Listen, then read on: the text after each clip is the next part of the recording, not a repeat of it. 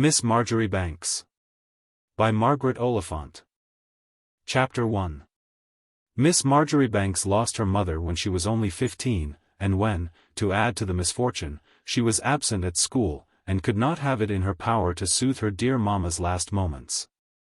As she herself said, "Words are sometimes very poor exponents of such an event, but it happens now and then, on the other hand, that a plain intimation expresses too much, and suggests emotion and suffering which, in reality, have but little, if any, existence."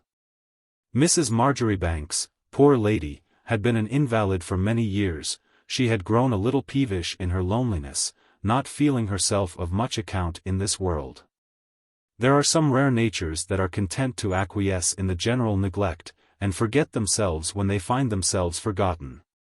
But it is unfortunately much more usual to take the plan adopted by Mrs. Marjoribanks, who devoted all her powers, during the last 10 years of her life, to the solacement and care of that poor self which other people neglected.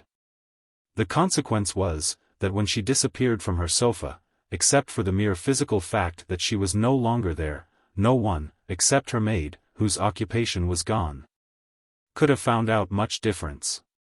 Her husband, it is true, who had, somewhere, hidden deep in some secret corner of his physical organization, the remains of a heart, experienced a certain sentiment of sadness when he re-entered the house from which she had gone away forever. But Dr. Marjoribanks was too busy a man to waste his feelings on a mere sentiment. His daughter, however, was only 15, and had floods of tears at her command, as was natural at that age. All the way home she revolved the situation in her mind, which was considerably enlightened by novels and popular philosophy, for the lady at the head of Miss Marjoribanks's school was a devoted admirer of Friends in Council, and was fond of bestowing that work as a prize, with pencil marks on the margin, so that Lucilla's mind had been cultivated, and was brimful of the best of sentiments. She made up her mind on her journey to a great many virtuous resolutions. For, in such a case as hers, it was evidently the duty of an only child to devote herself to her father's comfort, and become the sunshine of his life, as so many young persons of her age have been known to become in literature. Miss Marjoribanks had a lively mind, and was capable of grasping all the circumstances of the situation at a glance. Thus, between the outbreaks of her tears for her mother, it became apparent to her that she must sacrifice her own feelings, and make a cheerful home for Papa, and that a great many changes would be necessary in the household, changes which went so far as even to extend to the furniture. Miss Marjoribanks sketched to herself, as she lay back in the corner of the railway carriage, with her veil down, how she would wind herself up to the duty of presiding at her papa's dinner parties, and charming everybody by her good humor, and brightness, and devotion to his comfort. And how, when it was all over, she would withdraw and cry her eyes out in her own room, and be found in the morning languid and worn out, but always heroical, ready to go downstairs and assist at dear Papa's breakfast, and keep up her smiles for him till he had gone out to his patients. Altogether the picture was a very pretty one. And, considering that a great many young ladies in deep mourning put force upon their feelings in novels, and maintain a smile for the benefit of the unobservant male creatures of whom they have the charge, the idea was not at all extravagant, considering that Miss Marjoribanks was but 15. She was not, however, exactly the kind of figure for this mise en scene. When her schoolfellows talked of her to their friends, for Lucilla was already an important personage at Mount Pleasant, the most common description they gave her was, that she was a large girl. And there was great truth in the adjective. She was not to be described as a tall girl, which conveys an altogether different idea, but she was large in all particulars, full and well developed, with somewhat large features. Not at all pretty as yet, though it was known in Mount Pleasant that somebody had said that such a face might ripen into beauty, and become grandiose, for anything anybody could tell. Miss Marjoribanks was not vain. But the word had taken possession of her imagination, as was natural, and solaced her much when she made the painful discovery that her gloves were half a number larger, and her shoes a hairbreadth broader, than those of any of her companions. But the hands and feet were both perfectly well shaped. And being at the same time well clothed and plump, were much more presentable and pleasant to look upon than the lean rudimentary schoolgirl hands with which they were surrounded. To add to these excellences, Lucilla had a mass of hair which, if it could but have been cleared a little in its tint, would have been golden, though at present it was nothing more than tawny. And curly to exasperation. She wore it in large thick curls, which did not, however, float or wave, or do any of the graceful things which curls ought to do.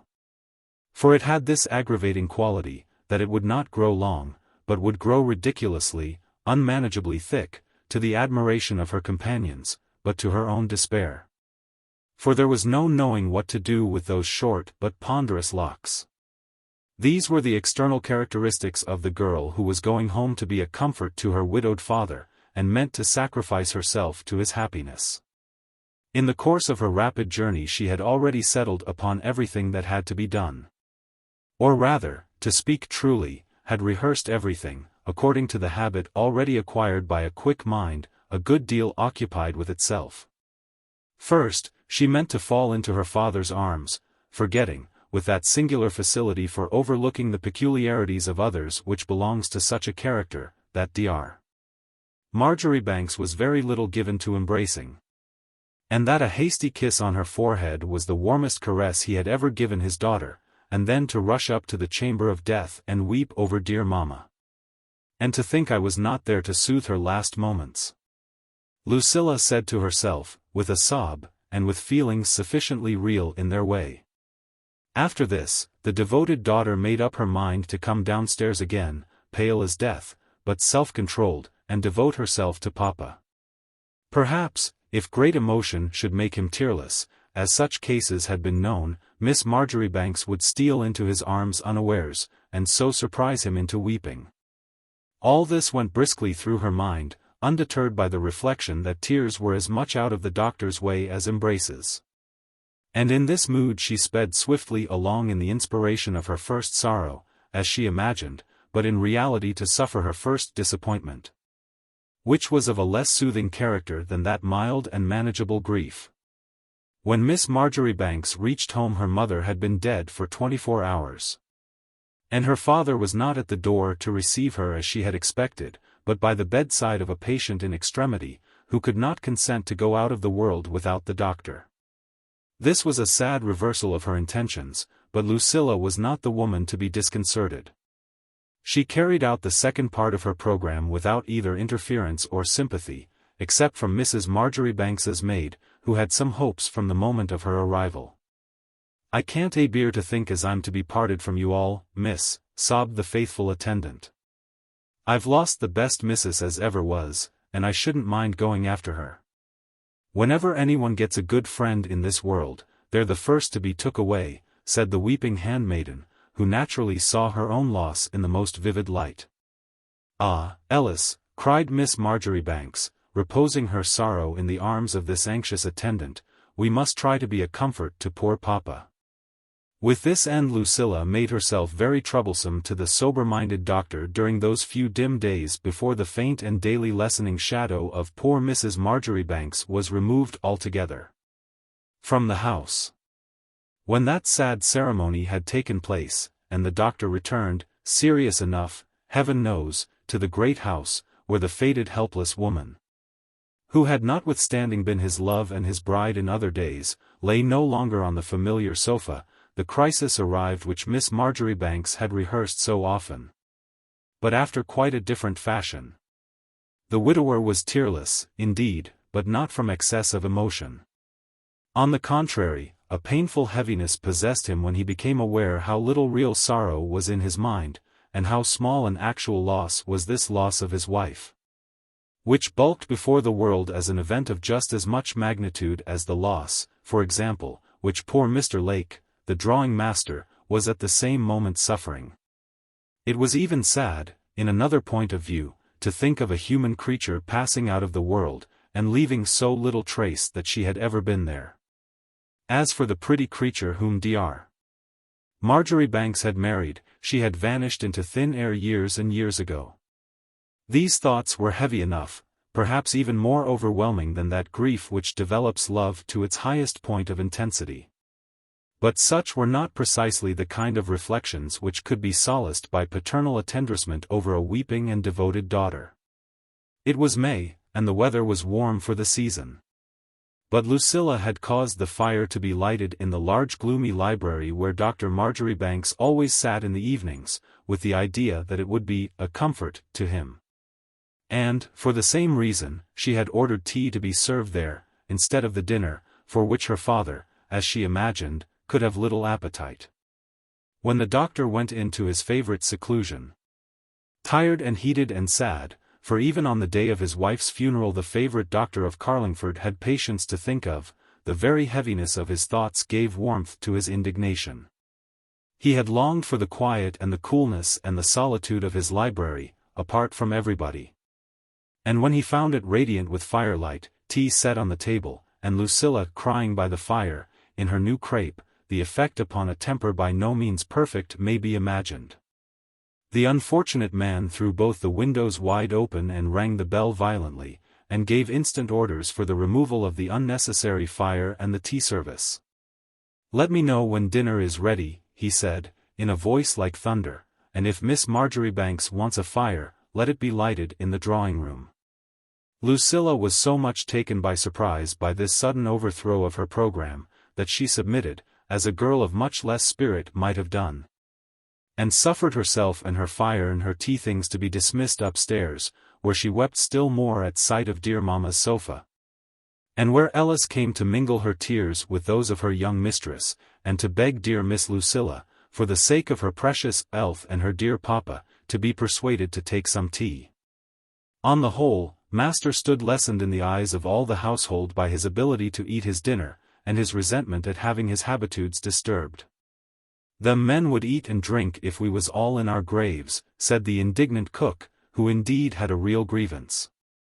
And the outraged sentiment of the kitchen was avenged by a bad and hasty dinner, which the doctor, though generally very particular, swallowed without remark. About an hour afterwards he went upstairs to the drawing-room, where Miss Marjoribanks was waiting for him, much less at ease than she had expected to be. Though he gave a little sigh at the sight of his wife's sofa, he did not hesitate to sit down upon it, and even to draw it a little out of its position, which, as Lucilla described afterwards, was like a knife going into her heart.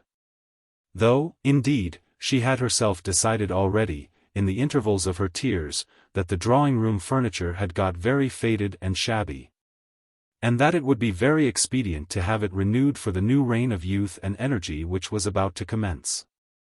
As for the doctor, though Miss Marjoribanks thought him insensible, his heart was heavy enough. His wife had gone out of the world without leaving the least mark of her existence, except in that large girl, whose spirits and forces were unbounded, but whose discretion at the present moment did not seem much greater than her mother's.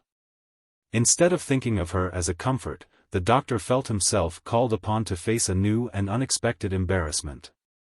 It would have been a satisfaction to him just then to have been left to himself, and permitted to work on quietly at his profession, and to write his papers for the Lancet, and to see his friends now and then when he chose. For Dr. Marjoribanks was not a man who had any great need of sympathy by nature, or who was at all addicted to demonstrations of feeling. Consequently, he drew his wife's sofa a little farther from the fire, and took his seat on it soberly, quite unaware that, by so doing, he was putting a knife into his daughter's heart. "I hope you have had something to eat, Lucilla," he said. "Don't get into that foolish habit of flying to tea as a man flies to a dram. It's a more innocent stimulant, but it's the same kind of intention. I am not so much against a fire, it has always a kind of cheerful look." "Oh, papa," cried his daughter, with a flood of indignant tears, "you can't suppose I want anything to look cheerful this dreadful day." "I am far from blaming you, my dear," said the doctor. "It is natural you should cry. I am sorry I did not write for my sister to come, who would have taken care of you, but I dislike strangers in the house at such a time. However, I hope, Lucilla, you will soon feel yourself able to return to school. Occupation is always the best remedy, and you will have your friends and companions." "Papa!" cried Miss Marjoribanks. And then she summoned courage, and rushed up to him, and threw herself and her clouds of crape on the carpet at his side, and it may here be mentioned that Lucilla had seized the opportunity to have her mourning made long, which had been the desire of her heart, baffled by mamma and governess for at least a year. "Papa," she exclaimed with fervor, raising to him her tear-stained face, and clasping her fair plump hands, "oh, don't send me away. I was only a silly girl the other day, but this has made me a woman. Though I can never, never hope to take dear mamma's place, and be all that she was to you, still I feel I can be a comfort to you if you will let me. You shall not see me cry any more," cried Lucilla with energy, rubbing away her tears. "I will never give way to my feelings. I will ask for no companions, nor anything. As for pleasure, that is all over. Oh, Papa, you shall never see me regret anything, or wish for anything. I will give up everything in the world to be a comfort to you." This address, which was utterly unexpected, drove Dr. Marjoribanks to despair.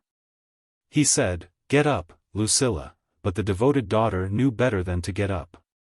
She hid her face in her hands, and rested her hands upon her mother's sofa, where the doctor was sitting. And the sobs of that emotion which she meant to control henceforward, echoed through the room. "It is only for this once, I cannot help it," she cried. When her father found that he could neither soothe her, nor succeed in raising her, he got up himself, which was the only thing left to him, and began to walk about the room with hasty steps. Her mother, too, had possessed this dangerous faculty of tears. And it was not wonderful if the sober-minded doctor, roused for the first time to consider his little girl as a creature possessed of individual character, should recognize, with a thrill of dismay, the appearance of the same qualities which had wearied his life out, and brought his youthful affections to an untimely end. Lucilla was, it is true, as different from her mother as summer from winter, but Dr.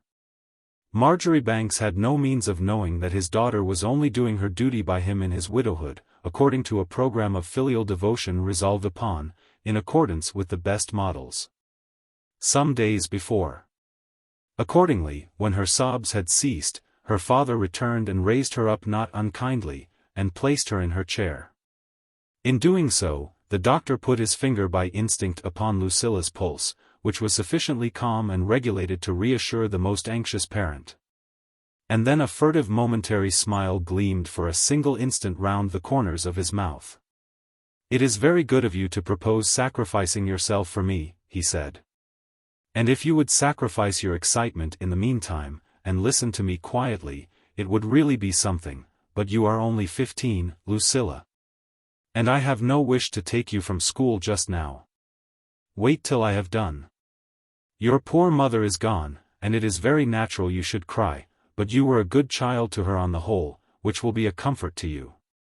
We did everything that could be thought of to prolong her days, and, when that was impossible, to lessen what she had to suffer. And we have every reason to hope," said the doctor, as indeed he was accustomed to say in the exercise of his profession to mourning relatives, "that she's far better off now than if she had been with us. When that is said, I don't know that there is anything more to add.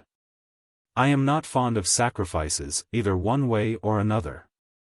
And I've a great objection to anyone making a sacrifice for me." "But, oh, Papa, it would be no sacrifice," said Lucilla, "if you would only let me be a comfort to you." "That is just where it is, my dear," said the steady doctor. "I have been used to be left a great deal to myself. And I am not prepared to say that the responsibility of having you here without a mother to take care of you, and all your lessons interrupted, would not neutralize any comfort you might be.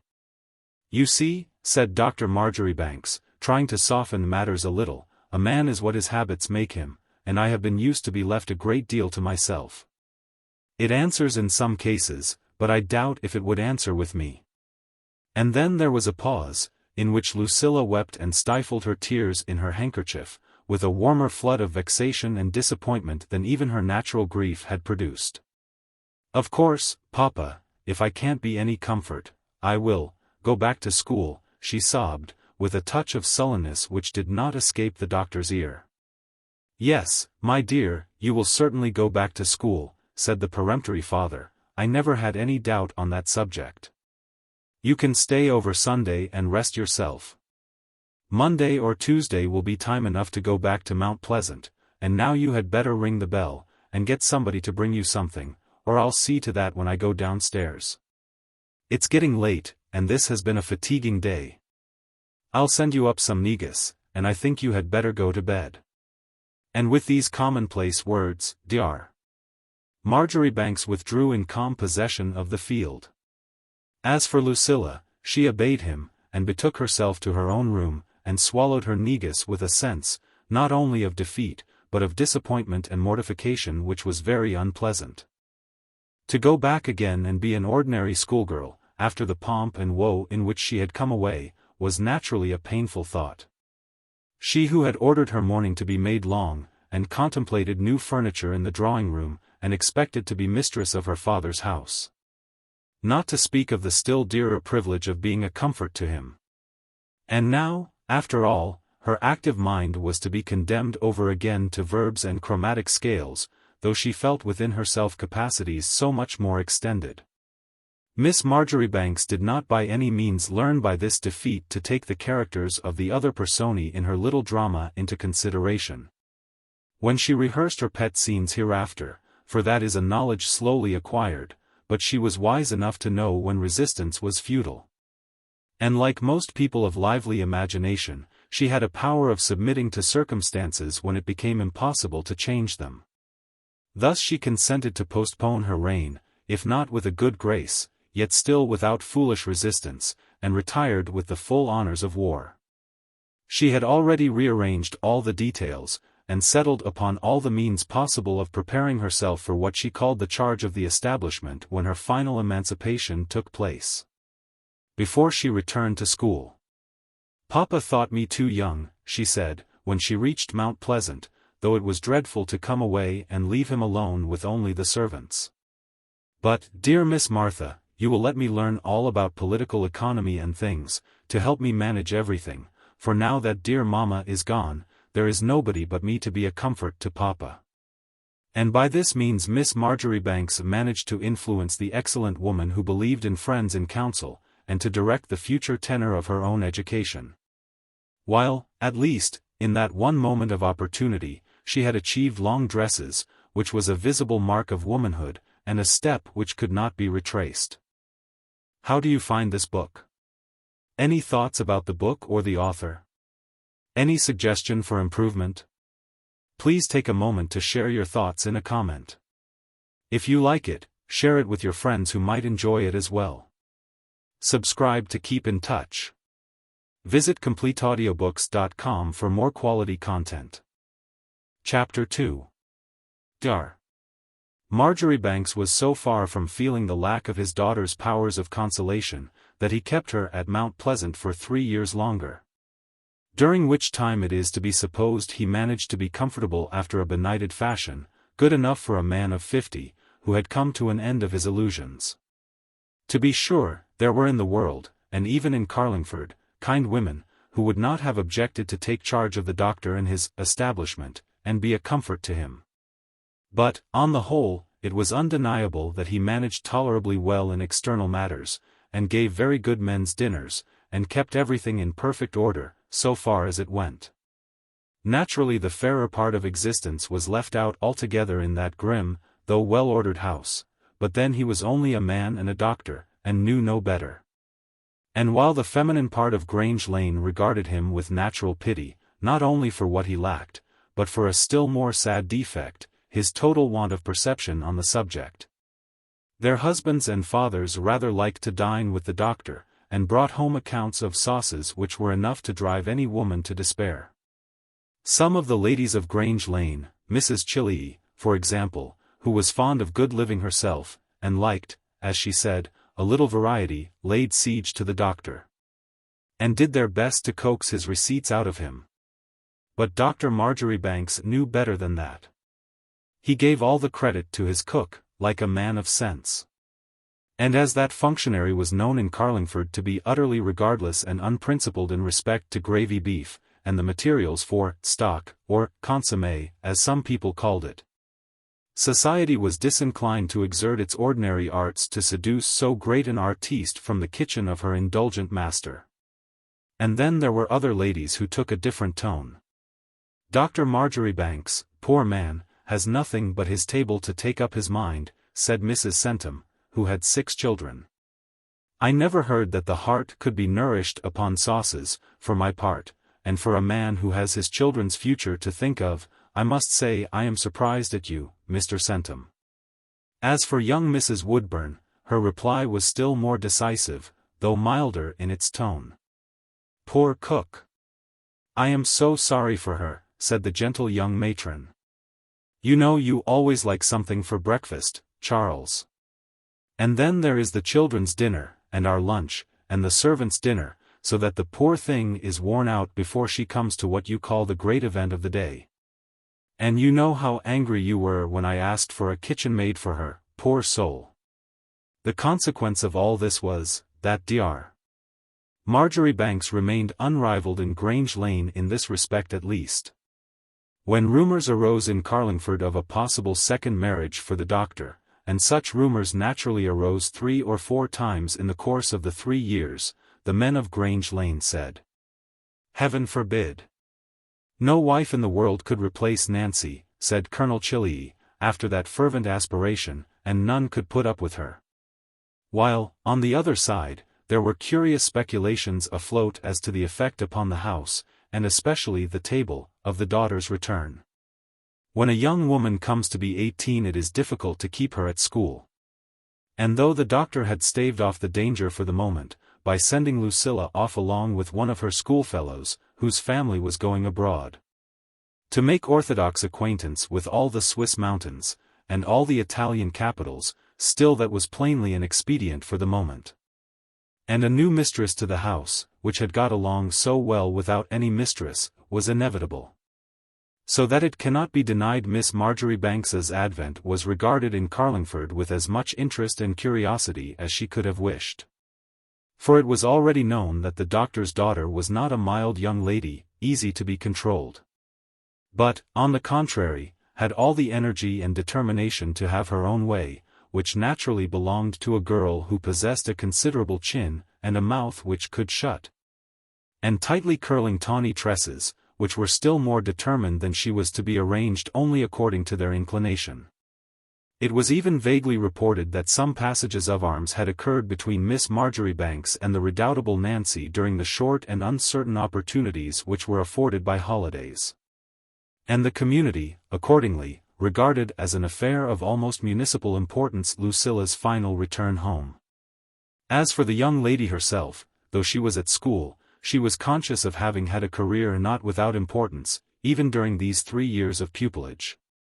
Since the day when she began to read political economy with Miss Martha Blunt, who, though the second sister, was the directing spirit of the establishment, Lucilla had exercised a certain influence upon the school itself which was very satisfactory.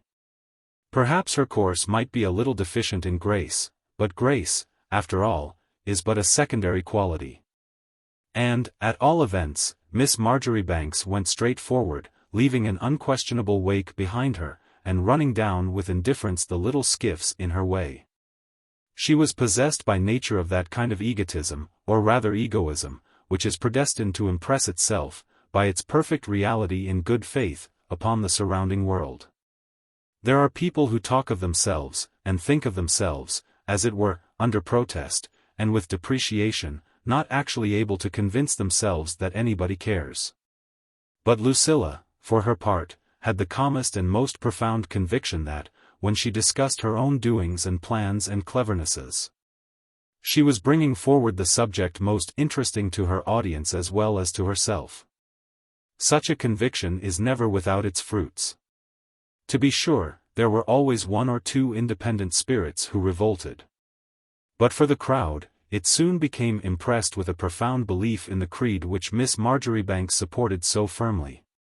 This conviction of the importance and value of her own proceedings made Lucilla, as she grew older, a copious and amusing conversationalist, a rank which few people who are indifferent to or do not believe in, themselves can attain to. One thing she had made up her mind to as soon as she should return home, and that was to revolutionize society in Carlingford. On the whole, she was pleased with the success of the doctor's dinners, though a little piqued to think that they owed nothing to herself. But Lucilla, whose instinct of government was of the true despotic order, and who had no objection to stoop, if by that means she could conquer, had no such designs against Nancy as were attributed to her by the expectant audience in Carlingford. On the contrary, she was quite as much disposed as her father was to take Nancy for Prime Minister. For Miss Marjoribanks, though too much occupied with herself to divine the characteristic points of other people, had a sensible and thorough belief in those superficial general truths which most minds acquiesce in, without taking the trouble to believe. She knew, for example, that there was a great difference between the brilliant society of London, or of Paris, which appears in books, where women have generally the best of it, and can rule in their own right, and even the very best society of a country town, where husbands are very commonly unmanageable, and have a great deal more of their own way in respect to the houses they will or will not go to, than is good for that inferior branch of the human family. Miss Marjoribanks had the good sense to see and appreciate these details. And she knew that a good dinner was a great attraction to a man, and that, in Carlingford at least, when these refractory mortals were secured, the wives and daughters would necessarily follow. Besides, as is not uncommon with women who are clever women, and aware of the fact, Miss Marjoribanks preferred the society of men, and rather liked to say so. With all these intentions in her mind, it may be imagined that she received coolly enough the invitation of her friend to join in the grand tour, and the ready consent given by her father when he heard of it. But even the grand tour was a tool which Lucilla saw how to make use of. Nowadays, when people go everywhere, an untravelled woman would find it so much the harder to keep up the role of a leader of society to which she had devoted herself. And she felt to the depth of her heart the endless advantage to her future conversation of the experiences to be acquired in Switzerland and Italy. But she rejected with scorn the insinuation of other accidents that might occur on the way. "You will never come back again, Lucilla," said one of her companions. "You will marry some enchanting Italian with a beautiful black beard, and a voice like an angel, and he'll sing serenades to you, and do all sorts of things. Oh, how I wish I was you." "That may be," said Miss Marjoribanks, "but I shall never marry an Italian, my dear. I don't think I shall marry anybody for a long time. I want to amuse myself. I wonder, by the way, if it would improve my voice to take lessons in Italy. Did I ever tell you of the Italian nobleman that was so very attentive to me that Christmas I spent at Sissy Vernon's? He was very handsome. I suppose they really are all very handsome, except, of course, the Italian masters, but I did not pay any attention to him. My object, dear, and you know it, is to return home as well educated as possible, to be a comfort to dear papa." "Yes, dear Lucilla," said the sympathetic girl, "and it is so good of you. But do tell me about the Italian nobleman. What did he look like, and what did he say?" "Oh, as for what he said, that is quite a different matter," said Lucilla. "But it is not what they say, but the way they say it, that is the fun. I did not give him the least encouragement. As for that, I think a girl can always stop a man when she does not care for him. It depends on whether you intend him to commit himself or not," Miss Marjoribanks continued, and fixed her eyes meditatively, but intently, upon her friend's face. "Whether I intend? Oh, goodness, Lucilla! How can you speak so?" "As if I ever intended anything," said her companion, confused, yet flattered, by the possibility. To which the elder sage answered calmly, with all the composure in the world. "No, I never supposed you did." "I was thinking of myself," said Lucilla, as if, indeed, that was the only reasonable subject of thought. "You know I have seen a good deal of the world, one way and another, with going to spend the holidays, and I could tell you quantities of things. It is quite astonishing how much experience one gets. When I was at Midhurst, at Easter, there was my cousin Tom, who was quite ridiculous. I declare he nearly brought things to an explanation, Fanny, which, of course, of all things in the world I most wanted to avoid. Oh, but why, Lucilla? Cried Fanny, full of delight and wonder.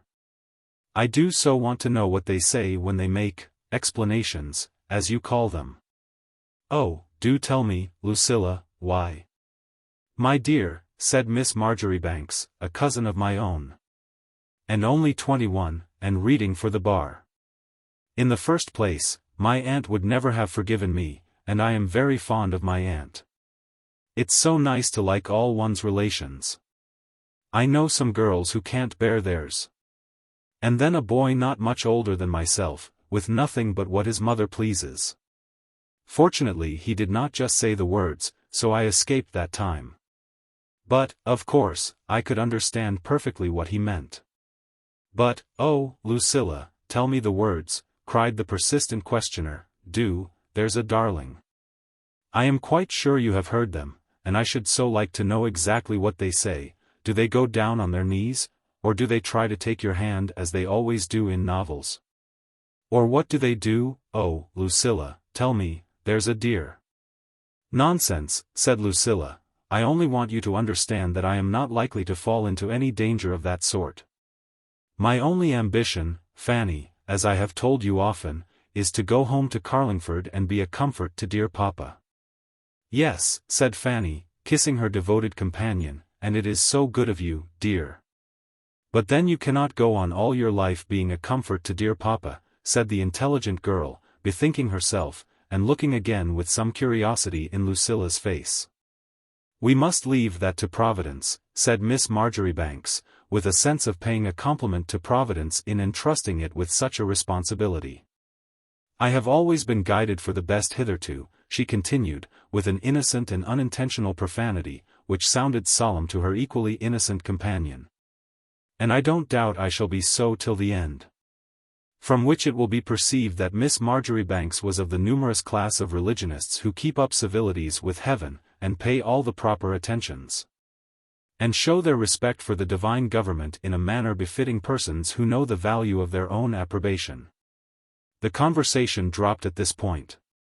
For Lucilla was too important a person to be left to the undivided possession of an inquisitive innocent like Fanny Middleton, who was only 16. And had never had even a flirtation in her own person. There were no Carlingford girls at Mount Pleasant, except poor little Rose Lake, the drawing master's second daughter, who had been received on Dr. Marjoribanks's recommendation, and who heard the little children their geography and reading, and gave them little lessons in drawing, by way of paying for her own education. But then Rose was entirely out of Miss Marjoribanks's way, and could never count for anything in her designs for the future. The girls at Mount Pleasant were good girls on the whole, and were rather improved by the influence of Lucilla, who was extremely good-natured, and, so long as her superiority was duly acknowledged, was ready to do anything for anybody, so that Rose Lake was not at all badly off in her inferior position. She could be made useful too, which was a great point in her favor. And Miss Marjoribanks, who possessed by nature some of the finest qualities of a ruler, instinctively understood and appreciated the instruments that came to her hand. As for Rose, she had been brought up at the School of Design in Carlingford, of which, under the supervision of the authorities who, in those days, inhabited Marlborough House, Mr. Lake was the master. Rose was the pride of the school in the peaceable days before her mother died. She did not know much else, poor child, except novels, but her copies, from the round, filled her father with admiration, and her design for a Huntington lace flounce, a spirited composition of dragon's tails, and the striking plant called teasel, which flourishes in the neighborhood of Carlingford, for Mr. Lake had leanings towards Preraphaelitism, was thought by the best judges to show a wonderful amount of feeling for art, and just missed being selected for the prize. A girl with such a talent was naturally much appreciated in Mount Pleasant. She made the most charming design for Miss Marjoribanks's handkerchief, Lucilla, in Gothic characters, enclosed in a wreath of forget-me-nots, skillfully combined with thistle leaves. which Rose took great pains to explain were so much better adapted to ornamentation than foliage of a less distinct character. And the young draftswoman was so charmed by Lucilla's enthusiastic admiration, that she volunteered to work the design in the cambric, which was a much more serious matter. This was on the eve of Miss Marjoribanks's final departure from school. She was to spend a year abroad, to the envy of all whom she left behind, but for herself Lucilla was not elated. She thought it very probable that she would ascend Mont Blanc as far as the Grands Mulets at least, and, of course, in spring, go up Vesuvius. Having got through the Carnival and Miserere and all the balls in Rome. But none of these things moved her out of her usual composure. She took it all in the way of business, as she had taken her French and her German and her singing and her political economy. As she stepped into the steamboat at Dover which was to convey her to scenes so new, Lucilla felt more and more that she who held the reorganization of society in Carlingford in her hands was a woman with a mission. She was going abroad as the heir apparent went to America and the Holy Land, to complete her education, and fit herself, by an examination of the peculiarities of other nations, for an illustrious and glorious reign at home. Chapter 3. It may be well to seize the opportunity of Miss Marjoribanks's travels, through which it is unnecessary to follow her, as they have nothing particular to do with the legitimate history of her great undertaking. To explain a little the state of affairs in Carlingford before this distinguished revolutionary began her labors. It is something like going back into the prehistoric period, those ages of the flint, which only ingenious quarrymen and learned geologists can elucidate, to recall the social condition of the town before Miss Marjoribanks began her Thursday evenings, before St. Roque's chapel was built or thought of, while Mr. Barry, the evangelical rector, was still in full activity, and before old Mr. Tufton, at Salem Chapel, who sometimes drank tea at the rectory, and thus had a kind of clandestine entrance into the dim outskirts of that chaos which was then called society, had his first stroke. From this latter circumstance alone the entirely disorganized condition of affairs will be visible at a glance.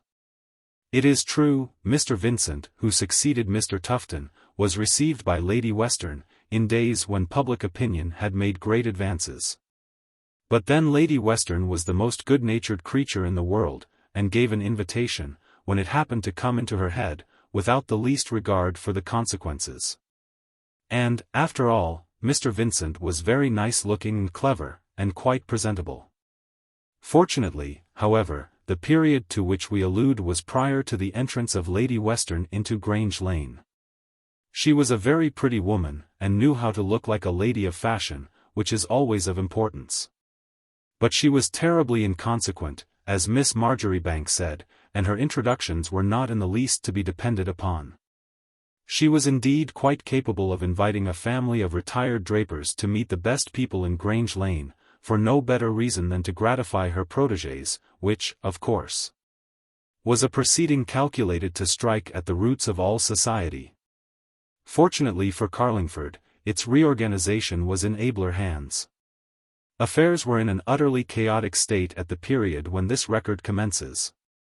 There was nothing which could be properly called a centre in the entire town. To be sure, Grange Lane was inhabited, as at present, by the best families in Carlingford. But then, without organization, what good does it do to have a number of people together? For example, Mr. Barry was utterly unqualified to take any lead. Mrs. Barry had been dead a long time, and the daughters were married, and the rector's maiden sister, who lived with him, was entirely of his own way of thinking, and asked people to tea parties, which were like Methodists' class meetings, and where Mr. Tufton was to be met with, and sometimes other dissenters, to whom the rector gave what he called the right hand of fellowship. But he never gave anything else to society, except weak tea and thin bread and butter, which was fare, the ladies said, which the gentlemen did not relish. "I never can induce Charles to go out to tea," said young Mrs. Woodburn piteously. "He won't, and there is an end of it. After dinner he thinks of nothing but an easy chair and the papers. And, my dear Miss Barry, what can I do? It is a great pity, my dear, that your husband's carelessness should deprive you of the benefit of Christian conversation. But, to be sure, it is your duty to stay with him, and I hope it will be made up to you at home, Miss Barry would say. As for the rector, his favourites were devoted to him. And as he always saw enough of familiar faces at his sister's tea parties, he took no account of the defaulters. Then there was Dr. Marjoribanks, who gave only dinners, to which naturally, as there was no lady in the house, ladies could not be invited, and who, besides, was rather a drawback than a benefit to society. Since he made the men quite intolerable, and filled them with such expectations, in the way of cookery, that they never were properly content with a good family dinner after. Then the ladies, from whom something might justly have been expected in the way of making society pleasant, such as Mrs. Centum and Mrs. Woodburn, for example, who had everything they could desire. And the most liberal housekeeping allowances, were either incapacitated by circumstances, which was a polite term in use at Carlingford, and meant babies, or by character. Mrs. Woodburn liked nothing so well as to sit by the fire and read novels, and take off her neighbours, when anyone called on her. And, of course, the lady who was her audience on one occasion, left with the comfortable conviction that next time she would be the victim. A circumstance which, indeed, did not make the offender unpopular, for there were very few people in Carlingford who could be amusing, even at the expense of their neighbours, but made it quite impossible that she should ever do anything in the way of knitting people together, and making a harmonious whole out of the scraps and fragments of society. As for Mrs. Chilley, she was old, and had not energy enough for such an undertaking. And, besides, she had no children, and disliked bustle and trouble, and was of opinion that the Colonel never enjoyed his dinner if he had more than 4 people to help him to eat it. And, in short, you might have gone over Grange Lane, house by house, finding a great deal of capital material, but without encountering a single individual capable of making anything out of it. Such was the lamentable condition, at the moment this history commences, of society in Carlingford. And yet nobody could say that there were not very good elements to make society with. When you add to a man capable of giving excellent dinners, like Dr. Marjoribanks, another man like young Mr. Cavendish, Mrs. Woodburn's brother, who was a wit and a man of fashion, and belonged to one of the best clubs in town, and brought down gossip with the bloom on it to Grange Lane. And when you join to Mrs. Centum, who was always so good and so much out of temper that it was safe to calculate on something amusing from her, the languid but trenchant humour of Mrs. Woodburn, not to speak of their husbands, who were perfectly available for the background, and all the nephews and cousins and grandchildren, who constantly paid visits to old Mr. Western and Colonel Chilley, and the Browns, when they were at home, with their floating suite of admirers, and the young ladies who sang, and the young ladies who sketched, and the men who went out with the hounds, when business permitted them, and the people who came about the town when there was an election, and the barristers who made the circuit, and the gay people who came to the races. Not to speak of the varying chances of curates, who could talk or play the piano, with which Mr. Barry favoured his parishioners, for he changed his curates very often, and the occasional visits of the lesser county people, and the country clergymen. It will be plainly apparent that all that was wanting to Carlingford was a master-hand to blend these different elements. There had even been a few feeble preliminary attempts at this great work, which had failed, as such attempts always fail when they are premature, and when the real agent of the change is already on the way. But preparations and presentiments had taken vague possession of the mind of the town, as has always been observed to be the case before a great revolution, or when a man destined to put his mark on his generation, as the newspapers say, is about to appear. To be sure, it was not a man this time, but Miss Marjoribanks, but the atmosphere thrilled and trembled to the advent of the new luminary all the same. Yet, at the same time, the world of Carlingford had not the least idea of the real quarter from which the sovereign intelligence which was to develop it from chaos into order and harmony was effectivement to come. Some people had hoped in Mrs. Woodburn before she fell into her present languor of appearance and expression.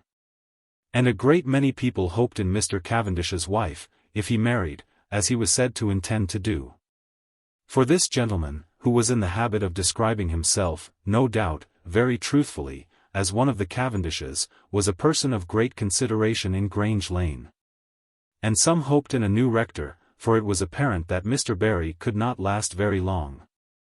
Thus, with the ordinary short-sightedness of the human species, Carlingford blinded itself, and turned its eyes in every direction in the world rather than in that of the Swiss mountains, which were being climbed at that moment by a large and blooming young woman, with tawny short curls and alert decided movements. So little do we know what momentous issues may hang upon the most possible accident. Had that energetic traveller slipped but an inch farther upon the mer de glace, had she taken that other step which she was with difficulty persuaded not to take on the Wengern Alp, there would have been an end of all the hopes of social importance for Carlingford. But the good fairies took care of Lucilla and her mission, and saved her from the precipice and the crevasses. And instinctively the air at home got note of what was coming, and whispered the news mysteriously through the keyholes. Miss Marjoribanks is coming home, the unsuspecting male public said to itself as it returned from Dr. Marjoribanks's dinners, with a certain distressing, but mistaken presentiment, that these delights were to come to an end. And the ladies repeated the same piece of news, conjoining with it benevolent intimations of their intention to call upon her, and make the poor thing feel herself at home. Perhaps she may be amusing, Mrs. Woodburn was good enough to add. But these words meant only that perhaps Lucilla, who was coming to set them all right, was worthy of being placed in the satirist's collection along with Mrs. Centum and Mrs. Chillee. Thus, while the town ripened more and more for her great mission, and the ignorant human creatures, who were to be her subjects, showed their usual blindness and ignorance, the time drew nearer and nearer for Miss Marjoribanks's return. Chapter 4. "My daughter is coming home, Nancy," said Dr. Marjoribanks. "You will have to make preparations for her immediately. So far as I can make out from this letter, she will arrive tomorrow by the 5:30 train." "Well, sir," said Nancy, with the tone of a woman who makes the best of a misfortune, "it ain't every young lady as would have the sense to fix an hour like that. Ladies is terrible tiresome in that way, they'll come in the middle o' the day, when a body don't know in the world what to have for them. Or they'll come at night, when a body's tired, and ain't got the heart to go into a supper. There was always a deal of sense in Miss Lucilla, when she hadn't got nothing in her head." "Just so," said Dr. Marjoribanks, who was rather relieved to have got through the announcement so easily. "You will see that her room is ready, and everything comfortable. And, of course, tomorrow she and I will dine alone." "Yes, sir," said Nancy, but this assent was not given in the decisive tone of a woman whose audience was over. And then she was seized with a desire to arrange in a more satisfactory manner the cold beef on the sideboard. When she had secured this little interval for thought, she returned again to the table, where her master ate his breakfast, with a presentiment. "If you please, sir," said Nancy, "not to give you no vexation nor trouble, which everyone knows as it has been the aim o' my life to spare you, as has so much on your mind. But it's best to settle afore commencing, and then we needn't have no heartburning. If you please, am I to take my orders of Miss Lucilla, or of you, as I've always been used to?" "In the missis's time," said Nancy, with modest confidence, as was a good missis, and never gave no trouble as long as she had her soup and her jelly comfortable. "It was always you as said what there was to be for dinner. I don't make no objection to doing up a nice little luncheon for Miss Lucilla, and giving a little more thought now and again to the sweets. But it ain't my part to tell you, sir, as a lady's taste, and more special a young lady's, ain't to be expected to be the same as yours and mine as has been cultivated like. I'm not one as likes contention," continued the domestic oracle, "but I couldn't abear to see a good master put upon. And if it should be as Miss Lucilla sets her mind upon messes as ain't got no taste in them, and milk puddings and stuff, like the most of the ladies, I'd just like to know out of your own mouth, afore the commencement, what I'm to do." Dr. Marjoribanks was so moved by this appeal that he laid down his knife and contemplated the alarming future with some dismay. "It is to be hoped Miss Lucilla will know better," he said. "She has a great deal of good sense, and it is to be hoped that she will be wise enough to consult the tastes of the house." But the doctor was not to be let off so easily. "As you say, sir, everything's to be hoped," said Nancy steadily, "but there's a many ladies as don't seem to me to have got no taste to their mouths. And it ain't as if it was a thing that could be left to hopes. Supposin' as it comes to that, sir, what am I to do?" "Well," said the doctor, who was himself a little puzzled, "you know Miss Lucilla is 19, Nancy, and my only child, and the natural mistress of the house." "Sir," said Nancy austerely, "them is things as it ain't needful to name, that ain't the question as I was asking. Supposin' as things come to such a point, what am I to do?" "Bless me! It's 9:30, said the doctor, "and I have an appointment." "You can come just as usual when we are at breakfast, that will be the best way," he said as he went out at the door, and chuckled a little to himself when he felt he had escaped. "Lucilla is her mother's daughter, it is true," he said to himself when he had got into the safe seclusion of his brougham, with a degree of doubt in his tone which was startling, to say the least of it, from the lips of a medical man. "But she is my child all the same," he added briskly, with returning confidence, and in this conviction there was something which reassured the doctor. He rubbed his hands as he bowled along to his appointment, and thought within himself that if she turned out a girl of spirit, as he expected, it would be good fun to see Lucilla struggle with Nancy for the veritable reins of government. If Dr. Marjoribanks had entertained any positive apprehensions that his dinners would be spoiled in consequence, his amusement would have come to an abrupt conclusion. But he trusted entirely in Nancy and a little in Lucilla, and suffered his long upper lip to relax at the thought without much fear. Her father had not returned from the labors of his long day when Lucilla arrived, but he made his last visits on foot in order to be able to send the brougham for her. Which was a great thing for the doctor to do. There was, indeed, a mutual respect between the two, who were not necessary to each other's comfort, it is true, as such near relations sometimes are. But who, at the same time, except on the sole occasion of Mrs. Marjoribanks's death, had never misunderstood each other, as sometimes happens. This time Miss Marjoribanks was rather pleased, on the whole, that the doctor did not come to meet her. At other times she had been a visitor. Now she had come into her kingdom, and had no desire to be received like a guest. A sense of coming home, warmer than she remembered to have felt before, came into Lucilla's active mind as she stepped into the brougham. Not that the words bore any special tender meaning, notwithstanding that it was the desire of her heart, well known to all her friends, to live henceforward as a comfort to dear Papa. But that now at last she was coming into her kingdom, and entering the domain in which she intended her will to be law.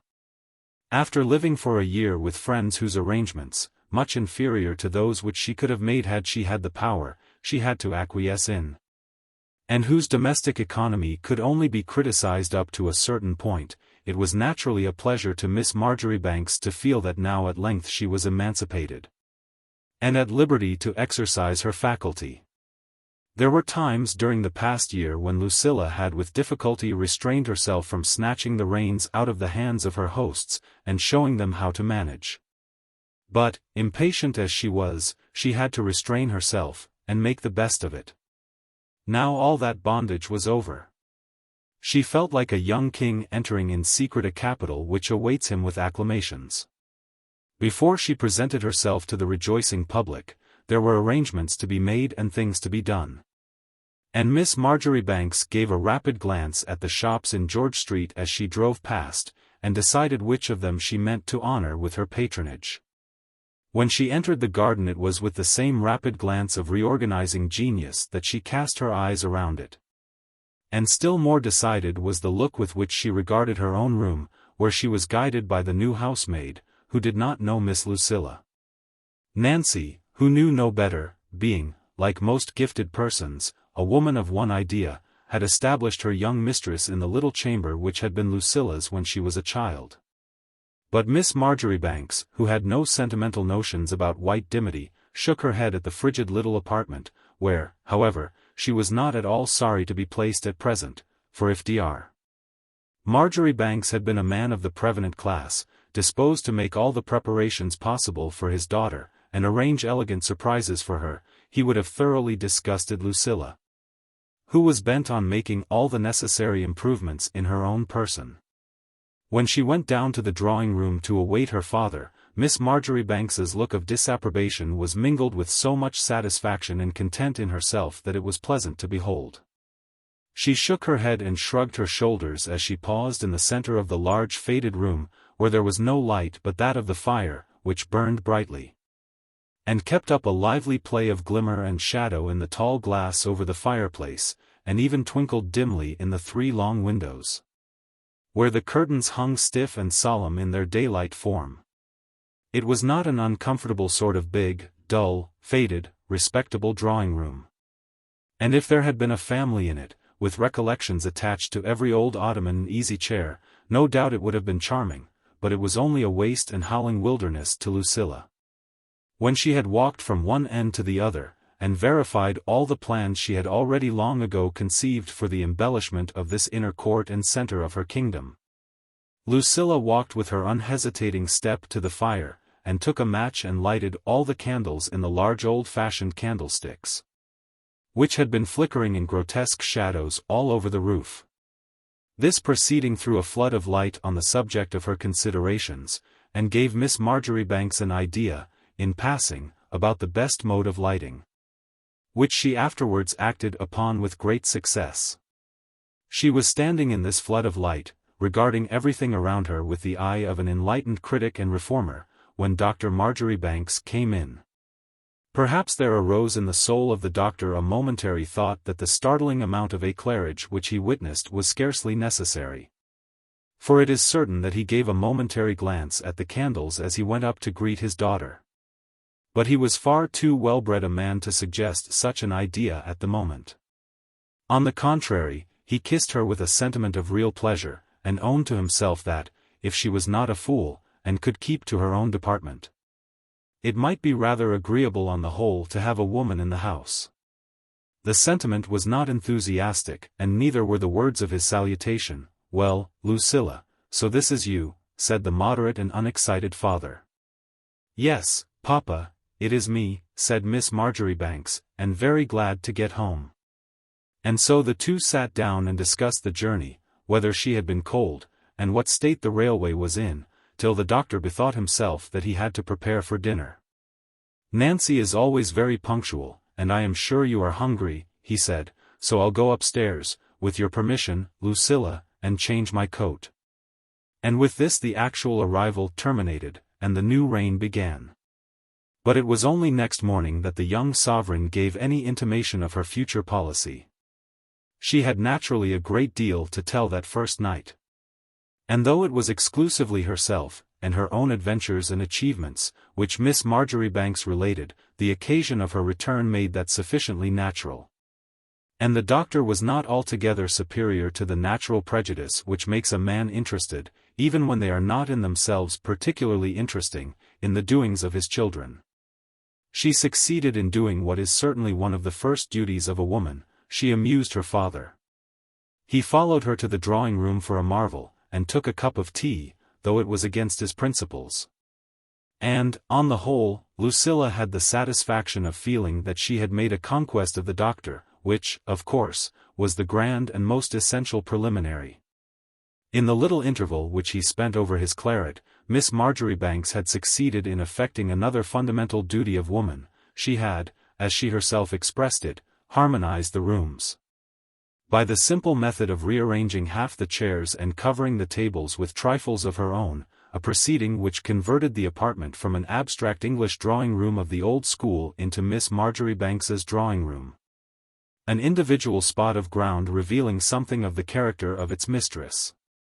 The doctor himself was so moved by this, that he looked vaguely round when he came in, as if a little doubtful where he was, but that might only be the effect of the sparkling mass of candles on the mantelpiece, which he was too well-bred to remark upon the first night. But it was only in the morning that Lucilla unfolded her standard. She was down to breakfast, ready to pour out the coffee, before the doctor had left his room. He found her, to his intense amazement, seated at the foot of the table, in the place which he usually occupied himself, before the urn and the coffee-pot. Dar. Marjoribanks hesitated for one momentous instant, stricken dumb by this unparalleled audacity. But so great was the effect of his daughter's courage and steadiness, that after that moment of fate he accepted the seat by the side where everything was arranged for him, and to which Lucilla invited him sweetly, though not without a touch of mental perturbation. The moment he had seated himself, the doctor's eyes were opened to the importance of the step he had taken. "I am afraid I have taken your seat, Papa," said Miss Marjoribanks, with ingenuous sweetness. "But then I should have had to move the urn, and all the things, and I thought you would not mind." The doctor said nothing but "Humph," and even that in an undertone. But he became aware all the same that he had abdicated, without knowing it, and that the reins of state had been smilingly withdrawn from his unconscious hands. When Nancy made her appearance the fact became still more apparent, though still in the sweetest way.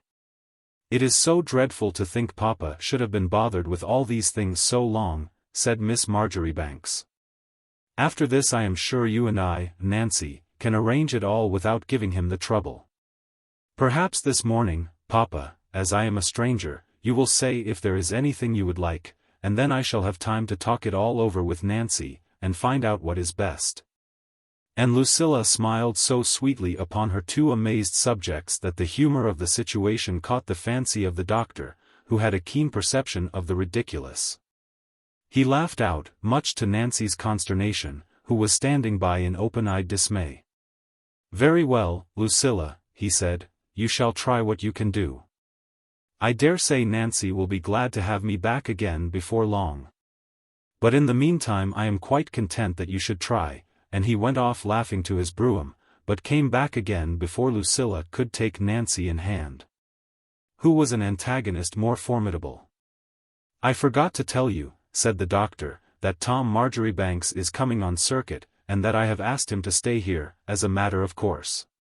I suppose he'll arrive tomorrow. Goodbye till the evening." This, though Dr. Marjoribanks did not in the least intend it, struck Lucilla like a Parthian arrow, and brought her down for the moment. "Tom Marjoribanks!" she ejaculated in a kind of horror. Of all people in the world, and at this moment. But when she saw the open eyes and rising color of Nancy the young dictator recovered herself, for a conqueror in the first moment of his victory has need to be wary. She called Nancy to her in her most affectionate tones as she finished her breakfast. "I sent Papa away," said Miss Marjoribanks, "because I wanted to have a good talk with you, Nancy. I want to tell you my object in life. It is to be a comfort to Papa. Ever since poor Mama died that is what I have been thinking of. And now I have come home, and I have made up my mind that he is not to be troubled about anything.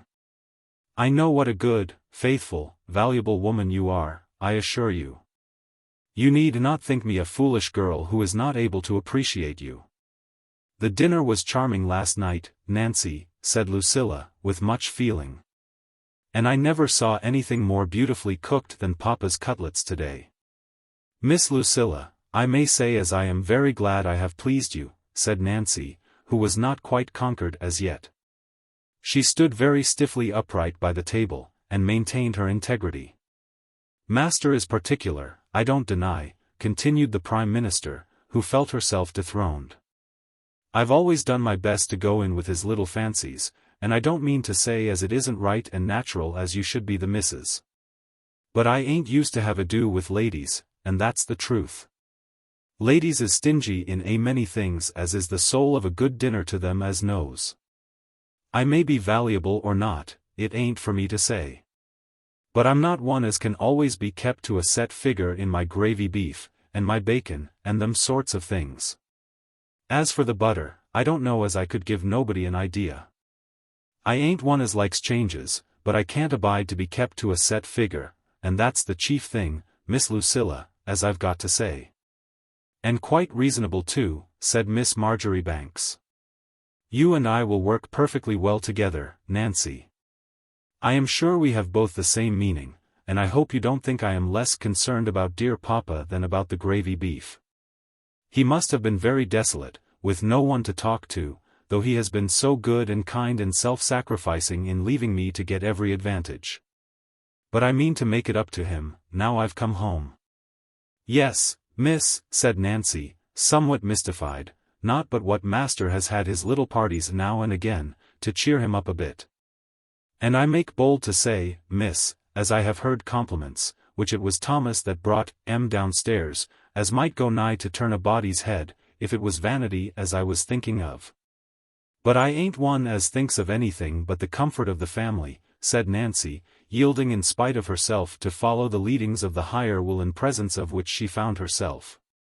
"And I'm always one as does my best, Miss Lucilla, if I ain't worried nor kept to a set figure with my gravy beef." "I have heard of papa's dinners," said Lucilla graciously, "and I don't mean to let down your reputation, Nancy. Now we are two women to manage everything, we ought to do still better. I have 2 or 3 things in my head that I will tell you after, but in the meantime I want you to know that the object of my life is to be a comfort to poor papa. And now let us think what we had better have for dinner," said the new sovereign. Nancy was so totally unprepared for this manner of dethronement, that she gave in like her master. She followed Miss Marjoribanks humbly into those details in which Lucilla speedily proved herself a woman of original mind, and powers quite equal to her undertaking. The doctor's formidable housekeeper conducted her young mistress downstairs afterwards, and showed her everything with the meekness of a saint. Lucilla had won a second victory still more exhilarating and satisfactory than the first, for, to be sure, it is no great credit to a woman of 19 to make a man of any age throw down his arms. But to conquer a woman is a different matter, and Lucilla was thoroughly sensible of the difference. Now, indeed, she could feel with a sense of reality that her foundations were laid. Miss Marjoribanks had enough of occupation for that day, and for many days. But her mind was a little distracted by her father's parting intelligence, and she had, besides, a natural desire to view the country she had come to conquer. When she had made a careful supervision of the house, and shifted her own quarters into the pleasantest of the 2 best bedrooms, and concluded that the little bare dimity chamber she had occupied the previous night was quite good enough for Tom Marjoribanks, Lucilla put on her hat and went out to make a little reconnaissance. She walked down to the spot where St. Roque's now stands, on her own side of Grange Lane, and up on the other side into George Street, surveying all the capabilities of the place with a rapid but penetrating glance. Dar. Marjoribanks's house could not have been better placed as a strategic position, commanding as it did all Grange Lane, of which it was, so to speak, the key. And yet affording a base of communication with the profaner public, which Miss Marjoribanks was wise enough to know a leader of society should never ignore completely. For, indeed, one of the great advantages of that brilliant position is, that it gives a woman a right to be arbitrary, and to select her materials according to her judgment. It was more from a disinclination to repeat herself than any other motive that Lucilla, when she had concluded this preliminary survey, went up into Grove Street, meaning to return home that way. At that hour in the morning the sun was shining on the little gardens on the north side of the street, which was the plebeian side. And as it was the end of October, and by no means warm, Lucilla was glad to cross over and continue her walk by the side of those little enclosures where the straggling chrysanthemums propped each other up. And the cheerful Michaelmas daisies made the best of it in the sunshine that remained to them.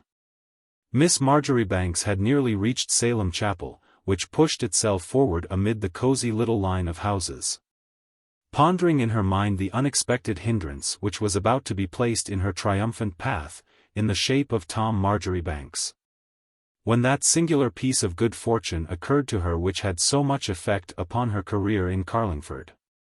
Such happy accidents rarely happen, except to great generals or heroes of romance.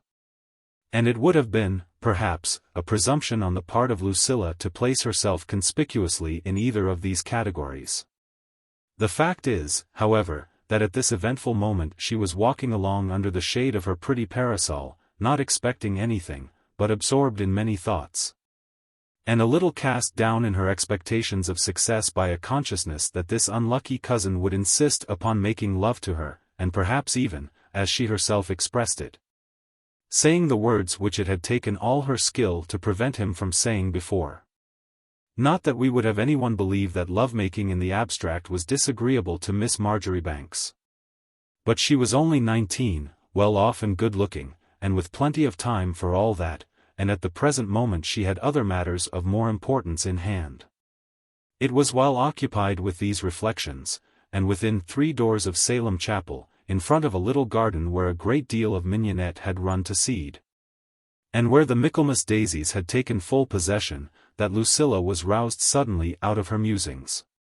The surprise was so great that she stopped short and stood still before the house in the extremity of her astonishment and delight. Who could it be that possessed that voice which Miss Marjoribanks felt by instinct was the very one thing wanting, a round, full, delicious contralto, precisely adapted to supplement without supplanting her own high-pitched and much-cultivated organ? She stopped short before the door and made a rapid observation even in the first moment of her surprise. The house was not exactly like the other humble houses in Grove Street. 2 little blank squares hung in the center of each of the lower windows, revealed to Lucilla's educated eye the existence of so much feeling for art as can be satisfied with a transparent porcelain version of a famous Madonna. And she could even catch a glimpse, through the curtains of the best room, which, contrary to the wont of humble gentility in Carlingford, were well drawn back, and allowed the light to enter fully, of the glimmer of gilt picture frames. And in the little garden in front, half buried among the mignonette, were some remains of plaster casts, originally placed there for ornament, but long since cast down by rain and neglect. Lucilla made her observations with the promptitude of an accomplished warrior, and before the second bar of the melody indoors was finished, had knocked very energetically. "Is Miss Lake at home?" she asked, with confidence, of the little maidservant who opened the door to her. And it was thus that Lucilla made her first bold step out of the limits of Grange Lane for the good of society, and secured at once several important personal advantages, and the great charm of those Thursday evenings which made so entire a revolution in the taste and ideas of Carlingford. Chapter 5. Miss Marjoribanks did not leave the contralto any time to recover from her surprise. She went up to her direct where she stood, with her song arrested on her lips, as she had risen hastily from the piano. "Is it Rose?" said Lucilla, going forward with the most eager cordiality, and holding out both her hands. Though, to be sure, she knew very well it was not Rose, who was about half the height of the singer, and was known to everybody in Mount Pleasant to be utterly innocent of a voice. "No," said Miss Lake, who was much astonished and startled and offended, as was unfortunately rather her custom. She was a young woman without any of those instincts of politeness, which make some people pleasant in spite of themselves. And she added nothing to soften this abrupt negative, but drew her hands away from the stranger and stood bolt upright, looking at her, with a burning blush, caused by temper much more than by embarrassment, on her face. "Then," said Lucilla, dropping lightly into the most comfortable chair she could get sight of in the bare little parlor, "it is Barbara, and that is a great deal better. Rose is a good little thing, but she is different, you know. It is so odd you should not remember me. I thought everybody knew me in Carlingford. You know I have been a long time away, and now I have come home for good. Your voice is just the very thing to go with mine. Was it not a lucky thing that I should have passed just at the right moment? I don't know how it is, but somehow these lucky chances always happen to me. I am Lucilla Marjoribanks, you know." "Indeed," said Barbara, who had not the least intention of being civil. "I did not recognize you in the least." "Yes, I remember you were always short-sighted a little," said Miss Marjoribanks calmly. "I should so like if we could try a duet. I have been having lessons in Italy, you know, and I am sure I could give you a few hints. I always like, when I can, to be of use. Tell me what songs you have that we could sing together. You know, my dear, it is not as if I was asking you for mere amusement to myself. My grand object in life is to be a comfort to Papa." "Do you mean Dr. Marjoribanks?" said the uncivil Barbara. "I am sure he does not care in the least for music. I think you must be making a mistake." "Oh, no," said Lucilla, "I never make mistakes. I don't mean to sing to him, you know, but you are just the very person I wanted. As for the ridiculous idea some people have that nobody can be called on who does not live in Grange Lane, I assure you I mean to make an end of that. Of course I cannot commence just all in a moment. But it would always be an advantage to practice a little together. I like to know exactly how far one can calculate upon everybody. Then one can tell, without fear of breaking down, just what one may venture to do." "I don't understand in the least," said Barbara, whose pride was up in arms. "Perhaps you think I am a professional singer?" "My dear, a professional singer spoils everything," said Miss Marjoribanks. "It changes the character of an evening altogether. There are so few people who understand that. When you have professional singers, you have to give yourself up to music, and that is not my view in the least. My great aim, as all my friends are aware, is to be a comfort to dear Papa." "I wish you would not talk in riddles," said Lucilla's amazed and indignant companion, in her round rich contralto. "I suppose you really are Miss Marjoribanks. I have always heard that Miss Marjoribanks was a little—" "There," said Lucilla triumphantly, "really it is almost like a recitativo to hear you speak. I am so glad. What have you got there?" "Oh, to be sure, it's that duet out of the Trovatore. Do let us try it. There is nobody here, and everything is so convenient, and you know it would never do to risk a breakdown. Will you play the accompaniment, or shall I?" said Miss Marjoribanks, taking off her gloves. As for the drawing-master's daughter, she stood aghast, lost in such sudden bewilderment and perplexity that she could find no words to reply. She was not in the least amiable or yielding by nature.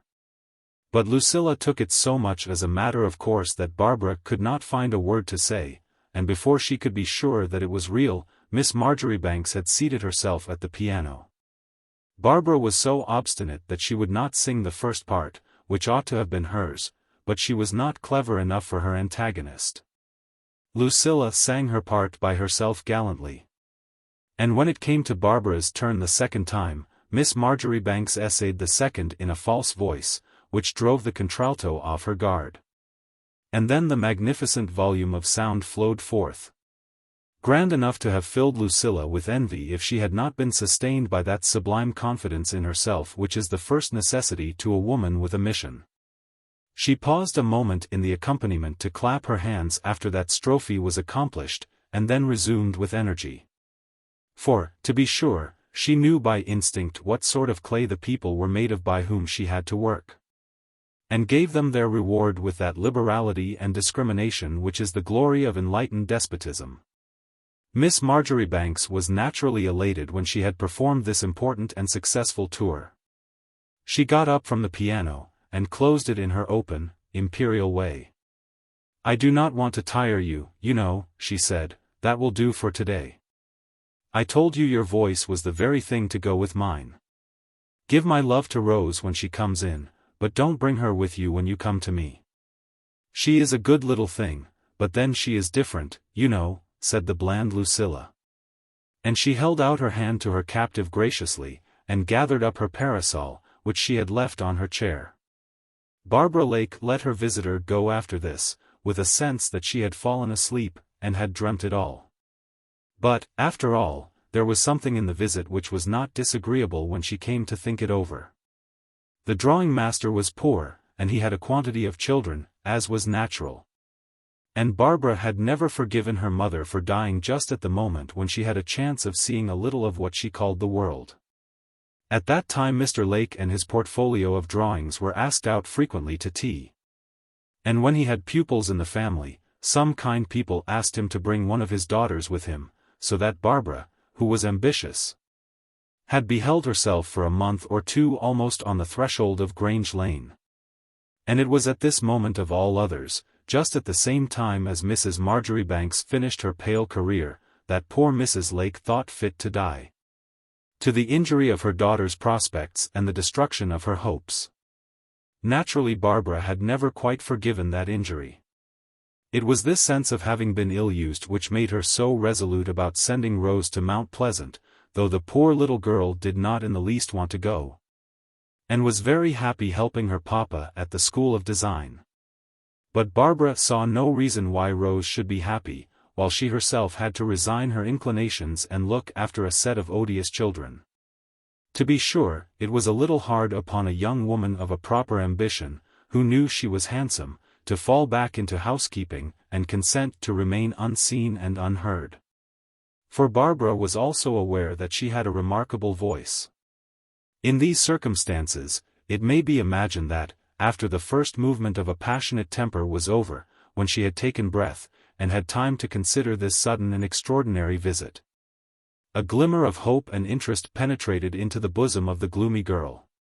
She was 2 years older than Miss Marjoribanks, and as different in style as she was in voice. She was not stout as yet, though it is the nature of a contralto to be stout. But she was tall, with all due opportunity for that development which might come later.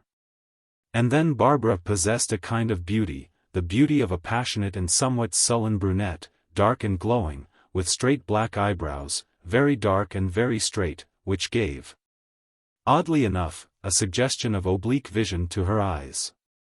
But her eyes were not in the least oblique, and looked at you straight from under that black line of shadow with no doubtful expression. She was shy in a kind of way, as was natural to a young woman who had never seen any society, and felt herself, on the whole, injured and unappreciated. But no two things could be more different than this shyness which made Barbara look you straight in the face with a kind of scared defiance, and the sweet shyness that pleaded for kind treatment in the soft eyes of little Rose, who was plain, and had the oddest longing to make people comfortable, and please them in her way, which, to be sure, was not always successful. Barbara sat down on the stool before the piano, which Miss Marjoribanks had been so obliging as to close, and thought it all over with growing excitement. No doubt it was a little puzzling to make out how the discovery of a fine contralto, and the possibility of getting up unlimited duets, could further Lucilla in the great aim of her life, which was to be a comfort to her dear papa. But Barbara was like a young soldier of fortune, ready to take a great deal for granted, and swallow much that was mysterious in the program of the adventurous general who might lead her on to glory. In half an hour her dreams had gone so far that she saw herself receiving in Miss Marjoribanks's drawing-room the homage, not only of Grange Lane, but even of the county families, who would be attracted by rumours of her wonderful performance. And Barbara was, to her own consciousness, walking up the middle aisle of Carlingford Church in a veil of real Brussels, before little Mr. Lake came in, hungry and good-tempered, from his round. To be sure, she had not concluded who was to be the bridegroom, but that was one of those matters of detail which could not be precisely concluded on till the time. Such was the immediate result, so far as this secondary personage was concerned, of Lucilla's masterly impromptu. And it is needless to say that the accomplished warrior, who had her wits always about her, and had made, while engaged in a simple reconnaissance, so brilliant and successful a capture, withdrew from the scene still more entirely satisfied with herself. Nothing, indeed, could have come more opportunely for Lucilla, who possessed in perfection that faculty of throwing herself into the future, and anticipating the difficulties of a position, which is so valuable to all who aspire to be leaders of mankind. With a prudence which Dr. Marjoribanks himself would have acknowledged to be remarkable, in a person of her age and sex, Lucilla had already foreseen that to amuse her guests entirely in her own person would be at once impracticable and bad style. The first objection might have been got over, for Miss Marjoribanks had a soul above the ordinary limits of possibility, but the second unanswerable. This discovery, however, satisfied all the necessities of the position. Lucilla, who was liberal, as genius ought always to be, was perfectly willing that all the young ladies in Carlingford should sing their little songs while she was entertaining her guests. And then at the right moment, when her ruling mind saw it was necessary, would occur the duet, the one duet which would be the great feature of the evening. Thus it will be seen that another quality of the highest order developed itself during Miss Marjoribanks's deliberations. For, to tell the truth, she set a good deal of store by her voice, and had been used to applause, and had tasted the sweetness of individual success. This, however, she was willing to sacrifice for the enhanced and magnificent effect which she felt could be produced by the combination of the two voices. And the sacrifice was one which a weaker woman would have been incapable of making. She went home past Salem Chapel by the little lane which makes a line of communication between the end of Grove Street and the beginning of Grange Lane, with a sentiment of satisfaction worthy the greatness of her mission. Dr. Marjoribanks never came home to lunch, and indeed had a contempt for that feminine indulgence, which, to be sure, might be accounted for by the fact that about that time in the day the doctor very often found himself to be passing close by one or other of the houses in the neighborhood which had a reputation for good sherry or Madeira, such as exists no more. Lucilla, accordingly, had her lunch alone, served to her with respectful care by Nancy, who was still under the impression of the interview of the morning. And it occurred to Miss Marjoribanks, as she sat at table alone, that this was an opportunity too valuable to be left unimproved. For, to be sure, there are few things more pleasant than a little impromptu luncheon party, where everybody comes without being expected, fresh from the outside world, and ready to tell all that is going on. Though, on the other hand, it was a little doubtful how it might work in Carlingford, where the men had generally something to do, and where the married ladies took their luncheon when the children had their dinner, and presided at the nursery meal. And as for a party of young ladies, even supposing they had the courage to come, with no more solid admixture of the more important members of society, Lucilla, to tell the truth, had no particular taste for that. Miss Marjoribanks reflected as she ate, and indeed, thanks to her perfect health and her agreeable morning walk, Lucilla had a very pretty appetite, and enjoyed her meal in a way that would have been most satisfactory to her many friends, that it must be by way of making his visit, which was aggravating under all circumstances. More aggravating still, that Tom Marjoribanks had decided to come now, of all times in the world. If he had waited till things were organized, he might have been of a little use, Lucilla said to herself. For at least he could have brought some of the men that come on circuit, and that would have made a little novelty. But, of course, just now it would never do to make a rush at people, and invite them all at once. After a moment's consideration, however, Miss Marjoribanks, with her usual candor, reflected that it was not in Tom Marjoribanks's power to change the time of the Carlingford assizes, and that, accordingly, he was not to be blamed in this particular at least. Of course it is not his fault, she added, to herself, but it is astonishing how things happen with some men always at the wrong moment, and it is so like Tom. These reflections were interrupted by the arrival of visitors, whom Miss Marjoribanks received with her usual grace. The first was old Mrs. Chilley, who kissed Lucilla, and wanted to know how she had enjoyed herself on the continent, and if she had brought many pretty things home. "My dear, you have grown ever so much since the last time I saw you," the old lady said in her grandmotherly way, "and stout with it, which is such a comfort with a tall girl. And then your poor dear mamma was so delicate. I have always been a little anxious about you on that account, Lucilla, and I am so glad, my dear, to see you looking so strong." "Dear Mrs. Chilley," said Miss Marjoribanks, who perhaps in her heart was not quite so gratified by this compliment as the old lady intended. "The great aim of my life is to be a comfort to dear papa." Mrs. Chilley was very much moved by this filial piety, and she told Lucilla that story about the Colonel's niece, Susan, who was such a good daughter, and had refused 3 excellent offers to devote herself to her father and mother, with which the public in Grange Lane were tolerably acquainted. "And one of them was a baronet, my dear," said Mrs. Chilley. Miss Marjoribanks did not make any decided response, for she felt that it would be dangerous to commit herself to such a height of self-abnegation as that. But the old lady was quite pleased to hear of her travels and adventures instead, and stayed so long that Mrs. Centum and Mrs. Woodburn, who happened to arrive at the same moment, found her still there.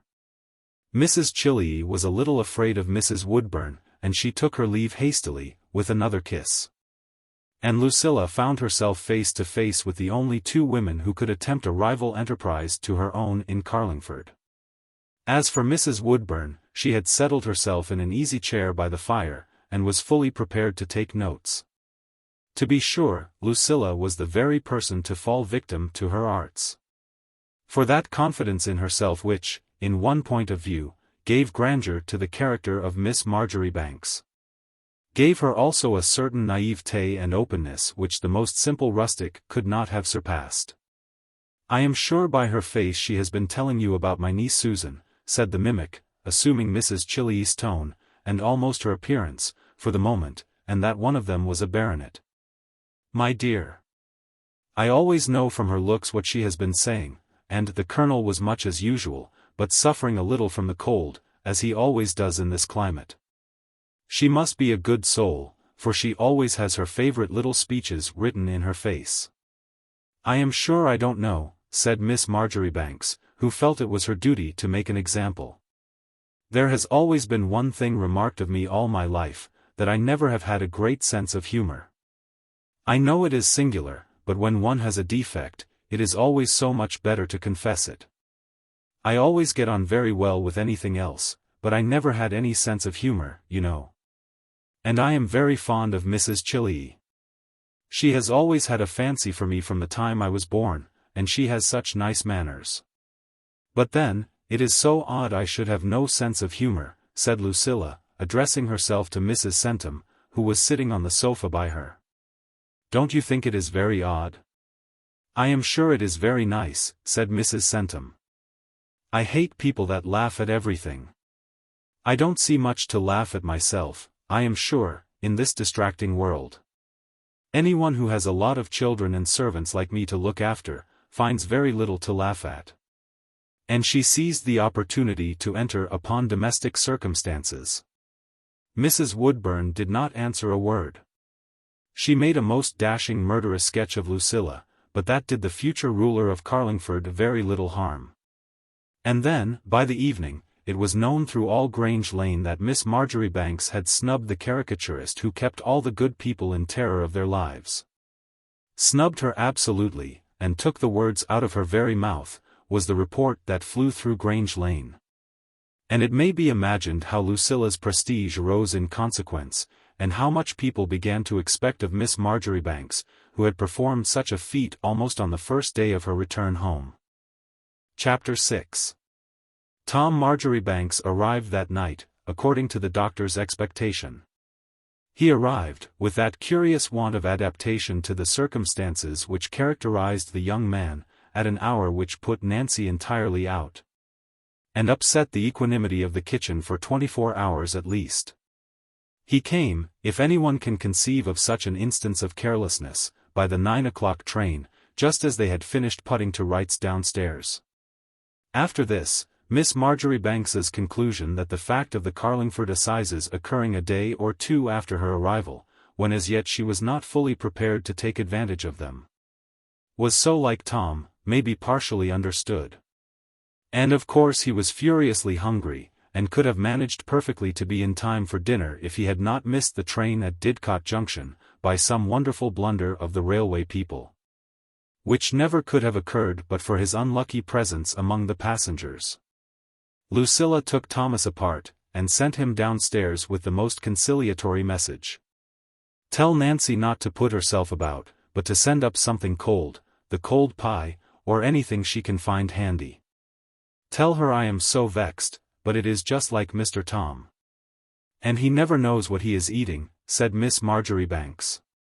As for Nancy, this sweetness did not subdue her in the least. She said, "I'll thank Miss Lucilla to mind her own business. The cold pie is for master's breakfast. I ain't such a goose as not to know what to send upstairs, and that Thomas can tell her if he likes." In the meantime the doctor was in the drawing-room, much against his will, with the two young people, spinning about the room, and looking at Lucilla's books and knickknacks on the tables by way of covering his impatience. He wanted to carry off Tom, who was rather a favourite, to his own den downstairs, where the young man's supper was to be served, but, at the same time, Dr. Marjoribanks could not deny that Lucilla had a right to the greetings and homage of her cousin. He could not help thinking, on the whole, as he looked at the two, what a much more sensible arrangement it would have been if he had had the boy, instead of his sister, who had been a widow for ever so long, and no doubt had spoiled her son, as women always do. And then Lucilla might have passed under the sway of Mrs. Marjoribanks, who no doubt would have known how to manage her. Thus the doctor mused, with that sense of mild amazement at the blunders of Providence, which so many people experience.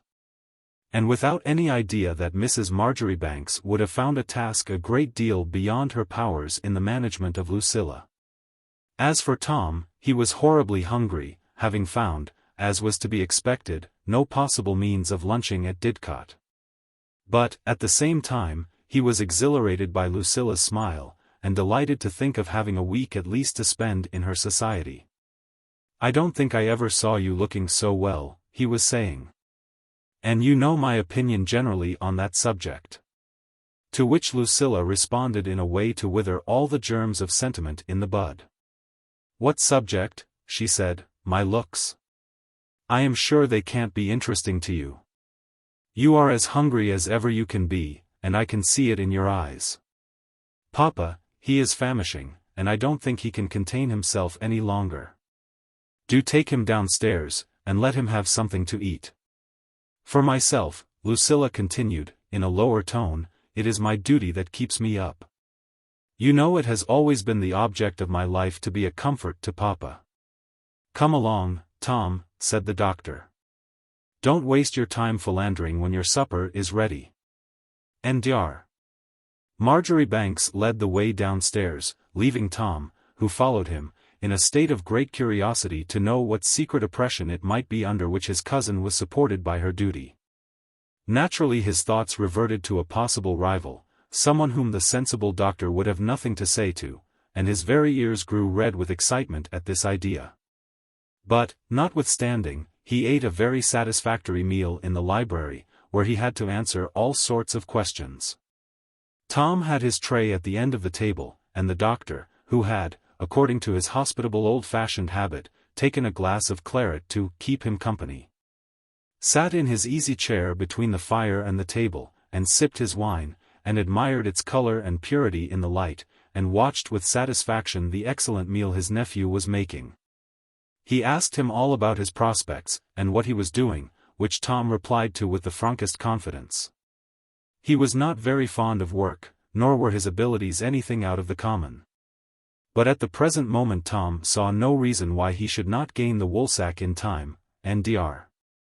Marjoribanks gave something like a sigh as he listened, and wondered much what Providence could be thinking of not to give him the boy.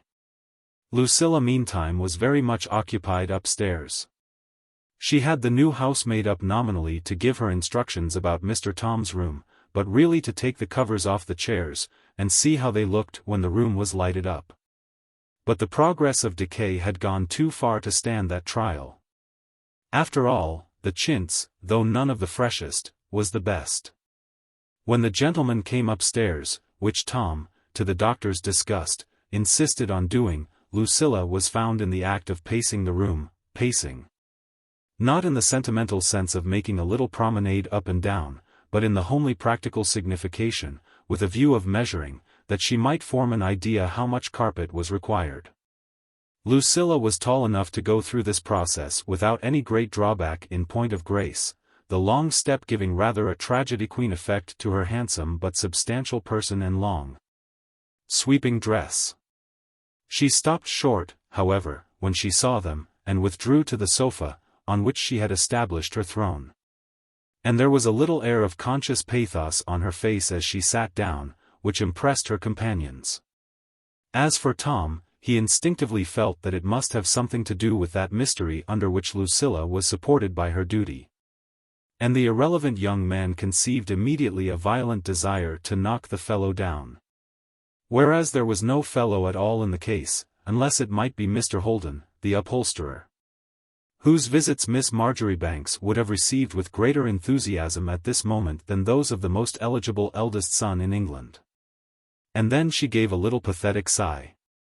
"What were you doing, Lucilla?" said her father. "Rehearsing Lady Macbeth, I suppose. At least you looked exactly like it when we came into the room." "No, Papa," said Lucilla sweetly, "I was only measuring to see how much carpet we should want, and that, you know, and Tom's coming, made me think of old times. You are so much downstairs in the library that you don't feel it, but a lady has to spend her life in the drawing room, and then I always was so domestic. It does not matter what is outside, I always find my pleasure at home. I cannot help if it has a little effect on my spirits now and then," said Miss Marjoribanks, looking down upon her handkerchief. "To be always surrounded with things that have such associations." "What associations?" said the amazed doctor. To be sure, he had not forgotten his wife, but it was 4 years ago, and he had got used to her absence from her favorite sofa. And, on the whole, in that particular, had acquiesced in the arrangements of Providence. "Really, Lucilla, I don't know what you mean." "No, Papa," said Miss Marjoribanks, with resignation. "I know you don't, and that is what makes it so sad. But talking of new carpets, you know, I had such an adventure today that I must tell you, quite one of my adventures, the very luckiest thing. It happened when I was out walking. I heard a voice out of a house in Grove Street, just the very thing to go with my voice." "That is not a thing that happens every day," said Lucilla, "for all the masters have always told me that my voice was something quite by itself. When I heard it, though it was in Grove Street, and all the people about, I could have danced for joy." "It was a man's voice, I suppose," suggested Tom Marjoribanks, in gloomy tones. And the doctor added, in his cynical way, "It's a wonderful advantage to be so pleased about trifles. What number was it?" "For my part, I have not many patients in Grove Street," said Dr. Marjoribanks. "I would find a voice to suit you in another quarter, if I were you."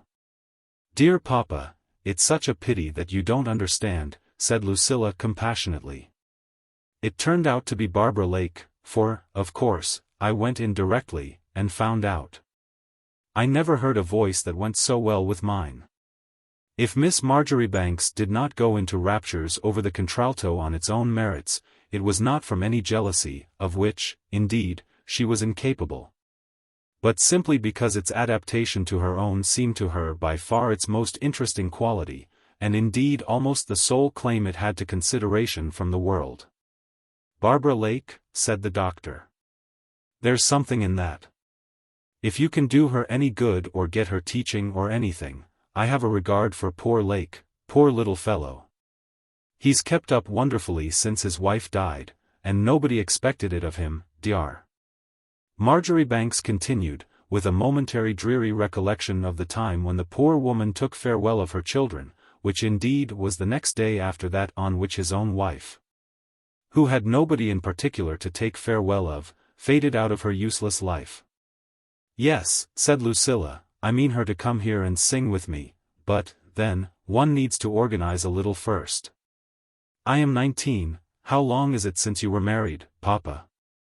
22 years, said the doctor abruptly. He did not observe the strangeness of the question, because he had been thinking for the moment of his wife, and perhaps his face was a trifle graver than usual. Though neither of his young companions thought of remarking it. To be sure, he was not a young man even when he married. But, on the whole, perhaps something more than this perfect comfort and respectability, and those nice little dinners, had seemed to shine on his horizon when he brought home his incapable bride. 22 years, exclaimed Lucilla. "I don't mind talking before Tom, for he is one of the family. The things are all the same as they were when Mamma came home, though, I am sure, nobody would believe it. I think it is going against Providence, for my part. Nothing was ever intended to last so long, except the things the Jews, poor souls. War in the desert, perhaps. Papa, if you have no objection, I should like to choose the colors myself." There is a great deal in choosing colors that go well with one's complexion. People think of that for their dresses, but not for their rooms, which are of so much more importance. I should have liked blue, but blue gets so soon tawdry. I think, said Miss Marjoribanks, rising and looking at herself seriously in the glass, that I have enough complexion at present to venture upon a pale spring green. This little calculation, which a timid young woman would have taken care to do by herself, Lucilla did publicly, with her usual discrimination. The doctor, who had looked a little grim at first, could not but laugh when he saw the sober look of care and thought with which Miss Marjoribanks examined her capabilities in the glass. It was not so much the action itself that amused her father, as the consummate ability of the young revolutionary. Dar. Marjoribanks was Scotch, and had a respect for talent in every development, as is natural to his nation. He did not even give his daughter that credit for sincerity which she deserved, but set it all to the score of her genius, which was complimentary, certainly, in one point of view. But the fact was that Lucilla was perfectly sincere, and that she did what was natural to her under guidance of her genius, so as always to be in good fortune, just as Tom Marjoribanks, under the guidance of his, brought discredit even upon those eternal ordinances of English government which fixed the time of the Carlingford assizes.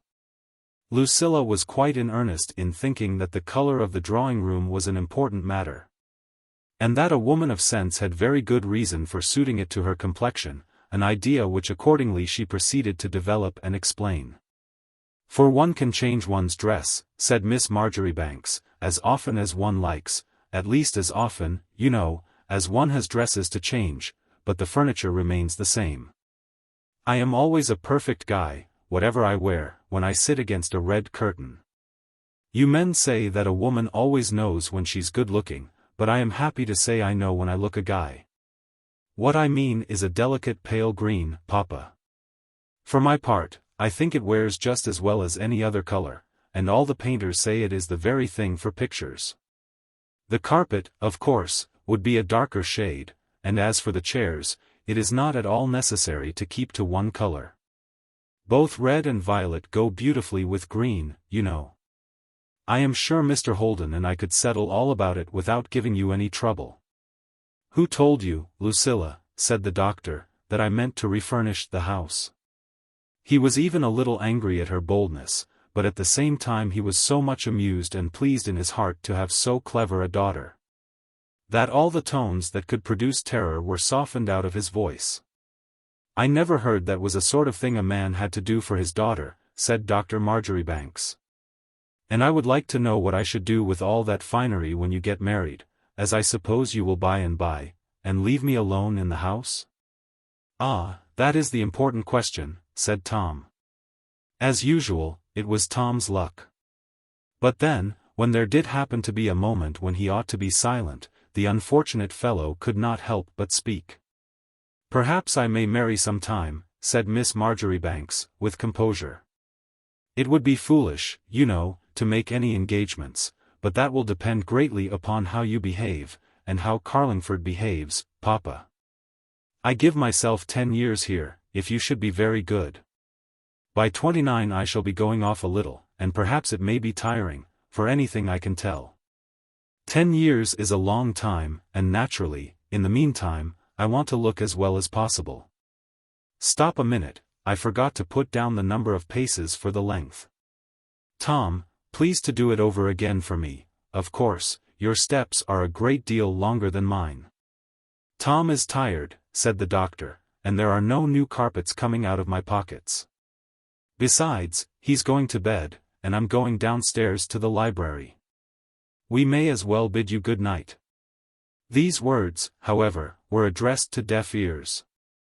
Tom, as was natural, had started immediately to obey Lucilla, as he was in duty bound. And the old doctor looked on with a little amazement and a little amusement, recognizing, with something of the surprise which that discovery always gives to fathers and mothers, that his visitor cared 20 times more for what Lucilla said than for anything that his superior wisdom could suggest. He would have gone off and left them as a couple of young fools, if it had not occurred to him all at once that since this sort of thing had begun, the last person in the world that he would choose to see dancing attendance on his daughter was Tom Marjoribanks. Oddly enough, though he had just been finding fault with Providence for not giving him a son instead of a daughter, he was not at all delighted nor grateful when Providence put before him this simple method of providing himself with the son he wanted. He took a great deal too much interest in Tom Marjoribanks to let him do anything so foolish. And as for Lucilla, the idea that, after all her accomplishments, and her expensive education, and her year on the continent, she should marry a man who had nothing, disgusted the doctor. He kept his seat accordingly, though he was horribly bored by the drawing-room and its claims, and wanted very much to return to the library, and get into his slippers and his dressing-gown. It was rather a pretty picture, on the whole, which he was regarding. Lucilla, perhaps, with a view to this discussion, had put on green ribbons on the white dress which she always wore in the evening, and her tawny curls and fresh complexion carried off triumphantly that difficult color. Perhaps a critical observer might have said that her figure was a little too developed and substantial for these vestal robes, but then Miss Marjoribanks was young, and could bear it. She was standing by, not far from the fire, on the other side from the doctor, looking on anxiously, while Tom measured the room with his long steps. "I never said you were to stride," said Lucilla. "Take moderate steps, and don't be so silly. I was doing it myself famously if you had not come in and interrupted me. It is frightful to belong to a family where the men are so stupid," said Miss Marjoribanks, with a sigh of real distress. For, to be sure, the unlucky Tom immediately bethought himself to take small steps like those of a lady, which all but threw him on his well-formed though meaningless nose. Lucilla shook her head with an exasperated look, and contracted her lips with disdain, as he passed her on his ill-omened career. Of course he came right up against the little table on which she had with her own hand arranged a bouquet of geraniums and mignonette. "It is what he always does," she said to the doctor calmly, as Tom arrived at that climax of his fate. And the look with which she accompanied these words, as she rang the bell smartly and promptly, mollified the doctor's heart. "I can tell you the size of the room, if that is all you want," said Dr. Marjoribanks. "I suppose you mean to give parties, and drive me out of my senses with dancing and singing. No, Lucilla, you must wait till you get married, that will never do for me." "Dear papa," said Lucilla sweetly, "it is so dreadful to hear you say parties. Everybody knows that the only thing I care for in life is to be a comfort to you.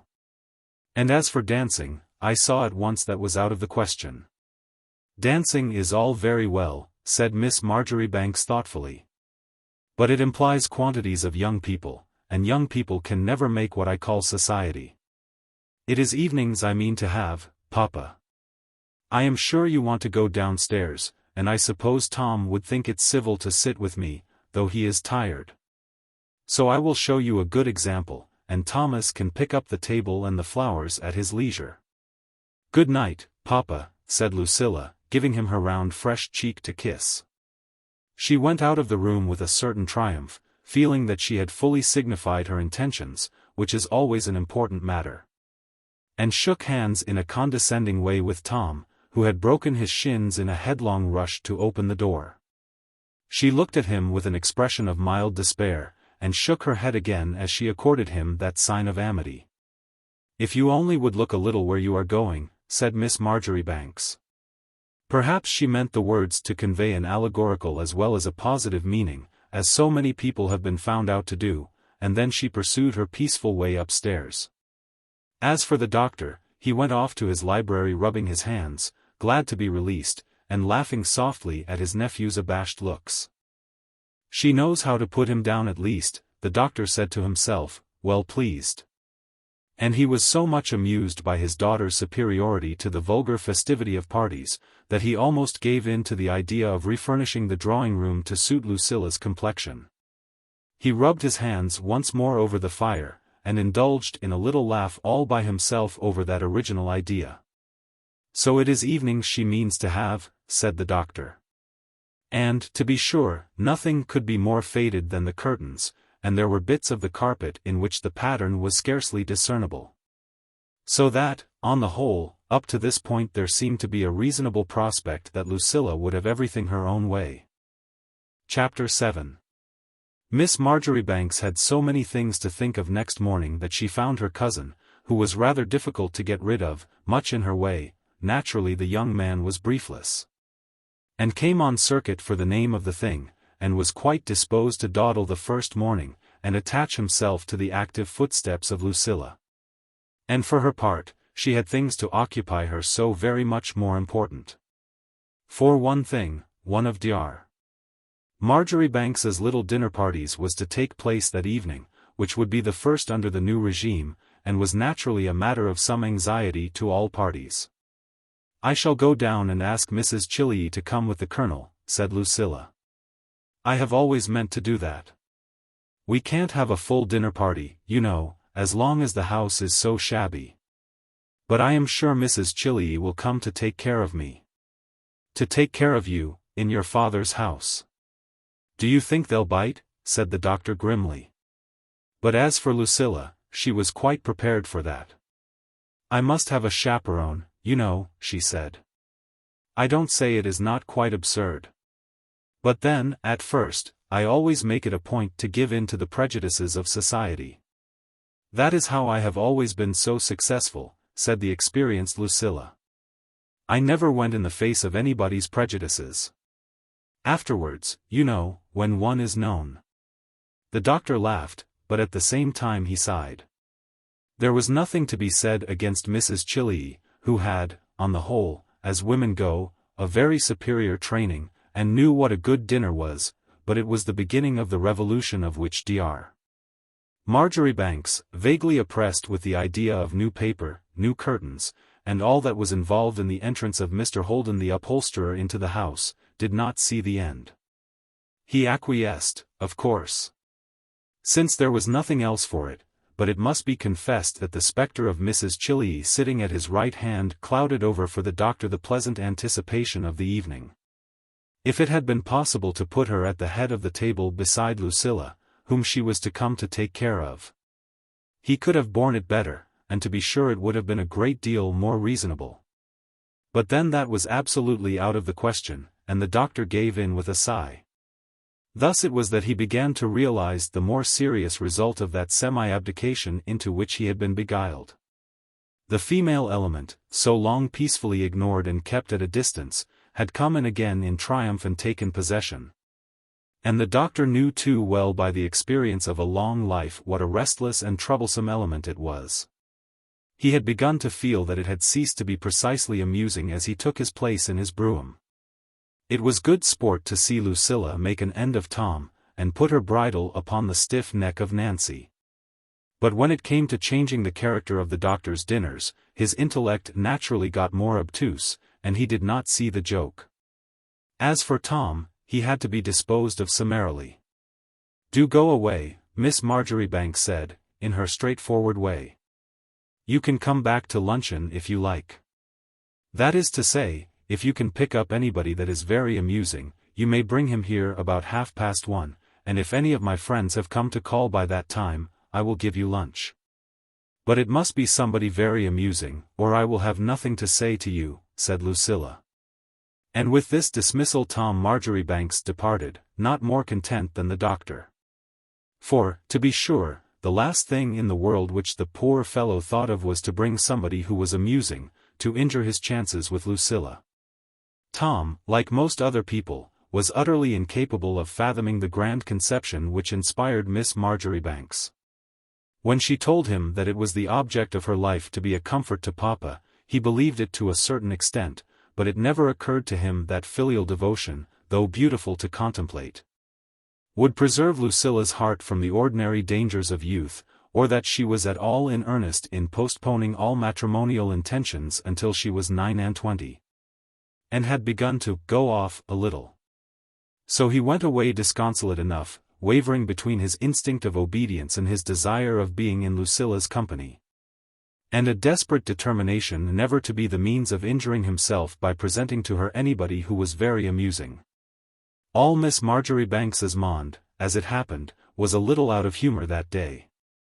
She had gone on so far triumphantly that it had now come to be necessary that she should receive a little check in her victorious career. When Tom was disposed of, Miss Marjoribanks put on her hat and went down Grange Lane to carry her invitation to Mrs. Chillee, who naturally was very much pleased to come. "But, my dear, you must tell me what to put on," the old lady said. "I don't think I have had anything new since you were home last. I have heard so much about Dr. Marjoribanks's dinners that I feel a little excited, as if I was going to be made a Freemason or something. There is my brown, you know, that I wear at home when we have anybody, and my black velvet. And then there is my French grey that I got for Mary Chillee's marriage." "Dear Mrs. Chillee," said Lucilla, "it doesn't matter in the least what you wear. There are only to be gentlemen, you know, and one never dresses for gentlemen. You must keep that beautiful black velvet for another time." "Well, my dear," said Mrs. Chillee, "I am long past that sort of thing, but the men think, you know, that it is always for them we dress." "Yes," said Miss Marjoribanks, "their vanity is something dreadful, but it is one of my principles never to dress unless there are ladies." "A white frock, high in the neck," said Lucilla, with sweet simplicity. "As for anything else, it would be bad style." Mrs. Chillee gave her young visitor a very cordial kiss when she went away.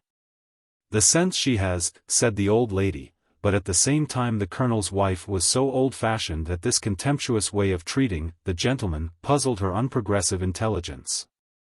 She thought it was superhuman virtue on Lucilla's part, nearly incredible, and yet established by proof so incontestable that it would be a shame to doubt it.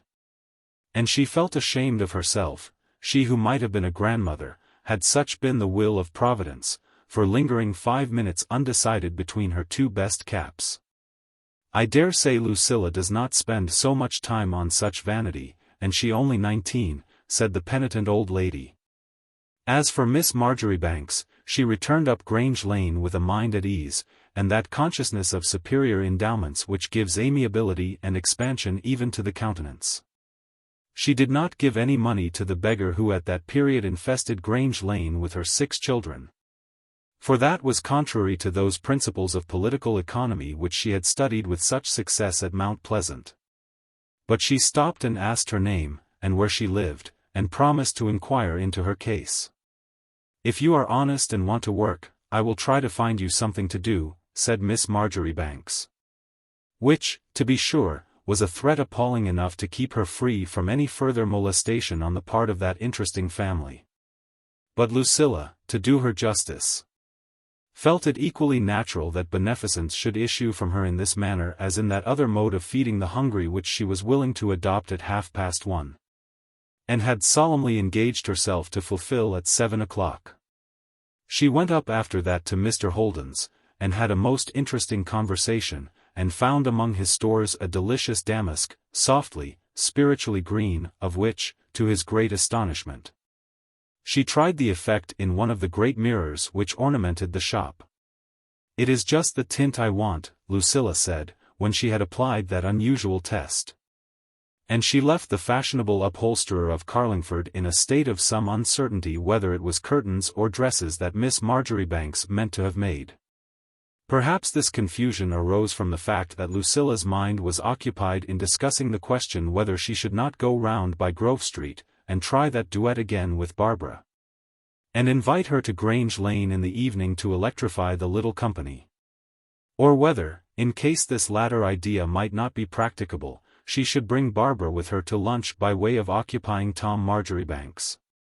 Lucilla stood at Mr. Holden's door for 5 seconds at least balancing the matter.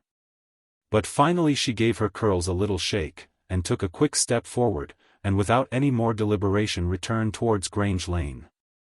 For, on the whole, it was better not to burst in full triumph all at once upon her constituency, and exhaust her forces at the beginning. If she condescended to sing something herself, it would indeed be a greater honor than her father's dinner party, in strict justice, was entitled to. And as for the second question, though Miss Marjoribanks was too happy in the confidence of her own powers to fear any rivals, and though her cousin's devotion bored her Still she felt doubtful how far it was good policy to produce Barbara at luncheon for the purpose of occupying Tom.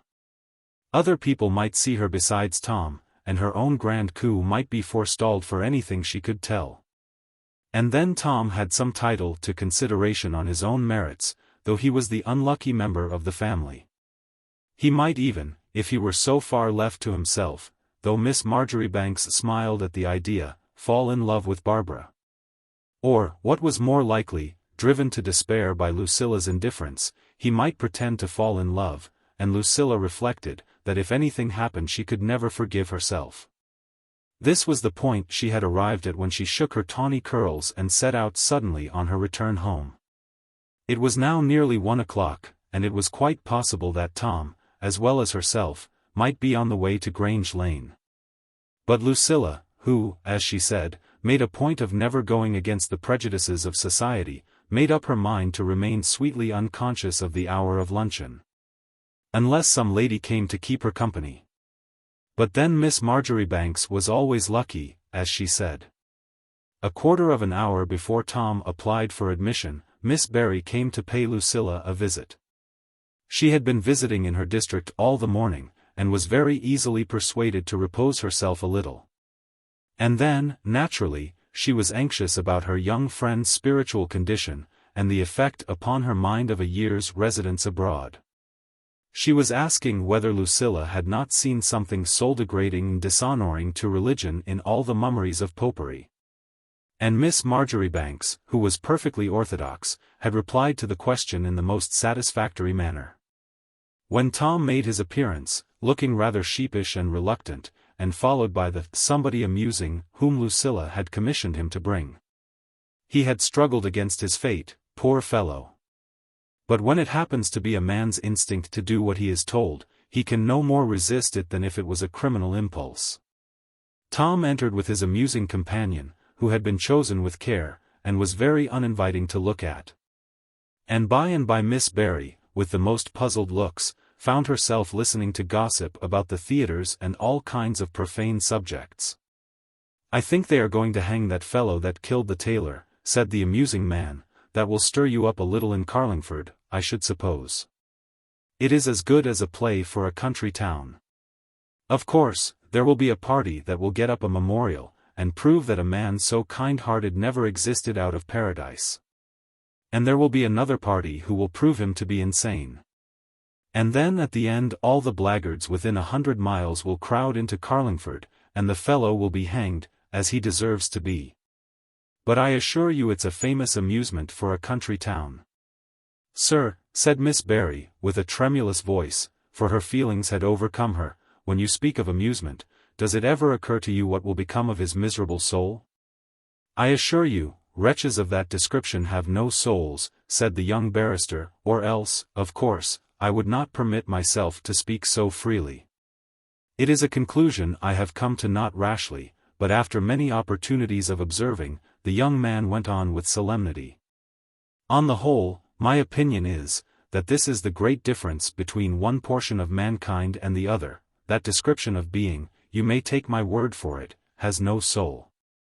"I never take anybody's word for what is so plainly stated in the Holy Scriptures," said Miss Barry.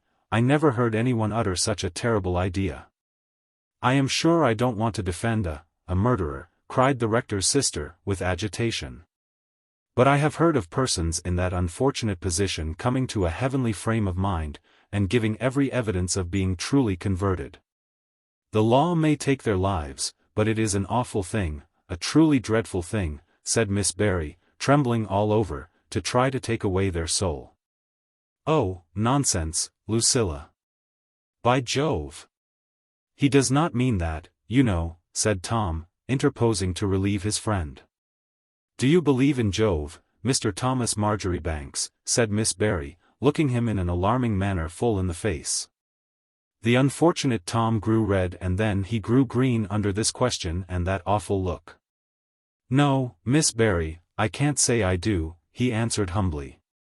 And the amusing man was so much less brotherly than Tom that he burst into unsympathetic laughter. As for Lucilla, it was the first real check she had sustained in the beginning of her career. There could not have been a more unfortunate contretemps, and there is no telling how disastrous the effect might have been, had not her courage and coolness, not to say her orthodoxy, been equal to the occasion. She gave her cousin a look which was still more terrible than Miss Barry's, and then she took affairs into her own hands. It is dreadful sometimes to see what straits people are put to keep up the conversation, said Lucilla, Tom in particular, for I think he has a pleasure in talking nonsense. But you must not suppose I am of that opinion. I remember quite well there was a dreadful man once here in jail for something, and Mr. Barry made him the most beautiful character. Every creature has a soul. I am sure we say so in the creed every day of our lives, and especially in that long creed where so many people perish everlastingly. So far from laughing, it is quite dreadful to think of it, said Lucilla. It is one of my principles never to laugh about anything that has to do with religion. I always think it my duty to speak with respect. It has such a bad effect upon some minds. Miss Barry, if you will not take anything more, I think we had better go upstairs. To think that Tom, whose luck, as usual, had betrayed him to such an unlooked-for extent, should have been on the point of following to the drawing-room, was more than Miss Marjoribanks could comprehend. But fortunately his companion had more sense, and took his leave, taking his conductor with him. Miss Barry went upstairs in silence, sighing heavily from time to time. The good woman was troubled in her spirit at the evident depravity of the young men with whom circumstances had constrained her to sit down at table. And she was sadly afraid that such companionship must have a debasing effect upon the mind of that lamb of the flock now standing before her. Miss Barry bethought herself of Dr. Marjoribanks's profane jokes, and the indifference he had shown to many things in which it was his duty to have interested himself. And she could not but look with tender pity in her young friend's face. Poor dear, said Miss Barry, it is dreadful indeed if this is the sort of society you are subjected to. I could recommend to Dr. Marjoribanks a most admirable woman, a true Christian, who would take charge of things and be your companion, Lucilla. It is not at all nice for you, at your age, to be obliged to receive young men like these alone. I had you, said Lucilla, taking both Miss Barry's hands. I felt it was such a blessing. I would not have let Tom stay for luncheon if you had not been there, and now I am so glad, because it has shown me the danger of letting him bring people. I am quite sure it was a special providence that made you think of coming here today. Well, my dear, said Miss Barry, who was naturally mollified by this statement of the question, I am very glad to have been of use to you. If there is anything I desire in this life, it is to be useful to my fellow creatures, and to do my work while it is called day. I should not think the time lost, my dear Lucilla, if I could only hope that I had impressed upon your mind that an account must be given of every careless word. Oh, yes, said Lucilla. That is so true. And besides, it is quite against my principles. I make it a point never to speak of anything about religion except with the greatest respect. And I am quite sure it was a special providence that I had you. Miss Barry took her farewell very affectionately, not to say effusively, after this, with her heart melting over the ingenuous young creature who was so thankful for her protection. But at the same time she left Miss Marjoribanks a prey to the horrible sensation of having made a failure. To be sure, there was time to recover herself in the evening, which was, so to speak, her first formal appearance before the public of Carlingford. Tom was so ill-advised as to come in when she was having her cup of tea before dinner to fortify her for her exertions, and the reception he met with may be left to the imagination. But, after all, there was little satisfaction in demolishing Tom, and then Lucilla had known from the beginning that the success of her undertaking depended entirely on herself. Chapter 8. The evening passed off in a way which, if Miss Marjoribanks had been an ordinary woman, would have altogether obliterated from her mind all recollection of the failure at lunch. To speak first of the most important particular, the dinner was perfect. As for the benighted men who had doubted Lucilla, they were covered with shame, and, at the same time, with delight. If there had been a fault in Dr. Marjoribanks's table under the ancient regime, it lay in a certain want of variety, and occasional overabundance, which wounded the feelings of young Mr. Cavendish, who was a person of refinement. Tonight, as that accomplished critic remarked, there was a certain air of feminine grace diffused over everything, and an amount of doubt and expectation, unknown to the composed feastings of old, gave interest to the meal. As for the doctor, he found Mrs. Chilley, at his right hand, not so great a bore as he expected. She was a woman capable of appreciating the triumphs of art that were set before her, and had indeed been trained to as high a pitch of culture in this respect as perhaps is possible to the female intelligence. And then her pride and delight in being admitted to a participation in those sacred mysteries was beyond expression. "My dear Lucilla, I feel exactly as if I was going to be made a Freemason. And as if your dear good papa had to blindfold me, and make me swear all sorts of things before he took me downstairs," she said, as they sat together waiting for the commencement of the ceremony. And when the two ladies returned to the drawing-room, Mrs. Chilley took Lucilla in her arms and gave her a kiss, as the only way of expressing adequately her enthusiasm. "My love," said the colonel's wife, "I never realized before what it was to have a genius. You should be very thankful to Providence for giving you such a gift. I have given dinners all my life, that is, all my married life, my dear, which comes to almost the same thing, for I was only a baby, but I never could come up to anything like that," said Mrs. Chilley, with tears in her eyes. As for Miss Marjoribanks, she was so satisfied with her success that she felt at liberty to tranquilize her old friend. "I am sure you always give very nice dinners," she said. "And then, you know, the colonel has his favorite dishes, whereas, I must say for papa, he is very reasonable for a man." "I am so glad you are pleased. It is very kind of you to say it is genius, but I don't pretend to anything but paying great attention and studying the combinations. There is nothing one cannot manage if one only takes the trouble. Come here to this nice easy chair, it is so comfortable. It is so nice to have a little moment to ourselves before they come upstairs." "That is what I always say," said Mrs. Chilley. "But there are not many girls so sensible as you, Lucilla. I hear them all saying it is so much better French fashion. Of course, I am an old woman, and like things in the old style." "I don't think it is because I am more sensible," said Miss Marjoribanks, with modesty. "I don't pretend to be better than other people. It is because I have thought it all over, you know, and then I went through a course of political economy when I was at Mount Pleasant," Lucilla said tranquilly, with an air of having explained the whole matter, which much impressed her hearer. "But for all that, something dreadful happened today. Tom brought in one of his friends with him, you know, and Miss Barry was here, and they talked. I want to tell you, in case she should say something, and then you will know what to believe. I never felt so dreadfully ashamed in my life. They talked." "My dear. Not anything improper, I hope," cried the old lady, in dismay. "Oh, no," said Lucilla. "But they began laughing about some people having no souls, you know, as if there could be anybody without a soul, and poor Miss Barry nearly fainted. You may think what a dreadful thing it was for me." "My dear child, if that was all," said Mrs. Chilley, reassured, "as for everybody having a soul, I am sure I cannot say. You never were in India, to be sure, but Miss Barry should have known better than to faint at a young man's talk, and frighten you, my poor dear. She ought to be ashamed of herself, at her age. Do you think Tom has turned out clever?" the old lady continued, not without a little finesse, and watching Lucilla with a curious eye. "Not in the very least," said Miss Marjoribanks calmly. "He is just as awkward as he used to be.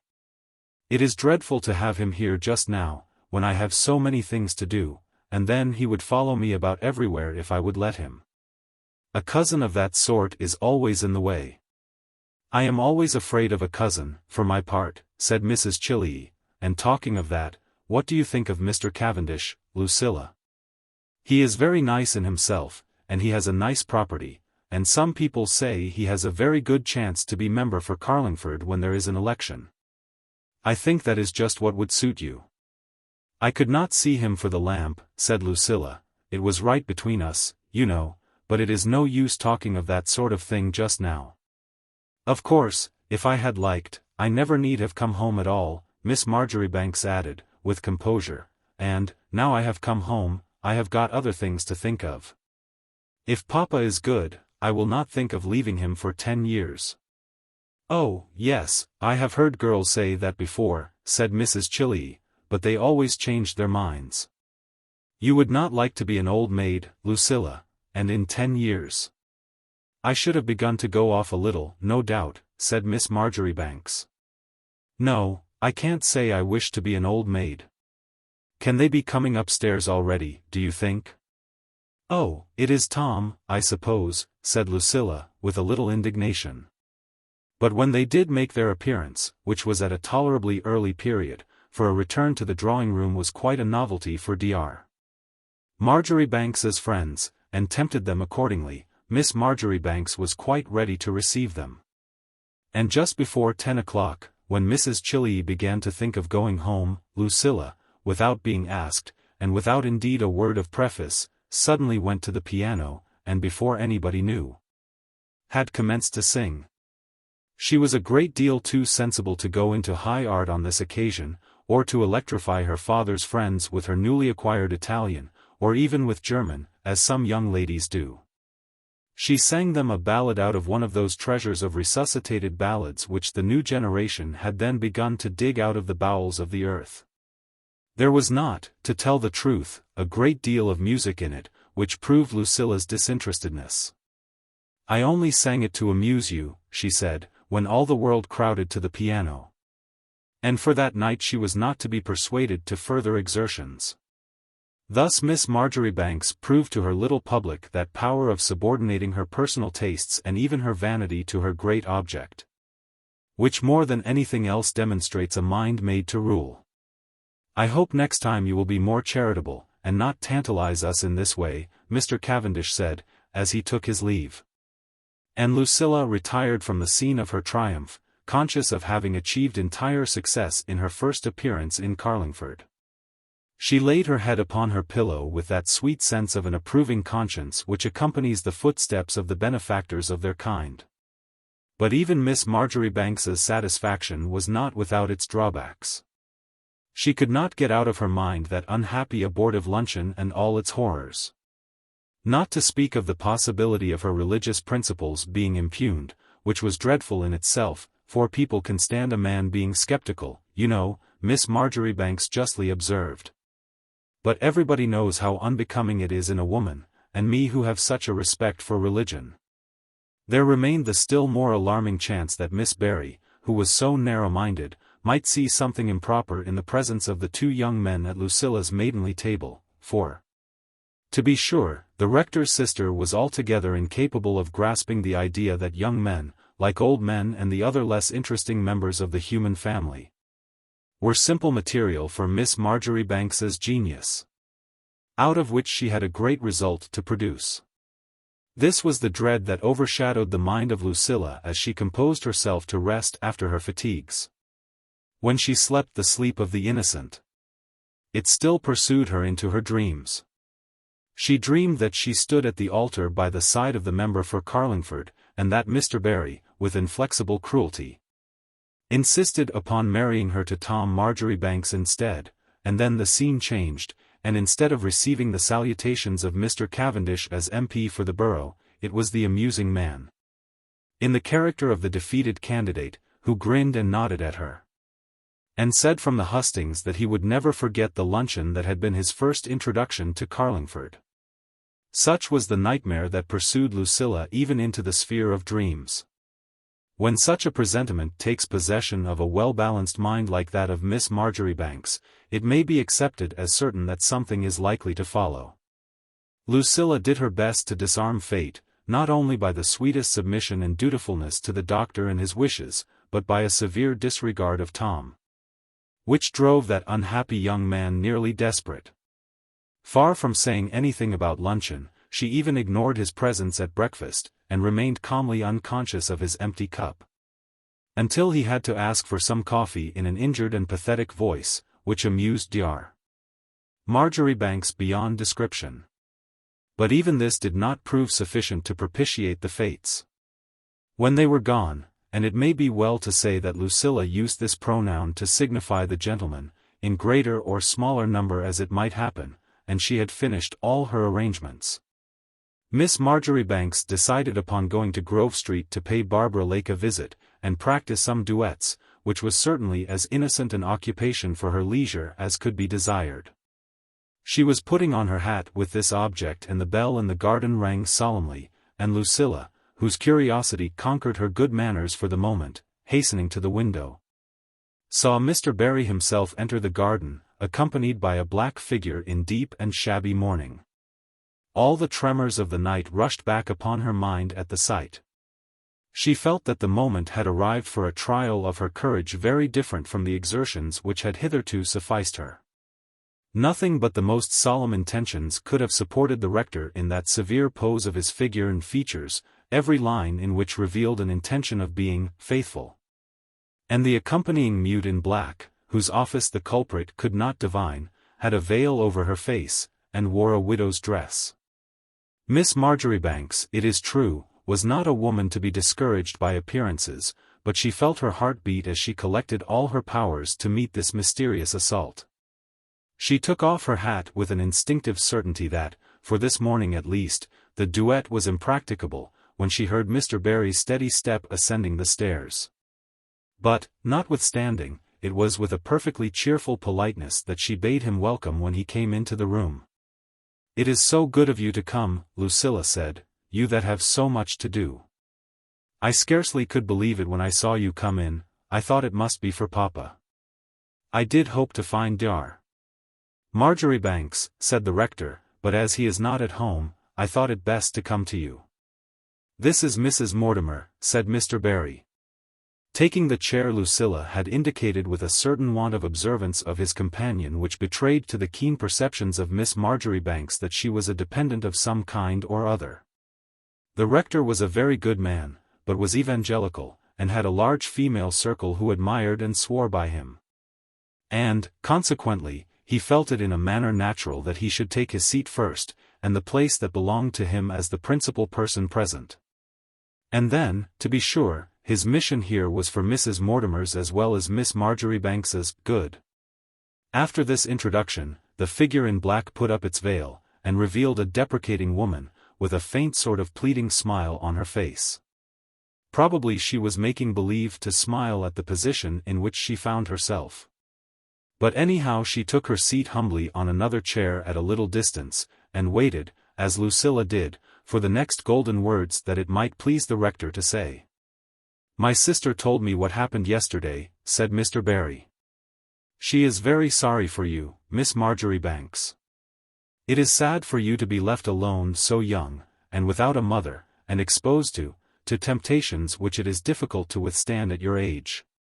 Indeed, at all ages, we have great occasion to pray not to be led into temptation, for the heart of man is terribly deceitful."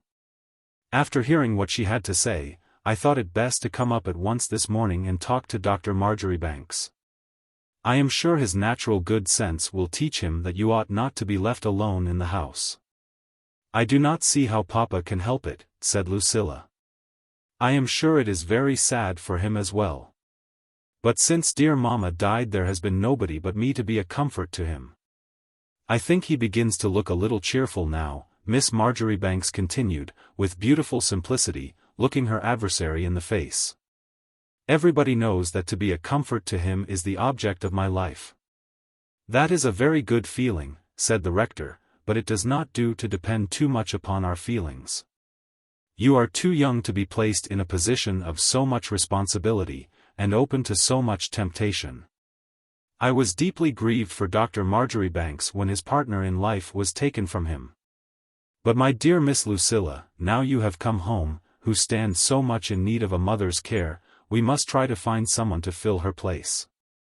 Lucilla uttered a scream of genuine alarm and dismay. And then she came to herself, and saw the force of her position. She had it in her power to turn the tables on the rector, and she did not hesitate, as a weaker woman might have done, out of consideration for anybody's feelings. "Do you mean you have found someone for him to marry?" she asked, with a look of artless surprise, bending her earnest gaze on Mr. Barry's face. As for the rector, he looked at Lucilla aghast, like a man caught in a trap. Of course not," he stammered, after his first pause of consternation. And then he had to stop again to take breath.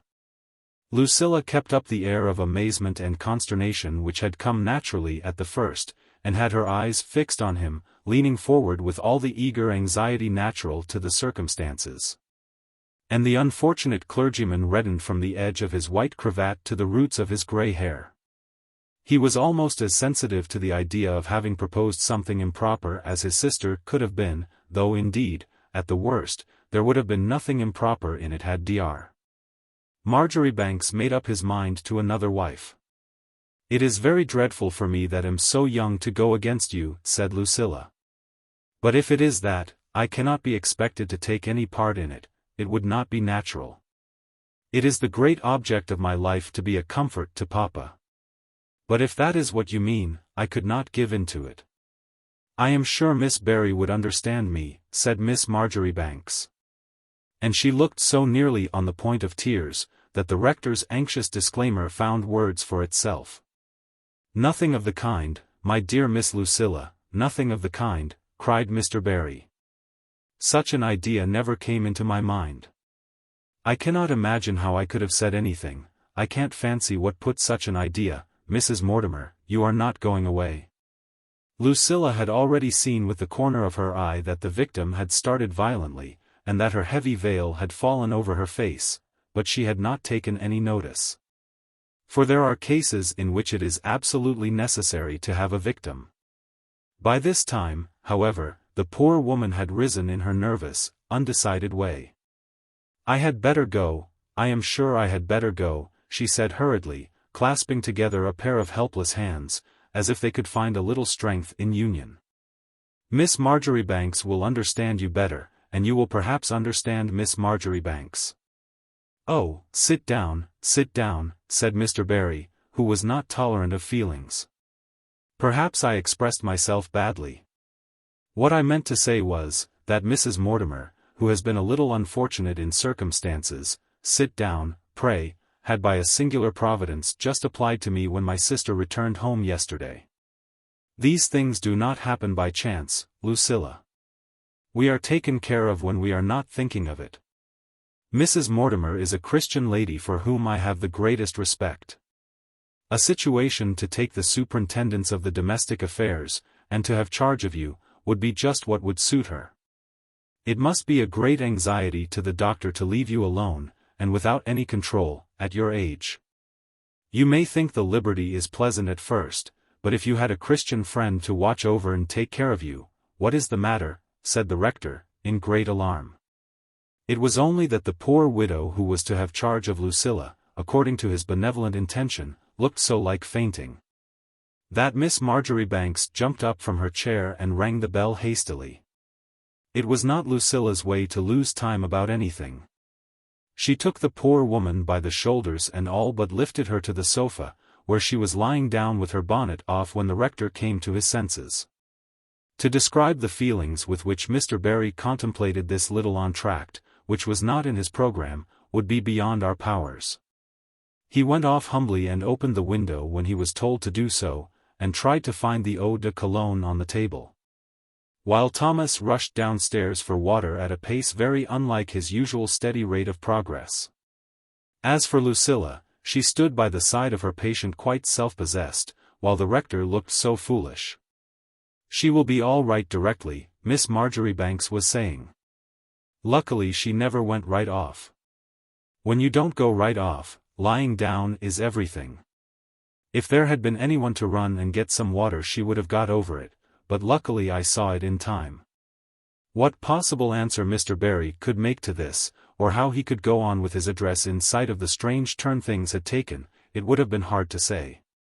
Fortunately for the moment he did not attempt it, but walked about in dismay, and put himself in the draught, with his rheumatism, and felt dreadfully vexed and angry with Mrs. Mortimer, who, for her part, now she had done with fainting, manifested an inclination to cry, for which Mr. Barry in his heart could have whipped her, had that mode of discipline been permitted in the Church of England.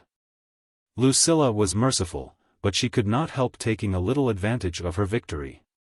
She gave the sufferer a glass of water, and the eau de cologne to keep her from a relapse, and whispered to her to lie quiet. And then she came back and took her seat, and begged the rector not to stand in the draught.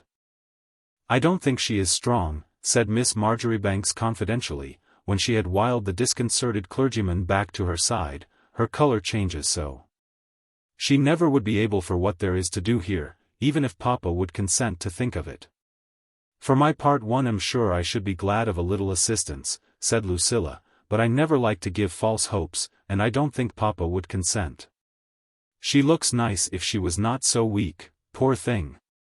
And there are such quantities of things to be done here, but if you wish it, Mr. Barry, I will speak to Papa," said Miss Marjoribanks, lifting her eyes, which were so open and straightforward, to the rector's face. To tell the truth, he did not in the least know what to say, and the chances are he would not have been half so vexed and angry, nor felt in so unchristian a disposition with the poor woman on the sofa, had he meant to do her harm instead of good. "Yes, I should be glad if you would mention it to Dr. Marjoribanks," he said, without very well knowing what he said, and got up to shake hands with Lucilla, and then recollected that he could not leave his protégé behind him, and hesitated, and did not know what to do. He was really grateful, without being aware of it, to Miss Marjoribanks, when once again she came to his aid. "Please, leave her a little," said Lucilla, "and I can make acquaintance with her, you know, in case Papa should be disposed to think of it. She must lie still till it quite wears off. I would ask you to stay to lunch if I was not afraid of wasting your precious time." Mr. Barry gave a little gasp of indignation, but he did not say anything. On the whole, even though smarting under the indignity of being asked to lunch, as his sister had been, when probably there might be a repetition of the scene of yesterday, he was glad to get safely out of the house, even at the risk of abandoning his enterprise. As for a woman in want of a situation, who had so little common sense as to faint at such a critical moment, the rector was disposed to wash his hands of her. For Mr. Barry, like them all, as Lucilla said, was horribly frightened by a faint when he saw one, and afterwards pretended to disbelieve it, and called it one of the things which a little self-command could always prevent. When he was gone, Miss Marjoribanks felt the full importance of her victory. And then, though she had not hesitated to sacrifice this poor woman when it was necessary to have a victim, that moment was over, and she had no pleasure in being cruel. On the contrary, she went and sat by her patient, and talked, and was very kind to her, and after a while heard all her story, and was more comforting than the rector could have been for his life. "I knew it would hurt your feelings," Miss Marjoribanks said candidly, "but I could not do anything else, and you know it was Mr. Barry's fault. But I am sure if I can be of any use to you," it was thus that Lucilla added, without knowing it, another complication to her fortunes. But then, to be sure, clear-sighted as she was, she could not see into the future, nor know what was to follow. She told the doctor in the evening with the greatest faithfulness, and described how Mr. Barry looked, and that she had said she did not think Papa would be disposed to think of it, and Dr. Marjoribanks was so much entertained that he came upstairs to hear the end, and took a cup of tea. It was the third night in succession that the doctor had taken this step, though it was against his principles. And thus it will be seen that good came out of evil in a beautifully distinct and appropriate way. Chapter 9. It was not till Miss Marjoribanks had surmounted to a certain extent the vexation caused her by her unlucky confidence in Tom, that unhappy young man took the step which Lucilla had so long dreaded, but which she trusted to her own genius to hinder him from carrying into execution. Miss Marjoribanks had extricated herself so triumphantly from the consequences of that unhappy commencement of her very charming luncheon parties, that she had begun to forget the culpability of her cousin. She had defeated the rector in his benevolent intentions, and she had taken up his protégé just at the moment when Mr. Barry was most disgusted with the unfortunate woman's weakness. Poor Mrs. Mortimer, to be sure, had fainted, or had been near fainting, at the most inopportune moment, and it was only natural that the rector should be annoyed. But as for Lucilla, who was always prompt in her actions, and whose good nature and liberality were undoubted, she found her opportunity in the failure of Mr. Barry's scheme. After the rector had gone away, Miss Marjoribanks herself conducted the widow home. And by this time Mrs. Mortimer's prospects were beginning to brighten under the active and efficient patronage of her new friend. This being the case, Lucilla's good humor was perfectly restored, and she had forgiven Tom his maladroitness. "He cannot help it, you know," she said privately to old Mrs. Chillee. "I suppose some people are born to do ridiculous things." And it was indeed as if he had intended to give a practical illustration of the truth of this conclusion that Tom chose the particular moment he did for driving Miss Marjoribanks to the extremity of her patience. The upholsterers were in the house, and indeed had just finished putting up the pictures on the new paper in the drawing-room, which was green, as Lucilla had determined it should be, of the most delicate tint, and looked, as she flattered herself, exactly like silk hangings. And Mr. Holden himself waited with a certain complaisance for Miss Marjoribanks's opinion of the effect. He had no doubt on the subject himself. But he was naturally impressed, as most people were, with that confidence in Lucilla's judgment which so much facilitates the operations of those persons who are born to greatness. It was precisely at this moment that his evil genius persuaded Tom Marjoribanks to interrupt Thomas, who was carrying Mr. Holden's message to his young mistress, and to shut the library door upon the external world. Lucilla had taken refuge in the library during the renovation of the drawing-room, and she was aware that this was Tom's last day at Carlingford, and had no intention of being unkind to him. To tell the truth, she had at the bottom of her heart a certain regard and impulse of protection and patronage towards Tom, of which something might have come had the unlucky fellow known how to manage. But, at the same time, Miss Marjoribanks was aware that things must be approaching a crisis upstairs, and was listening intently to the movements overhead, and wondering why she was not sent for. This was the moment of all others at which Tom thought fit to claim a hearing. And the state of Lucilla's feelings may be easily imagined when she saw him plant himself by her side, with his face alternately red and white, and all the signs of a desperate resolution in his countenance. For the first time in her life a certain despair took possession of Miss Marjoribanks's mind. The sounds had suddenly ceased upstairs. As if the artists were making a pause to contemplate the effect of their completed work, which indeed was precisely the case, and at the same time nobody came to call her.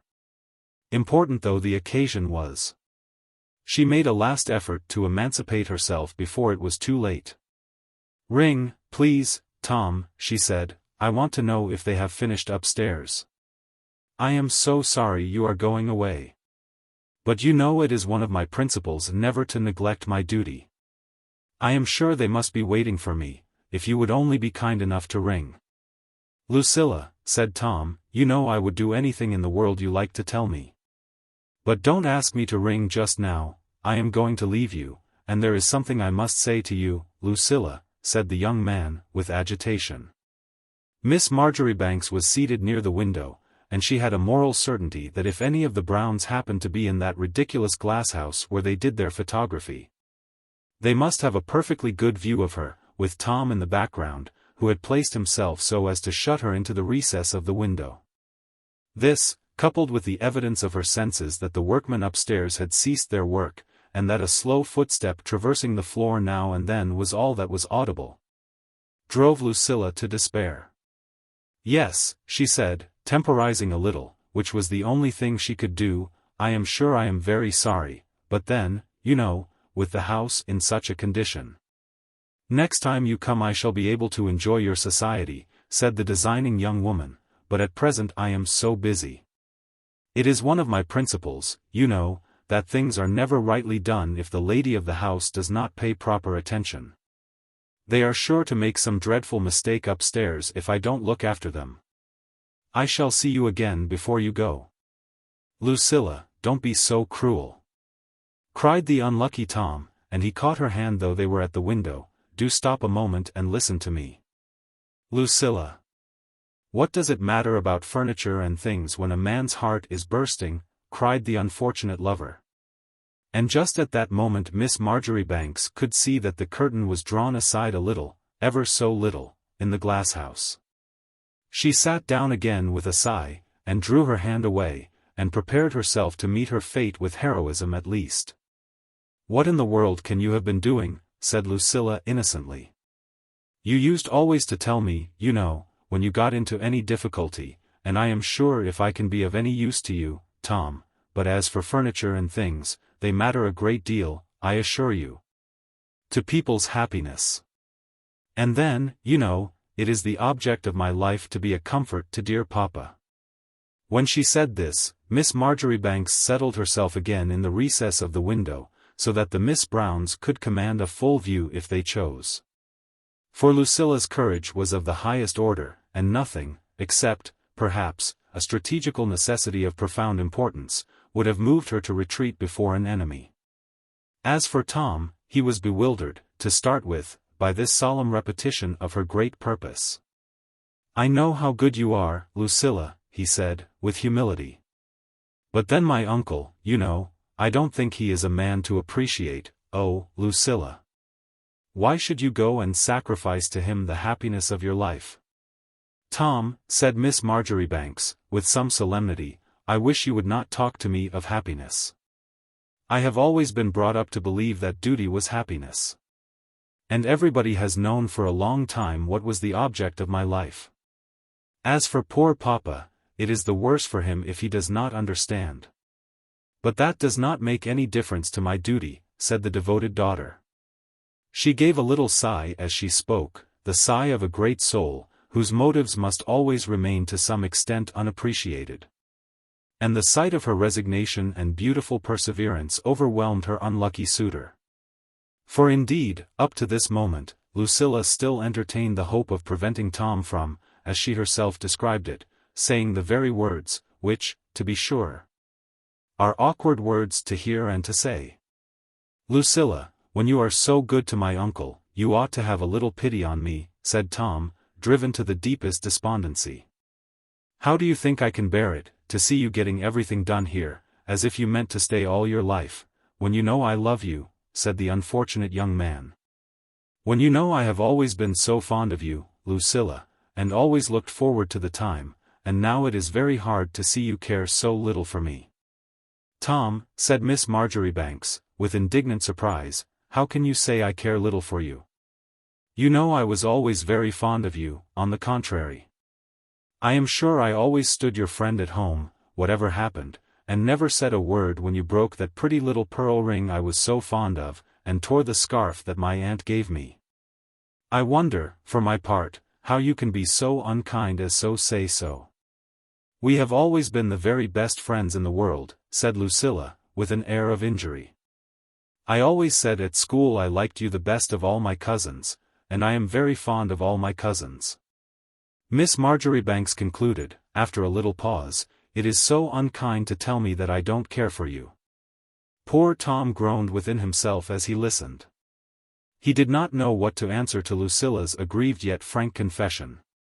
Naturally it would have been much less displeasing to Tom to understand that she hated him, and never desired to see him any more. But Miss Marjoribanks was far from entertaining any such unchristian sentiments. She even began to forget her anxiety about what was going on upstairs in that delightful sense of power and abundant resources with which she was mastering the present difficulty. She reflected in herself that though it was excessively annoying to be thus occupied at such a moment, still it was nearly as important to make an end of Tom as to see that the pictures were hung rightly. For, to be sure, it was always easy to return to the latter subject. Accordingly, she drew her chair a little nearer to the window, and regarded Tom with a calm gaze of benevolent interest which was in perfect accordance with the sentiments she had just expressed. A look in which a gentle reproach was mingled. "I have always been like a sister to you," said Lucilla. "How can you be so unkind as to say I don't care?" As for the unhappy Tom, he got up, as was natural, and took a little walk in front of the table, as a young man in trouble is apt to do. "You know very well that is not what I mean, Lucilla," he said disconsolately. It is you who are unkind. I don't know why it is that ladies are so cruel. I am not such a snob as to persecute anybody. But what is the good of pretending not to know what I mean? Tom, listen, cried Miss Marjoribanks, rising in her turn. I feel sure they must have finished. There is Mr. Holden going through the garden. And everybody knows that hanging pictures is just the thing of all others that requires a person of taste. If they have spoiled the room, it will be all your fault. Oh, for heaven's sake, never mind the room, said Tom. I never thought you would have trifled with a man, Lucilla. You know quite well what I mean, you know it isn't a new thing, said the lover, beginning to stammer and get confused. You know that is what I have been thinking of all along, as soon as ever I had anything to live on. I love you, Lucilla, you know I love you. How can you trifle with me so? It is you who are trifling, said Miss Marjoribanks, especially when you know I have really something of importance to do. You can come upstairs with me if you like. Of course we all love each other. What is the good of being relations otherwise, said Lucilla calmly, it is such a natural thing, you know. I suppose it is because you are going away that you are so affectionate today. It is very nice of you, I am sure. But, Tom, I feel quite certain you have not packed your things, Miss Marjoribanks added, in an admonitory tone. Come along with me upstairs. And by this time Lucilla's curiosity was beginning again to get the upper hand. If she only could have escaped, it would have been impossible for her cousin to have renewed the conversation. And luckily he was to leave Carlingford the same evening, but then a man is always an inconsequent creature, and not to be calculated on. This time, instead of obeying as usual, Tom, having, as Miss Marjoribanks afterwards described, but only in the strictest confidence, worked himself up to it, set himself directly in her way, and seized upon both her hands. Lucilla, cried the unlucky fellow, is it possible that you really have misunderstood me all this time? Do you mean to say that you don't know? Oh, Lucilla, listen just 5 minutes. It isn't because I am your cousin. I wish to heaven I was not your cousin, but someone you had never seen before. I mean I want you to consent to marry me, Lucilla. That is what I mean. I am called to the bar, and I can work for you, and make a reputation. Lucilla, listen to what I have to say. Miss Marjoribanks left her hands in his with a calmness which froze poor Tom's heart in his breast. She did not even take the trouble to draw them away. Have you gone out of your senses, Tom? She asked, in her sensible way, and she lifted her eyes to the face of the poor young fellow who was in love, with an inquiring look, as if she felt a little anxious about him. If you have any feeling as if fever was coming on, said Lucilla, I think you should go upstairs and lie down a little till Papa comes in. I heard there had been some cases down about the canal. I hope it is not the assizes that have been too much for you.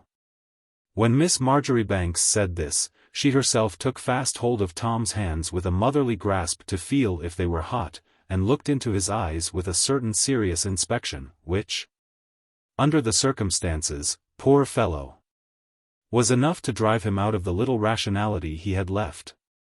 Tom was so far carried away by his frenzy, that he gave her a little shake in his impatience. You are trying to drive me mad, Lucilla, cried the young man. I have got no fever. It is only you who are driving me out of my senses. This time you must hear me.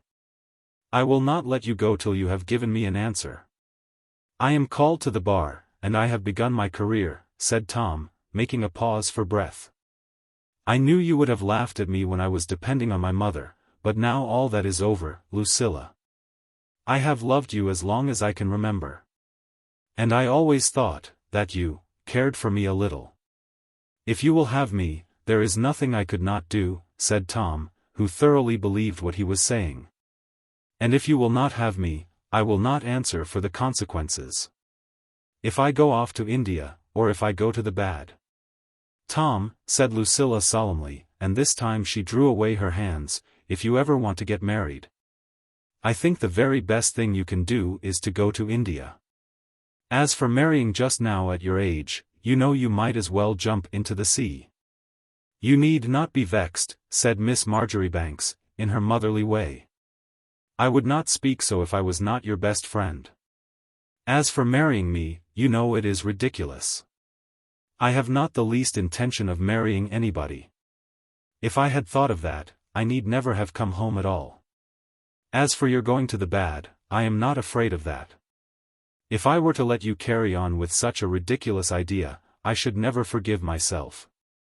It would be just as sensible to go into a lunatic asylum at once. It is very lucky for you that you said this to me, Lucilla went on, and not to one of the girls that think it great fun to be married. And if I were you, Tom, I would go and pack my things. You know you are always too late, and don't jump on your portmanteau and make such a dreadful noise if it won't shut, but ring the bell for Thomas. You know we are to dine at 5:30 today, to give you time for the train. These were the last words Tom Marjoribanks heard as Lucilla left the room. She ran up to the drawing-room without losing a minute, and burst in upon the vacant place where Mr. Holden had stood so long waiting for her. To be sure, Miss Marjoribanks's forebodings were so far fulfilled that the St. Cecilia, which she meant to have over the piano, was hung quite in the other corner of the room, by reason of being just the same size as another picture at the opposite angle, which the workman, sternly symmetrical, thought it necessary to match. But, after all, that was a trifling defect. She stood in the middle of the room, and surveyed the walls, well pleased, with a heart which kept beating very steadily in her bosom. On the whole, perhaps, she was not sorry to have had it out with Tom. So far as he was personally concerned, Miss Marjoribanks, being a physician's daughter, had great faith in the vis medicatrix, and was not afraid for her cousin's health or his morals, as a less experienced woman might have been. If she was angry with anybody, it was with herself, who had not taken sufficient precautions to avoid the explanation. But, after all, everything is for the best, Lucilla said to herself, with that beautiful confidence which is common to people who have things their own way, and she devoted her mind to the St. Cecilia, and paid no more attention to Tom. It was not till more than an hour after that a succession of dreadful thumps was not only heard but felt throughout the house. It was Tom, but he was not doing any harm to himself. He was not blowing out his brains or knocking his head against the wall. He was only jumping on his portmanteau, notwithstanding that Lucilla had warned him against such a proceeding, and in his state of mind the jumps were naturally more frantic than usual. When Lucilla heard it, she rang the bell, and told Thomas to go and help Mr. Tom with his packing. From which it will be seen that Miss Marjoribanks bore no grudge against her cousin but was disposed to send him forth in friendship and peace. Chapter 10. It was nearly 6 weeks after this before all Miss Marjoribanks's arrangements were completed, and she was able with satisfaction to herself to begin her campaign. It was just before Christmas, at the time above all others when society has need of a ruling spirit. For example, Mrs. Chillee expected the Colonel's niece, Mary Chillee, who had been married about 6 months before, and who was not fond of her husband's friends, and at the same time had no home of her own to go to, being an orphan. The Colonel had invited the young couple by way of doing a kind thing, but he grumbled a little at the necessity, and had never liked the fellow. He said, and then what were 2 old people to do to amuse them? Then Mrs. Centum had her 2 eldest boys home from school, and was driven out of her senses by the noise and the racket, as she confided to her visitors. It is all very well to make pretty pictures about Christmas, said the exasperated mother, but I should like to know how one can enjoy anything with such a commotion going on. I get up every morning with a headache, I assure you, and then Mr. Centum expects me to be cheerful when he comes in to dinner. Men are so unreasonable. I should like to know what they would do if they had what we have to go through, to look after all the servants, and they are always out of their senses at Christmas, and to see that the children don't have too much pudding, and to support all the noise. The holidays are the hardest work a poor woman can have, she concluded, with a sigh. And when it is taken into consideration that this particular Christmas was a wet Christmas, without any frost or possibility of amusement out of doors. English matrons in general will not refuse their sympathy to Mrs. Centum. Mrs. Woodburn perhaps was equally to be pitied in a different way. She had to receive several members of her husband's family, who were, like Miss Marjoribanks, without any sense of humor, and who stared and did not in the least understand her when she took off any of her neighbors. Not to say that some of them were low church, and thought the practice sinful. Under these circumstances it will be readily believed that the commencement of Lucilla's operations was looked upon with great interest in Carlingford. It was so opportune that society forgot its usual instincts of criticism, and forgave Miss Marjoribanks for being more enlightened and enterprising than her neighbors. And then most people were very anxious to see the drawing-room, now it had been restored. This was a privilege, however, not accorded to the crowd. Mrs. Chilley had seen it under a vow of secrecy, and Mr. Cavendish owned to having made a run upstairs one evening after one of Dr. Marjoribanks's little dinners, when the other convives were in the library, where Lucilla had erected her temporary throne.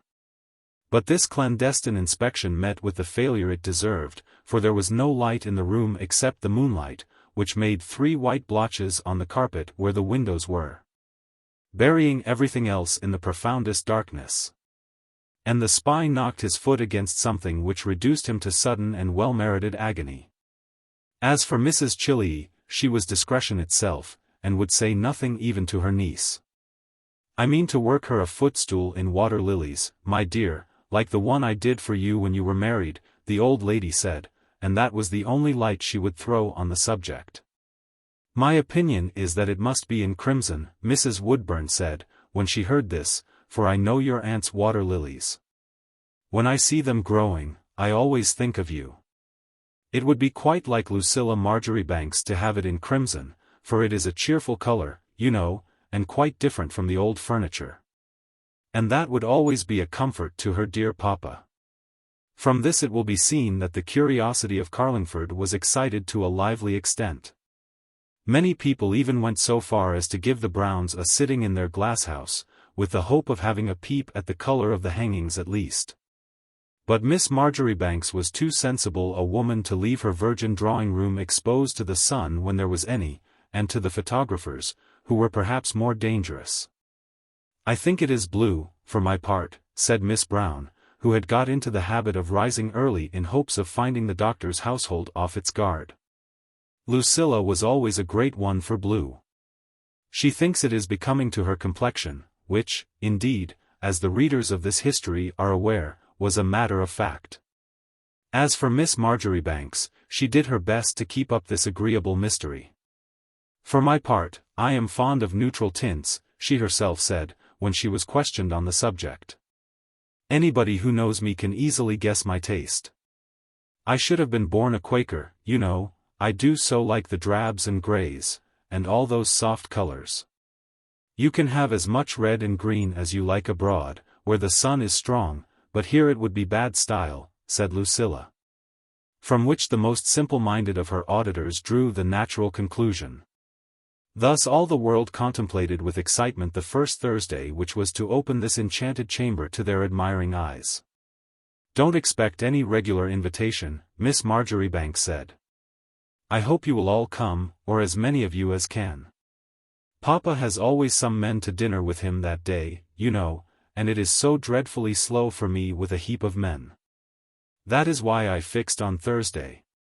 I want you to come every week, so it would be absurd to send an invitation, and remember it is not a party, only an evening," said Lucilla.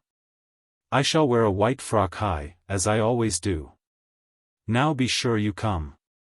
"But we can't all go in high white frocks," said Mrs. Chilley's niece, Mary, who, if her trousseau had been subtracted from the joys of marriage, would not, poor soul, have found very much left. This intimation dismayed the bride a little, for, to be sure, she had decided which dress she was to wear before Lucilla spoke. "But, my dear, you are married," said Miss Marjoribanks. "That makes it quite different. Come in that pretty pink that is so becoming." I don't want to have any dowdies, for my part, and don't forget that I shall expect you all at 9 o'clock. When she had said this, Miss Marjoribanks proceeded on her way, sowing invitations and gratification round her.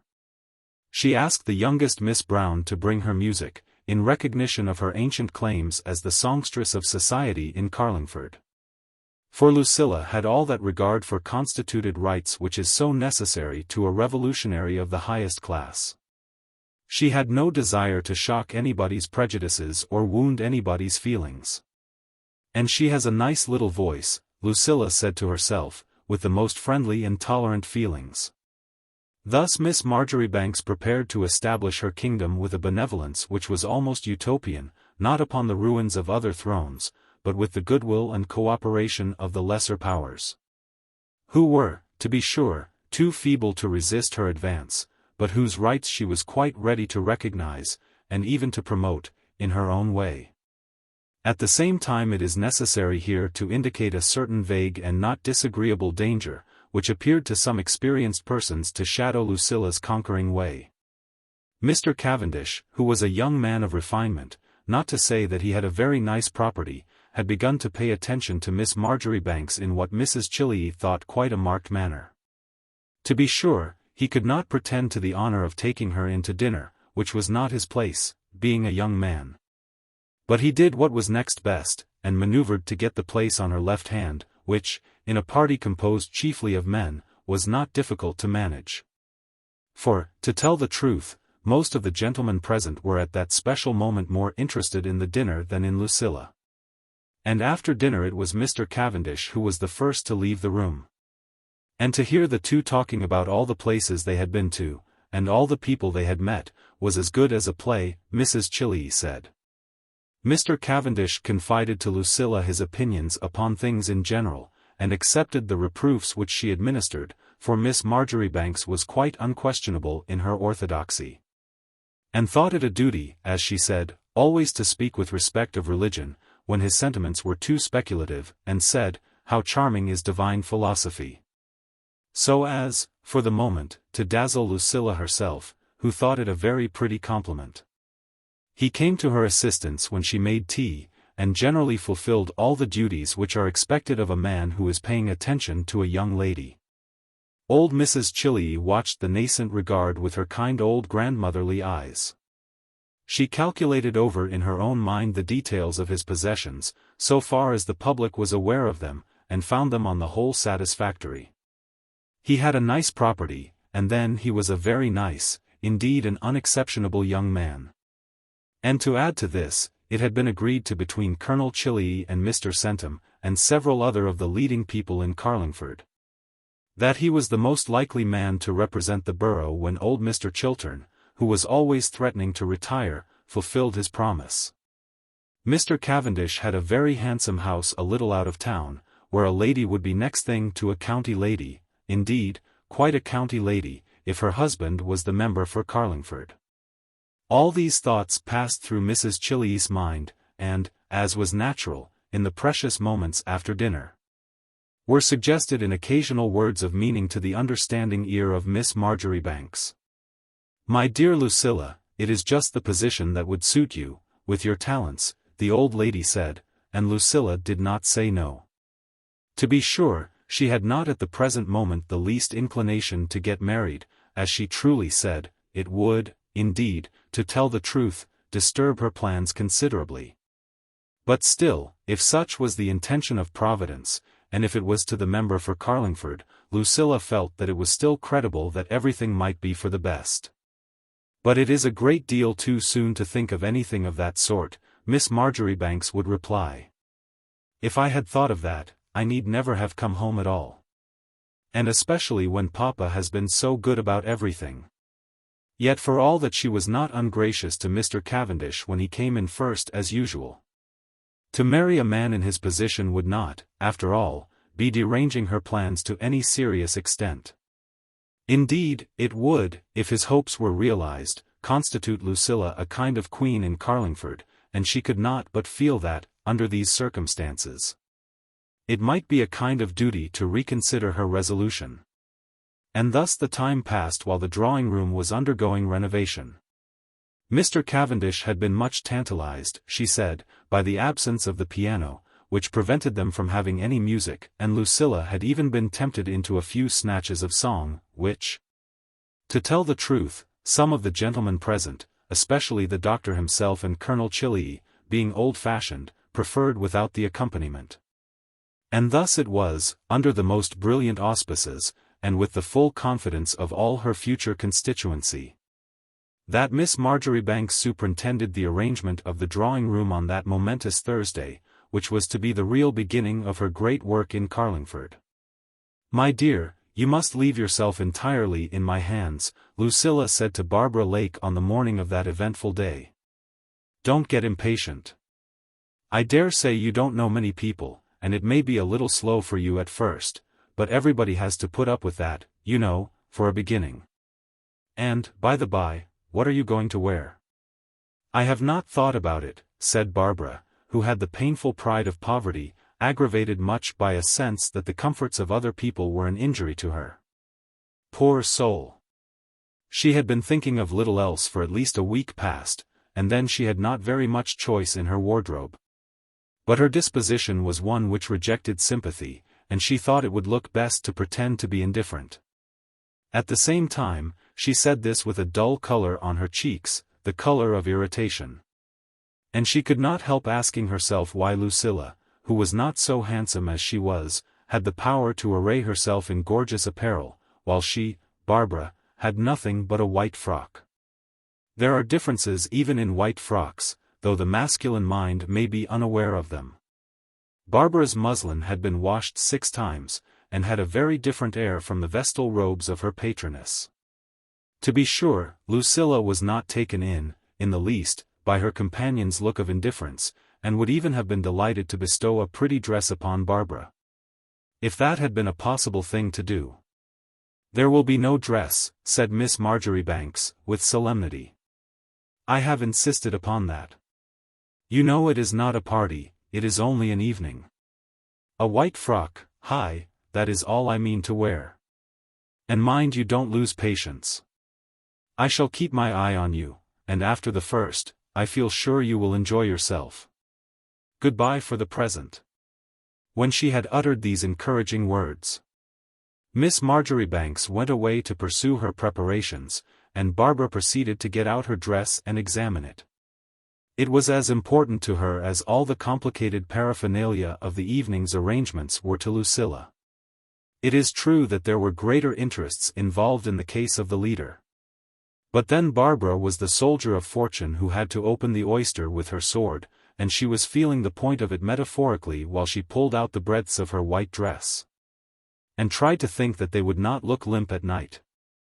And what her sentiments lost in breadth, as compared with Lucilla's, they gained in intensity, for anything she could tell, her life might change color by means of this Thursday evening. And such, indeed, was her hope. Barbara prepared for her first appearance in Grange Lane, with a mind wound up to any degree of daring.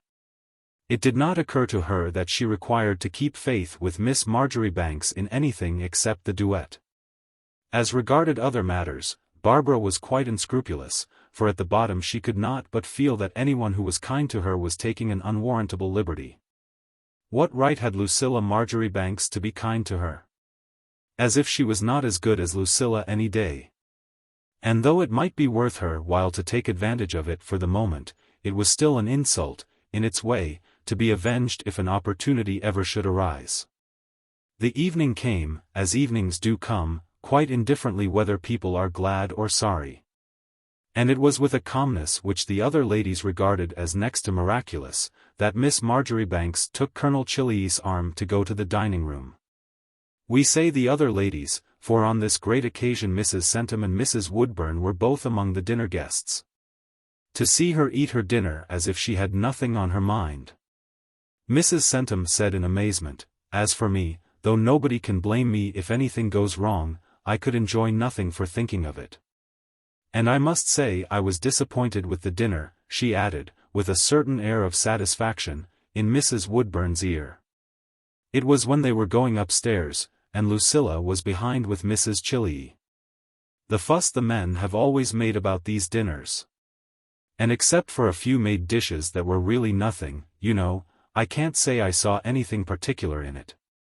And as for Lucilla, I can't think she has any feeling," said the banker's wife. "Oh, my dear, it is because you don't understand," said Mrs. Woodburn. "She is kept up, by a sense of duty. It is all because she has set her heart on being a comfort to her dear papa." Such, it is true, were the comments that were made upon the public-spirited young woman who was doing so much for Carlingford. But then Lucilla only shared the fate of all the great benefactors of the world.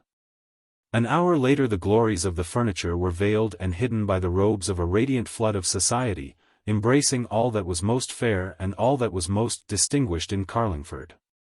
No doubt there was a world of heterogeneous elements, but then if there had not been difficulties, where would have been the use of Miss Marjoribanks's genius?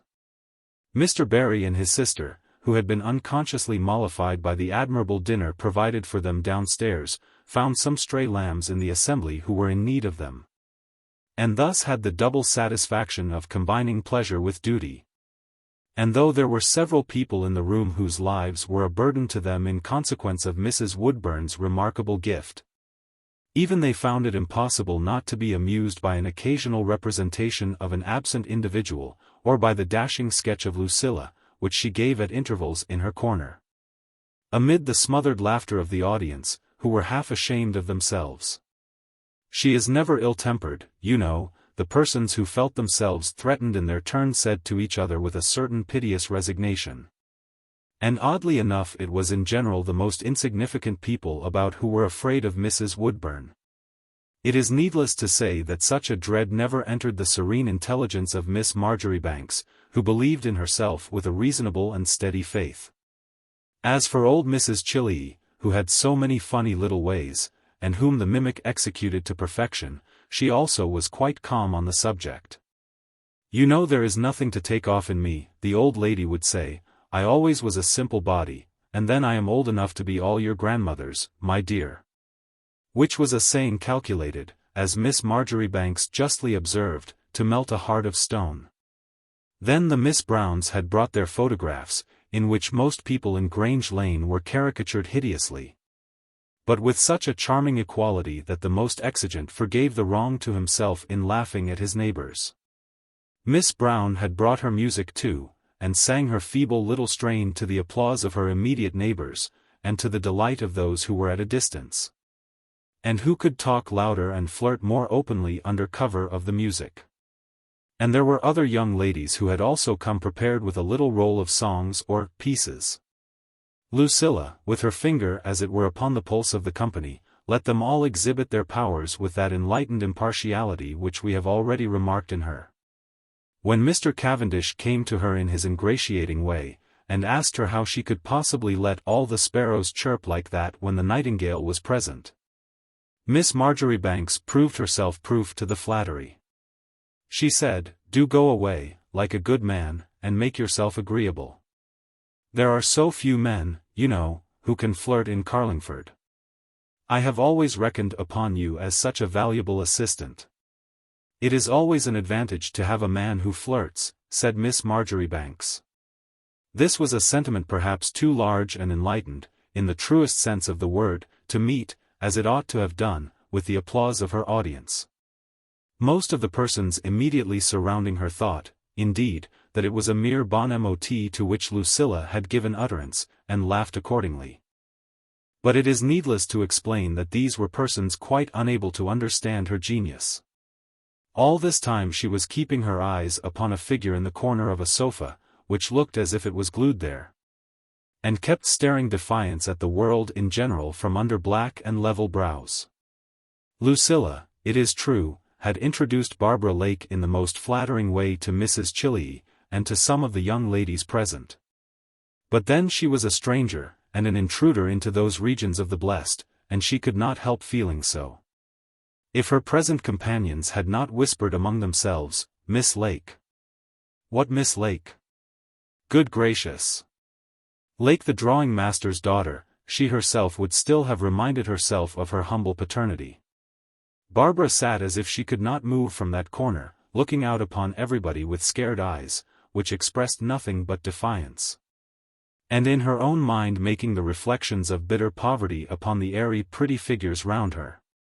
In all the variations of that costume which Miss Marjoribanks had announced as the standard of dress for the evening. Barbara's muslin, 6 times washed, was not more different from the spotless lightness of all the draperies round her, than was her air of fright, and at the same time of defiance. From the gay babble and pleasant looks of the group which, by a chance combination, she seemed to form part of. She began to say to herself that she had much better go away, and that there never could be anything in common between those frivolous creatures and herself, a poor man's daughter. And she began to get dreadfully exasperated with Lucilla, who had beguiled her into this scene, to make game of her, as poor Barbara said. Though, so far from making game of her, nobody took much notice, after the first unsuccessful attempt at conversation, of the unfortunate young woman.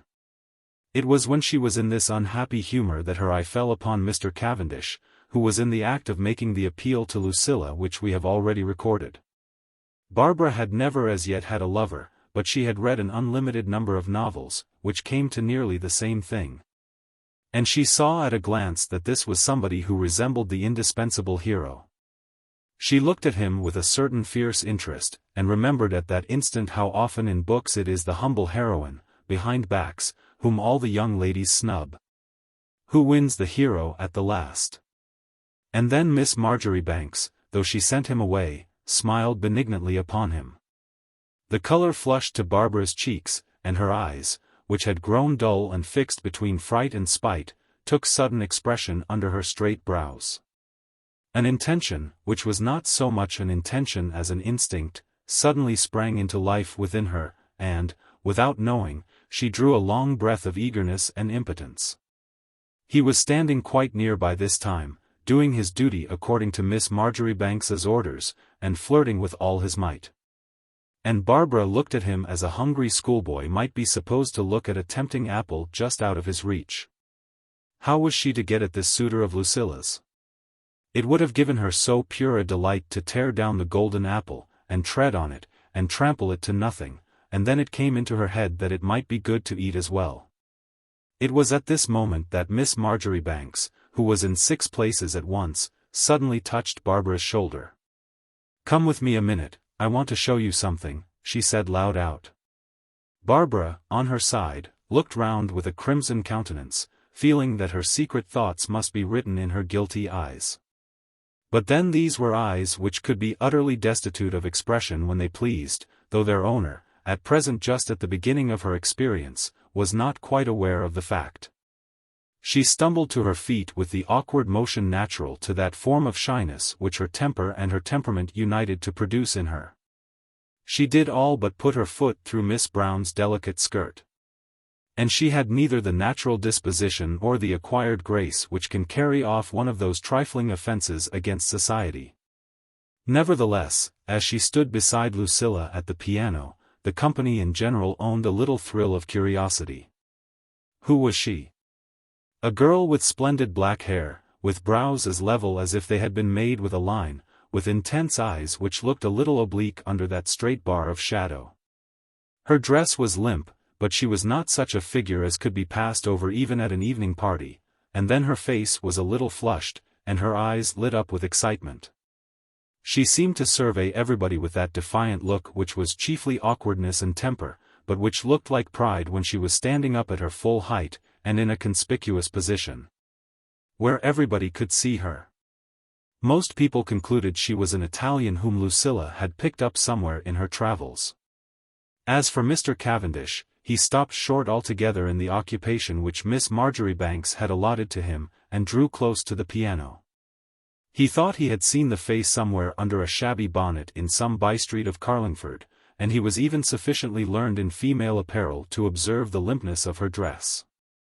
This preface of curiosity had all been foreseen by Miss Marjoribanks, and she paused a moment, under pretence of selecting her music, to take the full advantage of it, for Lucilla, like most persons of elevated aims, was content to sacrifice herself to the success of her work.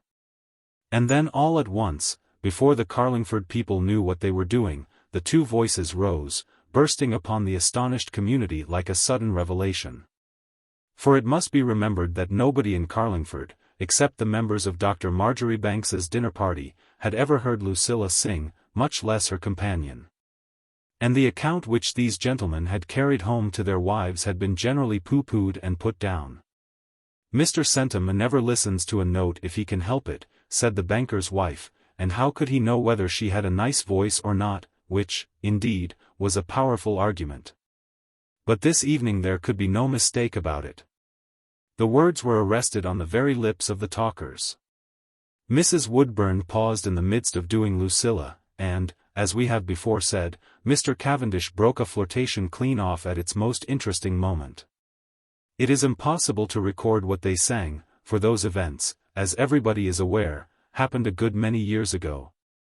And the chances are that the present generation has altogether forgotten the duet which made so extraordinary an impression on the inhabitants of Grange Lane.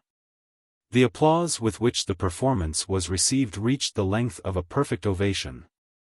Barbara, for her part, who was not conscious of having ever been applauded before, flushed into splendid crimson, and shone out from under her straight eyebrows, intoxicated into absolute beauty. As for Miss Marjoribanks, she took it more calmly. Lucilla had the advantage of knowing what she could do, and accordingly she was not surprised when people found it remarkable. She consented, on urgent persuasion, to repeat the last verse of the duet, but when that was over, was smilingly obdurate. "Almost everybody can sing," said Miss Marjoribanks, with a magnificent depreciation of her own gift. "Perhaps Miss Brown will sing us something. But as for me, you know, I am the mistress of the house." Lucilla went away as she spoke to attend to her guests, but she left Barbara still crimson and splendid, triumphing over her limp dress and all her disadvantages, by the piano. Fortunately, for that evening Barbara's pride and her shyness prevented her from yielding to the repeated demands addressed to her by the admiring audience. She said to Mr. Cavendish, with a disloyalty which that gentleman thought piquant, that Miss Marjoribanks would not be pleased. And the future member for Carlingford thought he could not do better than obey the injunctions of the mistress of the feast by a little flirtation with the gifted unknown. To be sure, Barbara was not gifted in talk, and she was still defiant and contradictory. But then her eyes were blazing with excitement under her level eyebrows, and she was as willing to be flirted with as if she had known a great deal better. And then Mr. Cavendish had a weakness for a contralto. While this little byplay was going on, Lucilla was moving about, the center of a perfect tumult of applause. No more complete success could be imagined than that of this first Thursday evening, which was remarkable in the records of Carlingford. And yet perhaps Miss Marjoribanks, like other conquerors, was destined to build her victory upon sacrifice. She did not feel any alarm at the present moment. But even if she had, that would have made no difference to Lucilla's proceedings. She was not the woman to shrink from a sacrifice when it was for the promotion of the great object of her life. And that, as everybody knew who knew Miss Marjoribanks, was to be a comfort to her dear papa. Chapter 11. "You have never told us who your unknown was," said Mr. Cavendish. "I suppose she is professional.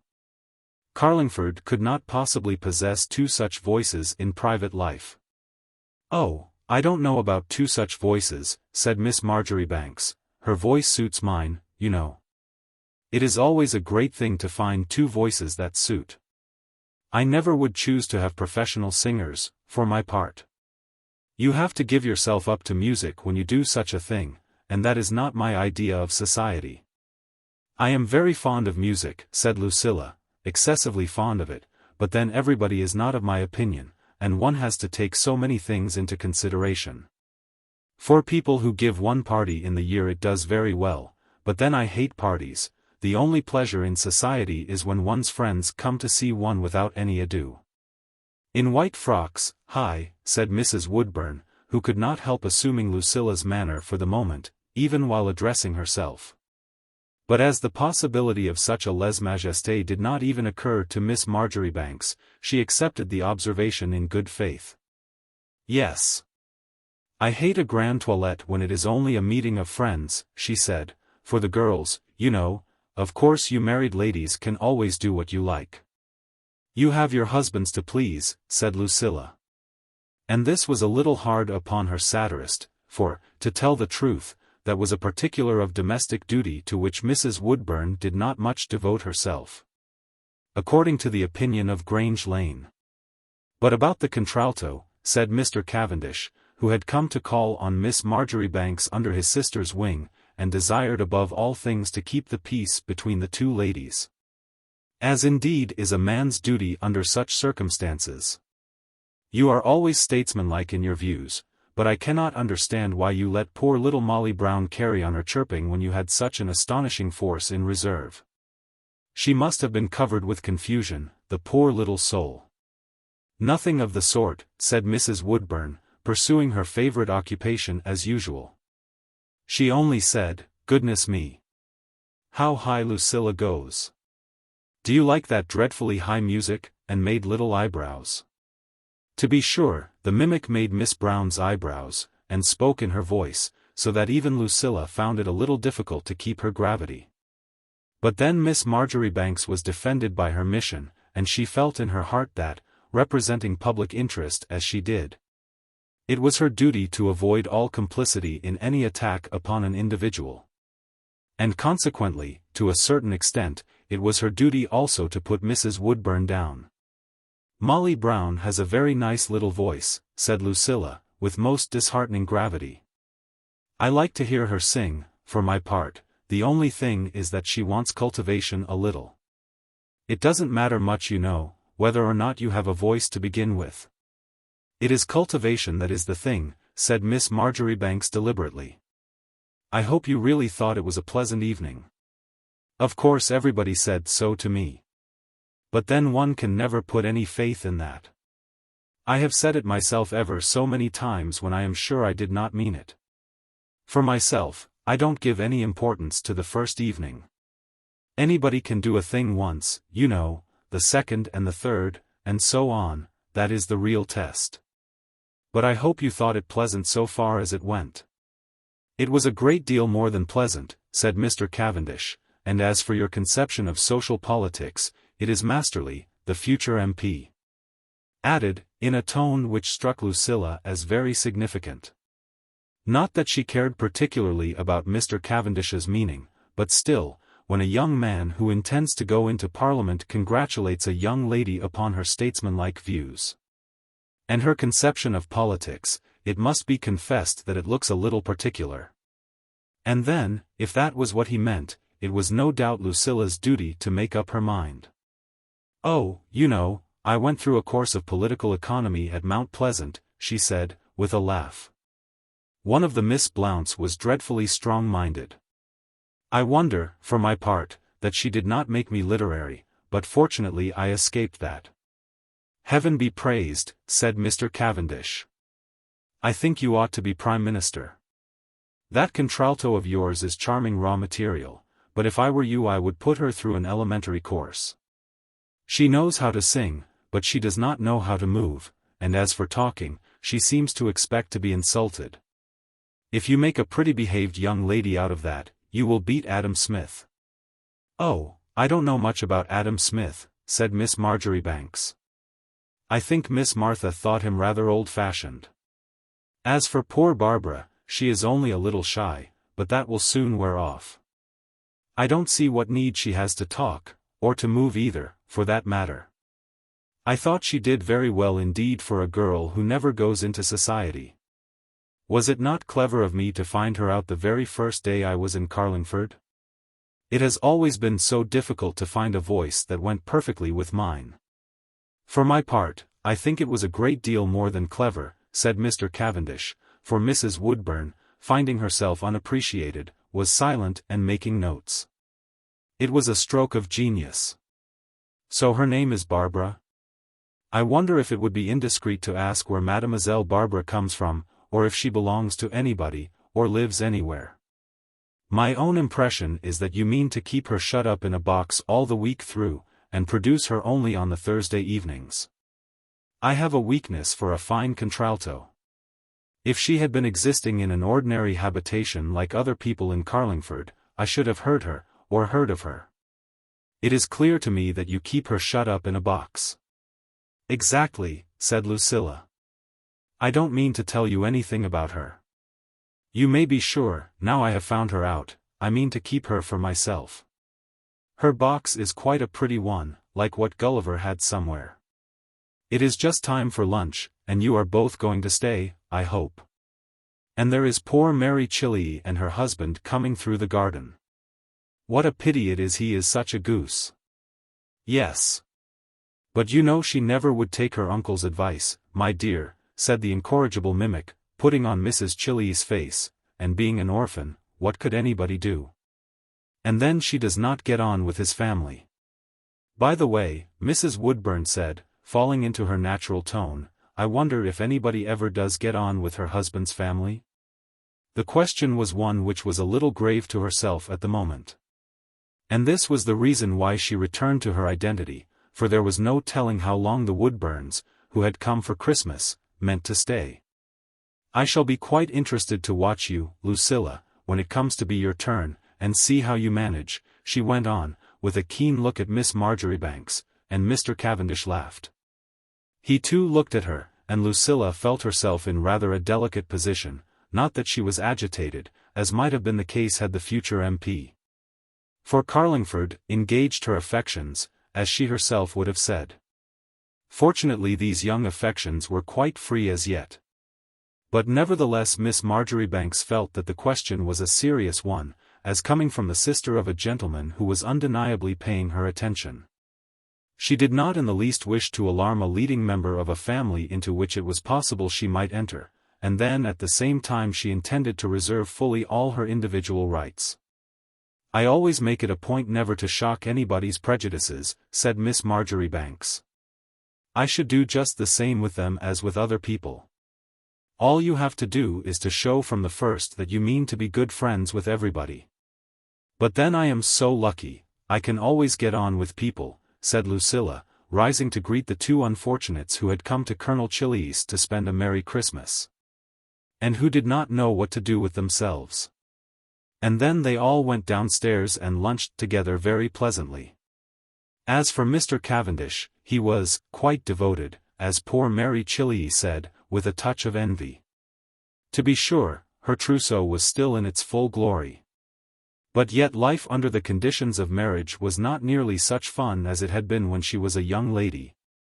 And had someone paying attention to her, and she rather grudged Lucilla that climax of existence, notwithstanding her own superior standing and dignity as a married lady. And Mrs. Woodburn too awoke from her study of the stupid young husband to remark upon her brother's behavior. She had not seen the two together so often as Mrs. Chilley had done. And consequently this was the first time that the thought had occurred to her. She too had been born one of the Cavendishes, as it was common to say in Carlingford, with a certain imposing yet vague grandeur, and she was a little shocked, like any good sister, at the first idea. She watched Lucilla's movements and looks with a quite different kind of attention after this idea struck her, and made a rapid private calculation as to who Dr. Marjoribanks's connections were, and what he would be likely to give his daughter. So that it is evident that Lucilla did not deceive herself, but that Mr. Cavendish's attentions must have been marked indeed. This was the little cloud which arose, as we have said, no bigger than a man's hand, over Miss Marjoribanks's prosperous way. When the luncheon was over and they had all gone, Lucilla took a few minutes to think it over before she went out. It was not that she was unduly flattered by Mr. Cavendish's attentions, as might have happened to an inexperienced young woman. For Lucilla, with her attractions and genius, had not reached the mature age of 19 without receiving the natural homage of mankind on several clearly defined occasions. But then the present case had various features peculiar to itself, which prevented Lucilla from crushing it in the bud, as she had meant to do with her cousin's ill-fated passion. She had to consider, in the first place, her mission in Carlingford, which was more important than anything else. But though Miss Marjoribanks had vowed herself to the reorganization of society in her native town, she had not by any means vowed that it was absolutely as Miss Marjoribanks that she was to accomplish that renovation. And then there was something in the very idea of being MP for Carlingford which moved the mind of Lucilla. It was a perfectly ideal position for a woman of her views, and seemed to offer the very field that was necessary for her ambition. This was the reason, of all others, which made her less careful to prevent Mr. Cavendish from saying the words than she had been with Tom. To be sure, it would be a trial to leave the drawing-room after it had just been furnished so entirely to her liking, not to say to her complexion, but still it was a sacrifice which might be made. It was in this way that Miss Marjoribanks prepared herself for the possible modifications which circumstances might impose. She did not make any rash resolution to resist a change which, on the whole, might possibly be for the best, but prepared herself to take everything into consideration, and possibly to draw from it a superior good. In short, she looked upon the matter as a superior mind, trained in sound principles of political economy, might be expected to look upon the possible vicissitudes of fortune, with an enlightened regard to the uses of all things, and to the comparative values on either side. Barbara Lake, as it happened, was out walking at the very moment when Miss Marjoribanks sat down to consider this question. She had gone to the School of Design to meet Rose, with an amiability very unusual in her. Rose had made such progress, after leaving Mount Pleasant, under her father's care, and by the help of that fine feeling for art which has been mentioned in the earlier part of this history, that the charge of the female pupils in the School of Design had been confided to her, with a tiny little salary, which served Mr. Lake as an excuse for keeping his favorite little daughter with him. Nothing could be supposed more unlike Barbara than her younger sister, who just came up to her shoulder, and was twice as serviceable and active and nice. According to the testimony of all the children, Barbara had led her father a hard life, poor man. The time that Rose was at Mount Pleasant, but now that his assistant had come back again, the poor drawing master had recovered all his old spirits. She was just coming out of the School of Design, with her portfolio under her arm, when Barbara met her. There were not many pupils, it is true, but still there were enough to worry poor Rose, who was not an imposing personage, and who was daily wounded by the discovery that after all there are but a limited number of persons in this world, especially in the poorer classes of the community, and under the age of 16, who have a feeling for art.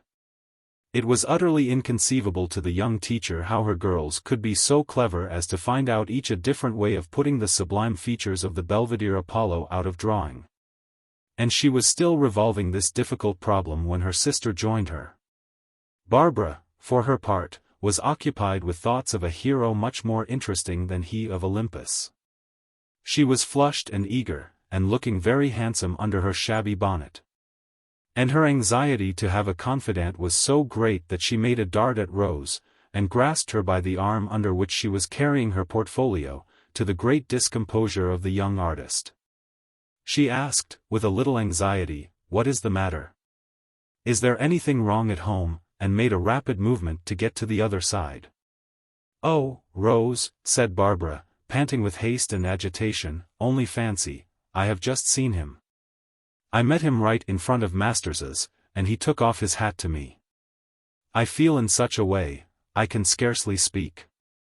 "Met, who?" said Rose, for she was imperfect in her grammar, like most people in a moment of emergency.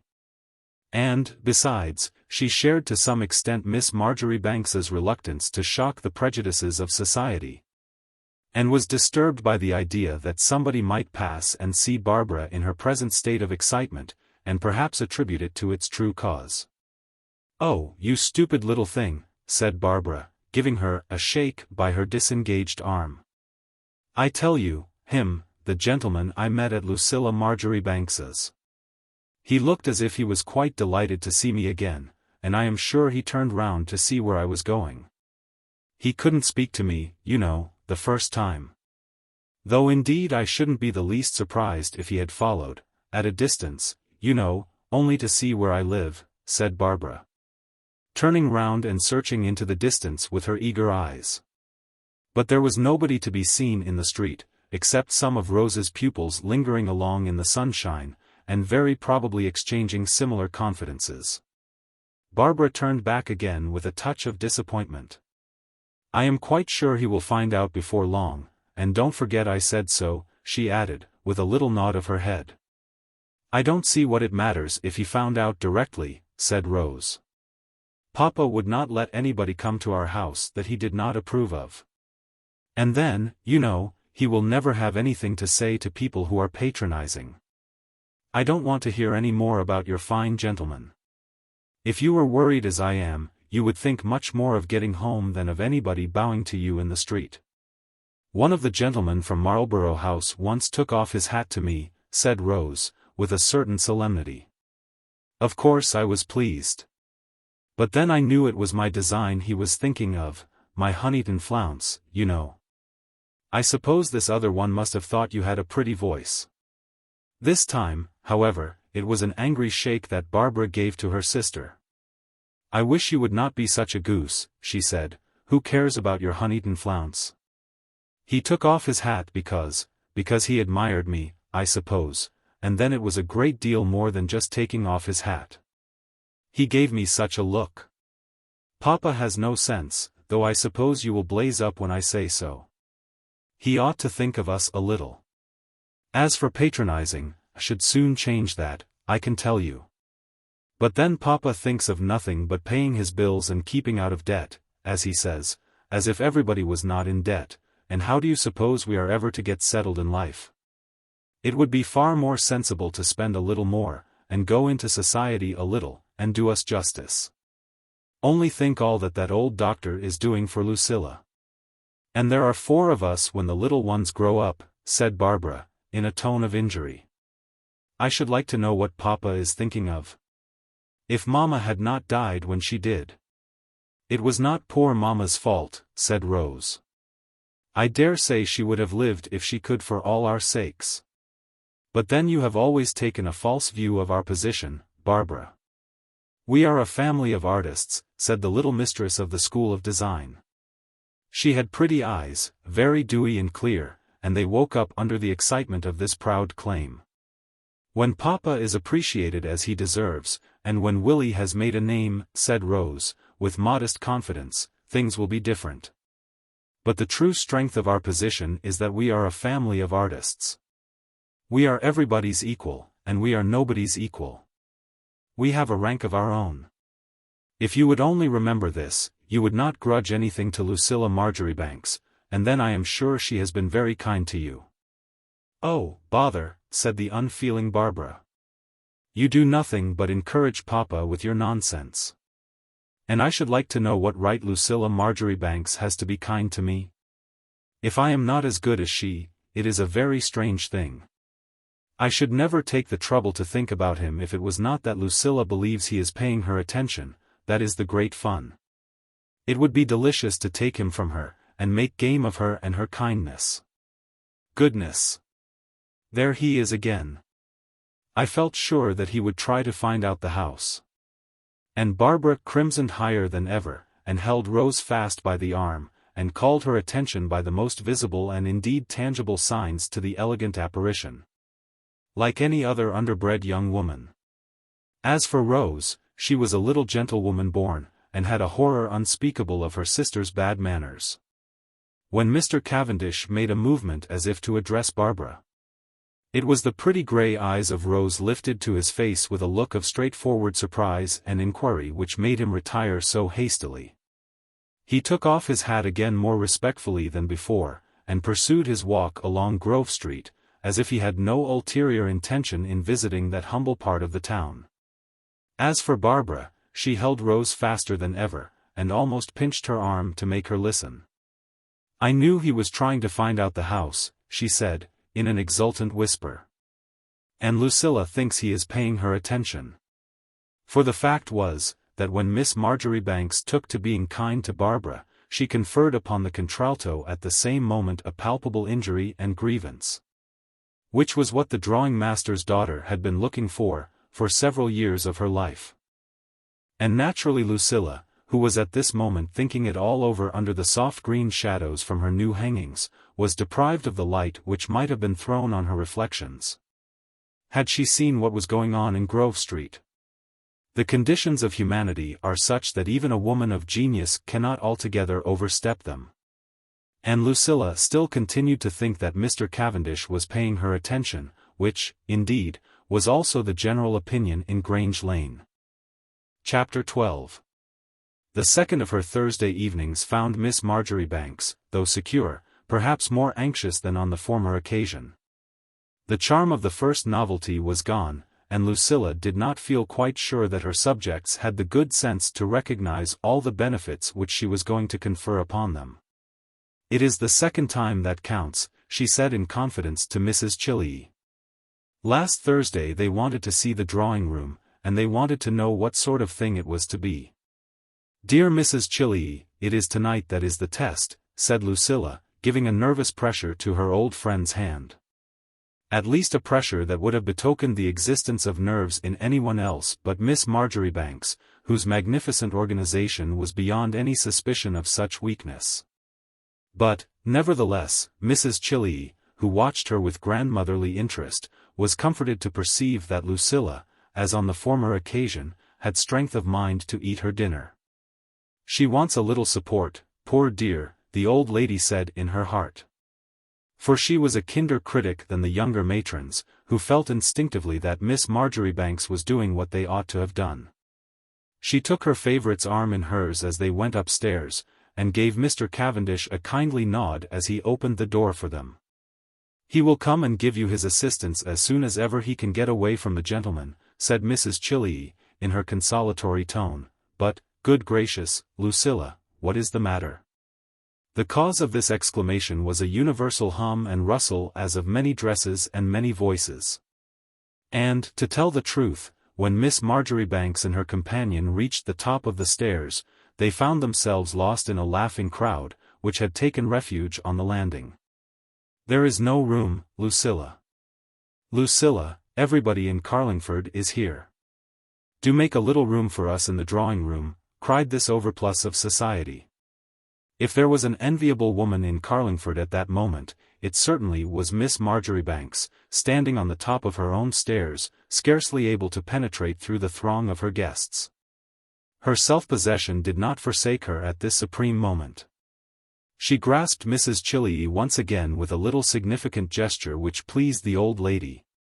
For she could not but feel that she was Lucilla's only confidant in her brilliant but perilous undertaking. "They will not be able to get in when they come upstairs," said Miss Marjoribanks, and whether the faint inflection in her voice meant exultation or disappointment, her old friend could not tell. But the scene changed when the rightful sovereign entered the gay but disorganized dominion where her subjects attended her. Before anyone knew how it was done, Miss Marjoribanks had re-established order, and, what was still more important, made room. She said, "You girls have no business to get into corners. The corners are for the people that can talk." "It is one of my principles always to flirt in the middle of the company," said Lucilla.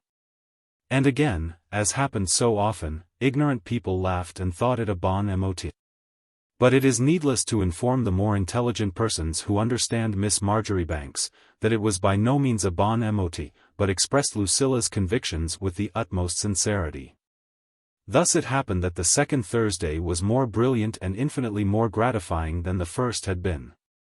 For one thing, she felt sure that it was not to see the new furniture, nor to criticize this new sort of entertainment, but with the sincerest intention of enjoying themselves. That all the people had come. And there are moments when the egotism of the public conveys the highest compliment that can be paid to the great minds which take in hand to rule and to amuse it. The only drawback was, that Barbara Lake did not show the same modesty and reticence as on the former occasion. Far from being sensibly silent, which she had been so prudent as to be on Miss Marjoribanks's first Thursday, she forgot herself so far as to occupy a great deal of Mr. Cavendish's valuable time, which he might have employed much more usefully. She not only sang by herself when he asked her, having brought some music with her unseen by Lucilla, but she kept her seat upon the stool before the piano ever so long afterwards, detaining him.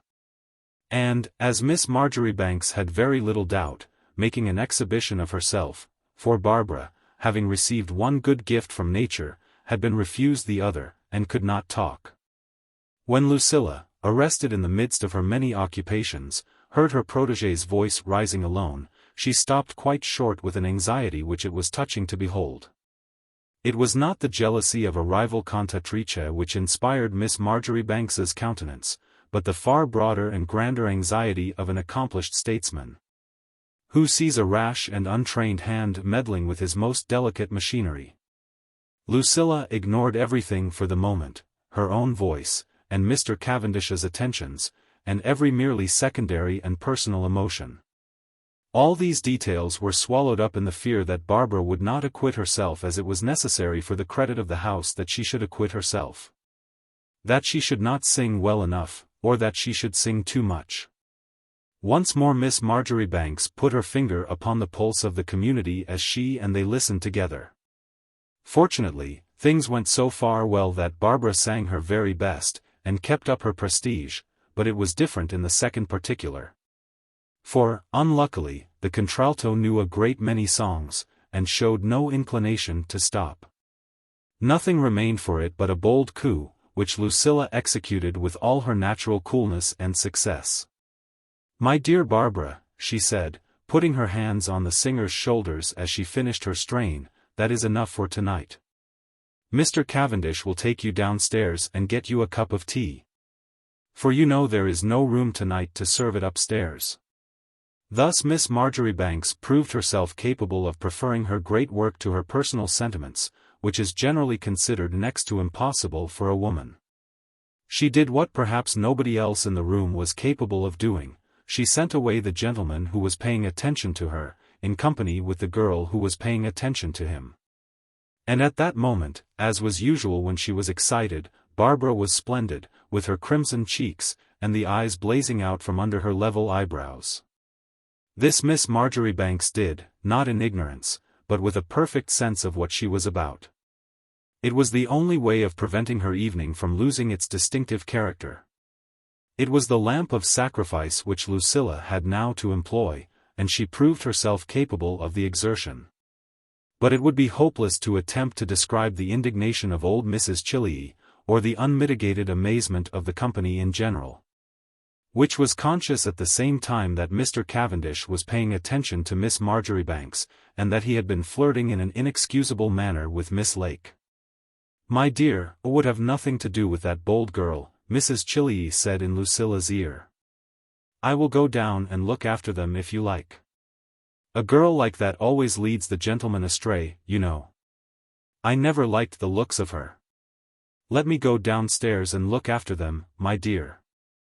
I am sure I want a cup of tea." "You shall have a cup of tea, dear Mrs. Chilley," said Miss Marjoribanks. "Some of them will bring you one, but I can't let you take any trouble about Barbara. She had to be stopped, you know, or she would have turned us into a musical party, and as for Mr. Cavendish, he is the best assistant I have." "There are so few men in Carlingford who can flirt," said Lucilla regretfully. Her eyes fell as she spoke upon young Osmond Brown, who was actually at that moment talking to Mr. Barry's curate, with a disregard of his social duties painful to contemplate. Poor Osmond started when he met Miss Marjoribanks's reproachful eye. "But then I don't know how," said the disconcerted youth, and he flushed, poor boy, being only 18, and not much more than a schoolboy. As for Lucilla, who had no intention of putting up with that sort of thing, she sent off the curate summarily for Mrs. Chilley's cup of tea. "I did not mean you, my dear Osie," she said, in her motherly tone. "When you are a little older we shall see what you can do. But you are not at all disagreeable for a boy," she added encouragingly, and took Osmond's arm as she made her progress down the room with an indulgence worthy of her maturer years. And even Mrs. Centum and Mrs. Woodburn and the Miss Browns, who were, in a manner, Lucilla's natural rivals, could not but be impressed with this evidence of her powers. They were like the Tuscan chivalry in the ballad, who could scarce forbear a cheer at the sight of their opponent's prowess. Perhaps nothing that she could have done would have so clearly demonstrated the superiority of her genius to her female audience as that bold step of stopping the music, which began to be too much, by sending off the singer downstairs under charge of Mr. Cavendish. To be sure, the men did not even find out what it was that awoke the ladies' attention, but then, in delicate matters of social politics, one never expects to be understood by them. Barbara Lake, as was to be expected, took a very long time over her cup of tea. And even when she returned upstairs she made another pause on the landing, which was still kept possession of by a lively stream of young people coming and going. Barbara had very little experience, and she was weak enough to believe that Mr. Cavendish lingered there to have a little more of her society all to himself. But to tell the truth, his sentiments were of a very different description. For by this time it must be owned that Barbara's admirer began to feel a little ashamed of himself. He could not but be conscious of Lucilla's magnanimity. And, at the same time, he was very well aware that his return with his present companion would be watched and noted and made the subject of comment a great deal more amusing than agreeable. When he did take Barbara in at last, it was with a discomfited air which tickled the spectators beyond measure. And as his evil luck would have it, notwithstanding the long pause he had made on the landing, to watch his opportunity of entering unobserved. Miss Marjoribanks was the first to encounter the returning couple. They met full in the face, a few paces from the door, exactly, as Mrs. Chillee said, as if it had been Mr. and Mrs. Cavendish on their wedding visit, and the lady of the house had gone to meet them. As for the unfortunate gentleman, he could not have looked more utterly disconcerted and guilty if he had been convicted of putting the spoons in his pocket, or of having designs upon the silver tea service. He found a seat for his companion with all the haste possible, and instead of lingering by her side, as she had anticipated, made off on the instant, and hid himself like a criminal in the dark depths of a group of men who were talking together near the door. These were men who were hopeless, and good for nothing but to talk to each other, and whom Miss Marjoribanks tolerated in her drawing-room partly because their wives, with an excusable weakness, insisted on bringing them, and partly because they made a foil to the brighter part of the company, and served as a butt when anybody wanted to be witty. As for Lucilla, she made no effort to recall the truant from the ranks of the incurables. It was the only vengeance she took upon his desertion. When he came to take leave of her, she was standing with her hand in that of Mrs. Chillee, who was also going away. "I confess I was a little nervous this evening," Miss Marjoribanks was saying. "You know it is always the second that is the test. But I think, on the whole, it has gone off very well. Mr. Cavendish, you promised to tell me the truth. For you know I have great confidence in your judgment. Tell me sincerely, do you think it has been a pleasant evening?" Lucilla said, with a beautiful earnestness, looking him in the face. The guilty individual to whom this question was addressed felt disposed to sink into the earth, if the earth, in the shape of Mr. Holden's beautiful new carpet, would but have opened to receive him. But, after all, that was perhaps not a thing to be desired under the circumstances. Mr. Cavendish, however, was a man of resources, and not disposed to give up the contest without striking a blow in his own defense. "Not so pleasant as last Thursday," he said. "I am not fit to be a lady's adviser, for I am too sincere, but I incline to think it is the third that is the test," said the future MP. And Lucilla made him, as Mrs. Chillee remarked, the most beautiful curtsy, but then nothing could be more delightful than the manner in which that dear girl behaved through the whole affair. "If everybody would only help me as you do," said Miss Marjoribanks. "Good night. I am so sorry you have not enjoyed yourself.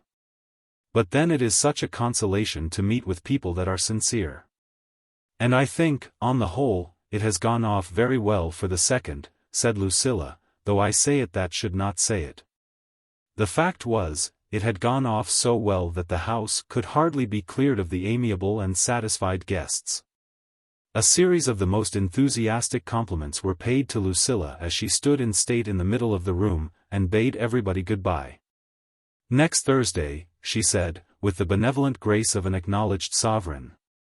And when they were all gone, Miss Marjoribanks's reflections, as she stood alone in the centre of her domains, were of a nature very different from the usual reflections which the giver of a feast is supposed to make when all is over.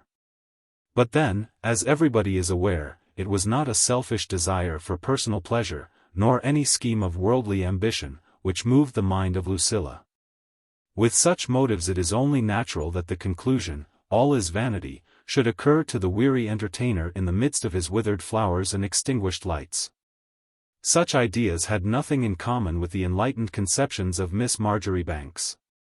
Perhaps it would be false to say that she had suffered in the course of this second Thursday, or that a superior intelligence like Lucilla's could permit itself to feel any jealousy of Barbara Lake. But it would be vain to deny that she had been surprised.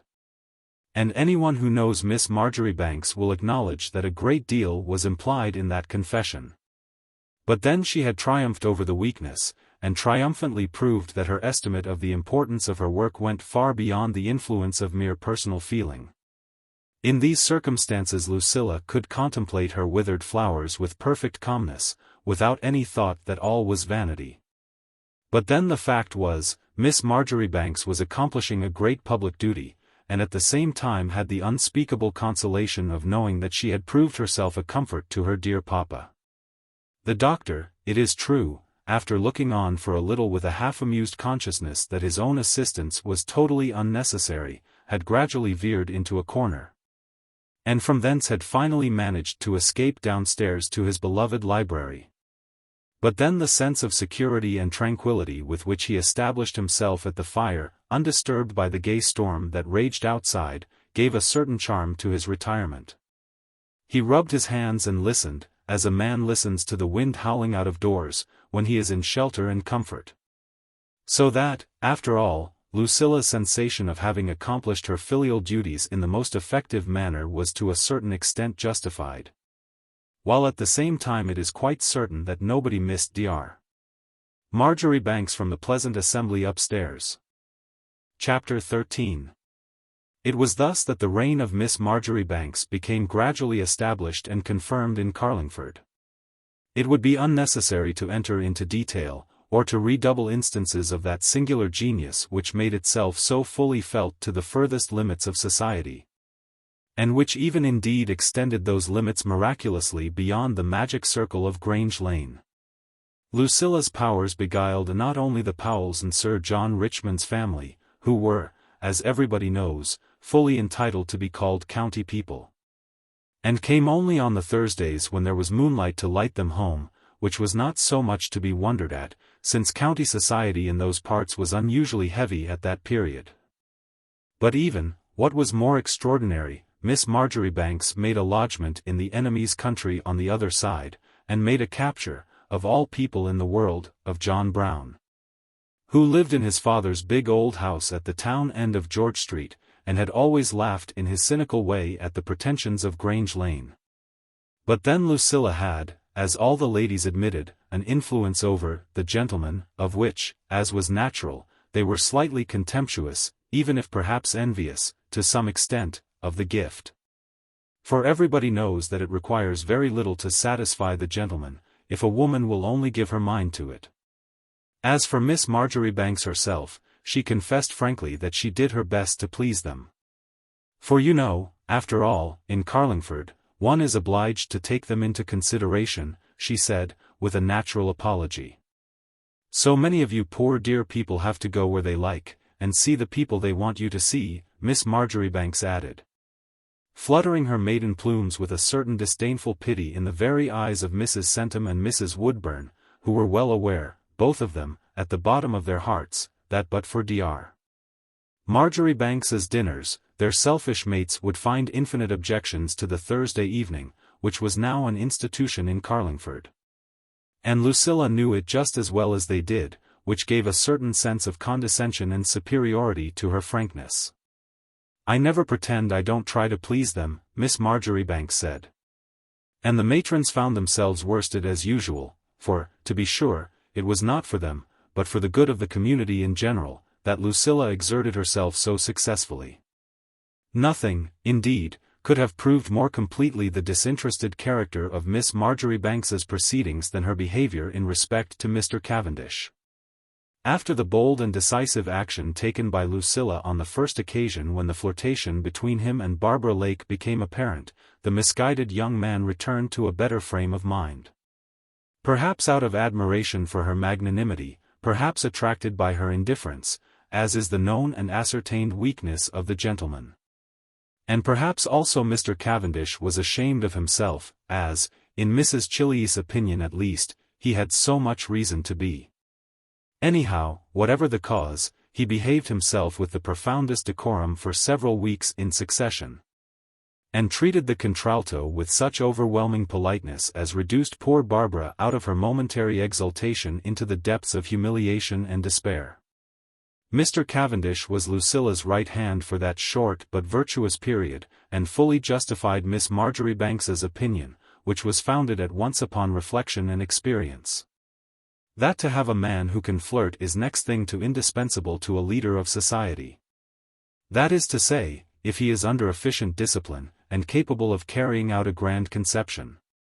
Everything went on delightfully so long as this interval lasted, and Lucilla herself did not disdain to recompense her faithful assistant by bestowing upon him various little privileges, such as naturally appertain to a subject whose place is on the steps of the throne.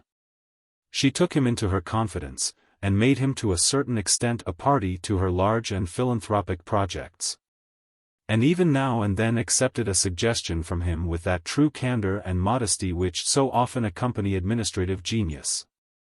While this continued, kind old Mrs. Chili kept caressing them both in her old womanly way.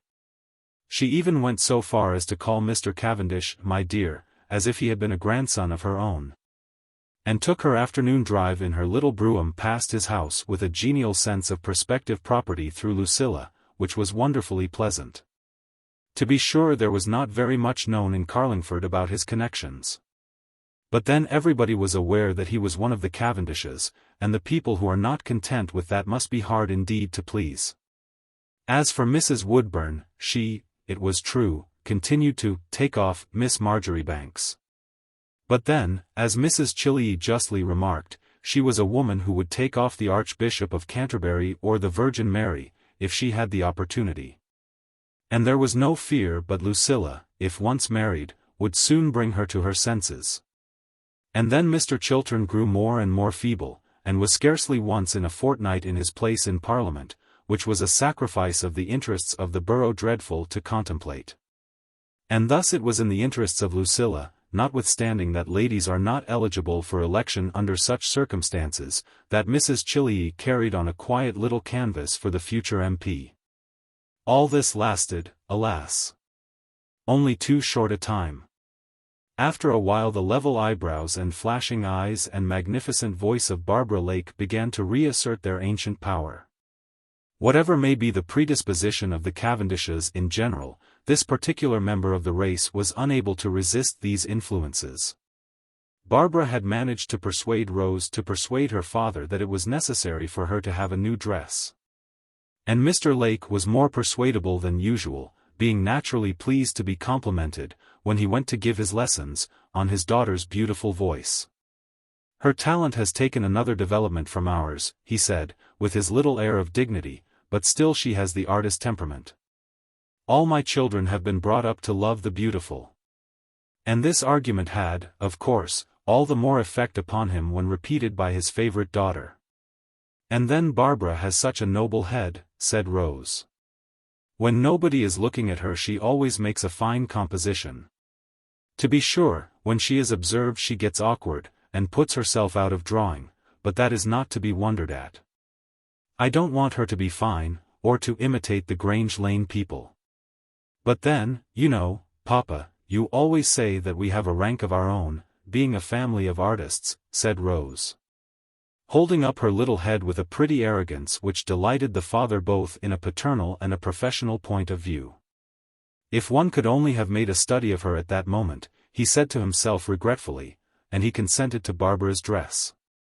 As for the contralto, whose sentiments were very different from those of her father and sister, she watched over the making of the robe thus procured with a certain jealous care which nobody unacquainted with the habits of a family of artists could understand.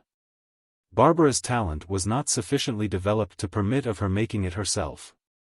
But she knew already by sad experience that Rose's views of what was picturesque in costume were peculiar, and not always successful.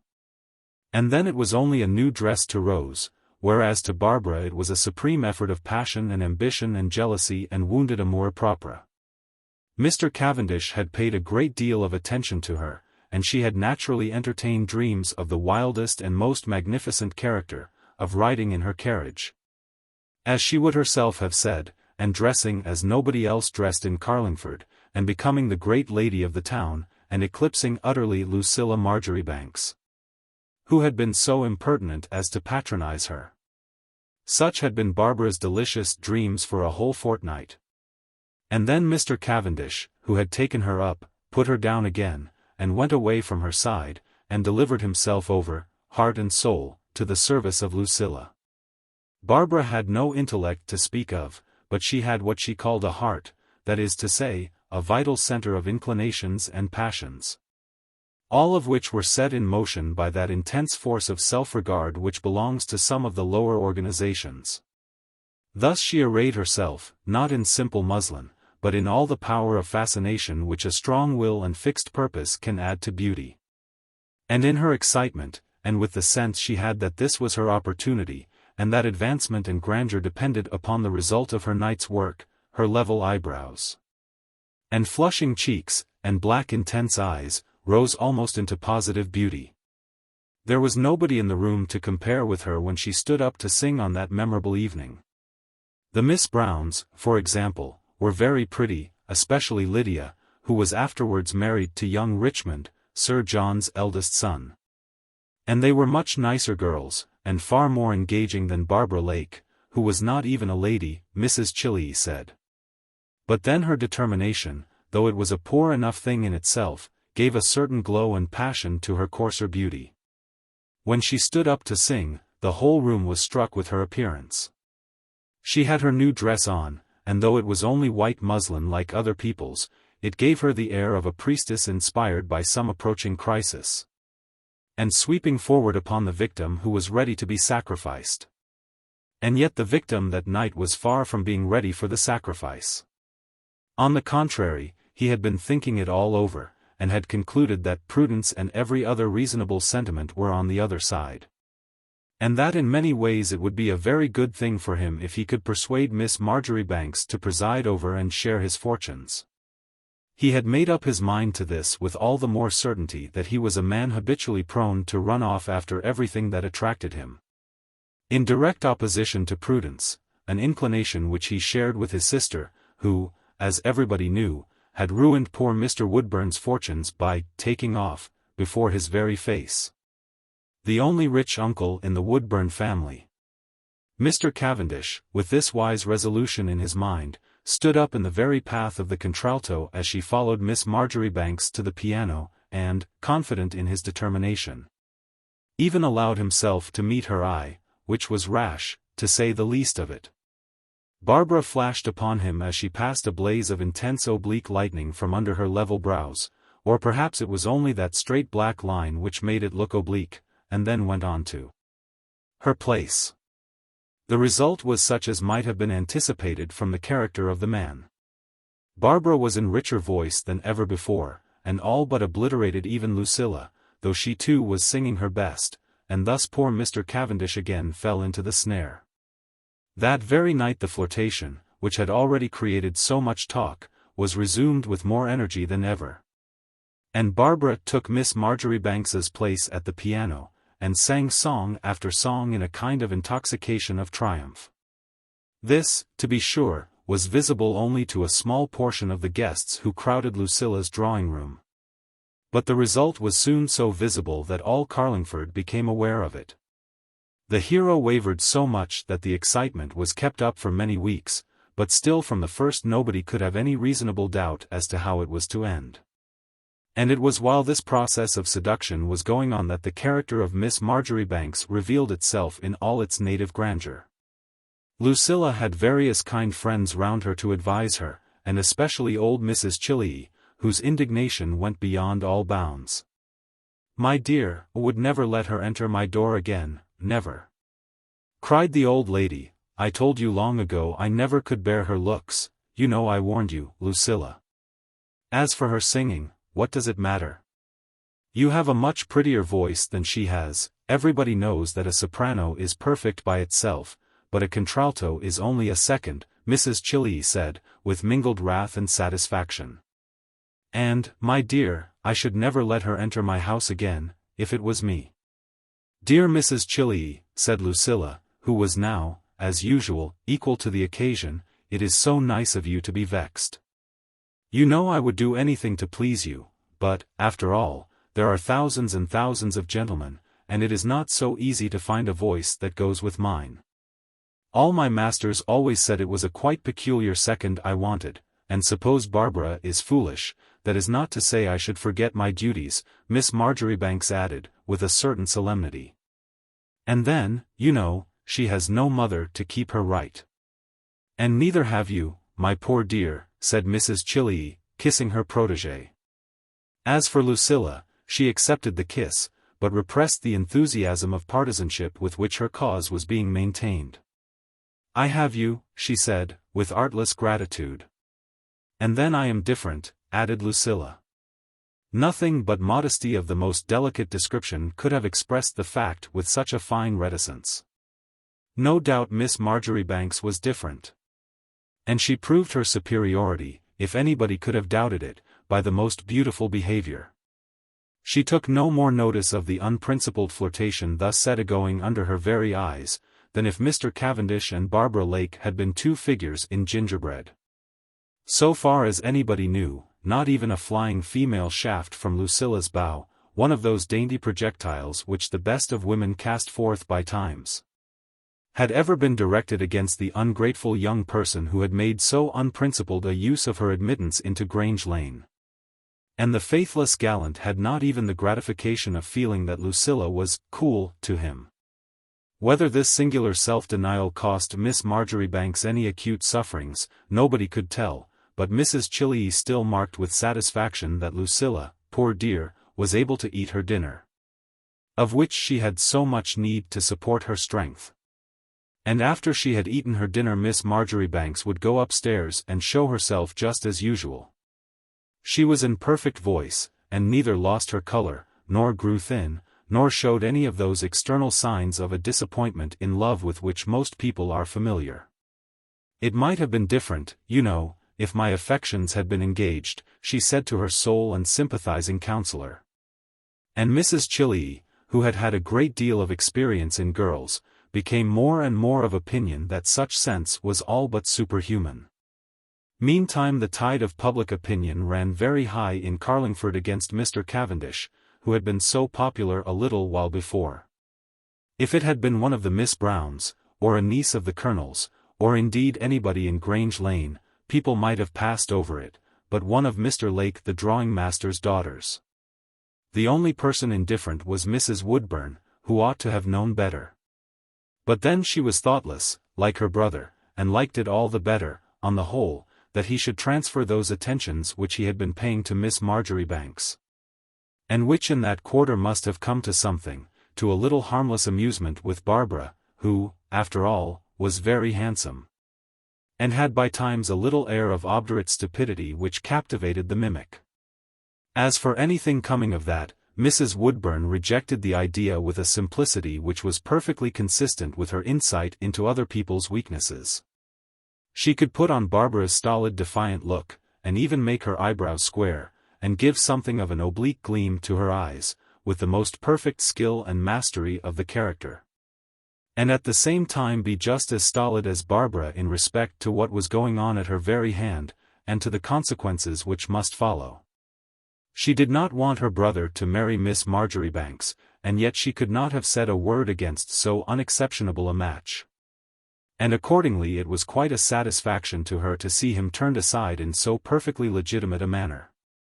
She added to her repertory a sketch of Barbara at the moment when, yielding to Mr. Cavendish's entreaties, she seated herself at the piano for just one song.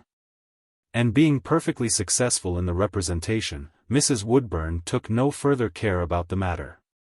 To be sure, the hero was sufficiently experienced in such matters to know how to get out of it when it should be the proper time. Thus the affair progressed, which was to have far more serious consequences than these thoughtless persons dreamed of. Barbara ascended again to the heights of exultation and enchantment. Perhaps she was even a little in love, for, after all, she was young, and grateful to the man who thus distinguished her from the world. Yet, on the whole, it is to be feared that his house and his position in society, and the prospect of unlimited millinery, were more to her than Mr. Cavendish. All these details were not perhaps contemplated by himself as he devoted himself to the handsome contralto. He had not begun to dream, as Barbara had done for a long time, of the wedding breakfast and the orange blossoms, or even of furnishing a new drawing-room handsomer than Miss Marjoribanks's, and giving parties which should be real parties and not mere Thursdays. None of these imaginations occupied Mr. Cavendish as he followed Barbara's glowing cheeks and flashing eyes to his undoing. But then if he did not mean it, she meant it. And, after all, there are occasions in which the woman's determination is the more important of the two. So that, taking everything into consideration, there can be no doubt that it was very fortunate that Lucilla's affections were not engaged. She behaved as nobody else in Carlingford was capable of behaving, and very few people anywhere, according to Mrs. Chillies' admiring belief. It was not for a vulgar antagonist like Barbara Lake to touch Lucilla. The way in which she asked her to lunch and went on practicing duets with her was angelical. It brought the tears to Mrs. Chillies' eyes. And as for the domestic traitor whom Miss Marjoribanks thus contrived to warm in her magnanimous bosom, she was sometimes so full of spite and disappointment that she could neither eat her lunch nor go on with her singing. For, to be sure, the dearest climax of her triumph was wanting so long as Lucilla took no notice. And so far from taking any notice, Miss Marjoribanks was sweeter and more friendly than usual in her serene unconsciousness. "I am so afraid you have caught cold," Lucilla would say. "If you don't feel clear in your lower notes, we can pass over this passage, you know, for today. You must see Papa before you go away, and he will order you something. But, my dear Barbara, you must take care." And then Barbara could have eaten her fingers instead of the gloves which she kept biting in her vexation. For, to tell the truth, if Miss Marjoribanks was not jealous, the victory was but half a victory after all. Chapter 14. It was thus that Miss Marjoribanks went through all the preliminary stages, and succeeded finally in making a triumph out of what would certainly have been a defeat, and a humbling defeat, for anybody else. She was much too sensible to deceive herself on the subject, or not to be aware that to have a gentleman who was paying attention to her withdrawn from her side in this open manner in the sight of all the world, was as trying an accident as can happen to a woman. Fortunately, as Lucilla said, her affections were not engaged, but then, apart from the affections, there are other sentiments which demand consideration. Everybody in Carlingford knew that Mr. Cavendish had been paying her a great deal of attention, and the situation was one which required the most delicate skill to get through it successfully. Besides, Miss Marjoribanks's circumstances were all the more difficult, since up to this moment she had been perfectly sincere and natural in all her proceedings. Policy had been constantly inspired and backed by nature in the measures Lucilla had taken for the organization and welfare of her kingdom. And even what people took for the cleverest calculation was in reality a succession of happy instincts, by means of which, with the sovereignty of true genius, Miss Marjoribanks managed to please everybody by having her own way. A little victory is almost necessary to begin with, and it is a poor nature that does not expand under the stimulus of victory, but now the young reformer had come to the second stage. For, to be sure, that sort of thing cannot last forever. And this Lucilla, with the natural provision of a ruling mind, had foreseen from the beginning.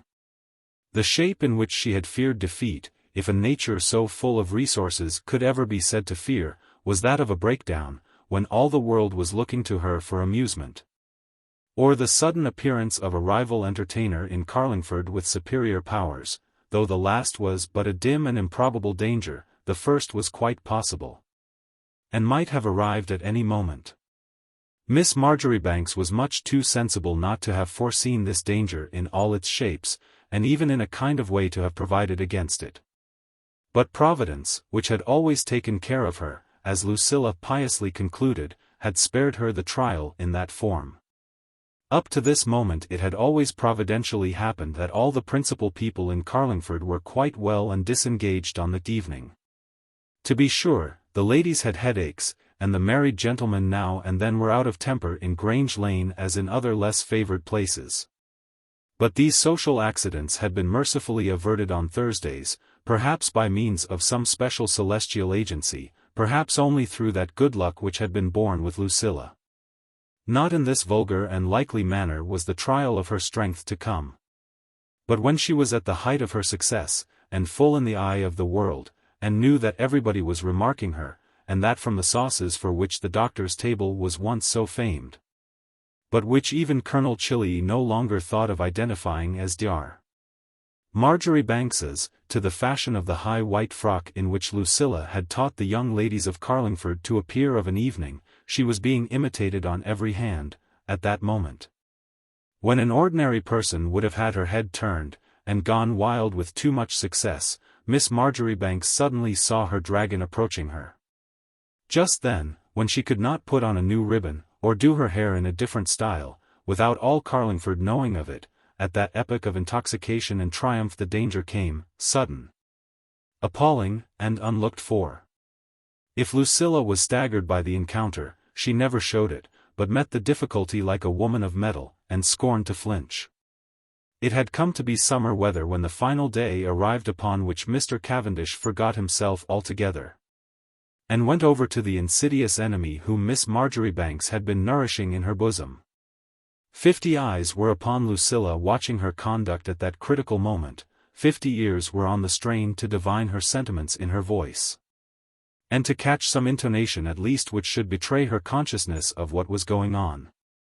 But if Miss Marjoribanks's biographer has fitly discharged his duty, the readers of this history will have no difficulty in divining that the curiosity of the spectators got no satisfaction from Lucilla. Many people even supposed she had not remarked anything, her composure was so perfect. No growing red or growing pale, no harsh notes in her voice, nor evidence of distracted attention, betrayed that her mind was elsewhere while she was attending to her guests. And yet, to be sure, she saw, just as other people did, that Barbara, all flushed and crimson, with her eyes blazing under their sullen brows, stood in a glow of triumph at the open window, with Mr. Cavendish in devoted attendance, a captive at her chariot wheels. Matters had been progressing to this point for some time, but yet the two culprits had never before showed themselves so lost to all sense of propriety. Instead of fainting or getting pale, or showing any other symptoms of violent despite, Lucilla went upon her airy way, indirectly approaching this point of interest. She went up and chatted with them, and ordered Mr. Cavendish to find a chair for Barbara. "What can you be thinking of to let her stand so near the window? If she were to catch cold and lose her voice, what should we all do?" said Lucilla, and she established the two in the most commodious corner before she left them. "Take care she does not go back again into the draught," were her parting words, and even the culprits themselves could do nothing but stare at each other with consternation and shame. This was all the notice Lucilla took of what was going on. If she was affronted, or if she was wounded, nobody found it out. And when Mrs. Chili offered the tribute of her indignation and sympathy, it has already been recorded how her young friend responded to her. "Fortunately my affections never were engaged," Lucilla said, "and no doubt that was a great advantage. But then, as we have said, there are other things besides affections to be taken into account when the woman whom you have been kind to snaps up the man who has been paying attention to you. Not only before your eyes, but before the eyes of all the world." The result of her masterly conduct on this occasion was that her defeat became, as we have said, a triumph for Miss Marjoribanks. To be sure, it is to be hoped that, in the sweets of their mutual regard, the two criminals found compensation for the disapproval of the spectators. But nothing could be more marked than the way in which Carlingford turned its cold shoulder on its early favourite. "I never imagined Cavendish was such a fool," Mr. Centum said, who was a man of few words. "If he likes that style of philandering, it is nothing to me, but he need not make an idiot of himself." As for Mr. Woodburn, he, as was natural, inflicted vicarious punishment upon his wife. "It must be all your fault," he growled, when he was taking her home, and had her at his mercy, with that logic peculiar to a married man. "You ought to tell him he's making an ass of himself. Why the deuce do you let him go on with that tomfoolery? He'll lose all his chances in life, and then, I hope, you'll be satisfied. You women can never see an inch before your own noses," cried the uncivil husband. Which, it must be confessed, was rather hard upon poor Mrs. Woodburn, who had nothing to do with it, and had indeed calculated upon perfecting her sketch of Barbara in the quietness of the walk home. For as everybody lived in Grange Lane, carriages were not necessary for Miss Marjoribanks's guests. They flitted out and in the moonlight, with pretty scarfs thrown over their heads and laced handkerchiefs tied under their chins, and made Grange Lane between the two straight lines of garden wall like a scene in a masquerade. While Mr. Cavendish was thus suffering by deputy the contempt of his former admirers, Lucilla, by herself in the abandoned drawing-room, was thinking over the evening with a severe but on the whole satisfactory self-examination. After the first shock, which she had encountered with so much courage, Miss Marjoribanks was rather grateful than otherwise to Providence, which had brought the necessary trial upon her in this form. If it had been a breakdown and humiliating failure instead, how different would her sensations have been? And Lucilla was quite conscious that such a thing might have occurred. It might have occurred to her, as it had done to so many people, to see Thursday come round with a failure of all that made Thursday agreeable. Lady Richmond might have had her influenza that day, and little Henry sent him his sudden attack, which had kept his mother in conversation ever since, and Mrs. Woodburn one of her bad headaches. And as for the Miss Browns, there was nothing in the world but Lucilla's habitual good fortune which prevented them from having blacked their fingers with their photography to such an extent as to make them perfectly unpresentable. Or, to turn to another chapter of accidents, the last duet, which Barbara had insisted upon singing without proper practice, might have broken down utterly. None of these things had happened, and Lucilla drew a long breath of gratitude as she thought how fortunate she had been in all these particulars. To be sure, it was necessary to have a trial of one kind or other, and the modest but intense gratification of having stood the test, diffused itself like a balm through her bosom. No doubt she would have felt, like most people, a certain pleasure in snubbing Barbara. But then there is, on the other hand, a sweetness in sacrificing such impulses to the sacred sense of duty and the high aims of genius which is still more attractive to a well-regulated mind. Miss Marjoribanks herself put out the candles, and went to her own room with that feeling of having acquitted herself satisfactorily which many people think to be the highest gratification of which the mind is capable. After all, it was by no means certain that Mr. Cavendish would be MP for Carlingford. Mr. Chiltern might live for 20 years, or he even might get better, which was more unlikely. Or supposing him to be comfortably disposed of, nobody could say with any certainty that some man unknown at present in Carlingford might not start up all of a sudden and gain the most sweet voices of the shopkeepers, who were the majority of the community, and quite outnumbered Grange Lane. It was thus that Lucilla consoled herself as she went meditative but undaunted to her maiden rest. While all this was going on, Dr.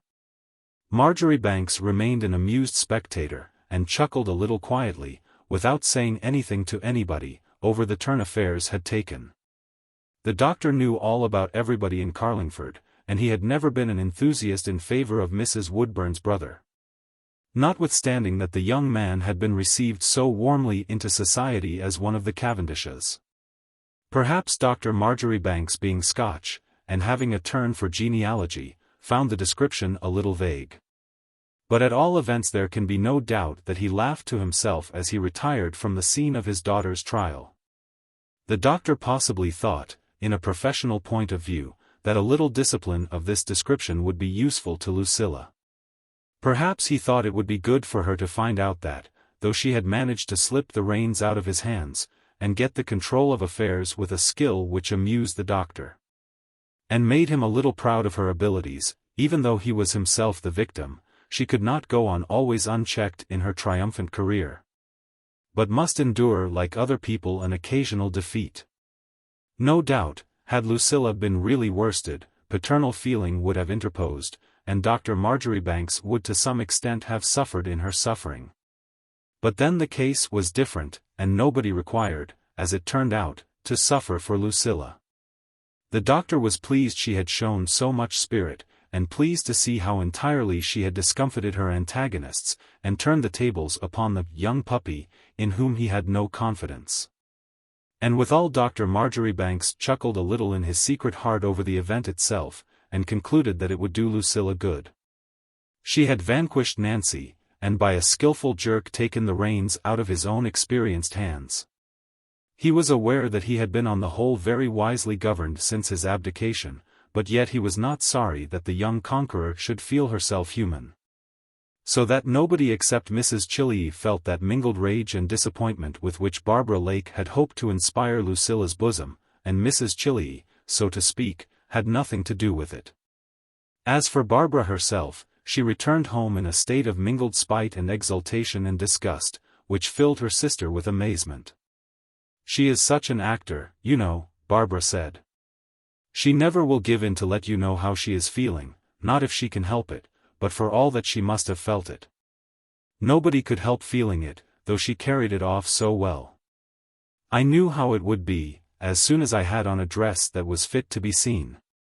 "What is it that she could not help feeling?" said Rose. "I suppose it is Lucilla you mean." "I should like to know what right she had to be kind to me," cried Barbara, all glowing in her sullen but excited beauty. "And invite me there, and introduce me in her grand way, as if she was any better than I am. And then to look at all her India muslins. But I knew it would be different as soon as I had a decent dress," said the contralto, rising up to contemplate herself in the little mirror over the mantelpiece. This conversation took place in Mr. Lake's little parlour, where Rose had been waiting for her sister, and where Barbara's white dress made an unusual radiance in the dim and partially lighted room. Rose herself was all shrouded up in her morning dress, with her pretty round arms and shoulders lost to the common view. She had been amusing herself as she waited by working at a corner of that great design which was to win the prize on a later occasion. Readers of this history who have studied the earlier chapters will remember that Rose's tastes in ornamentation were very clearly defined for so young a person. Instead of losing herself in vague garlands of impossible flowers, the young artist clung with the tenacity of first love to the thistle leaf, which had been the foundation of her early triumphs. Her mind was full of it even while she received and listened to Barbara. Whether to treat it in a national point of view, bringing in the rose and shamrock, which was a perfectly allowable proceeding, though perhaps not original, or whether she should yield to the sweet feeling which had been so conspicuous in her flounce, in the opinion of the Marlborough House gentlemen, or whether, on the contrary, she should handle the subject in a boldly naturalistic way, and use her spikes with freedom, was a question which occupied at that moment all Rose's faculties. Even while she asked Barbara what the subject was on which Lucilla might be supposed to be excited, she was within herself thinking out this difficult idea, all the more difficult, perhaps, considering the nature of the subject, since the design in this case was not for a flounce, in which broad handling is practicable, but for a veil. "I wish you would not talk in that foolish way," said Rose. "Nobody need be any better than you, as you say. To be sure, we don't live in Grange Lane, nor keep a carriage. But I wish you would recollect that these are only accidental circumstances. As for dress, I don't see that you require it, our position is so clearly defined. We are a family of—" "Oh, for goodness gracious sake, do be quiet with your family of artists," cried Barbara. "Speak for yourself, if you please. I am not an artist, and never will be, I can tell you. There are better places to live in than Grange Lane. And as for keeping a carriage, I would never call a little bit of a brougham a carriage, if it was me." Lucilla made believe to take no notice, but she did not deceive me with that. She was as disappointed as ever she could be. I dare say now she's sitting crying over it. I never would have cared one straw if I had not wanted to serve Lucilla out. cried the contralto, with energy. She was still standing before the glass pulling her black hair about into new combinations, and studying the effect. And as for Rose, she too looked up, and, seeing her sister's face reflected in the glass, made the discovery that there was something like grimace in the countenance. And paused in the midst of her meditations with her pencil in her hand. "Don't put yourself out of drawing," said Rose. "I wish you would not do that so often. When the facial angle is disturbed to that extent, but about Lucilla, I think you are excessively ungrateful." "Gratitude is not a servile sentiment," said the little Pre-Raphaelite, with a rising color. "It is a slavish sort of idea to think anyone has done you an injury by being kind to you. If that is the sort of thing you are going to talk of, I think you had better go to bed." "Then I will, and I shan't tell you anything," said Barbara angrily. "You are so poor-spirited. For my part, do you think I'd ever have gone to help Lucilla and sing for her, and all that sort of thing, if it had not been to better myself? Nor I wouldn't have thought of him just at first, if it hadn't been to spite her. And I've done it too. I'd just like to look in at her room window and see what she's about. I dare say she is crying her eyes out, for all her looking as if she took no notice. I know better than to think she doesn't care. And, Rose, he's such a dear," said Barbara, with a laugh of excitement. To be sure, what she wanted was to be Mrs. Cavendish, and to have a handsome house and a great many nice dresses. But at the same time she was young, and Mr. Cavendish was good-looking, and she was a little in love, in her way, as well. "I don't want to hear any more about it," said Rose, who was so much moved as to forget even her design. "I can't think how it is you have no sense of honor, and you one of the Lakes." "I would not be a traitor for a dozen Mr. Cavendishes," cried Rose, in the force of her indignation. "He must be a cheat, since you are a traitor. If he was a true man he would have found you out."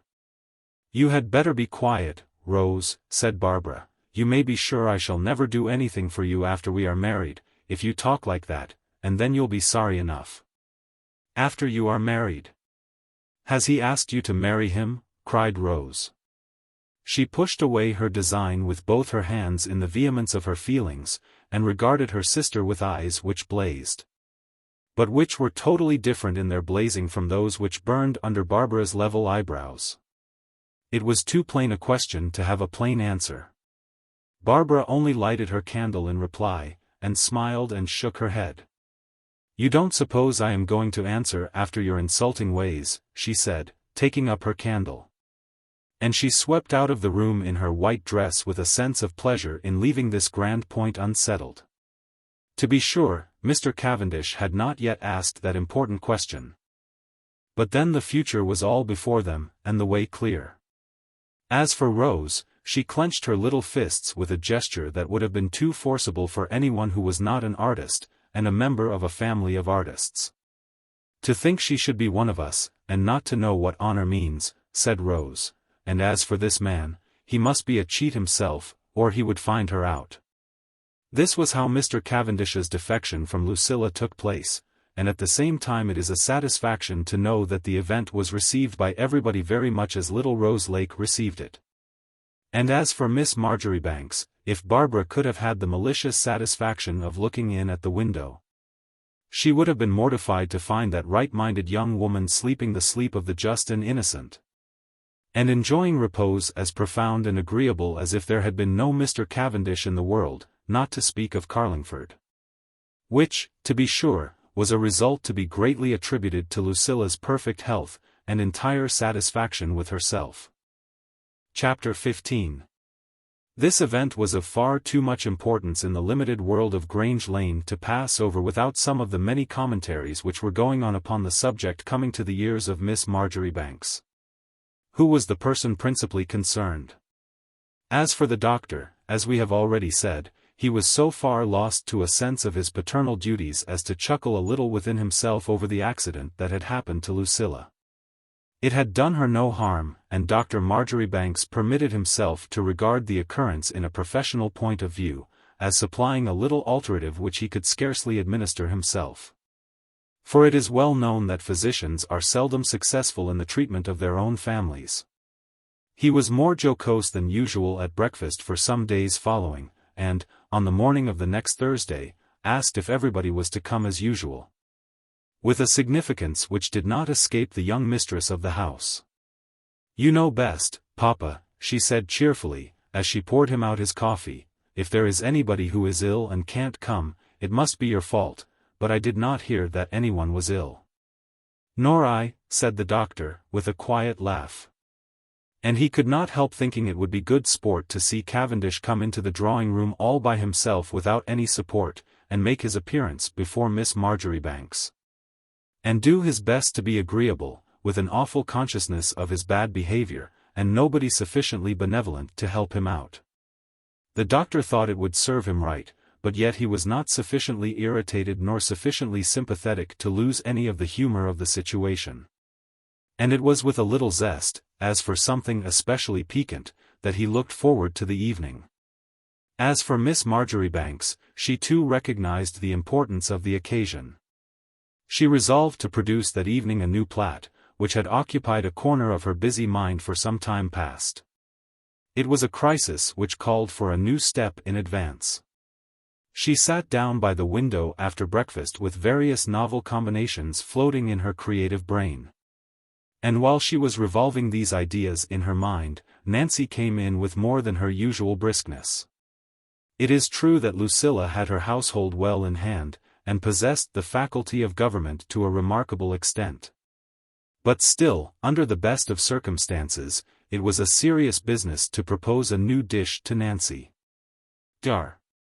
Marjoribanks's factotum was a woman of genius in her way, and by no means unenlightened or an enemy of progress.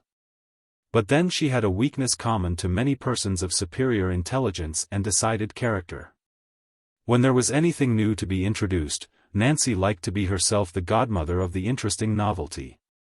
For, to be sure, it was her place, and Miss Lucilla, though she was very clever, was not to be expected to understand what came in best with the other dishes for a dinner. "I ain't one as goes just upon fish and flesh and fowl, like some as call themselves cooks," Nancy said. "If I have a failing, it's for things as suits. When it's brown, make it brown, and don't be mean about the gravy beef, that's my principle. And when it ain't brown, mind what you're a-doing of, and don't go and throw a heap of entries and things at a gentleman's head without no 'armony. I always says to Miss Lucilla as 'armony's the thing.' And when I've set it all straight in my mind, I ain't one as likes to be put out," Nancy would add, with a gleam in her eye which betokened mischief. Miss Marjoribanks was much too sensible not to be aware of this peculiarity. And accordingly she cleared her throat with something as near nervousness as was possible to Lucilla before she opened her lips to propose the innovation. Miss Marjoribanks, as a general rule, did not show much nervousness in her dealings with her Prime Minister, any more than in her demeanor towards the less important members of society. And consequently Nancy remarked the momentary timidity, and a flash of sympathy and indignation took the place of her usual impulse of defiance. "I heard as master said, there was some gentleman as wasn't a-coming," said Nancy. "Not as one makes no difference in a dinner, but I allays likes to know. I don't like no waste, for my part. I ain't one as calculates too close, but if there's one thing as I hates like poison, it's waste." I said as I would ask, for Thomas ain't as correct as could be wished. "Is it one less than usual, Miss Lucilla?" said Nancy, and it was Lucilla's fault if she did not understand the profound and indignant sympathy in Nancy's voice. "Oh, no. It is just the usual number," said Miss Marjoribanks. "It was only a joke of Papa's, they are all just as usual," and here Lucilla paused. She was thinking of the dish she wanted, but Nancy thought she was thinking of Mr. Cavendish, who had treated her so badly. She studied the countenance of her young mistress with the interest of a woman who has had her experiences, and knows how little they are to be depended upon. Nancy murmured, "Poor dear," under her breath, almost without knowing it, and then a brilliant inspiration came to her mind. Few people have the gift of interfering successfully in such cases, but then to offer consolation is a Christian duty. Especially when one has the confidence that to give consolation is in one's power. "Miss Lucilla, I would say as you've been doing too much, if anybody was to ask me," said Nancy, moved by this generous impulse, "all them practisings and things. They're well enough for young ladies as ain't got nothing else to do. But you as has such a deal in your hands, if there was any little thing as you could fancy for dinner," said Nancy, in her most bland accents. "I've set it all down as I thought would be nicest, allays if you approves, Miss Lucilla. But if there was any little thing as you could fancy, poor dear, it's all as we can do," she murmured to herself. The faithless could not be brought back again. But Ariadne might at least have any little thing she could fancy for dinner, which, indeed, is a very general treatment of such a case on the part of perplexed sympathizers who do not know what to say. Lucilla was so excited for the moment by this unusual evidence of her own good fortune, that she had almost spoiled all by sitting straight up and entering with her usual energy into the discussion, but instinct saved Miss Marjoribanks from this mistake. She lost no time in taking advantage of the opportunity, and instead of having a fight with Nancy, and getting a reluctant consent, and still more reluctant execution of the novelty, Lucilla felt that she was doing that excellent woman a favor by naming her new dish. Nancy approved so thoroughly as to be enthusiastic. "I always said as she had a deal of sense," she said afterwards triumphantly. "There ain't one young lady in 100 as knows what's good for her, like Miss Lucilla." But notwithstanding this fervent declaration of approval, Nancy, softened as she was, could not but linger, when all was concluded, to give a little advice. "I wouldn't worrit myself with all them practisings, Miss Lucilla, if I was you," said her faithful retainer. "They're a deal too much for you. I've took the liberty, when all was cleaned up, to go on the stair and listen a bit, and there ain't nothing to equal it when you're singing by yourself. I don't think nothing of them duets, and as for that bold-faced brazen thing—" "Oh, Nancy, hush," said Lucilla, "Miss Lake has a beautiful voice. If she does not look quite like a lady, it is not her fault, poor thing. She has no mamma to set her right, you know. She is the best assistant I have, she and Mr. Cavendish," said Lucilla sweetly. And she gave Nancy a look which moved the faithful servant almost to tears, though she was not addicted to that weakness. Nancy retired with the most enthusiastic determination to exert herself to the utmost for the preparation of the little dish which Lucilla fancied. "But I wouldn't worrit about them duets," she said again, as she left the room. "I wouldn't, not if I was you, Miss Lucilla, asking pardon for the liberty. As for having no mamma, you have no mamma yourself, and you the young lady as is most thought upon in Carlingford. And as different from that brazen-faced thing, with her red cheeks."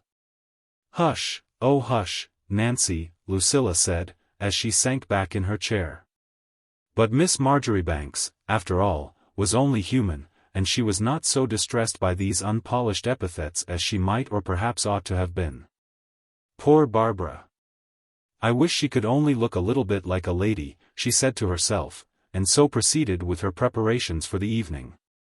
She had all her plans matured, and she felt quite comfortable about that evening which all her friends were thinking would be rather trying for Lucilla. To tell the truth, when a thing became rather trying, Lucilla's spirits rose.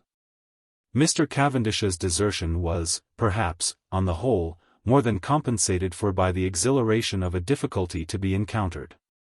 She too began to forecast, like her father, the possibilities of the evening, and to think of Mr. Cavendish coming in to dinner when there was nobody to support him, and not even a crowd of people to retire among. Would he run the risk of coming, under the circumstances? Or, if he came, would he prostrate himself as he had done on a previous occasion, and return to his allegiance? This question roused Lucilla to a degree of energy unusual even to her who was always energetic. It was then that the brilliant idea struck her of adjourning to the garden in the evening, a practice which was received with such enthusiasm in Carlingford, where the gardens were so pretty. She put on her hat directly and went downstairs, and called the gardener to consult him about it, and it was thus that she was employed when Mrs. Chilliey rang the bell at the garden gate. If it had been anybody else in Carlingford, Lucilla would have led her back again to the house, and said nothing about the subject of her conference with the gardener. For it is always best, as all judicious persons are aware, not to forestall these little arrangements which make so agreeable a surprise at the moment. But then Mrs. Chilley was Miss Marjoribanks's special confidante. The old lady had her face full of business that bright morning. She listened to what her young friend proposed, but without hearing it, and said, "Oh, yes, my dear, I am sure it will be charming," without the very least notion what it was she applauded. "Let us go in and sit down a moment, for I have something to say to you, Lucilla," Mrs. Chilley said. And when they had reached the drawing-room and shut the door, the Colonel's wife gave her favourite a kiss, and looked anxiously in her face. "You have not been to see me since Monday," said Mrs. Chilley. "I am sure you are not well, or you could not have stayed away so long. But if you did not feel equal to going out, why did you not send for me, Lucilla, my poor dear?" Though Miss Marjoribanks's thoughts at that moment were full of the garden, and not in the least occupied with those more troublesome matters which procured for her Mrs. Chilley's sympathy. She placed the kind old lady in the most easy chair, and sat down by her, as Mrs. Chilley liked to see a young creature do. Lucilla's affairs were too important to be trusted to a young confidante of her own age. But even a person of acknowledged genius like Miss Marjoribanks is the better of someone to whom she can open up her breast. "Dear Mrs. Chilley," said Lucilla, "I am quite well, and I meant to have come to see you today." "My poor dear," said Mrs. Chilley again. "You say you are quite well for you have such a spirit. But I can see what you have been going through. I don't understand how you can keep on, and do so much. But it was not that brought me here. There is someone coming to Carlingford that I want you to meet, Lucilla. He is a relation of Mary Chilley's husband, and as she does not get on very well with them, you know, I think it is our duty to be civil. And they say he is a very nice man. And young enough," said Mrs. Chilley, with a look of some anxiety, pausing to see the effect produced upon Lucilla by her words. Miss Marjoribanks had not, as she once confessed, a very vivid sense of humour, but she laughed a little, in spite of herself, at the old lady's anxious look. "Don't be sorry for me," she said. "I told you that fortunately my affections were not engaged. I don't want any new gentleman introduced to me. If that was what I was thinking of, I never need have come home," Lucilla said, with a little dignity. And yet, to be sure, she was naturally curious to know who the new man, who was very nice and young enough, could be, for such apparitions were not too plentiful in Carlingford. And it did not seem in reason that an individual of this interesting description could come out of Colonel Chilley's house. "My dear, he is a clergyman," said Mrs. Chilley, putting her hand on Miss Marjoribanks's arm, and speaking in a half-whisper. "And you know a nice clergyman is always nice, and you need not think of him as a young man unless you like. He has a nice property, and he is rector of Basing, which is a very good living, and archdeacon of Stanmore. He has come here to hold a visitation, you know. And they say that if Carlingford was made into a bishopric, he is almost sure to be the first bishop, and you know a bishop, or even an archdeacon, has a very nice position.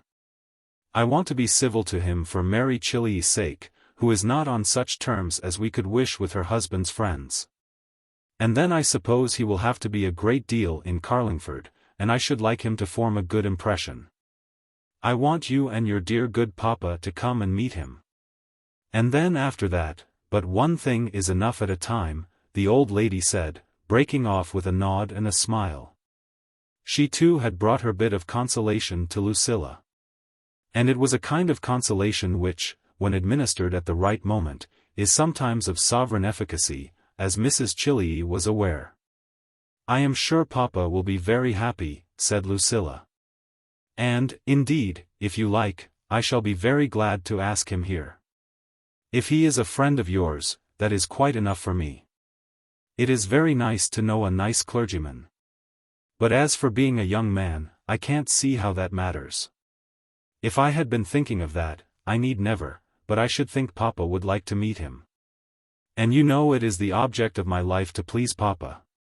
"Yes, my poor dear," said the colonel's wife, and he would be hard-hearted indeed if he was not pleased. But still we must consider you a little, Lucilla. You do everything for other people, and you never think of yourself. But I like to see you with nice people round you, for my part, Mrs. Chilliey added, really nice people, and not these poor-spirited, ungrateful. Hush, hush, said Lucilla. I don't know such nice people anywhere as there are in Carlingford. Some people are never pleased with their neighbours, but I always get on so well with everybody. It is my good luck, you know. And so long as I have you, dear Mrs. Chilliey. Ah, Lucilla, said the old lady, that is very kind of you, and you could not have anybody that is fonder of you than I am. But still I am an old woman, old enough to be your grandmother, my dear, and we have your future interests to think of. As for all the vexations you have had, I think I could find it in my heart to turn that ungrateful creature to the door. Don't let her come here any more. I like your voice a great deal better when you are singing by yourself, and I am sure the Archdeacon would be of my opinion, said Mrs. Chilliey, with a confidence which was beautiful to behold. It was true she had not seen her new hero as yet, but that only left her so much more free to take the good of him and his probable sentiments. For to persons of frank and simple imagination a very little foundation of fact is enough to build upon. Dear Mrs. Chilliey, it is so nice of you to be vexed, said Lucilla, who thought it as well not to enter into any further argument. Papa will be delighted, I am sure, and I can come in the evening. The colonel likes to have only 6 people, and you will be 3 to start with, so there can't be any room for me at dinner, and you know I don't mind about dinner. I shall come in the evening and make tea for you, and if you think he would like to come next Thursday, said Lucilla graciously. This was how it was eventually settled. Mrs. Chilliey went home again through Grange Lane in the sunshine, with that little old womanish hobble which Mrs. Woodburn executed with such precision, perfectly satisfied with her success. And indulging herself in some pleasant visions. To be sure, a nice clergyman is always nice to know, even though nothing more was to come of it. And a new man in the field of such distinguished pretensions, would be Lucilla's best defence against any sort of mortification. As for Miss Marjoribanks herself, she was thinking a great deal more of the new details for the approaching evening than of anything else more distant, and consequently less important. But, on the whole, she was by no means displeased to hear of the Archdeacon. In such a work as hers, a skilful leader is always on the outlook for auxiliaries. And there are circumstances in which a nice clergyman is almost as useful to the lady of the house as a man who can flirt. To be sure, now and then there occurs a rare example in which both these qualities are united in one person. But even in the most modest point of view, if he was not stupid or obstinately low church, there was nothing to despise in the apparition of the Archdeacon thus suddenly blown to her very door.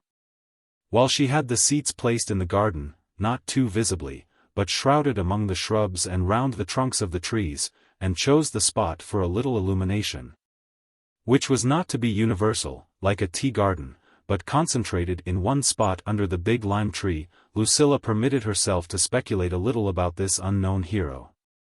She did not so much ask herself if he would be dark or fair, according to the usage of young ladies, as whether he would be high or broad. But, however, that question, like various others, was still hidden in the surrounding darkness. This was how Mrs. Chilliey did her best to cheer up Lucilla in the discouragement from which she supposed her young friend to be suffering. It was perhaps a loftier expedient in one way than Nancy's desire that she should have something she would fancy for dinner. But then there could not be any doubt as to the kindness which prompted both suggestions. And, after all, it is not what people do for you, but the spirit in which they do it, which should be taken into consideration, as Lucilla most justly observed. Chapter 16. That evening was one which all the people in Grange Lane had unanimously concluded would be rather hard upon Miss Marjoribanks. To be sure, when a crisis arrives there is always a certain excitement which keeps one up, but afterwards, when the excitement is over, then is the time when it becomes really trying. There was naturally, under these circumstances, a larger assemblage than usual to watch the progress of the little drama, and how Lucilla would behave. For, after all, society would be excessively tame if it were not for these personal complications, which are always arising, and which are so much better than a play. As for the doctor himself, the portion of the evening's entertainment which particularly amused him was that which preceded all the rest, the reception given by Lucilla to her guests at dinner. And especially to the culprit, who came in quite alone, and found nobody to stand up for him. Mr. Cavendish, who felt to the full the difficulty of his position, and, to tell the truth, was a little ashamed of himself, came late, in order to abridge his trial as much as possible. But Lucilla's habitual good fortune was not confined only to her own necessities, but seemed to involve everybody opposed to her in a ceaseless ill luck, which was very edifying to the spectators. Mr. Cavendish was so late that the other guests had formed into groups round the room, leaving a great open space and avenue of approach to the lady of the house in the middle. And the audience, thus arranged, was very impatient and unfavourable to the lingerer who kept them waiting for their dinner. When he came in at last, instead of doing anything to help him, everybody ceased talking and looked on in stern silence as the wretched culprit walked all the length of the room up to Lucilla through the unoccupied space which exposed him so unmercifully on every side. They all stopped in the middle of what they were saying, and fixed stony eyes on him, as the dead sailors did on the ancient mariner. He had a very good spirit, but still there are circumstances which take the courage out of a man. To be sure, Miss Marjoribanks, when he reached her at last, received Mr. Cavendish with the utmost grace and cordiality. But it is easy to imagine what must have been the feelings of the unfortunate hero. The balaclava charge itself, in the face of all the guns, could have been nothing to the sensation of walking through that horrible naked space, through a crowd of reproachful men who were waiting for dinner. And it was only after it was all over, and Mr. Cavendish had safely arrived at Miss Marjoribanks's side, and was being set at his ease, poor wretch, by her incomparable sweetness, that the doctor, with a certain grim smile on his countenance, came and shook hands with his unfortunate guest. "You are late, dear," Marjoribanks said, taking out the great watch by which all the pulses of Grange Lane considered it their duty to keep time, and which marked 5 minutes after 7, as everybody could see. It was 10 minutes after 7 by the pretty French clock on the mantelpiece, and at least 20 by the lowering countenances of Dr. Marjoribanks's guests. Mr. Cavendish made the best of his unhappy position, and threw himself upon Lucilla's charity, who was the only one who had any compassion upon him. For to see Mrs. Chiley's forbidding countenance no one could have believed that she had ever called him, "my dear." "Dinner is on the table, Papa," Miss Marjoribanks said, with a little reassuring nod to the culprit who had made her his refuge. And she got up and shook out her white draperies with a charitable commotion for which her faithless admirer blessed her in his heart. But the place at her left hand was not left vacant for Mr. Cavendish. He had not the spirit to claim it, even had he had the time. And the consequence was that he found himself next to his brother-in-law at table, which was indeed a hard fate. As for Lucilla, she was quite radiant when the famous dish made its appearance which Nancy had elaborated to please her, and told the story of its introduction to her two next neighbors. In a half-whisper, to their immense amusement. "When the servants are gone I will tell you what we are laughing at," she breathed across the table to Mrs. Chiley, who was more than delighted, as she said, to see her dear Lucilla keeping up so well. And when the dessert was put upon the table, and Thomas had finally disappeared, Miss Marjoribanks kept her promise. "I could not think how I was going to get her to consent," Lucilla said, "but you know she thought I was in low spirits, the dear old soul, and that it would be a comfort to me." Though there was often a great deal of fun at Dr. Marjoribanks's table, nothing was ever heard there to compare with the laughter that greeted Lucilla's narrative. Everybody was so entirely aware of the supposed cause of the low spirits, and indeed was so conscious of having speculated, like Nancy, upon Miss Marjoribanks's probable demeanour at this trying moment, that the laughter was not mere laughter, but conveyed at the same time a confession of guilt and a storm of applause and admiration. As for Mr. Cavendish, it was alarming to look at him in the terrible paroxysm of confusion and shame which he tried to shield under the universal amusement. Miss Marjoribanks left the dining room that evening with the soothing conviction that she had administered punishment of the most annihilating kind. Without for a moment diverging from the perfect sweetness and amiability with which it was her duty to treat all her father's guests. It was so complete and perfect that there was not another word to be said either on one side or the other. And yet Lucilla had not in the least committed herself, or condescended from her maiden dignity. As for Dr. Marjoribanks, if he had chuckled over it before, in anticipation, it may be supposed how he enjoyed now this perfect vindication of his daughter's capacity for taking care of herself. The sound of the victory was even heard upstairs, where the young ladies at the open windows were asking each other, with a little envy, what the men could be laughing at. There was, as we have said, a larger assembly than usual that night. For one thing, it was moonlight, and all the people from the country were there. And then public curiosity was profoundly concerned as to how Lucilla was to conduct herself on so trying an occasion. The laughter even jarred on the sensitive feelings of some people who thought, where a young girl's happiness was concerned, that it was too serious a matter to be laughed at. But then Miss Marjoribanks was not a person who could be classed with ordinary young girls, in the general acceptation of the word. It was when things were at this crisis, and all eyes were directed to Lucilla, and a certain expectation was diffused through the company, that Miss Marjoribanks made that proposal of adjourning to the garden, which was received with so much applause. Lucilla's instinct, or rather her genius, had warned her that something out of the ordinary course of proceedings would be expected from her on that special occasion. She could not get up and make a speech to her excited and curious audience, neither could she, apropos of nothing, tell over again the story which had been received with such applause downstairs. And yet something was wanting. The ordinary routine did not satisfy Lucilla's constituency, who had come with the laudable intention of observing her on a trying occasion, and watching how she got through it. "The air is so delicious tonight that I had some seats placed in the garden," Miss Marjoribanks said, "and if you all like we will sing to you up here, and give you as much music as ever you please. You know I never would consent to be too musical when everybody was in one room. It does not matter so much, when there are a suite. But then Papa, you know, is only a professional man, and I have but one drawing room," said Lucilla, with sweet humility. It was Lady Richmond to whom she was addressing herself at the moment, who was a lady who liked to be the great lady of the party. "It is only in summer that we can be a little like you fine people, who have as many rooms as you please. When you are at a little distance we will sing to you all the evening, if you like." "But, my dear, are you sure you feel able for so much exertion?" said Lady Richmond, who was one of those people who did not think a young girl's happiness a thing to be trifled with. And she looked with what she described afterwards as a very searching expression in Miss Marjoribanks's face. "Dear Lady Richmond, I hope I am always able for my duty," said that gentle martyr. "Papa would be wretched if he did not think we were all enjoying ourselves, and you know it is the object of my life to be a comfort to Papa."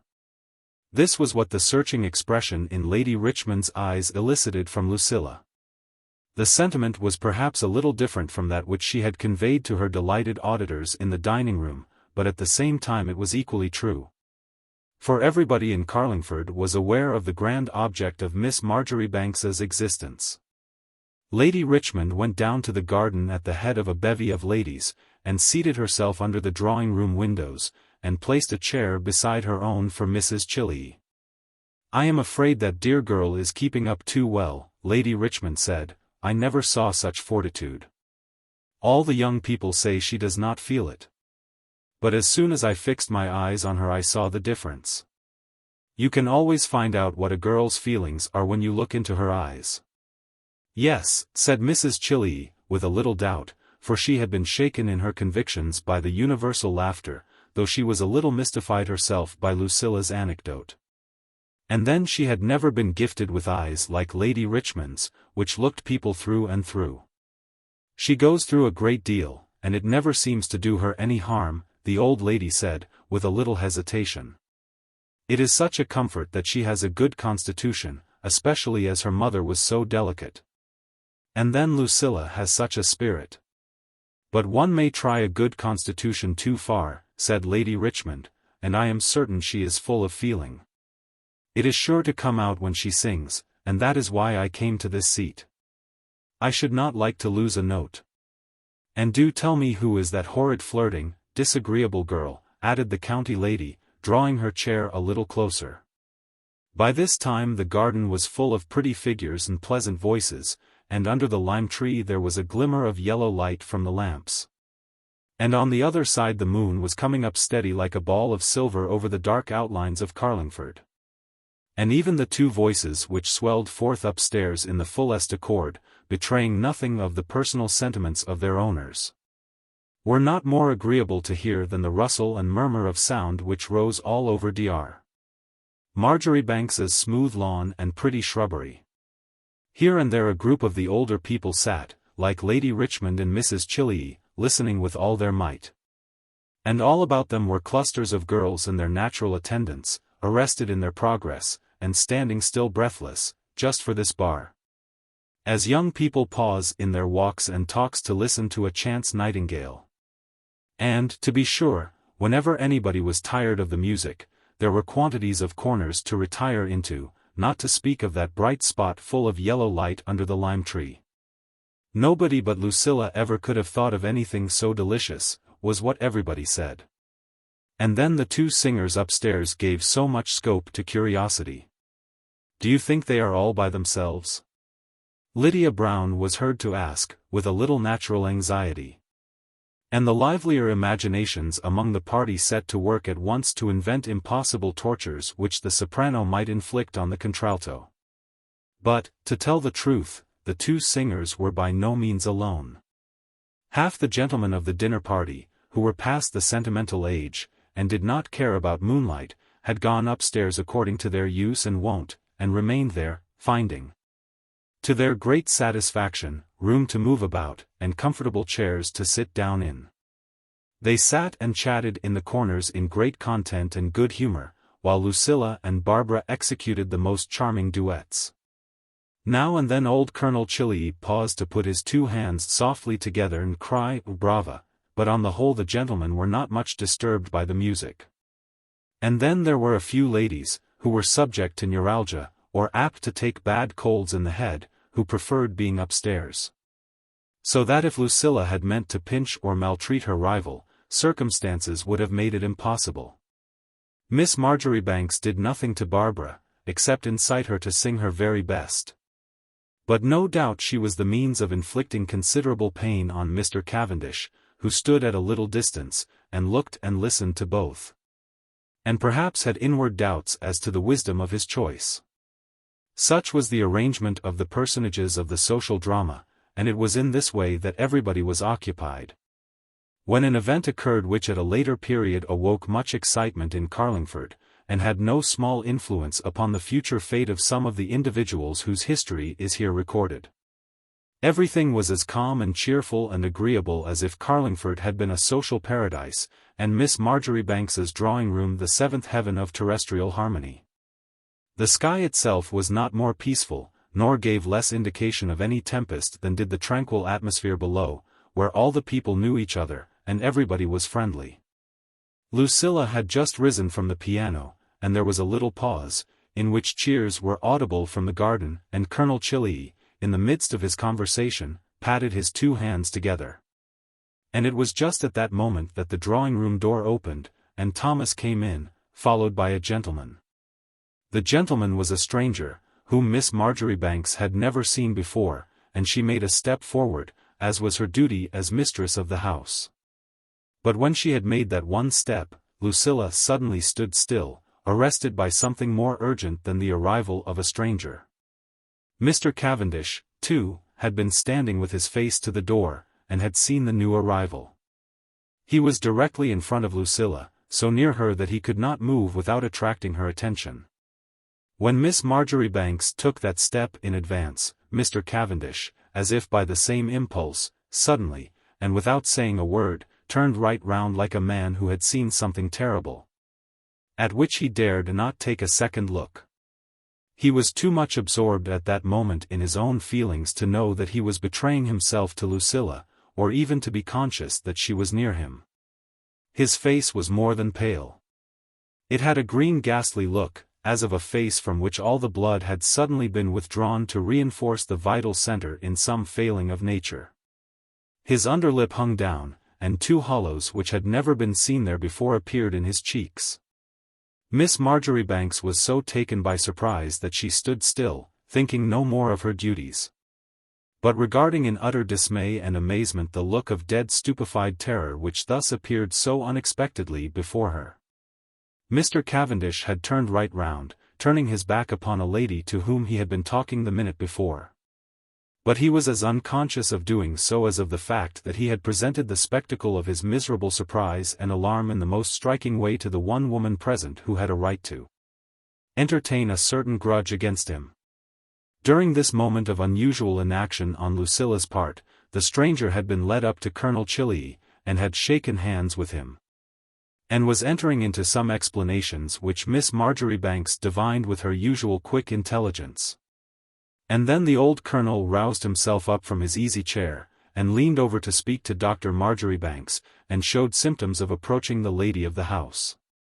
All these movements Lucilla followed breathlessly, with a strange consciousness that only her presence of mind stood between her faithless suitor and a real danger. And as if to prove the difference, Barbara Lake chose that moment of all others to show her power, and made an appeal to Mr. Cavendish and his taste in music, to which the unhappy man made no response. Miss Marjoribanks saw there was no time to lose. With a fearless hand she threw down a great portfolio of music which happened to be close to her, just at his feet, making a merciful disturbance. And then she turned and made her curtsy, and received the homage of Mr. Archdeacon Beverley, who had arrived a day before he was expected, and had come to look after his host, since his host had not been at home to receive him. "But you have broken your music stand or something, Lucilla," said the colonel. "Oh, no, it is only a portfolio. I can't think what could make me so awkward," said Miss Marjoribanks. "I suppose it was seeing someone come in whom I didn't know." And then the old gentleman, as was his duty, paid the Archdeacon a compliment on having made such a commotion.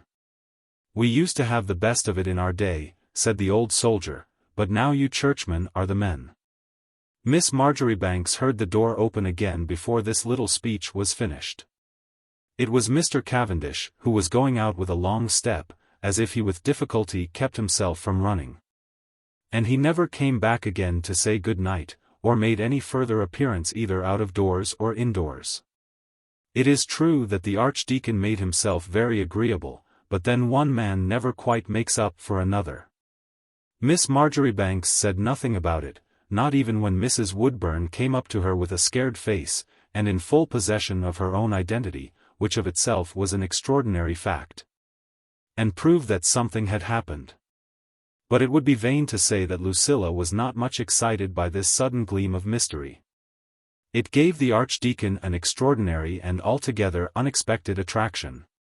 And as for Mr. Cavendish, it was utterly inconceivable that a man in society, whom everybody knew about, should give way to such a panic. The question was, what did it mean? Chapter 17. The arrival of Mr. Archdeacon Beverley in Carlingford was, for many reasons, an event of importance to the town, and especially to society, which was concerned in anything that drew new and pleasant people to Grange Lane. For one thing, it occurred at the time when that first proposal of elevating Carlingford into a bishopric, in order to relieve the present bishop of the district of a part of his immense diocese, had just been mooted. And supposing this conception to be ever carried out, nobody could have been more eligible as first bishop than the Archdeacon, who was in the prime of life, and a very successful clergyman. And then, not to speak of anything so important, his presence was a great attraction to the country clergy, especially as he had come to hold a visitation. Notwithstanding all this, it is impossible to deny that Mrs. Chilliey, his hostess, and even Miss Marjoribanks herself, regarded the manner of his first appearance with a certain displeasure. If he had only had the good sense to stay at home, and not come to seek his entertainers. To be sure it is awkward to arrive at a house and find that everybody is out. But still, as Mrs. Chilley justly observed, the Archdeacon was not a baby, and he might have known better. Coming to you the very first night, and almost in his travelling things, to take the cream off everything, the old lady said, with tears of vexation in her eyes. And after that, what have we to show him in Carlingford, Lucilla? As for Miss Marjoribanks, she was annoyed, but she knew the wealth of her own resources, and she was not in despair, like her old friend. They never know any better, she said sympathetically. Dear Mrs. Chilley, there was nothing else to be expected, but, at the same time, I don't think things are so very bad, said Lucilla. For she had naturally a confidence in herself of which even Mrs. Chilley's admiring faith fell short. The Archdeacon himself took it quite cheerfully, as if it was the most natural thing in the world. I have no doubt it was a very pleasant party, if one could have got the keynote, he said, in his Broadchurch way, as if there was nothing more to be said on the subject. And Lucilla's Thursday was the merest ordinary assembly. For there could be no doubt that he was Broadchurch, even though his antecedents had not proclaimed the fact. He had a way of talking on many subjects which alarmed his hostess. It was not that there was anything objectionable in what he said, for, to be sure, a clergyman and an archdeacon may say a great many things that ordinary people would not like to venture on, but still it was impossible to tell what it might lead to. For it is not everybody who knows when to stop, as Mr. Beverley in his position might be expected to do. It was the custom of good society in Carlingford to give a respectful assent, for example, to Mr. Barry's extreme low churchism, as if it were profane, as it certainly was not respectable. To differ from the rector, and to give him as wide a field as possible for his missionary operations by keeping out of the way. But Mr. Beverley had not the least regard for respectability, nor that respect for religion which consists in keeping as clear of it as possible. And the way in which he spoke of Mr. Barry's views wounded some people's feelings. Altogether, he was, as Mrs. Chilley said, an anxious person to have in the house. For he just as often agreed with the gentlemen in their loose ways of thinking, as with the more correct opinions by which the wives and mothers who had charge of their morality strove hard to keep them in the right way. And that was the reverse of what one naturally expected from a clergyman. He was very nice, and had a nice position. And, under all the circumstances, it was not only a duty to pay attention to him, but a duty from which results of a most agreeable character might spring. But still, though she could not be otherwise than kind, it would be impossible to say that it was out of personal predilection that Mrs. Chilley devoted herself to her guest. She admitted frankly that he was not like what clergymen were in her time. For one thing, he seemed to think that every silly boy and girl ought to have an opinion and be consulted, as if they had anything to do with it, which was just the way to turn their heads and make them utterly insupportable.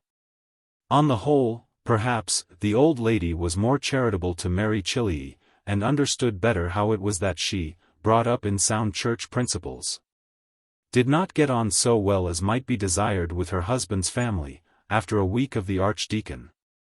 And yet he was a delightful person, and full of information, as everybody admitted. And if Carlingford should be erected into a bishopric, as would be only right, and if Mr. Beverley should happen to be appointed bishop, as was highly probable, then it would be a pleasure to think that one had been kind to him. At the same time, it must be owned that he showed a great want of tact in coming to Miss Marjoribanks's Thursday on the night of his arrival, and thus brushing, as it were, the very cream off his introduction to Grange Lane. And Mrs. Chilley still sighed a little over Mr. Cavendish, and thought within herself that it was not his fault, but that designing, artful creature, who was enough to lead any man wrong. For it was very clear to the meanest capacity that nobody could ever call the Archdeacon my dear, as, with all his faults, it had been possible to call Mr. Cavendish. And by this line of thought Mrs. Chilley was led to regret Mr. Cavendish, and to wonder what had become of him, and what family affairs it could be that had taken him so suddenly away. A great many people in Carlingford were at that moment occupied by the same wonders and regrets. Some people thought he was frightened to find how far he had gone with that Miss Lake, and had left town for a little to be out of the way. And some thought he must have been speculating, and have lost money. To tell the truth, it was very strange that he should have disappeared so suddenly, just at the moment, too, when old Mr. Chiltern had one of his bad attacks of bronchitis, which Dr. Marjoribanks himself had admitted might carry him off any day. Nothing could be more important to the future interests of young Cavendish than to be on the spot at this critical moment, and yet he had disappeared without telling anybody he was going. Or where he was going, which was on the whole a perfectly unexplainable proceeding. His very servants, as had been ascertained by some inquiring mind in the community, were unaware of his intention up to the very last moment. And certainly he had not said goodbye to anybody before leaving Dr. Marjoribanks's garden on that Thursday evening. Mr. Woodburn, who was not a person of very refined perceptions, was the only man who found his disappearance quite natural. After making such a deuced ass of himself, by George! What could the fellow do, said his brother-in-law, who naturally enjoyed the discomfiture of so near a connection. And this was no doubt a providential circumstance for Mrs. Woodburn, who was thus saved from the necessity of explaining or accounting for her brother's unexpected disappearance. But it failed to satisfy the general community, who did not think Mr. Cavendish likely to give in at the first blow even of so distinguished an antagonist as Miss Marjoribanks. Some of the more charitable inhabitants of Grange Lane concluded that it must be the sudden illness of some relative which had called him away. But then, though he was well known to be one of the Cavendishes, neither he nor his sister ever spoke much of their connections. And, on the whole, public opinion fluctuated between the two first suggestions, which seemed truest to nature at least, whether or not they might be fully corroborated by fact, which were either that Mr. Cavendish had taken fright, as he might very naturally have done, at the advanced state of his relations with Barbara Lake, or that he had speculated, and lost money.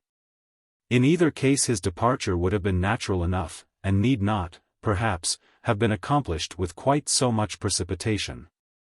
But still such a community as that in Grange Lane was in circumstances to comprehend how a young man might take fright and leave home either because of losing a lot of money, or getting entangled with a drawing-master's daughter. The immediate result, so far as society was concerned, was one for which people did not know whether to be most glad or sorry. Mrs. Woodburn, who kept half the people in Grange Lane in terror of their lives, seemed to have lost all her inspiration now her brother was away. She did not seem to have the heart to take off anybody, which was quite a serious matter for the amusement of the community. To be sure, some people were thankful, as supposing themselves exempted from caricature.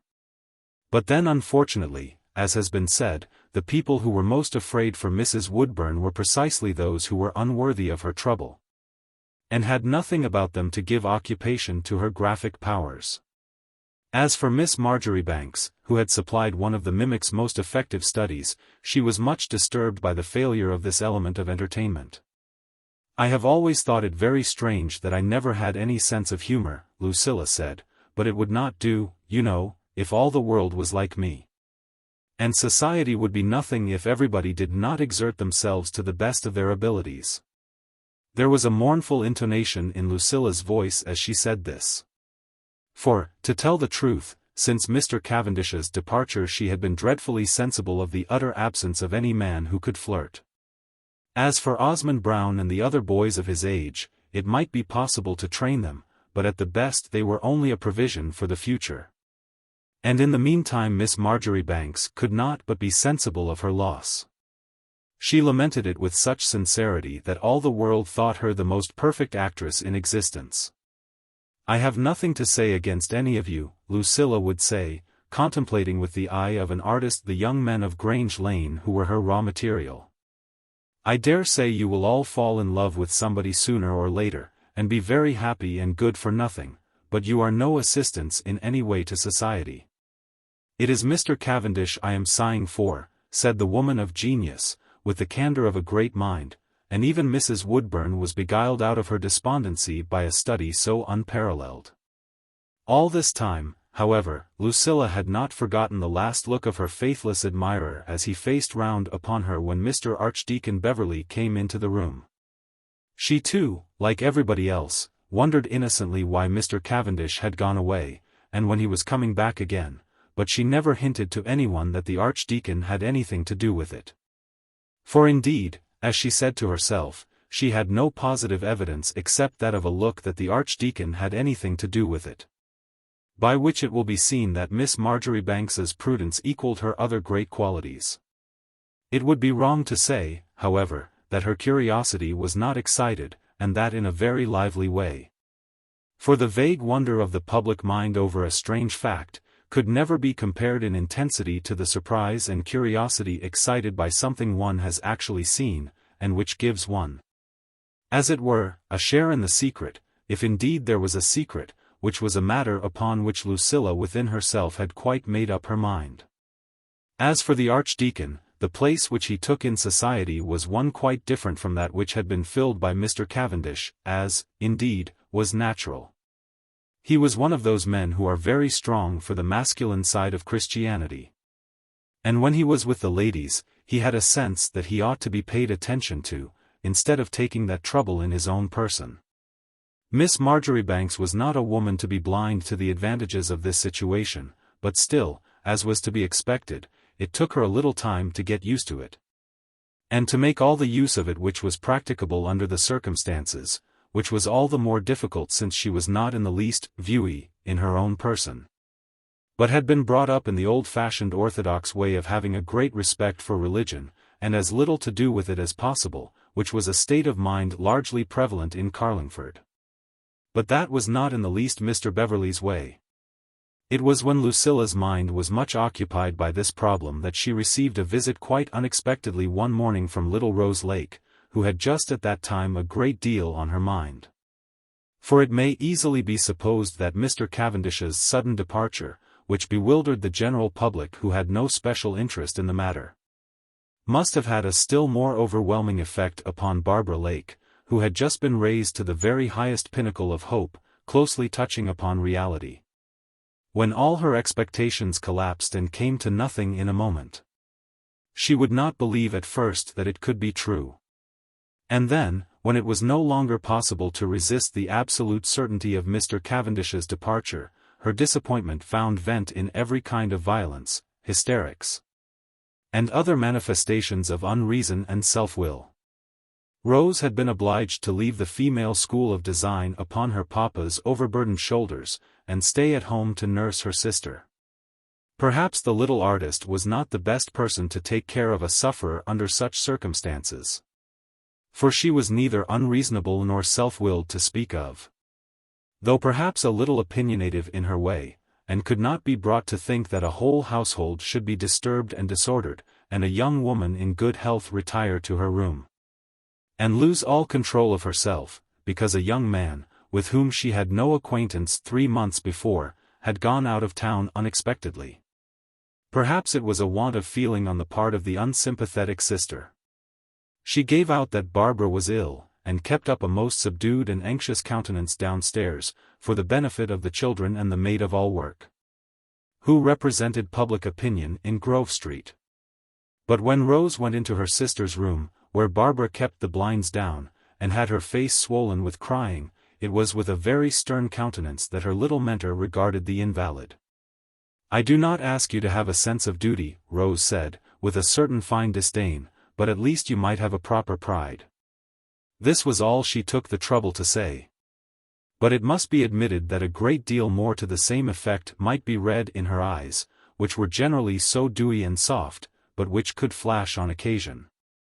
And then as the week drew on towards Thursday, and all her representations proved unavailing to induce Barbara to get up and prepare herself for her usual duties, the scorn and vexation and impatience with which the dutiful little soul met her sister's sullen determination that she was not able to fulfill her ordinary engagements, roused Rose up to a great resolution. For her own part she was one of the people who do not understand giving in. "What do you mean by lying there?" she said, pounding Barbara down small and cutting her to pieces with infallible good sense and logic. "Will that do any good? You would try to look better than usual, and sing better than usual, if you had any proper pride. I did not fall ill when my flounce was passed over at the exhibition. I made up my mind that very evening about the combination for my veil. I would die rather than give in if I were you. Your flounce, sobbed Barbara, oh, you unfeeling insensible thing. As if your heart had anything to do with that. I only went to spite Lucilla, and I won't go, no more, oh, no more, now he's been and deserted me. You can't understand my feelings, go away and leave me alone. Barbara, said Rose, with solemnity, I would forgive you if you would not be mean. I don't understand it in one of us. If Mr. Cavendish has gone away, it shows that he does not care for you, and you would scorn him, and scorn to show you were thinking of him, if you had any proper pride. But all the answer Barbara gave was to turn away with a jerk of annoyance the old easy-chair in which she was lying buried, with her hands thrust up into her black hair, and her eyes all red. Upon which Rose left her to carry out her own resolution. She was prompt in all her movements, and she wasted no time on reconsideration. She went down into Grange Lane, her little head erect, and her bright eyes regarding the world with that air of frank recognition and acknowledgment which Rose felt she owed as an artist to her fellow creatures. They were all good subjects more or less, and the consciousness that she could draw them and immortalize them gave her the same sense of confidence in their friendliness. And her own perfect command of the situation, as a young princess might have felt whose rank protected her like an invisible buckler. Rose, too, walked erect and open-eyed, in the confidence of her rank, which made her everybody's equal. It was in this frame of mind that she arrived at Dr. Marjoribanks's house, and found Lucilla, who was very glad to see her. Miss Marjoribanks was pondering deeply on the Archdeacon at that moment, and her little visitor seemed as one sent by heaven to help her out. For to tell the truth, though Lucilla understood all about Mr. Cavendish, and men of his description, and how to manage them, and take full use of their powers, even her commanding intelligence felt the lack of experience in respect to such a case as that of the Archdeacon, who required a different treatment to draw him out. She was thinking it over intently at the moment of Rose's arrival, for Lucilla was not a person to give up the advantages of a novel position because she did not quite understand it. She felt within herself that there was no doubt a great effect might be produced if she could but see how to do it. And it was Thursday morning, and there was no time to lose. I came to speak to you about Barbara, said Rose. She is not fit to come out this morning. I told her it was very ungrateful not to make an effort after you had been so kind. But I am sorry to say she has not a strong sense of duty, and I don't think she would be able to sing or do anything but look stupid. I hope you will not think very badly of her. There are some people who can't help giving in, I suppose, said Rose, with an impatient little sigh. And so this is you, you dear little Rose, said Lucilla, and I have never seen you before since I came home, and you always were such a pet of mine at Mount Pleasant. I can't think why you never came to see me before. As for me, you know, I never have any time. Poor Papa has nobody else to take care of him, and it always was the object of my life to be a comfort to Papa. Yes, said Rose, who was a straightforward little woman, and not given to compliments. I have a great deal to do too, she said, and then all my spare moments I am working at my design. Papa always says that society accepts artists for what they can give, and does not expect them to sacrifice their time, Rose continued, with her little air of dignity. Miss Marjoribanks knew very well that society was utterly unconscious of the existence of the Lake family. But then there is always something imposing in such a perfectly innocent and superb assumption as that to which the young Pre-Raphaelite had just given utterance. And it began to dawn upon Lucilla that here was another imperfectly understood but effective instrument lying ready to her hand. I should like to see your design, said Miss Marjoribanks graciously. You made such a pretty little wreath for the corner of my handkerchief, don't you remember, all frogs' legs and things. It looked so sweet in the old satin stitch. What is the matter with poor Barbara? I felt sure she would catch cold and lose her voice. I shall tell Papa to go and see her. As for tonight, it will be a dreadful loss to be sure, for I never could find a voice that went so well with mine. But if you are sure she can't come. When people have not a sense of duty, said Rose, with an indignant sigh, nor any proper pride, some are so different. Barbara ought to have been some rich person's daughter, with nothing to do. She would not mind being of no use in the world. It is a kind of temperament I don't understand, continued the little artist. All this, it is true, was novel to Miss Marjoribanks, who had a kind of prejudice in favor of the daughters of rich persons who had nothing to do. But Lucilla's genius was broad and catholic, and did not insist upon comprehending everything. She gave Rose a sudden scrutinizing look, and measured her mentally against the gap she had to fill. No doubt it was an experiment, and might fail signally. But then Miss Marjoribanks was always at hand to cover deficiencies, and she had that confidence in herself and her good fortune which is necessary to everybody who greatly dares. You must come yourself this evening, you dear old Rose, said Lucilla. You know I always was fond of you. Oh, yes, I know you can't sing like Barbara. But the Archdeacon is coming, who understands about art. And if you would like to bring your design, my principle has always been, that there should be a little of everything in society, said Miss Marjoribanks. I dare say you will feel a little strange at first with not knowing the people, but that will soon pass off, and you must come. When she had said this, Lucilla bestowed upon little Rose a friendly schoolfellow kiss, putting her hands upon the little artist's shoulders, and looking her full in the face as she did so. I am sure you can talk, said Miss Marjoribanks. She did not say, go away now, and leave me to my arrangements. But Rose, who was quick-witted, understood that the salute was a dismissal, and she went away accordingly, tingling with pride and excitement and pleasure and a kind of pain. The idea of practically exemplifying, in her own person, the kind of demeanor which society ought to expect from an artist had not occurred to Rose. But destiny having arranged it so, she was not the woman to withdraw from her responsibilities. She said to herself that it would be shabby for her who was known to have opinions on this subject, to shrink from carrying them out. And stimulated her courage by recourse to her principles, as people do who feel themselves bound to lay sacrifices on the altar of duty. Notwithstanding this elevated view of the emergency, it must be admitted that a sudden thought of what she would wear had flushed to Rose's very fingertips, with a heat and tingle of which the little heroine was ashamed. For it was Thursday morning, and there was not a moment to be lost. However, after the first thrill which this idea had given her, Rose bethought herself once more of her principles, and stilled her beating heart.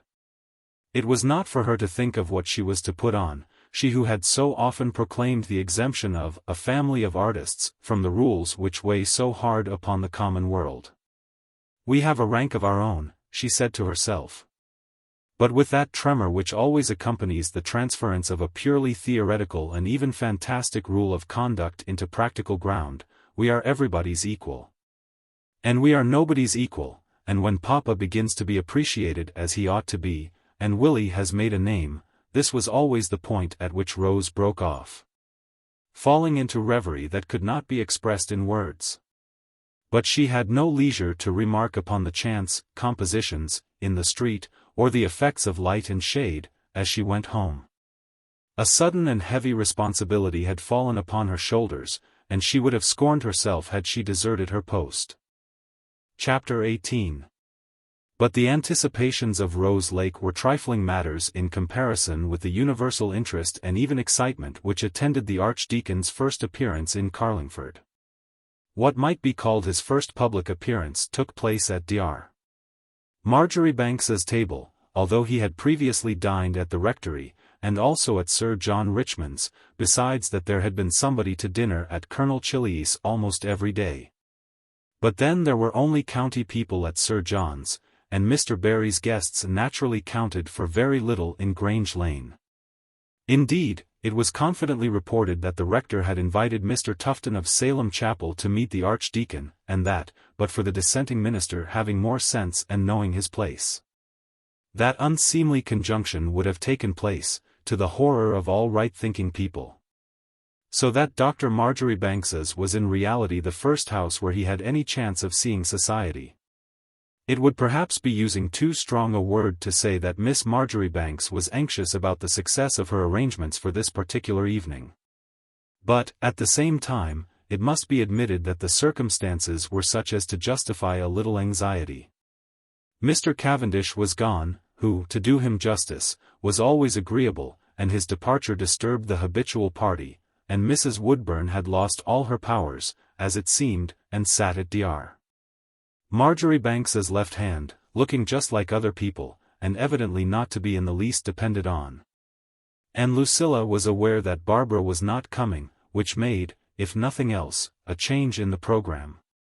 No music, nobody to do the flirting, nor to supply the dramatic byplay to which Grange Lane had become accustomed. And a new man to be made use of, and to be done honor to, and introduced in society. A young woman of powers inferior to those of Miss Marjoribanks would have sunk under such a weight of responsibility, and there was no doubt that Lucilla was a little excited. She felt that everything depended upon her courage and self-possession. If she but lost her head for a moment and lost command of affairs, everything might have been lost. But then fortunately she knew herself and what she could do, and had a modest confidence that she would not lose her head. And thus she could still eat her dinner with the composure of genius, though it would be wrong to deny that Lucilla was a little pale.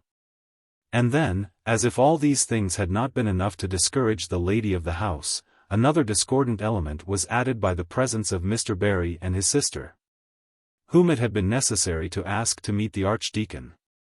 The rector, though he was very low church, has no particular objections to a good dinner, but he made a principle of talking of that important daily necessity in a disparaging, or at best in a patronizing way, which roused Dr. Marjoribanks's temper, and sometimes the doctor would launch a shaft of medical wit at his spiritual guide, which Mr. Barry had no means of parrying. Nor was this the only danger to which the peace of the party was exposed. For the rector, at the same time, regarded Mr. Beverley with a certain critical suspiciousness, such as is seldom to be encountered except among clergymen. He did not know much about his clerical superior, who had only recently been appointed to his archdeaconry. But there was something in his air, his looks, and demeanor, which indicated what Mr. Barry considered a loose way of thinking.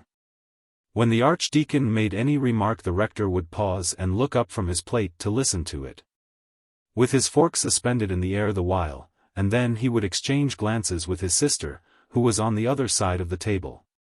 All this, it may be supposed, was a little discomposing for Lucilla, who had the responsibility of everything, and who could now look for no assistance among the ordinary members of her father's party, who were, as a general rule, much more occupied with the dinner than with anything else that was going on.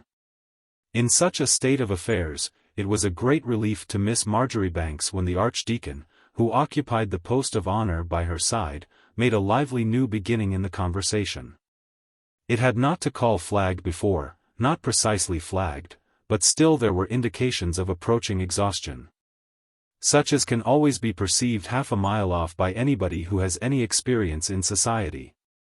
And when the archdeacon took up the ball with all the liveliness of a man who is interested in a special question, it will not be difficult to any lady who has ever been in such circumstances to realize to herself Miss Marjoribanks's sense of gratitude and relief. "By the by," said Mr. Beverley, "I meant to ask if anyone knew a man whom I am sure I caught a glimpse of the first day I was in Carlingford. Perhaps it was in the morning after I arrived, to be precise. I can't recollect exactly. If he lives about here, he ought to be known, for he is a clever amusing sort of fellow. I don't know if Carlingford is more blessed than other country towns with people of that complexion," said the archdeacon, turning to Lucilla with a smile. His smile, as he paused and turned to Miss Marjoribanks, was such as conveys a kind of challenge when it is addressed to a young lady, and meant to lead to a lively little combat by the way. And yet there was something of keen personal anxiety and animosity in it. As for Lucilla, she was conscious of an immediate thrill of curiosity, but still it was curiosity unmingled with any excitement, and she had no particular objection to respond. "Everybody is nice in Carlingford," said Miss Marjoribanks. "Some people are always finding fault with their neighbours, but I always get on so well with everybody, I suppose it is my luck." This was not precisely an answer to the Archdeacon's question. And there was somebody at the table who could have fallen upon Lucilla and beaten her for putting off the revelation which trembled on the lips of Mr. Beverley. And yet would have given anything in the world to silence the Archdeacon, and felt capable of rushing at him like a fury and tearing his tongue out, or suffocating him, to stop the next words that he was going to say. But nobody knew anything about this, or could see into the one heart that had begun to flutter and throb with alarm, for outwardly, all the well-dressed, cheerful people at Dr. Marjoribanks's table sat eating their dinner, one precisely like another, as if there had been no such thing as mystery or terror in the world. "You must not expect me to believe in the perfection of human society," said the Archdeacon, going on in the same strain. "I would much rather pin my faith to the amiable dispositions of one young lady who always finds her neighbours agreeable, and I hope she makes no exception to the rule," said the Broad Churchman in a parenthesis, with a smile and a bow, and then he raised his voice a little. "The man I speak of is really a very amusing fellow, and very well got up, and calculated to impose upon ordinary observers. It is quite a curious story. He was a son of a trainer or something of that sort about Newmarket. Old Lord Monmouth took an extraordinary fancy to him, and had him constantly about his place. At one time, indeed, he half brought him up along with his grandson, you know. He always was a handsome fellow, and picked up a little polish. And really, for people not quite used to the real thing, was as nearly like a gentleman." "Come, now, I don't put any faith in that," said Mr. Woodburn. "I don't pretend to be much of a one for fine company myself, but I know a gentleman when I see him. A snob always overdoes it, you know." "I never said this man was a snob," said the Archdeacon, with a refined expression of disgust at the interruption flitting over his features. "On the contrary, if he had only been honest, he would have been really a very nice fellow." "My dear sir," said Mr. Barry, "excuse me for breaking in, perhaps I am old-fashioned. But don't you think it's a pity to treat the question of honesty so lightly? A dishonest person has a precious soul to be saved, and may be a most deeply interesting character, but to speak of him as a very nice fellow, is, pardon me, I think it's a pity. Especially in mixed society, where it is so important for a clergyman to be guarded in his expressions," said the rector. When Mr. Barry began to speak, everybody else at table ceased talking, and gave serious attention to what was going on. For the prospect of a passage of arms between the two clergymen was an opportunity too captivating to be lost. "I hope Mr. Barry's dishonest friends will pardon me," said the Archdeacon, "I mean no harm to their superior claims. Does anybody know the man here, I wonder? He had changed his name when I knew him, and there is no telling what he may call himself now. I assure you he was a very good-looking fellow, dark, good features, nearly 6 feet high." "Oh, please don't say any more," said Miss Marjoribanks. And she could not quite have explained why she interrupted these personal details. "If you tell me what he is like, I shall fancy everybody I meet is him. Mr. Centum is dark, and has good features, and is nearly 6 feet high. Never mind what he is like. You gentlemen can never describe anybody, you always keep to generals. Tell us what he has done." Somebody drew a long breath at the table when the Archdeacon obeyed Miss Marjoribanks's injunction. More than one person caught the sound, but even Lucilla's keen eyes could not make out beyond controversy from whom it proceeded. To be sure, Lucilla's mind was in a most curious state of tumult and confusion. She was not one of the people who take a long time to form their conclusions. But the natural conclusion to which she felt inclined to jump in this case was one so monstrous and incredible that Miss Marjoribanks felt her only safeguard in the whirl of possibilities was to reject it altogether, and make up her mind that it was impossible. And then all the correspondences and apparent corroborations began to dance and whirl about her in a bewildering ring till her own brain seemed to spin with them. She was as much afraid lest the Archdeacon by some chance should fall upon a really individual feature which the world in general could identify, as if she had had any real concern in the matter. But then, fortunately, there was not much chance of that, for it was one of Lucilla's principles that men never can describe each other. She listened, however, with such a curious commotion in her mind, that she did not quite make out what he was saying, and only pieced it up in little bits from memory afterwards. Not that it was a very dreadful story. It was not a narrative of robbery or murder, or anything very alarming. But if it could by any possibility turn out that the man of whom Mr. Beverley was speaking had ever been received in society in Carlingford, then it would be a dreadful blow to the community, and destroy public confidence forever in the social leaders. This was what Lucilla was thinking in her sudden turmoil of amazement and apprehension. And all this time there was another person at table who knew all about it 20 times better than Lucilla, and knew what was coming, and had a still more intense terror lest some personal detail might drop from the Archdeacon's lips which the public in general would recognize. Mr. Beverley went on with his story with a curious sort of personal keenness in his way of telling it, but never dreaming for a moment that anybody that heard him was disturbed or excited by it. "He has a mark on his face," the Archdeacon said, but here Miss Marjoribanks gave a little cry, and held up both her hands in dismay. "Don't tell us what marks he has on his face," said Lucilla. "I know that I shall think every man who is dark, and has good features, and is 6 feet, must be him. I wonder if it could be my cousin Tom. He has a little mark on his face, and it would be just like his dreadful luck, poor fellow. Would it be right to give up one's own cousin if it should turn out to be Tom?" said Miss Marjoribanks. The people who were sitting at her end of the table laughed, but there was no laughing in Lucilla's mind. And this fright and panic were poor preparatives for the evening, which had to be got through creditably with so few resources, and with such a total reversal of the ordinary program. Miss Marjoribanks was still tingling with curiosity and alarm when she rose from the table.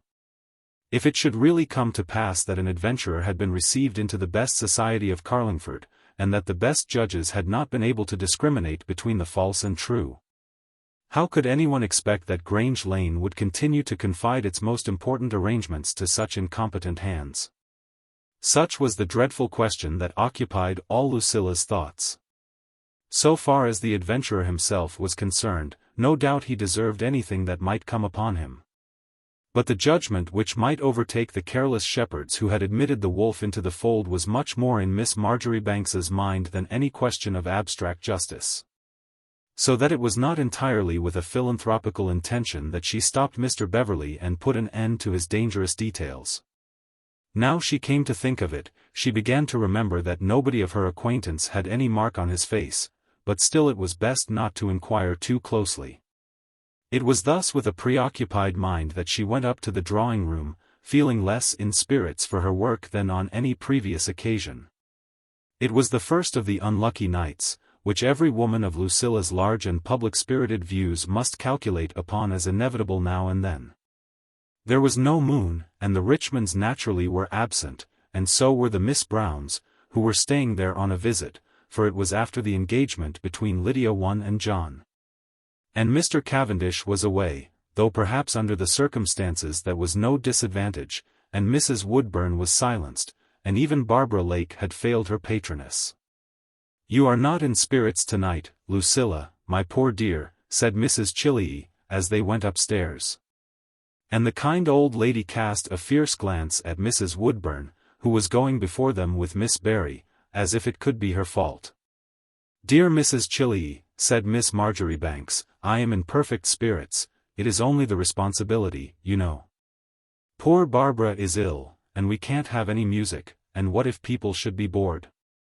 When one has real friends to stand by one it is different," said Lucilla, with an intonation that was not intended for Mrs. Chilley, "and I always stand by my friends." This was the spirit with which Miss Marjoribanks went upstairs. It was a sentiment which pervaded her whole life. Even when she had occasion to be sufficiently displeased with the people who surrounded her, and to feel that her own loyal friendship met with no adequate response. This was the unfailing inspiration of her heart. She did not rush into opposition because any misguided man or woman failed for the moment to appreciate her efforts, and return, as they ought to have been glad to do, her sentiments of kindness. On the contrary, nothing could have been more long-suffering and tolerant and benign than the feelings with which Lucilla regarded the unfortunate persons who mistook or did not appreciate her. She knew herself, which, however superior they might be, was something they could not know, and she could afford to be sorry, for their own sakes, for their want of discrimination. If there should happen to be somebody in Grange Lane who had gained admittance into society under false pretenses, not even such an offence, grievous as it was, could induce Miss Marjoribanks to condemn the culprit unheard. It was at once her settled resolution, and a peculiarity of her character, to stand by her friends. And whatever might be the thoughts in her own mind, her immediate decision was to shut her ears to every indication of the culprit's personality, and to be blind to every suggestion that could identify him. People who like to discover the alloy which blends with all human motives, may suppose that Lucilla felt her own credit as the leader of society at stake, and would not admit that she had been duped. But this had in reality but a very small share in the matter. Her instinct, even when reason suggested that she should be doubtful of them, was always to side with her own friends. And though there might be persons included in that sacred number who were scarcely worthy of the character, yet Lucilla, like every lofty character, could act but according to her own nature, and could not forsake anyone whom she supposed to be thus mysteriously and darkly assailed. And she had her reward. There are virtues in this world which go without any recompense, but there are other virtues upon which a prompt guerdon is bestowed. And Lucilla possessed this happier development. Whether it was that little speech of hers which touched the mimic's heart, or whether the effect was produced by some other secret influence, it is certain that this was the night on which Mrs. Woodburn's talent came to what may be called a sort of apotheosis. She shook off her languor as by a sudden inspiration, and gave such a sketch of the Archdeacon as up to this day is remembered more clearly in Carlingford than the man himself. She took him off to his very face, and he never found it out, though everybody else did, and the house shook with restrained laughter. And as if this was not enough, Rose Lake had come with her portfolio, with some sketches of her brothers, who afterwards became so celebrated, in it, which electrified all the people who were fond of art. And by the side of the young pre-Raphaelite was Barbara, who had come, to spite Lucilla, and who remained unwittingly to grace her triumph.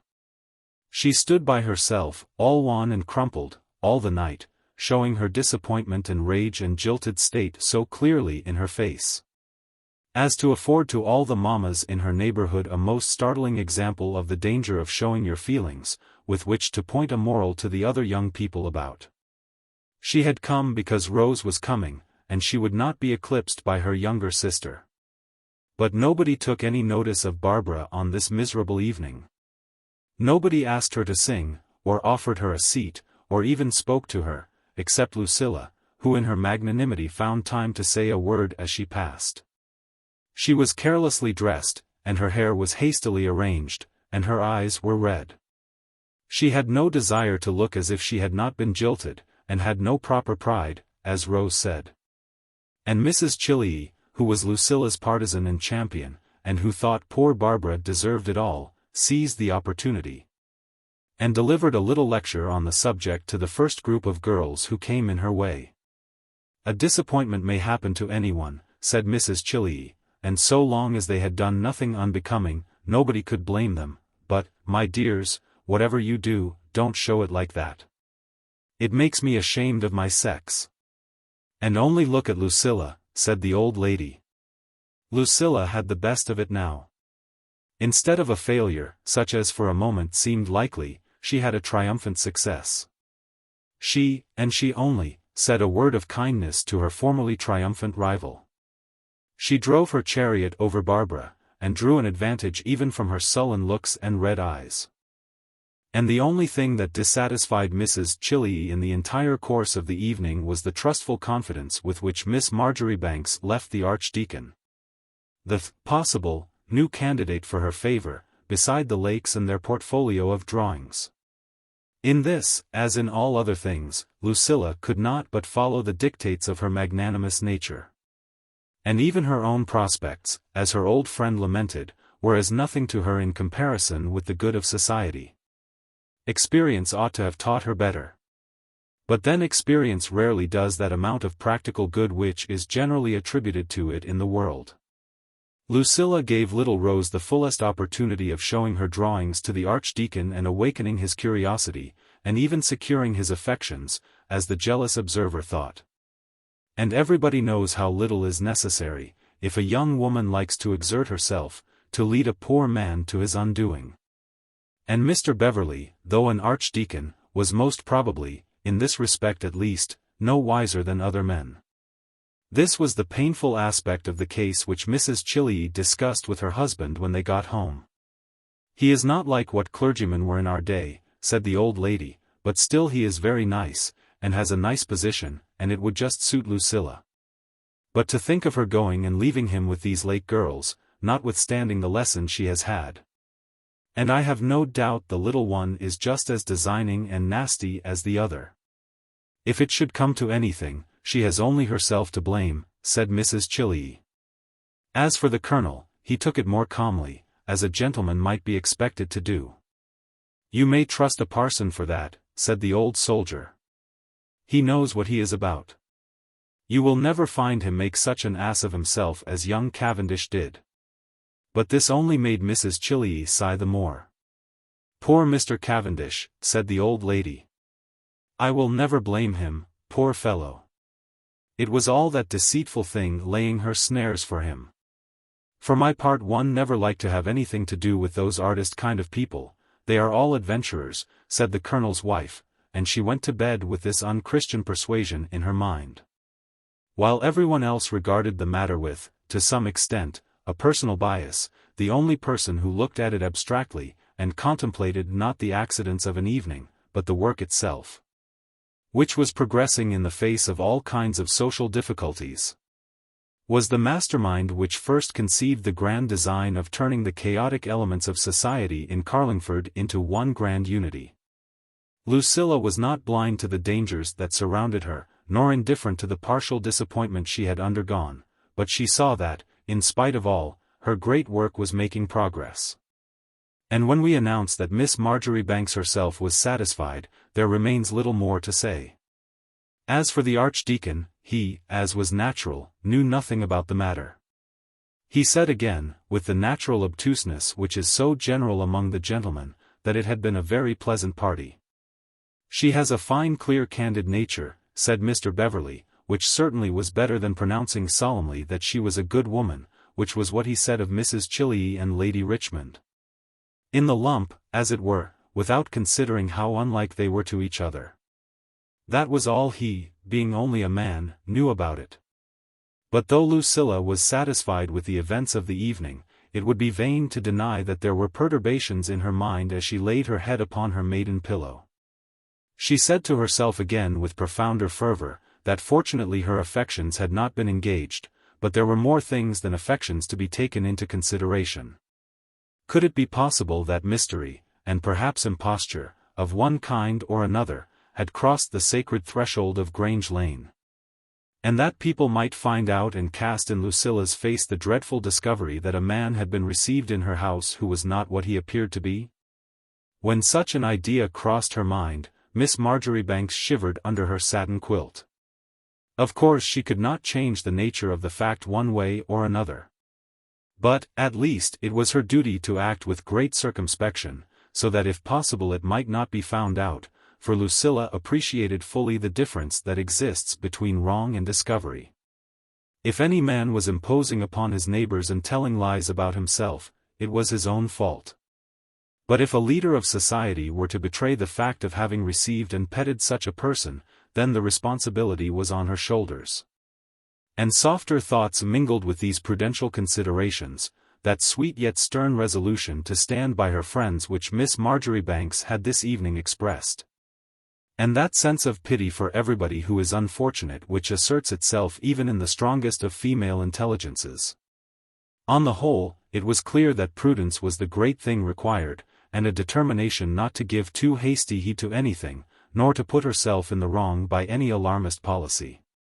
Fortunately the respectability of Dr. Marjoribanks's house was enough to cover its guests with a shining buckler. Thus Lucilla calmed down her own apprehensions, and succeeded in convincing herself that if the impostor whom the Archdeacon had seen had been really received in Grange Lane, it was so much the worse for the impostor. But that, in the meantime, in the lack of evidence, it was much the best thing to take no notice. If there was anyone else in Carlingford who regarded that past danger with a livelier horror and a more distinct fear, certainly Miss Marjoribanks had no way of knowing of it. And nobody had been remarked as being in a despondent condition, or, indeed, in anything but the highest spirits, in the course of this Thursday. Except the ungrateful creature who had begun all the mischief. And tolerant as Lucilla was, it would have been going beyond the limits of nature to have expected that she could have been profoundly sorry for Barbara Lake. At the same time, poor Barbara, though she was not an elevated character, had gone home in a very sad state of mind. She had taken courage to ask Mrs. Woodburn about her brother, and Mrs. Woodburn had made the very briefest and rudest response to her question. And had taken off her woebegone looks almost to her very face. And no one had shown the least sympathy for the forsaken one. She had not even been called from her solitude to sing, which might have been something, and it was Rose, as she said to herself, who had attracted all the attention.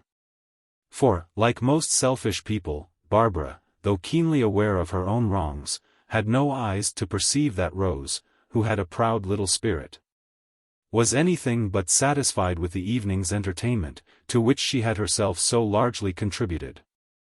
"I feel as if I should never see him more," Barbara said, quite subdued and broken down, with a burst of tears, as the two went home. And poor little Rose, who was soft-hearted, forgot all her disapprobation in sympathy. "Never mind them, dear, they have no feeling. We must cling together all the closer, and try to be everything to each other," Rose said, with eyes which were full, but which would not shed any tears. What was passing through her own mind was, that it was not for herself, but for her portfolio and the talk that arose over it, that Lucilla had asked her. But, at the same time, she said to herself, that all that was nothing in comparison to the wound of the heart under which Barbara was suffering. "Dear, never mind, we will be everything to each other," said poor little romantic Rose. And the elder sister, even in the depths of her dejection, could have given her a good shake for uttering such an absurd sentiment. For a great deal of good it would do to be everything to each other, as if that could ever replace the orange blossoms and the wedding tour, and the carriage and handsome house, which were included in the name of Cavendish. And he was such a dear, she said to herself in her own mind, and wept, and made her eyes redder and redder. If Mr. Cavendish had known all that was going on in Carlingford that night, the chances are that he would have been most flattered by those tears which Barbara shed for him under the lamps in Grove Street. But then it is to be hoped he would not have been insensible either to the just reticence and self-restraint which, mingling with Miss Marjoribanks's suspicions, prevented her, as she herself said, even in the deepest seclusion of her own thoughts, from naming any name. Chapter 19. But Lucilla's good luck and powers of persuasion were such that after a while she even succeeded in convincing little Rose Lake of the perfect reasonableness, and indeed necessity, of sacrificing herself to the public interests of the community. As for enjoying it, Miss Marjoribanks said, that is quite a different matter. Now and then perhaps for a minute one enjoys it, but that is not what I am thinking of. One owes something to one's fellow creatures, you know, and if it made the evening go off well, I should not mind in the least to be hustled up in a corner and contradicted. To be sure, I don't remember that it ever happened to me, but then I have such luck, and I am sure I give you full leave to box the Archdeacon's ears next Thursday. Or to tell him he does not know anything in the world about art, said Miss Marjoribanks thoughtfully, with a new combination rising in her mind. Thank you, Lucilla, said Rose, but I shall not come back again. I am much obliged to you. It does not do for people who have work to do. My time is all I have, and I cannot afford to waste it, especially. Rose, said Miss Marjoribanks, how are you ever to be an artist if you do not know life? That is just the very reason why you ought to go out into the world, and I don't see, for my part, that it matters whether it is pleasant or not. To practice scales all day long is anything but pleasant, but then one has to do it, you know. I don't blame you, said Lucilla, with tender condescension. You are a dear little thing, and you don't know any better, but I went through political economy, and learnt all about that. You don't think I choose it for the pleasure? But you all know what is the object of my life, and I hope I am not one to shrink from my duty, Miss Marjoribanks added. And it was difficult to reply to such a sublime declaration. Little Rose left her friend with the conviction that it was her duty, too, to sacrifice herself for the benefit of society and the advancement of art. Such were the lofty sentiments elicited naturally, as enthusiasm responds to enthusiasm, by Lucilla's self-devotion. Already, although she was not much more than 20, she had the consoling consciousness that she had wrought a great work in Carlingford. And if Miss Marjoribanks required a little sacrifice from her assistants, she did not shrink from making the same in her own person, as has been shadowed forth in the case of Mr. Cavendish. And as will yet, in the course of this history, be still more seriously and even sadly evolved. 3 weeks had passed in this way, making it still more and more visible to Lucilla how much she had lost in losing Mr. Cavendish, of whom nothing as yet had been heard, when suddenly, one day, about luncheon time, at the hour when Miss Marjoribanks was known to be at home, the drawing-room door opened without any warning, and the missing man walked in. It was thus that Lucilla herself described the unexpected apparition, which appeared to her to have dropped from the clouds. She avowed afterwards to Mrs. Chilley that his entrance was so utterly unexpected, so noiseless, and without warning, that she felt quite silly, and could not tell in the least how she behaved. Though the friends of Miss Marjoribanks, it is to be hoped, are too well acquainted with her promptitude of mind and action to imagine that she in any way compromised herself even under the surprise of the moment. As for Mr. Cavendish, he exhibited a certain mixture of timidity and excitement which it was remarkable, and indeed rather flattering for any lady to see, in such an accomplished man of the world. Lucilla was not a person to deceive herself, nor did she want experience in such matters, as has been already shown. But it would be vain to deny that the conviction forced upon her mind by the demeanor of her visitor was that it was a man about to propose who thus made his unlooked-for appearance before her. She confessed afterwards to her confidential friend that he had all the signs of it in his looks and manners. He gave that little nervous cough, Lucilla said, and pulled his cravat just so, and stared into his hat as if he had it all written down there. And looked as they always look, Miss Marjoribanks added, with a touch of natural contempt. Nor was this all the change in Mr. Cavendish's appearance. He had managed miraculously in his month's absence to grow the most charming little moustache and beard, which were, to be sure, slightly red, like most people's. It gleamed into Miss Marjoribanks's mind in a moment that people did such things sometimes by way of disguising themselves. But if such had been Mr. Cavendish's intention, it had utterly failed, since he seemed rather more like himself than before, in Lucilla's opinion, and certainly was more likely to attract attention. Since beards were not so usual in these days. They met on the very spot where Lucilla had seen him last, with that look of insane terror on his handsome face. And the Archdeacon was still in Carlingford, if it was he who had occasioned such a panic. Mr. Cavendish came in as if he had never been absent, as if he had seen Miss Marjoribanks on the previous night, and had no fear of anything in the world but of failing to please her. And Lucilla fortunately saw the nature of the position, and was not to be put out even by such an emergency. Of course, under the circumstances, to accept him was utterly out of the question. But, at the same time, Lucilla did not feel it expedient, without much more distinct information, to put a definitive and cruel negative on Mr. Cavendish's hopes. As for Barbara Lake, that was a trifle not worth thinking of. And, notwithstanding that there was something rather unaccountable in his conduct, he was still the probable member for Carlingford, just, as Mrs. Chilley so often said, the position which, of all others, she would have chosen for Lucilla. So that Miss Marjoribanks was not prepared, without due consideration, to bring the matter to a final end. While Lucilla made this rapid summary of affairs and took her stand in her own mind, Mr. Cavendish had taken a chair and had opened the conversation. He hoped he had not been entirely forgotten, though a fortnight's absence was a severe tax on anybody's memory. "A fortnight," said Miss Marjoribanks. "How happy you must have been while you have been away, for I assure you a month is a month at Carlingford. And one does not get such ornaments in 2 weeks," said Lucilla, putting her hand to her chin, which made Mr. Cavendish laugh, and look more nervous than ever. "It is a souvenir of where I have been," he said. "I could imagine I had been gone 2 years, judging by my own feelings. I am so pleased to see that you remember how long it is.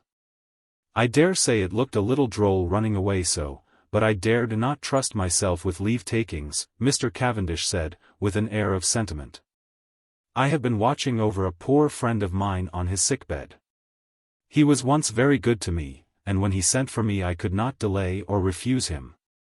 I found he had telegraphed for me when I got home the last Thursday evening I was here," he continued, looking Lucilla full in the face with the candor of conscious truth, "though, to be sure, when people are stating a simple fact, it is seldom that they take the pains to be so particular.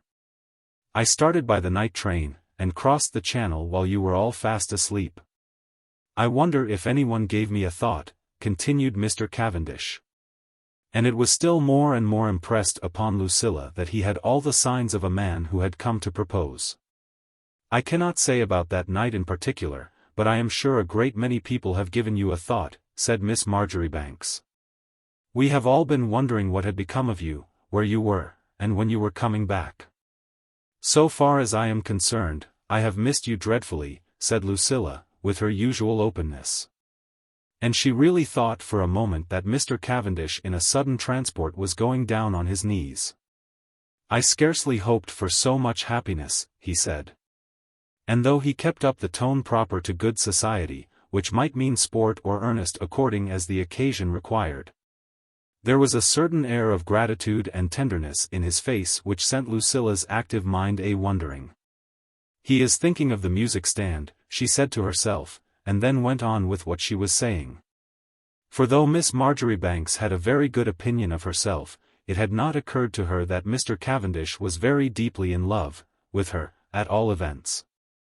"Ah, yes, not only for the flirting, you know, which of itself is a dreadful loss, but then you were so good in keeping the gentlemen to their duty. I missed you dreadfully, there has been nobody at all to help me," said Lucilla. Her tone was so genuinely plaintive that Mr. Cavendish grew more and more moved. He put down his hat, he cleared his throat, he got up and walked to the window. Evidently he was getting up his courage for the last step.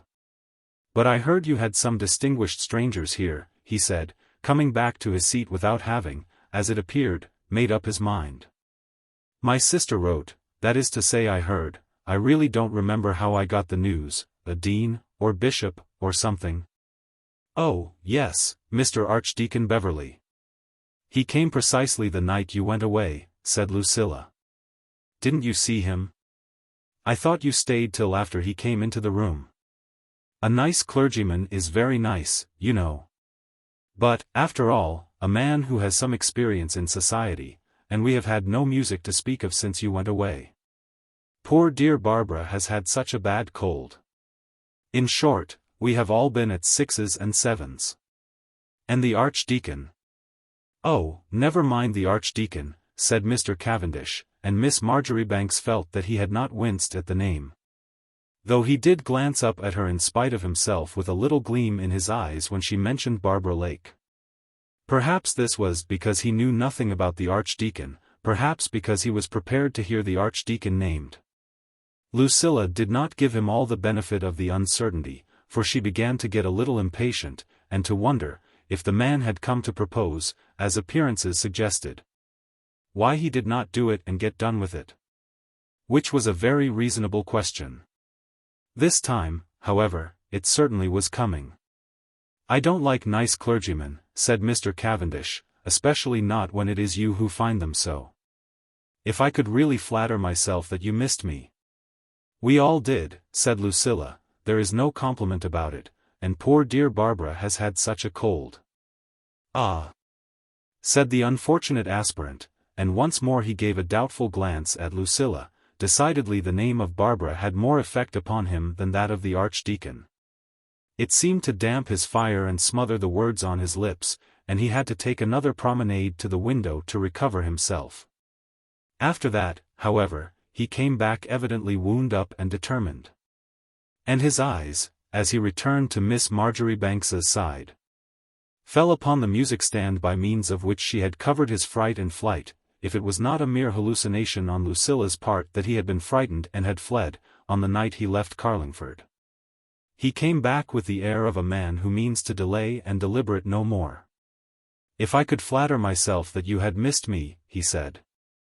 "You, not anyone else, I might have the courage to ask." It was at that precise moment of all moments that Mrs. Chillee, whom they had not heard coming upstairs, though she was sufficiently audible, suddenly opened the door. Mr. Cavendish, as was natural, broke off in a moment with a face which had turned crimson, and even Lucilla herself felt a little annoyed and put out, when, as in duty bound, she got up to meet and welcome her old friend. One thing was fortunate, as Miss Marjoribanks afterwards reflected, that since it was to be interrupted, it had been interrupted so early, before he could have put himself in any ridiculous attitude. For example.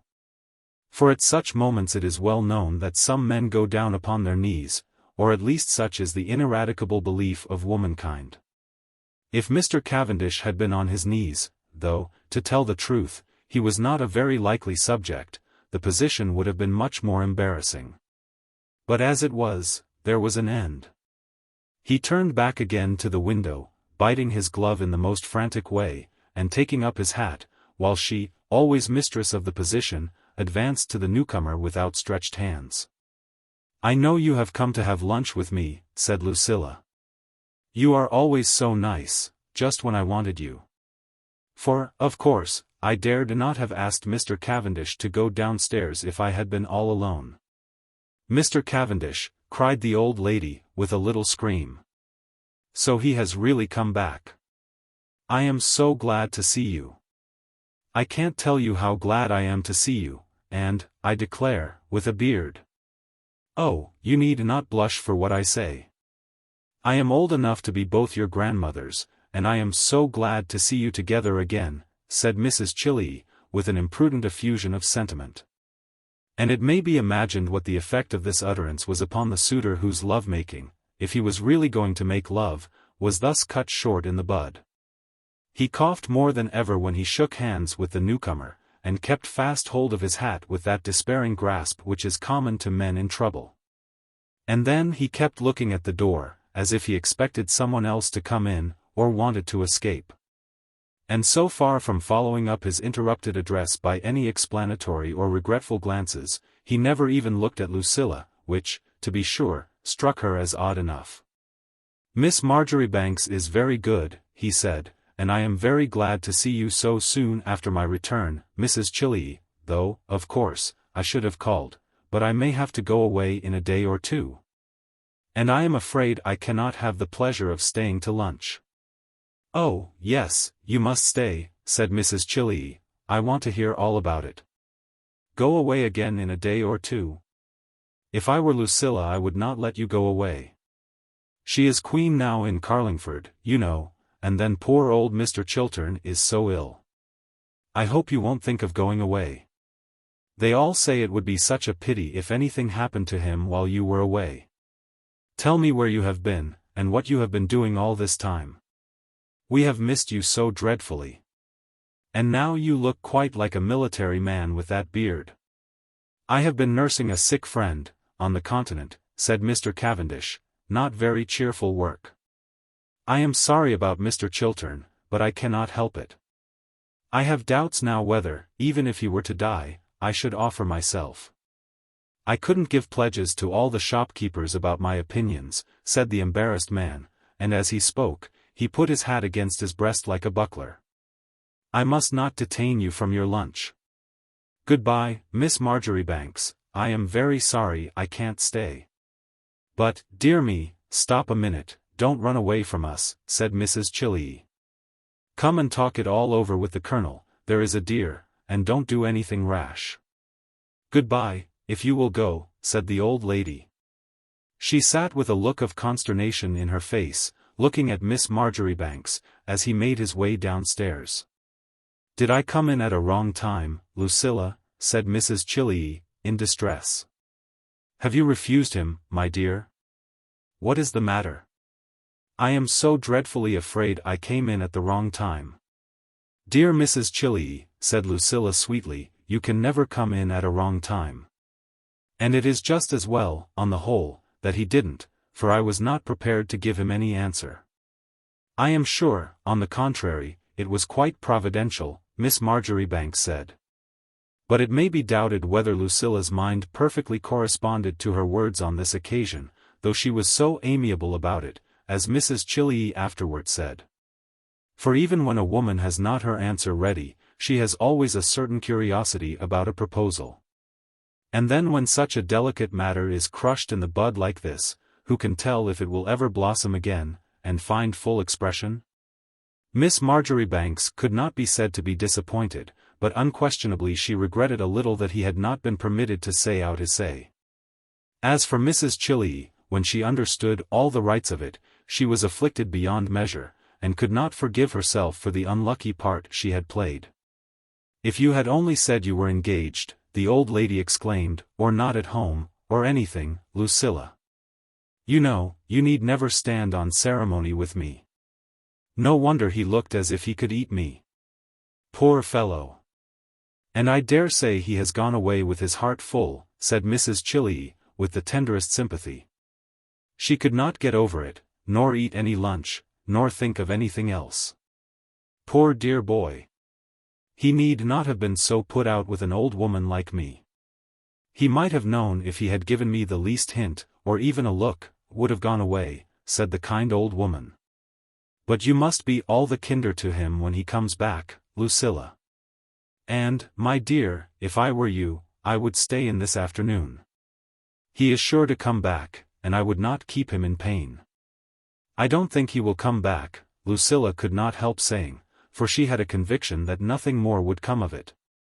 But nevertheless she did stay in that afternoon, and received several visits, but saw nothing more of Mr. Cavendish. It was rather vexatious, to tell the truth. For to see a man so near the point and not even to have the satisfaction of refusing him, is naturally aggravating to a woman.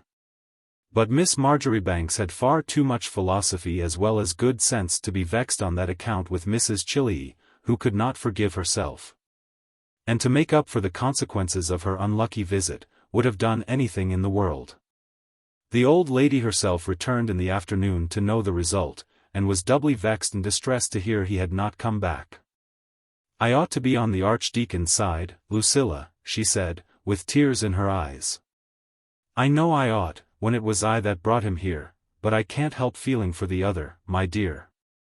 He always was so nice, a great deal nicer, to my way of thinking, than Mr. Beverley, not to say but that the Archdeacon is very agreeable, Mrs. Chillee added, recollecting herself.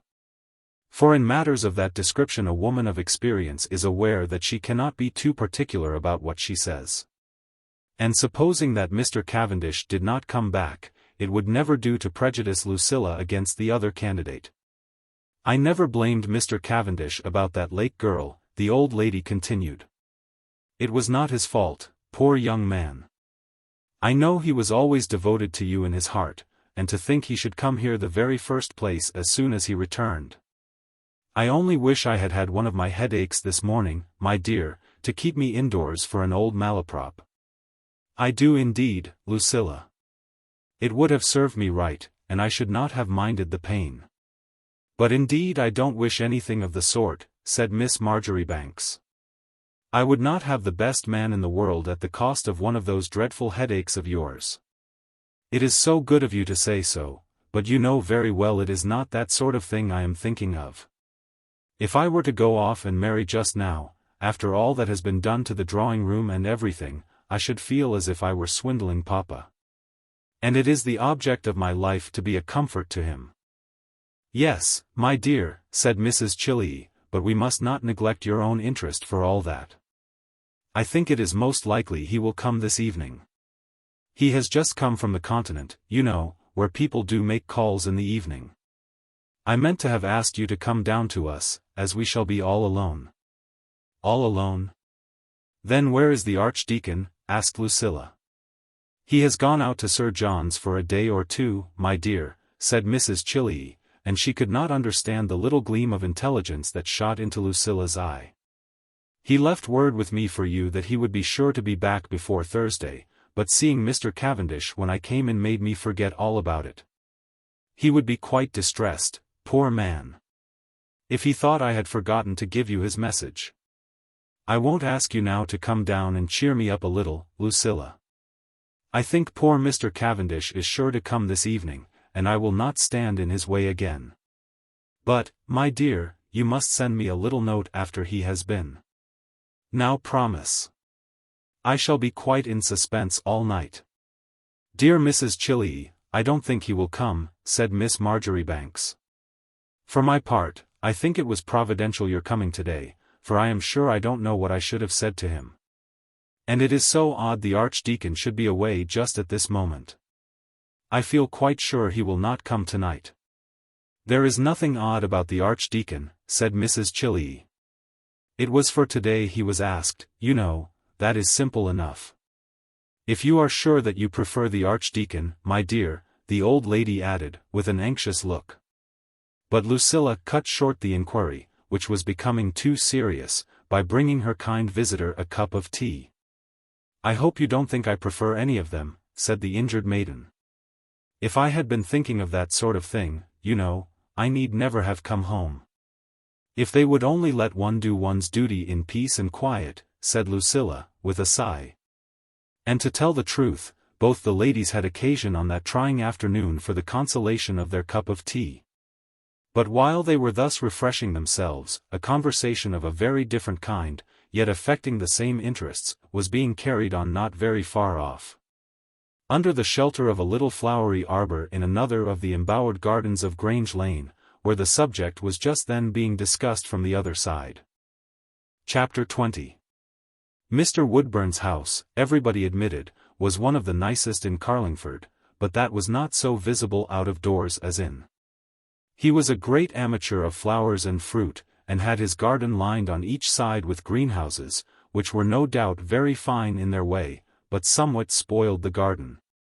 Which had not in the least the homely, luxuriant, old-fashioned look of the other gardens, where, for the most part, the flowers and shrubs grew as if they liked it and were at home, whereas Mr. Woodburn's flower-beds were occupied only by tenants at will.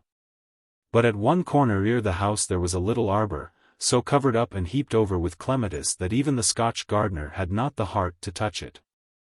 The mass was so perfect and yet so light that it was the most perfect hiding-place imaginable, and nobody who had not been in it could have suspected that there was a possibility of getting inside. Here Mrs. Woodburn and Mr. Cavendish were seated on this particular afternoon. She very eager, animated, and in earnest, he silent and leaning his head on his two hands in a sort of downcast, fallen way. Mrs. Woodburn had one of her lively eyes on the garden that nobody might enter unseen, and for this once was taking off no one, but was most emphatically and unquestionably herself. So you did not do it, she said. Why didn't you do it? When you knew so much depended upon it. You know I did not wish for it myself, at first. But now since this man has come, and you have got into such a panic, and never will have the courage to face it out. How can I have the courage to face it out, said Mr. Cavendish, with a groan. It is all very easy for a woman to speak who has only to criticize other people. If you had to do it yourself. Ah, if I only had, cried the sister. You may be sure I would not make so much fuss. After all, what is there to do? Take your place in society, which you have worked for and won as honestly as anybody ever won it, and look another man in the face who is not half so clever nor so sensible as you are. Why, what can he say? If I only could do it, you may be sure I should not lose any time. Yes, said Mr. Cavendish, lifting his head. To be sure, you're a mimic, you can assume any part you like. But I am not so clever. I tell you again, the only thing I can do is to go away. Run away, you mean, said Mrs. Woodburn. I should be foolish, indeed, if I were trusting to your cleverness to assume a part. My dear good brother, you would find it impossible to put yourself sufficiently in sympathy with another, cried the mimic, in the Archdeacon's very tone, with a laugh. And at the same time a little snarl of bitter contempt. Oh, for heaven's sake, Nelly, no foolery just now, said Mr. Cavendish. I don't understand how you can be so heartless. To mimic a man who has my position, my reputation, my very existence in his hands. Have you murdered anybody? Said Mrs. Woodburn, with intense scorn. Have you robbed anybody? If you have, I can understand all this stuff. He is the very man to mimic, on the contrary. I'd like to let you see him as he was on that famous occasion when he delivered his opinions on art in Lucilla's drawing-room. Look here, said the mimic, putting one hand behind an imaginary coat-tail, and with the other holding up a visionary drawing to the light, but this was more than her audience could bear. I think you must have vowed to drive me crazy, cried the exasperated brother. Put aside for once that confounded vanity of yours, as if a man had always leisure to look at your playing the fool. While he spoke in this unusual way, he got up, as was natural, and took one or two steps across the narrow space which was shut in by those luxuriant heaps of clematis.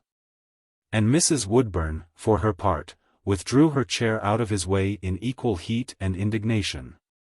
You have always the leisure to play the fool yourselves, you men, she said. Vanity, indeed. As if it were not simply to show you that one can laugh at him without being stricken with thunder. But leave that if you like. You know quite well if you married Lucilla Marjoribanks that there would be no more about it. There could be no more about it. Why, all Grange Lane would be in a sort of way pledged to you. I don't mean to say I am attached to Lucilla, but you used to be, or to give yourself out for being. You flirted with her dreadfully in the winter, I remember, when those terrible Woodburns were here, she continued, with a shiver. If you married Lucilla and got into Parliament, you might laugh at all the archdeacons in the world. It is very easy for a woman to talk, said the reluctant wooer again. I can tell you something it is not easy to do, cried his sister. It is frightfully hard for a woman to stand by and see a set of men making a mess of things, and not to dare to say a word till all is spoiled. What is this archdeacon, I would like to know, or what could he say? If you only would have the least courage, and look him in the face, he would be disabled. As if no one had ever heard of mistaken identity before? And in the meantime go and see Lucilla, and get her consent. I can't do that for you. But I could do a great deal of the rest, if you would only have a little pluck and not give in like this. A little pluck, by George! Cried the unfortunate man, and he threw himself down again upon his chair. I am not in love with Lucilla Marjoribanks, and I don't want to marry her, he added doggedly, and sat beating a tune with his fingers on the table, with but a poorly assumed air of indifference. As for Mrs. Woodburn, she regarded him with a look of contempt. Perhaps you will tell me who you are in love with, she said disdainfully. But I did not ask to be taken into your confidence in such an interesting way. What I wish to know is, whether you want a wife who will keep your position for you. I am not in the least fond of her, but she is very clever. Whether you want the support of all the best people in Carlingford, and connections that would put all that to silence. And a real position of your own which nobody could interfere with, that is what I want to know, Harry. As for the sentimental part, I am not so much interested about that, said Mrs. Woodburn, with a contemptuous smile. She was young still, and she was handsome in her way, for people who liked that style, and it jarred a little on the natural feelings to hear a young wife express herself so disdainfully. But, to be sure, her brother was not unaccustomed to that. You said once that Woodburn was necessary to your happiness, he said, with a mixture of scorn and appeal, though I can't say I saw it, for my part. Did I? She said, with a slight shrug of her shoulders, I saw what was necessary on another score, as you don't seem to do.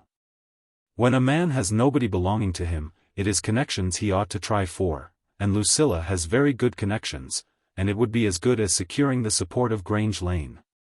"Do it for my sake, Harry, if you won't do it for your own," said Mrs. Woodburn, with a change of tone.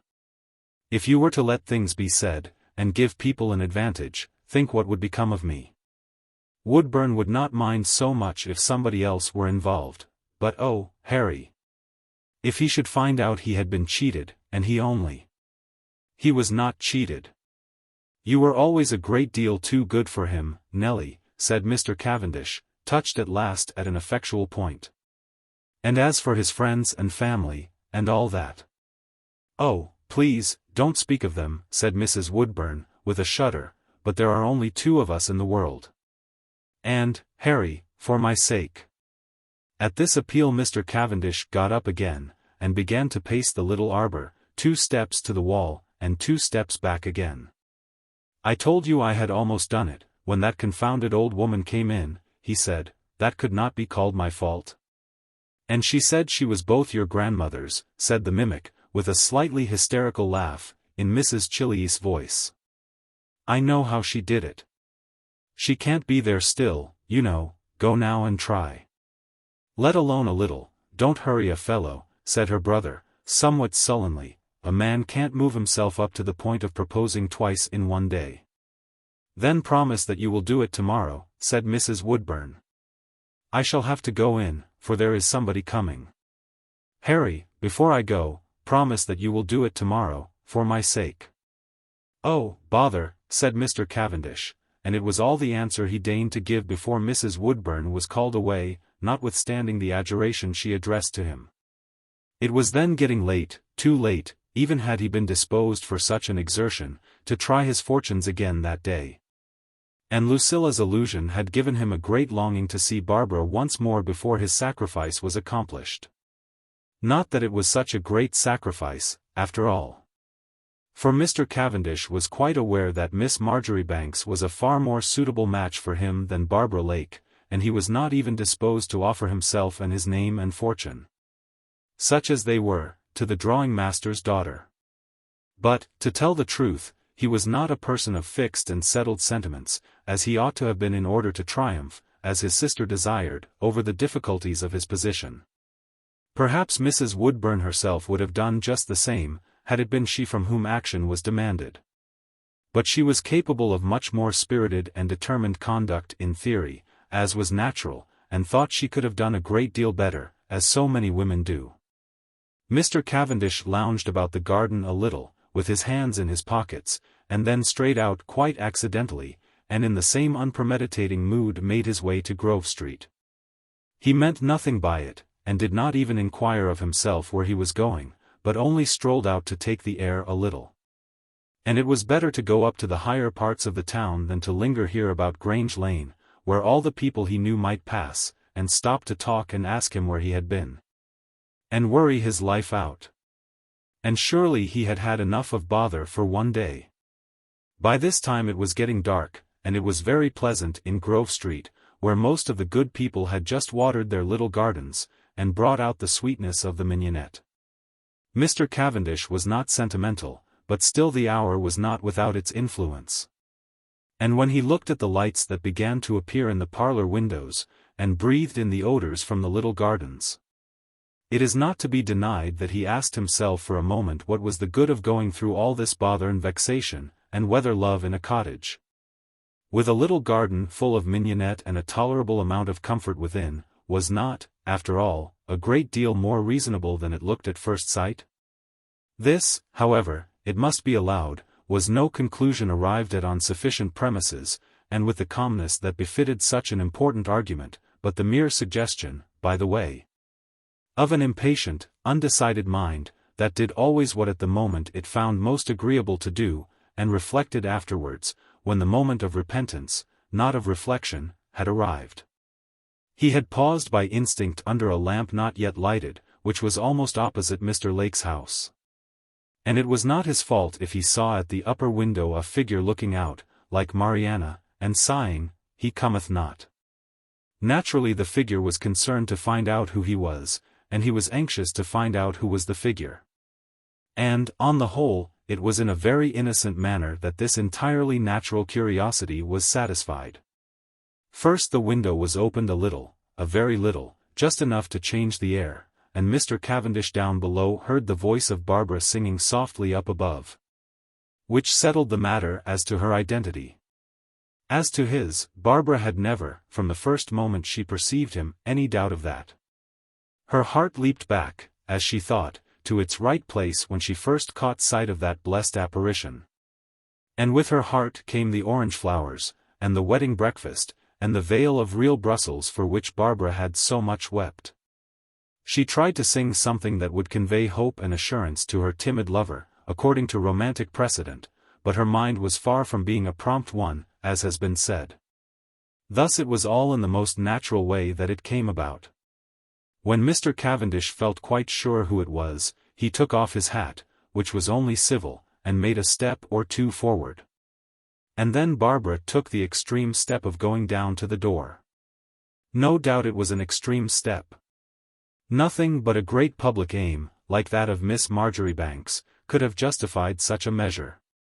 But then Barbara, if she had not a great public, had at least a decided personal purpose, and obeyed the impulse of that mingled inclination towards another and determination to have her own way, which in such a mind calls itself passion, and which sometimes, by sheer force of will, succeeds better than either genius or calculation. She went down to the door, all palpitating with renewed hope, and, at the same time, with the dread that he might escape her in the moment which was necessary for her passage downstairs. But when she opened the door and appeared with her cheeks glowing, and her eyes blazing, and her heart thumping in her breast, in the midst of that quiet twilight, the object of her hopes was still there. He had even advanced a little, with an instinctive sense of her approach, and thus they met, the street being comparatively quiet just then, and the mignonette perfuming the air. To be sure, the poetry of the situation was of a homely order, for it was under a lamppost instead of a tree that the lover had placed himself. And it was not the dew, but the watering, that had brought out the odor of the mignonette, but then neither of the two were very poetical personages, and the accessories did perfectly well for them. "Is it you, Mr. Cavendish?" "Goodness! I could not think who it was," cried Barbara, out of breath. "Yes, it is I. I thought, if I had an opportunity, I would ask how you were, before I go away again," said the imprudent man. He did not want to commit himself, but at the same time he was disposed to take the benefit of his position as a hero on the eve of departure. "I heard you had been ill." "Oh, no, not ill," said Barbara, and then she added, taking breath, "I am quite well now. Won't you come in?" This was the perfectly simple and natural manner in which it occurred. There was nobody in, and Barbara did not see, any more than her lover did, why she should sacrifice any of her advantages. They were, on the whole, quite well matched, and stood in need of no special protection on either side. Though naturally Barbara, who felt by this time as if she could almost see the pattern of the real Brussels, had a much more serious object in view than Mr. Cavendish, who went in only because it was a pleasant thing to do at the moment, and offered him a little refuge from himself and his deliberations, and the decision which it was so necessary to come to. Thus it happened that when Mr. Lake and Rose came in from the evening walk they had been taking together, they found, to their great amazement, Barbara in the little parlour, singing to Mr. Cavendish, who had forgotten all about Grange Lane, and his dangers, and his hopes of better fortune, and was quite as much contented with the mellow contralto that delighted his ears, and the blazing scarlet bloom, and black level brows that pleased his eyes, as anybody could have desired. To be sure, he had not even yet given a thought to the wedding breakfast, which was all arranged already in the mind of the enchantress who thus held him in thrall.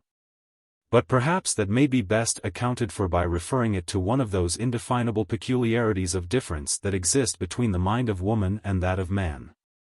When Mr. Lake and his daughter came in from their walk, and their talk about Willie, and about art, and about the effects and bits which Rose and her father mutually pointed out to each other, to find this unexpected conjunction in the parlour, their surprise, and indeed consternation, may be imagined. But it was only in the mind of Rose that the latter sentiment existed. As for Mr. Lake, he had long made up his mind how, as he said, a man of superior position ought to be received when he made his appearance in an artist's house. Perhaps, to tell the truth, he forgot for the moment that his visitor was young, and his daughter very handsome, and that it was to visit Barbara and not himself that Mr. Cavendish had come. The little drawing-master would not suffer himself to be seduced by thoughts which were apart from the subject from carrying out his principles. When Mr. Cavendish rose up confused, with a look of being caught and found out, Mr. Lake held out his hand to him with perfect suavity. "I have the pleasure of knowing you only by sight," said the innocent father, "but I am very glad to make your acquaintance in my own house." And as this was said with the conscious dignity of a man who knows that his house is not just an ordinary house, but one that naturally the patrician portion of the community, if they only knew it, would be glad to seek admittance to, the consequence was that Mr. Cavendish felt only the more and more confused. "I happened to be passing," he explained faintly, "and having heard that Miss Lake, whom I have had the pleasure of meeting." "I assure you," said the drawing-master, "that I hail with satisfaction the appearance of a gentleman whose intelligence I have heard so much of. We artists are a little limited, to be sure, for life, you know, is short, and art is long, as the poet says, and our own occupation requires so much of our thoughts. But still we are sympathetic, Mr. Cavendish. We can understand other subjects of study, though we cannot share them. Yes, Barbara has been a little poorly, but she does not look as if there was much the matter with her tonight." "Ask for the lamp, Rose," said Mr. Lake, with a little grandeur. There was no light in the room except the candles at the piano, which lighted that corner and left the rest of the apartment, small as it was, in comparative shade. There was something magnificent in the idea of adding the lamp to that illumination, but then it is true that, as Mr. Lake himself said, every artist is a prodigal in his heart. Rose had been standing all this time with her hat on, looking at Mr. Cavendish like a little gorgon. What did he want here? How had he been admitted? She scorned to go and interrogate the maid, which involved a kind of infidelity to her sister, but all the same she looked hard at Mr. Cavendish with a severity which had, on the whole, a reassuring effect upon him. For, to tell the truth, the benign reception which he was receiving from Mr. Lake, instead of setting the visitor at his ease, made him nervous. For he was not in the least aware of the heroic soul which existed in the drawing-master's limited person. Mr. Cavendish thought nothing but that he was being caught, according to his own vulgar theory. He thought Barbara's father was cringing to him, and playing the usual mean part of an interested parent who means to secure a good match for his daughter. But as for Rose, she evidently, either from jealousy or some other reason, was not in the plot. She stood apart and scowled, as well as she knew how, upon the intruder. "I suppose, Papa," said Rose, "Mr. Cavendish wished to hear Barbara sing, and she has been singing. She is always very good-natured in that way. But as we have none of us anything particular to do, I don't see what need we have for a lamp." At this trenchant speech Mr. Cavendish rose. He was quite grateful to the little pre-Raphaelite for her incivility. It made him feel less as if he had committed himself, and more as if he were an intruder, which was the more agreeable suggestion of the two under the present circumstances. "You remind me that I should thank Miss Lake for letting me come in and hear once more her lovely voice," he said. "I am at present only a visitor in Carlingford, and indeed in England. I may have to leave again in a day or two. Goodbye. If I am still here, I shall hope to meet you on Thursday." And then he pressed Barbara's hand, who, to tell the truth, was very reluctant to let him go away. "If you must go," she said, so low that her father could not hear her, though the vigilant, suspicious little Rose caught the sound, and came a step nearer, like a little dragon. As Barbara was disposed to think she was. "I must go," murmured Mr. Cavendish, "but I shall see you, we shall meet." He dared not say another word, so alarming were the looks of the small Medusa, whose countenance he could see behind Barbara regarding the parting. As for Mr. Lake, he too regarded it with a momentary curiosity. He did not quite understand how it was that his daughter and his visitor could know each other well enough to communicate in this undertone. "I am sorry to see so little of you," said Mr. Lake. "I am afraid it is my little girl's brusque way of speaking that hastens your going. I assure you we were quite unoccupied, and would have been very happy. Perhaps we may be more fortunate another time." And with that the drawing master gave a dignified dismissal to his surprising visitor. It was Rose herself who saw Mr. Cavendish to the door, which she opened for him with an utter disregard of his excuses and attempts to do that office for himself. She would not even shake hands, but made him the most majestic curtsy that was ever executed by a personage 5 feet high, under the influence of which Mr. Cavendish went away humbled, and he could scarcely tell why, ashamed of himself.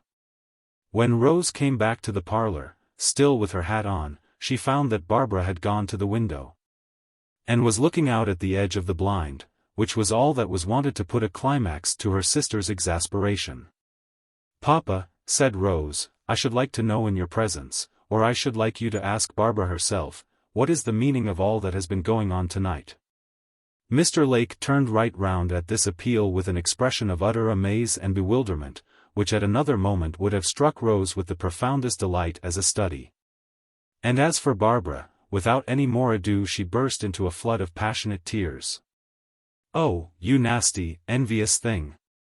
Oh, you jealous, disagreeable thing," sobbed the elder sister. "To send him away and spoil everything with your airs. When he was as near, just as near," but here Barbara's voice lost itself in her tears.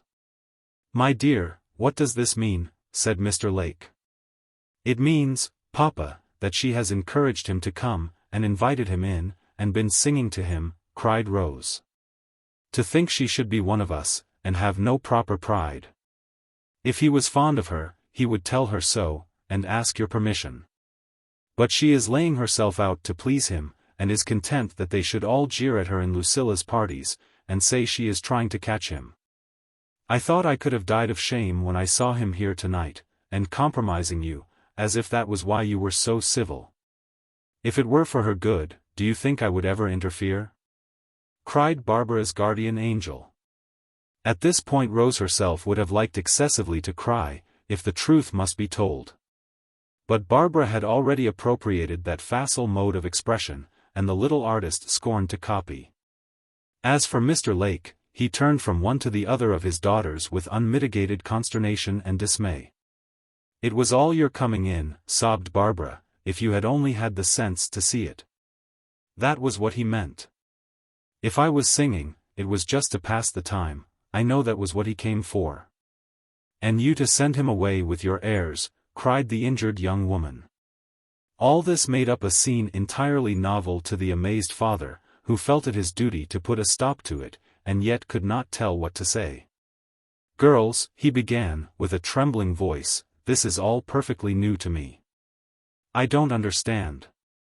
If Mr. Cavendish, or anyone, wishes to pay his addresses to my daughter, it is, of course, his business to apply to me in the first place. Barbara, don't cry. You know how I dislike to hear you cry," said the poor man, gradually losing his head. "Don't make a fuss, Rose. For heaven's sake, girls, can't you say at once what you mean, and don't worry me to death?" "Ah, if your poor mother had but been spared," cried the unfortunate widower.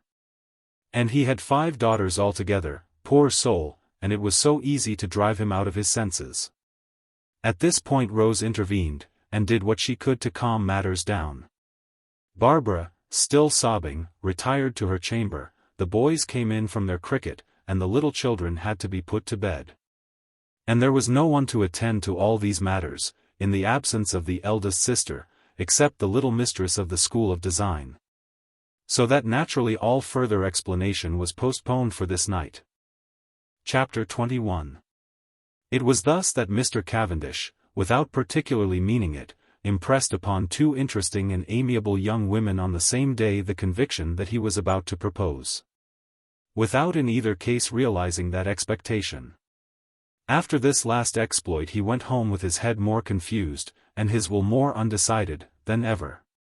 For he had one of those perverse minds which cling to everything that is forbidden.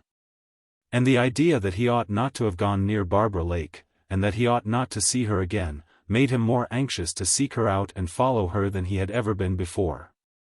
If such a thing had been permissible in England as that a man might marry one wife for his liking and another for his interests, the matter might have been compromised by proposing to them both.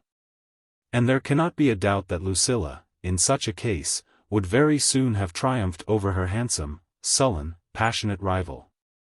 But then such a way of conciliating a man with himself does not exist in the British Islands, and consequently was not to be thought of. And to be sure, every time he came to think of it, Mr. Cavendish saw more and more clearly what a fool he would be to marry Barbara, who was evidently so ready to marry him. The same thing could not with any confidence be predicated of Miss Marjoribanks, though, if she were to accept him, and her father were to consent, nothing could be better for his interests. All this he felt, and yet an unconquerable reluctance kept him back. His history was not quite spotless, and there were chapters in it which he thought it would kill him to have brought before the public of Carlingford. But still he was far from being a bad fellow in his way. And down at the bottom of his heart, out of everybody's sight, and unacknowledged even by himself, there was one little private nook full of gratitude to Lucilla. Though he scarcely knew what was passing at the moment, he knew, when he came to think of it, that she had saved him from the effects of his first panic at the unexpected appearance of Mr. Beverley. Perhaps it was partly this consciousness that made him so embarrassed in her presence. And he could not find it in his heart, with this sense of gratitude, to deceive her, and say he loved her, and ask her to marry him. To be sure, if Mr. Cavendish had been a very acute observer, he might have felt that Lucilla was quite able to take care of herself in such an emergency, and was at the least a match for him. However seductive he might appear to others. But then, few people are acute observers in a matter so entirely personal to themselves.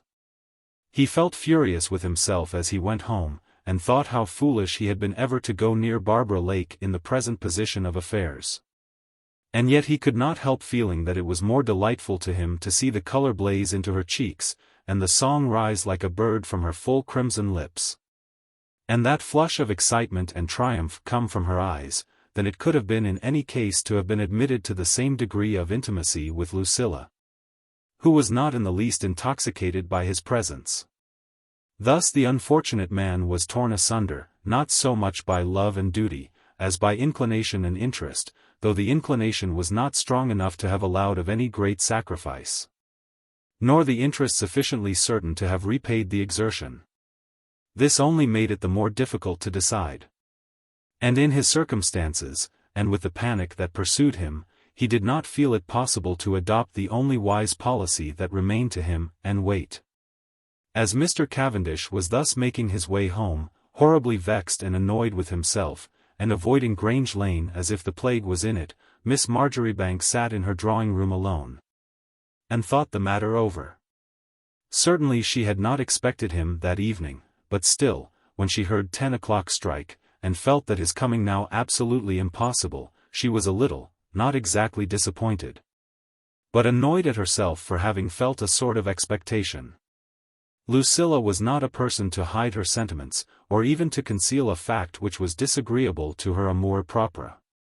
She had too thorough and well-founded a confidence in the natural interest of the world in all belonging to her to do that. So when 10 o'clock had done striking, she opened her blotting book and took one of her pretty sheets of paper, with Lucilla on it in delicate rose-tinted letters, the L very large, and the concluding letters very small, and dashed off her note to Mrs. Chillee. The Miss Blounts at Mount Pleasant had been one of the very first establishments to forsake the handwriting which was all corners, in favor of the bold running hand of the present female generation. And it was accordingly in a very free and strongly characterized manuscript, black with much ink, that Miss Marjoribanks wrote. Dearest Mrs. Chillee, I never expected him to come, and he has not. I dare say he never meant it. I am so glad. It was Providence that sent you at that particular moment today, always in haste, with fond love, your most truly affectionate Lucilla. And when she had sent Thomas with this note, Miss Marjoribanks felt her mind relieved. Not that it had been much distressed before, but when she had put it in black and white, and concluded upon it, her satisfaction was more complete. And no such troublous thoughts as those which disturbed the hero of this day's transactions, no such wild tears as poured from the eyes of Barbara Lake, interfered with the maidenly composure of Lucilla's meditations. Notwithstanding all that people say to the contrary, there is a power in virtue which makes itself felt in such an emergency. Miss Marjoribanks could turn from Mr. Cavendish, who had thus failed to fulfill the demands of his position, to the serene idea of the Archdeacon. With that delightful consciousness of having nothing to reproach herself with, which is balm to a well-regulated mind. She had done her duty, whatever happened. She had not injudiciously discouraged nor encouraged the possible member for Carlingford. And at the same time she was perfectly free to turn her attention to the possible bishop. And neither in one case nor the other could anybody say that she had gone a step too far, or committed herself in any way whatsoever. While these consoling reflections were passing through Lucilla's mind, Dr. Marjoribanks came upstairs, as had grown to be his custom lately. Sometimes he took a cup of tea, though it was against his principles, and sometimes he only sat by while his daughter had hers, and amused himself with her chat before he went to bed. He was later than usual tonight, and naturally the tea-tray had disappeared some time before. As for Lucilla, she did not for a moment permit her own preoccupation to interfere with the discharge of her immediate duty, which was unquestionably to be amusing and agreeable. And a comfort to her dear papa. "So you had Cavendish here today," said the doctor. "What brought him here? What has he been doing? Since you and he are on such good terms, I hope he gave you an account of where he has been." "He has been nursing a sick friend on the continent," said Lucilla, with that largeness of geographical expression which is natural to the insular mind. "Who are Mr. Cavendish's friends, papa?" added Miss Marjoribanks, with confiding simplicity. And it was beautiful to see how the daughter looked up into her father's face. With that angelic confidence in his knowledge on all subjects which is so rarely to be met with in the present generation. But it was not a question to which the doctor found it easy to respond. "Who are his friends?" said Dr. Marjoribanks. "He's one of the Cavendishes, they say. We have all heard that. I never knew he had any friends, which is, after all, next best to having very good ones," said the philosophical old Scotchman. And there, as it appeared, he was quite content to let the matter drop. "I like to know who people belong to, for my part," said Lucilla. "The Archdeacon, for example, one knows all about his friends. It's a great deal nicer, you know, papa. Not that it matters in the least about the Cavendishes."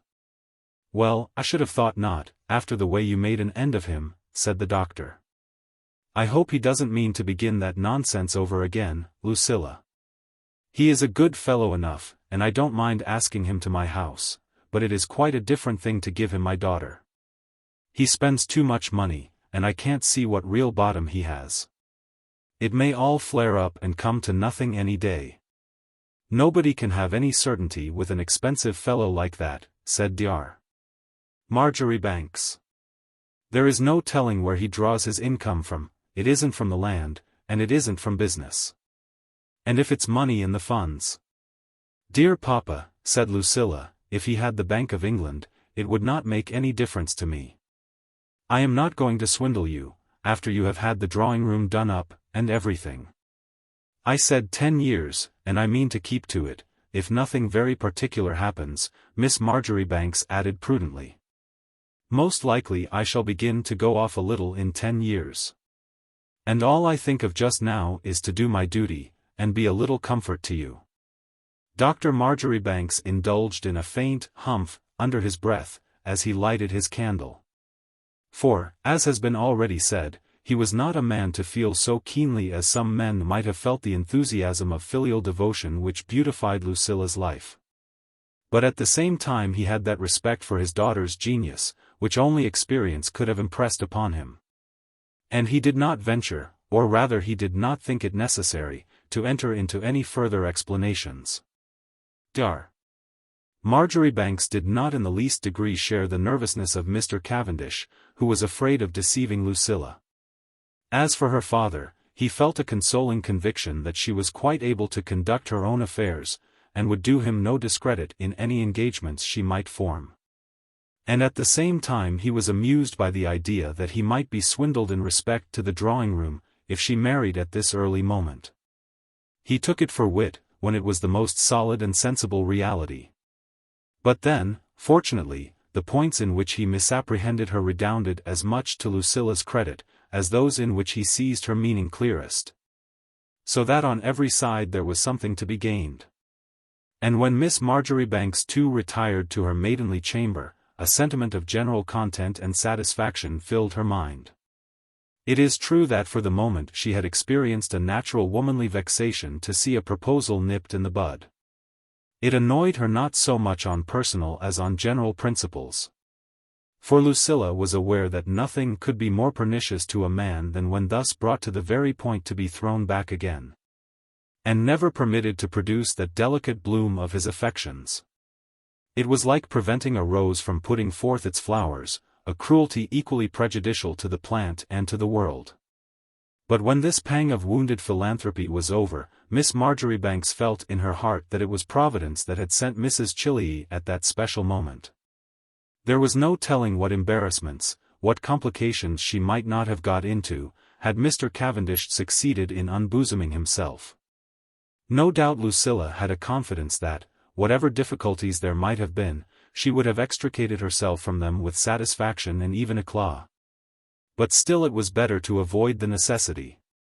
Thus it was with a serene conviction that, whatever is best, that Miss Marjoribanks betook herself to her peaceful slumbers.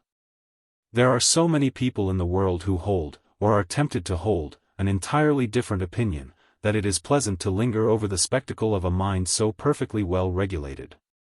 Very different were the sentiments of Mr. Cavendish, who could not sleep for the ghosts that kept tugging at him on every side.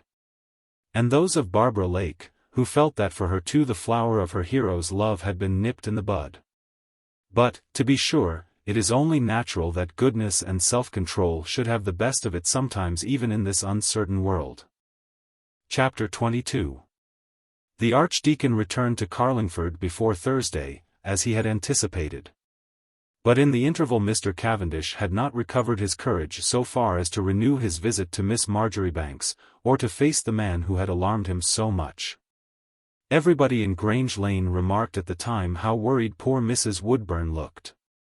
Her eyes lost their brightness, which some people thought was the only beauty she had, and her nerves and her temper both failed her, no one could tell why.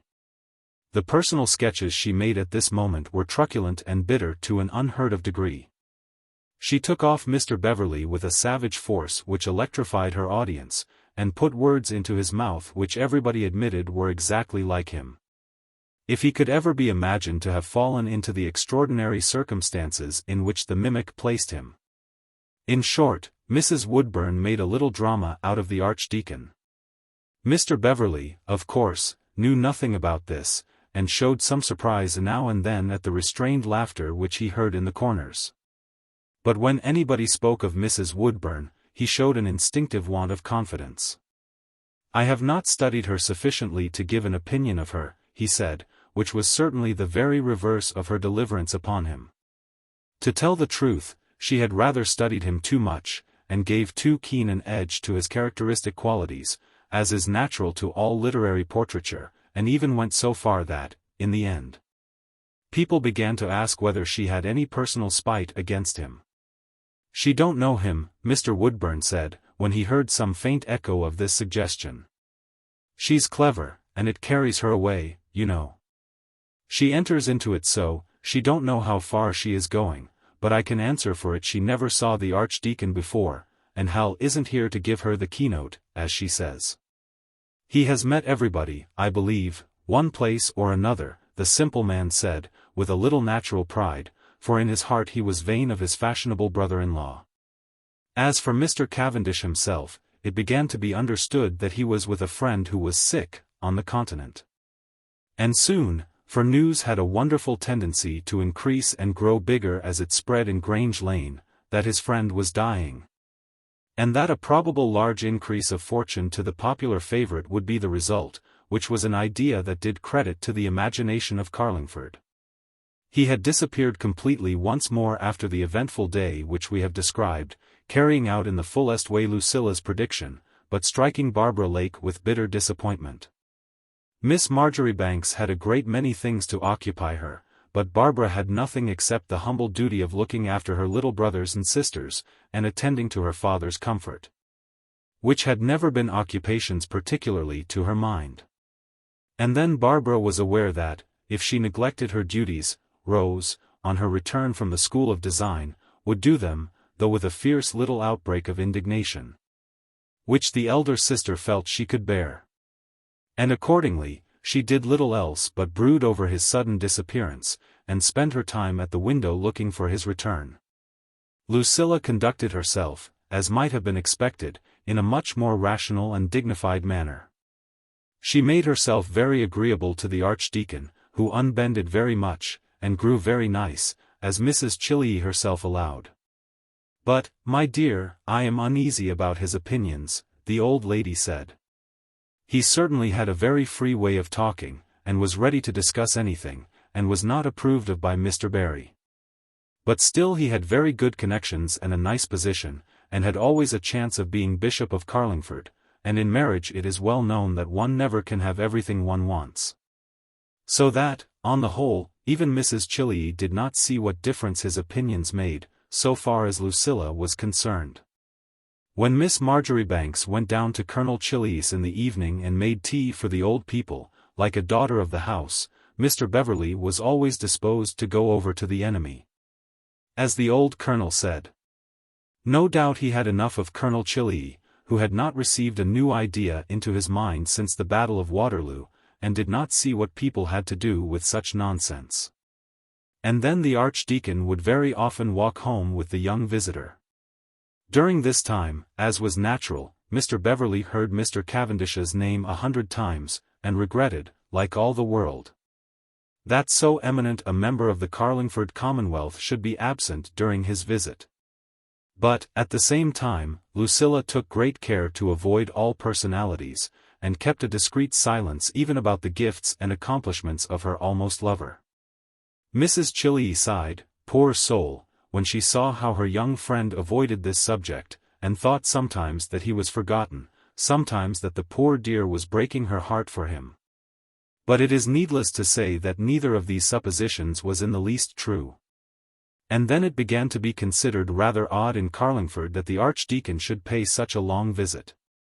Mrs. Chilley no doubt was very kind and hospitable, and exceedingly glad to receive such a distinguished clergyman. But when a man has been 6 weeks in anyone's house, and shows no inclination of going, it is natural that people should feel a little surprised. His visitation was over, and he had dined with everybody, and studied the place and its characteristics, and entered into everything that was going on. The only thing, indeed, that he did not seem to think of, was going away. If it had been Mr. Cavendish, the chances are that he would have made himself so much one of the family, that his departure would have been felt as a domestic calamity. But the Archdeacon was very different from Mr. Cavendish. So long as he was in the house it was impossible to forget either his position or his ways of thinking, or the absence of any real connection between himself and his hosts. He did not combat or contradict anybody, but he would give a faint smile when the colonel uttered his old-fashioned sentiments, which drove the old soldier frantic. As if I was not able to form an opinion, by Jove, Colonel Chilley said. While, on the other hand, the Archdeacon was quite ready to enter into the young people's absurd theories, and discuss the very Bible itself, as if that were a book to be discussed. As for the rector, he turned his head away when he passed Colonel Chilley's door, and Miss Barry made visits of condolence and sympathy. You must feel it a great responsibility having Mr. Beverley with you, the rector's sister would say, though naturally without any distinct explanation of her meaning. And then she would look at Mrs. Chilley and sigh. Oh, I am sure it is a great pleasure, Mrs. Chilley answered, not willing to let down the prestige of her guest. He is very nice, and takes a great deal of interest in everything, and then, you know, he is a connection of ours. The Colonel's niece, Mary Chilley. Yes, I know, said Miss Barry. Poor thing. She looked suffering the last time I saw her. I hope she has found the true consolation to support her, now she has entered into the troubles of life.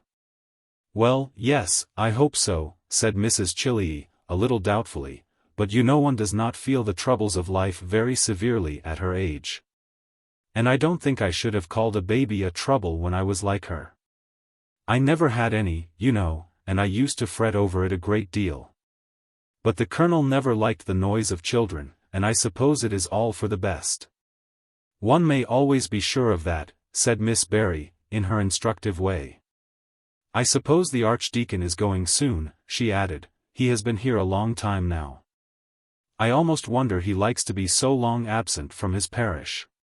2 months, is it not? Oh, no, not quite 6 weeks, said Mrs. Chilley briskly. I hope he may be persuaded to stay some time longer. I look upon it as quite a compliment to Carlingford. For, to be sure, he would not stay if he had not some attraction, said the imprudent old woman. And this was precisely what Miss Barry wanted, as anyone of acute perceptions might have seen from the first. It must be a great responsibility for you, said the rector's sister, with a sigh, pressing Mrs. Chilley's hand. If it should turn out badly, you know, of course, my brother and I don't agree with Mr. Beverley on all points, though I am sure I hope he is quite conscientious. But I do feel for you with such a responsibility, said Miss Barry, with a look that made the old lady nervous in spite of herself. Thus, notwithstanding all her sense of the duties of hospitality, and her anxiety about Lucilla's interests, she could not but feel that it would be rather a relief to get so formidable a guest fairly out of the house. It is uncomfortable, it must be allowed, to entertain in your house anybody, particularly a clergyman of whom your rector does not approve. And there could be no doubt that the Archdeacon was not like the clergyman that Mrs. Chilley had been accustomed to. And he could come back another time, she said to herself, by way of conciliating her own weariness with her visitor's advantage and the interests of Lucilla. But notwithstanding these reflections on Mrs. Chilley's part and notwithstanding the Colonel's less amiable growl, uttered every morning, does that parson of yours never mean to go away? The Archdeacon showed no intention of budging. It was poor Mrs. Chilley who had all the brunt to bear, to exhaust herself in civilities and to be upbraided with that parson of yours, whereas he was not in the least her parson. Nor even the kind of man she approved of as a clergyman. All this, however, the brave old woman bore with fortitude for Lucilla's sake. Certainly it must be Lucilla who kept him in Carlingford, if it were not something else. Things were in this condition, Mr. Cavendish having again disappeared into utter darkness, and Carlingford beginning to enter warmly into the question whether or not Mr. Beverley was paying attention to Lucilla. When it happened to Miss Marjoribanks one morning to meet the Archdeacon in a little lane running between Grove Street and Grange Lane. Opening from this lane was a little door in the wall, which admitted to a little garden very bright with flowers of the simplest old-fashioned kinds, with a little house planted at its extremity, which had pretensions to be an old-fashioned and quasi-rural cottage, on the score of being very rickety, uncomfortable, and badly arranged. But it must be a very impracticable erection indeed which does not look tolerable under the bright sunshine on a summer noon. At the end of a pretty garden where children are playing and birds singing, and a woman or two about. Lucilla was standing at the door of this little closed-up hermitage, almost filling up the opening with her crisp summer draperies, and affording only a very partial and tempting glimpse of its flowers and shrubs and whitewashed walls inside. And when Mr. Beverley came up to Miss Marjoribanks he felt his curiosity excited. "Is it Armida's garden, or the Elysian fields?" said the Archdeacon. And he made a dead stop before the door, not knowing any more than any other blind mortal what he was going to find inside. "I don't know anything about Armida," said Miss Marjoribanks. "Unfortunately they were all Cambridge in their ways of thinking at Mount Pleasant, and our classics got dreadfully neglected. But you may come in if you like, at least I think you may come in, if you will promise not to frighten the children. I am sure they never saw an archdeacon in their lives." "Are there children?" said Mr. Beverley, with a doubtful air, for, to tell the truth, he had come to the age at which men think it best to avoid children, unless, indeed, they happen to have a personal interest in them. And he stretched his neck a little to see in over Miss Marjoribanks's head. "There are a whole lot of children, and a pretty governess," said Lucilla. "It is a school, and I am so much interested in it. I may call it my school, for that matter. I came to know her in the funniest way, but I will tell you that another time. And it was just my luck, as usual. She is so nice, and quite a lady. If you will not say you are an archdeacon, to frighten the children, I will let you come in." "You shall call me whatever you like," said Mr. Beverley, "when I am with the lady patroness. What does it matter what I call myself? Let me see how you manage your educational department. I have already bowed before your genius in the other branches of government, but this ought to be more in my own way." "I don't think you care for visiting schools," said Lucilla. "I know you think it is a bore, but she is so nice, and so nice-looking, I am sure you will be pleased with her. I am quite sure she is a lady, and has seen better days." "Oh, those dreadful women that have seen better days," said the archdeacon. "I think Mrs. Chilley has a regiment of them. It is hard to know how to get one's self into sympathy with those faded existences. They fill me with an infinite pity, but then what can one do? If one tries to recall them to the past, it sounds like mockery, and if one speaks of the present, it wounds their feelings. It is a great social difficulty," said Mr. Beverley. And he fixed his eyes on the ground and entered meditatively, without looking where he was going, in his Broadchurch way. "Dear Mrs. Chilley is so kind," said Lucilla, who was a little puzzled for the moment, and did not know what to say. "Mrs. Chilley is a good, pure, gentle woman," said the archdeacon. He spoke in a tone which settled the question, and from which there was no appeal, and no doubt what he said was perfectly true, though it was not a very distinct characterization. Thus they went in together into the bright little garden, thinking of nothing in particular, and loitering as people do who do not know what is coming. There was something that morning in Mr. Beverley's tone and manner which struck Lucilla as something more than usual. She was not a young woman to attach undue importance to looks and tones. But the archdeacon's manner was so softened and mellowed, and his eyes had so much expression in them, and he looked at Lucilla with such marked regard, that it was impossible for her not to recognize that a crisis might be approaching. To be sure, it was not by any means so near as that crisis monk which had so lately passed over her head in respect to Mr. Cavendish. But still Miss Marjoribanks could not but remark the signs of a slowly approaching and most likely more important climax. And as she remarked it, Lucilla naturally by anticipation prepared herself for the coming event that thus threw a shadow upon her. She did not make up her mind to accept Mr. Beverley any more than she had made up her mind to accept Mr. Cavendish. But she thought it only her duty to him and to herself, and to society in general, to take his claims into full consideration. And no doubt, if these claims had seemed to her sufficiently strong to merit such a reward, Miss Marjoribanks had it in her to marry the archdeacon, and make him an admirable wife. Though she was not at the present moment, so far as she was aware, absolutely what foolish people call in love with him. At the same time, she made herself all the more agreeable to Mr. Beverley from her sense of the dawn of tenderness with which he regarded her. And in this way they went up the broad central path which traversed the little garden, neither looking to the left nor the right, but presenting all that appearance of being occupied with each other, which, especially to a female observer, is so easy of interpretation. For, to be sure, the archdeacon had not the remotest idea into whose house he was going, nor who it was whom he was about to see. But as it happened, Lucilla's protégée, who had seen better days, had just finished one of her lessons, and sent her little pupils out into the garden. She was preparing for the next little class, when, raising her eyes accidentally, she saw Miss Marjoribanks coming through the garden with the archdeacon by her side. She was the same person whom Mr. Barry had brought to Lucilla with the idea of recommending her to Dr. Marjoribanks as a companion and chaperone for his daughter. But since then Mrs. Mortimer's appearance had considerably changed. She had grown younger by 10 years during the period of comparative comfort and tranquility which Lucilla's active help and championship had procured for her. Her house, and her garden, and her little scholars, and the bloom on her cheeks, and the filling up of her worn frame, were all Miss Marjoribanks's doing.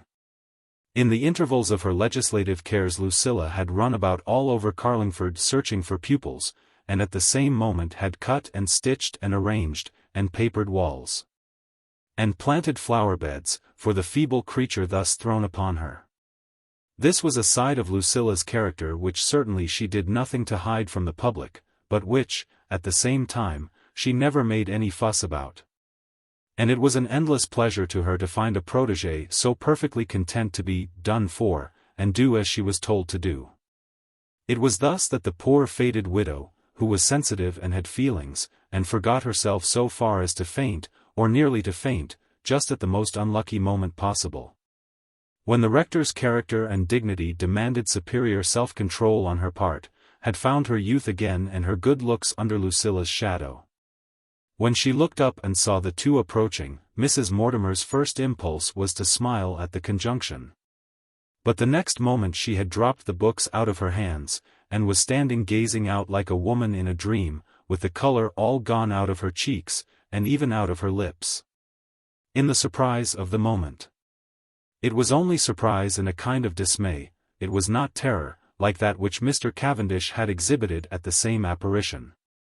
She dropped into her chair without knowing it, and probably would have fainted this time also, if something more urgent than mere feelings had not roused her up. As it was, it happened very happily for her that she had thus a little preparation. When she saw that her patroness was leading Mr. Beverley up to the door, and that in a minute more he would inevitably be brought to her very side, Mrs. Mortimer roused up all her strength. She gathered up her books in her hand without knowing very well what she was doing, and, taking virtue from necessity, went desperately out to meet them. It was Miss Marjoribanks who first saw her, white and tottering, leaning against the trellis of the little porch, and Lucilla could not but give a little cry of alarm and wonder. What kind of man could this be, who thus struck down another victim without even so much as a glance? It was just then that the Archdeacon raised his eyes, and saw standing before him, among the faded roses, the woman whom he had been approaching so indifferently, the faded existence that had seen better days. He saw her, and he stood stock-still, as if it was she who was the basilisk, and the look of pleased interest went out of his face in a moment. In that moment he had become as unconscious of the presence of Lucilla as if he had never in his life softened his voice to her ear, or talked nonsense to please her. His eyes did not seem big enough to take in the figure which stood shrinking and looking at him in the porch. Then he made one long step forward, and took hold of her sleeve, not her hand, as if to convince himself that it was something real he saw. He showed no joy, nor satisfaction, nor anything but sheer amaze and wonder, at this unexpected appearance, for he had not had time to prepare himself as she had. "Am I dreaming, or is it you?" he said, in a voice that sounded as different from the voice with which he had been speaking to Lucilla, as if years had elapsed between the two. And it would be vain to describe the amazement and singular sense that the earth had suddenly given way under her feet, with which Miss Marjoribanks stood by and looked on. Chapter 23. Miss Marjoribanks was naturally the first to recover her senses in this emergency. Even she, self-possessed as she was, felt the natural giddiness inseparable from such a strange reversal of the position. But she did not lose her head like the others. She looked at the widow standing white and tremulous in the shadow of the little porch, and on the Archdeacon, whose manly countenance had paled to a corresponding color. A man does not seize a woman by the sleeve and ask, "Is it you?" without some reason for an address so destitute of ordinary courtesy. And Lucilla was sufficiently versed in such matters to know that so rude and startling an accost could be only addressed to someone whose presence set the speaker's heart beating, and quickened the blood in his veins. It was odd, to say the least, after the way in which he had just been speaking to herself, but Miss Marjoribanks, as has been already said, was not the woman to lose her head. She recovered herself with the second breath she drew, and took her natural place. "I can see that you have something to say to each other," said Lucilla. "Mrs. Mortimer, ask Mr. Beverley to walk in." "Never mind me. I want to speak to the little Lakes." "I shall come back presently," Miss Marjoribanks added, nodding pleasantly to the Archdeacon, and she went away to the other end of the garden, calling to the children with that self-possession which is the gift only of great minds. But when Lucilla found herself at a safe distance, and saw the Archdeacon stoop to go in under the porch, it cannot be denied that her mind was moved by the sight. It was she who had seen after the putting up of that trellis round that porch, and the arrangement of the wisteria, which had been sprawling all over the front of the house uncared for. If there was any place in the world where she should have been free from such a shock, it certainly should have been here, in this spot, which she had, so to speak, created. Naturally the unfitness of these surroundings to witness a revolution so unlooked for and disagreeable struck Lucilla. If she had to be again humiliated, and to submit once more to see another preferred to herself, it certainly should have been under other circumstances. When we admit that such a thought did pass through the mind of Miss Marjoribanks, it will prove to all who know her that Lucilla found her position sufficiently aggravating. She had exerted herself for Mrs. Mortimer as nobody else in Carlingford would have exerted themselves. She had not only found pupils and a means of living for the widow, which, perhaps, a committee of ladies might have done at the end of a year, had it been put into their hands. But Miss Marjoribanks had done it at once, and had taken charge of that timid and maladroit individual herself, and set her up, and done everything for her. It was Dr. Marjoribanks's gardener, under Lucilla's orders, who had arranged and planted the garden, and trained the embowering foliage which had just brushed the Archdeacon's clerical hat as he went in. And in the act of refurnishing her drawing-room, Miss Marjoribanks had managed to procure, without costing anybody anything except a little trouble, as she herself said, many accessories, which gave an air of comfort to the little parlour, in which, no doubt, at that moment, Mr. Beverley and Mrs. Mortimer were explaining themselves. Lucilla had a great deal too much good sense to upbraid anybody with ingratitude, or even to make any claim upon that slippery quality. But she knew at the same time that the widow was the very last person from whom a new discomfiture should come, and that to enter in under that trellis when he left her was, on the Archdeacon's part, an aggravation of the change in his sentiments which it was difficult to bear. She walked along the garden path very briskly under the influence of these thoughts, and it was not in nature to do otherwise than snub the children when she joined them. Lucilla was a woman of genius, but she was not faultless. And when she found Ethelinda and Ethelfreda Lake, the two twins, the one with her clean frock all muddy and stained, the other with the front breadth torn right up the middle, it is scarcely to be wondered at if she lost her patience. "You little nasty untidy things," she said, "I should like to know who you expect is to go mending up and washing every day for you? It will not be Barbara, I am sure," Miss Marjoribanks added, with a fine intonation of scorn, of which the culprits were insensible. And she gave Ethelinda a shake, who was sitting on the wet ground, all muddy with recent watering, and who, besides, was the one who most resembled Barbara. When this temporary ebullition had taken place, Lucilla began gradually to right herself. It was a grand sight, if anybody had been there to witness it, or if anybody could have seen into Miss Marjoribanks's maiden bosom. But the spectacle of a great mind thus recovering its balance is one which can rarely be visible except in its results. While she set the children to rights, and represented to Mrs. Mortimer's little servant, who was in the garden furtively on a pretence of cabbages, the extreme folly, and indeed idiocy, of letting them get to the water and make a mess of themselves, Lucilla was in reality coming to herself. Perhaps she spoke with a little more energy than usual. But the offenders were so well aware of their guilt, and so thoroughly satisfied of the justice of the reproof addressed to them, that no other explanation was necessary. And, little by little, Miss Marjoribanks felt herself restored to her natural calm. "You know I don't like to scold you," she said, but what would anybody say? Nice clean frocks, that I am sure were put on fresh this morning, and you, Mary Jane. Please, miss, it was only for a young cabbage.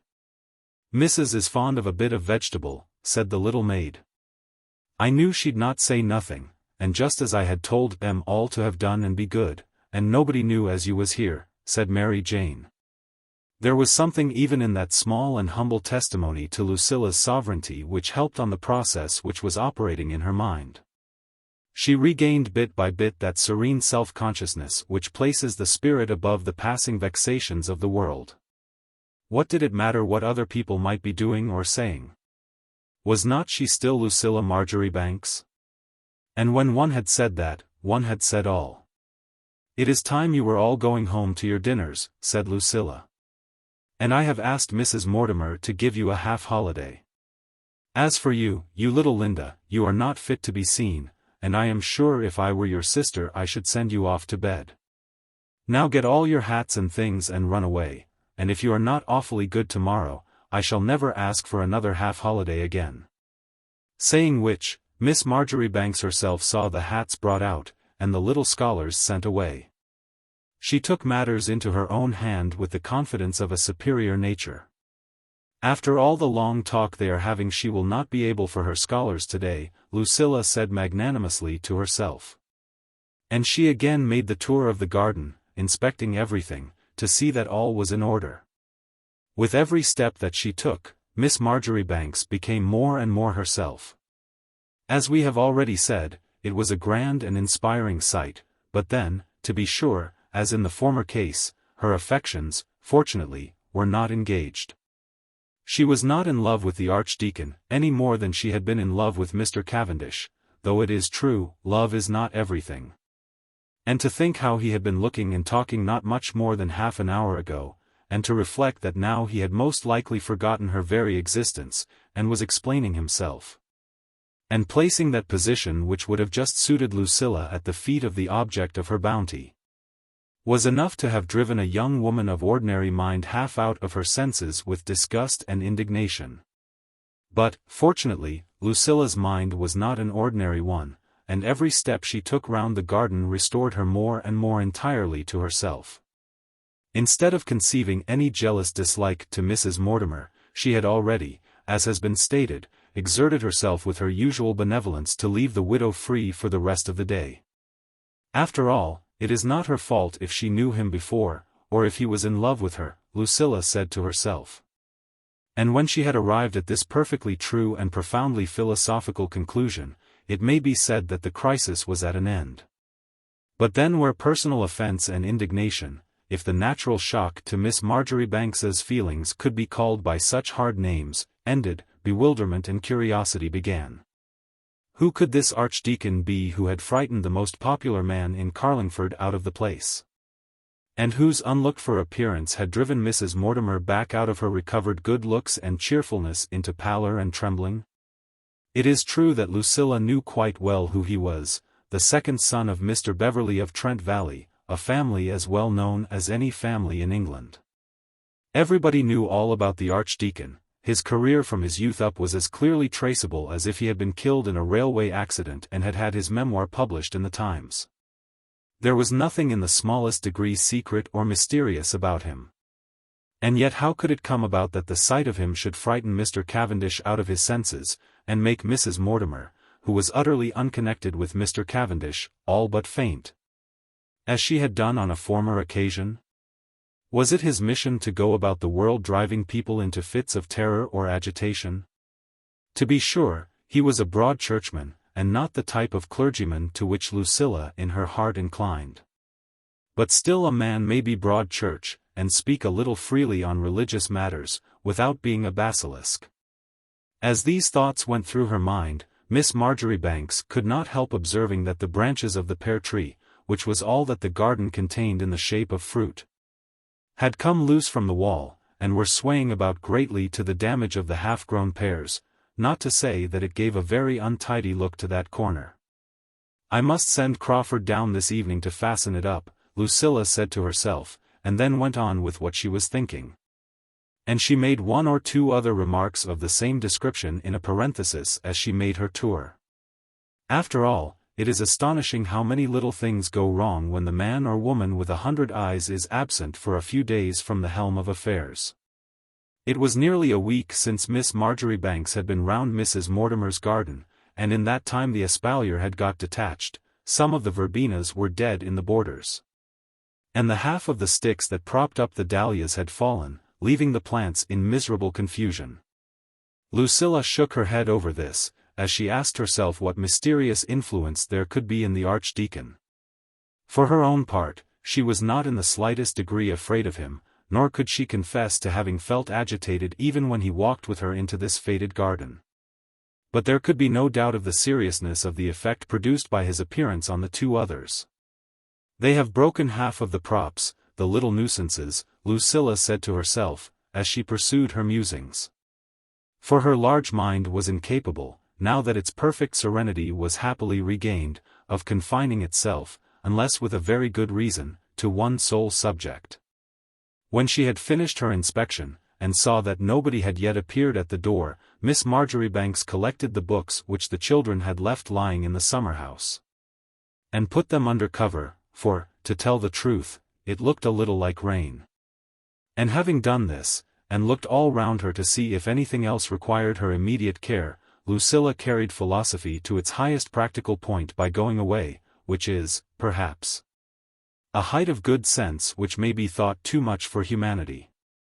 It was not too much for Miss Marjoribanks's legislative soul and knowledge of human nature, and in thus denying herself she was perfectly aware of her advantages, and of the inevitable result. She knew, just as well as if she had already received it, that Mrs. Mortimer would write her a little three-cornered note, marked private, as soon as the Archdeacon was gone. And she thought it was highly probable that Mr. Beverley himself would come to give some explanation.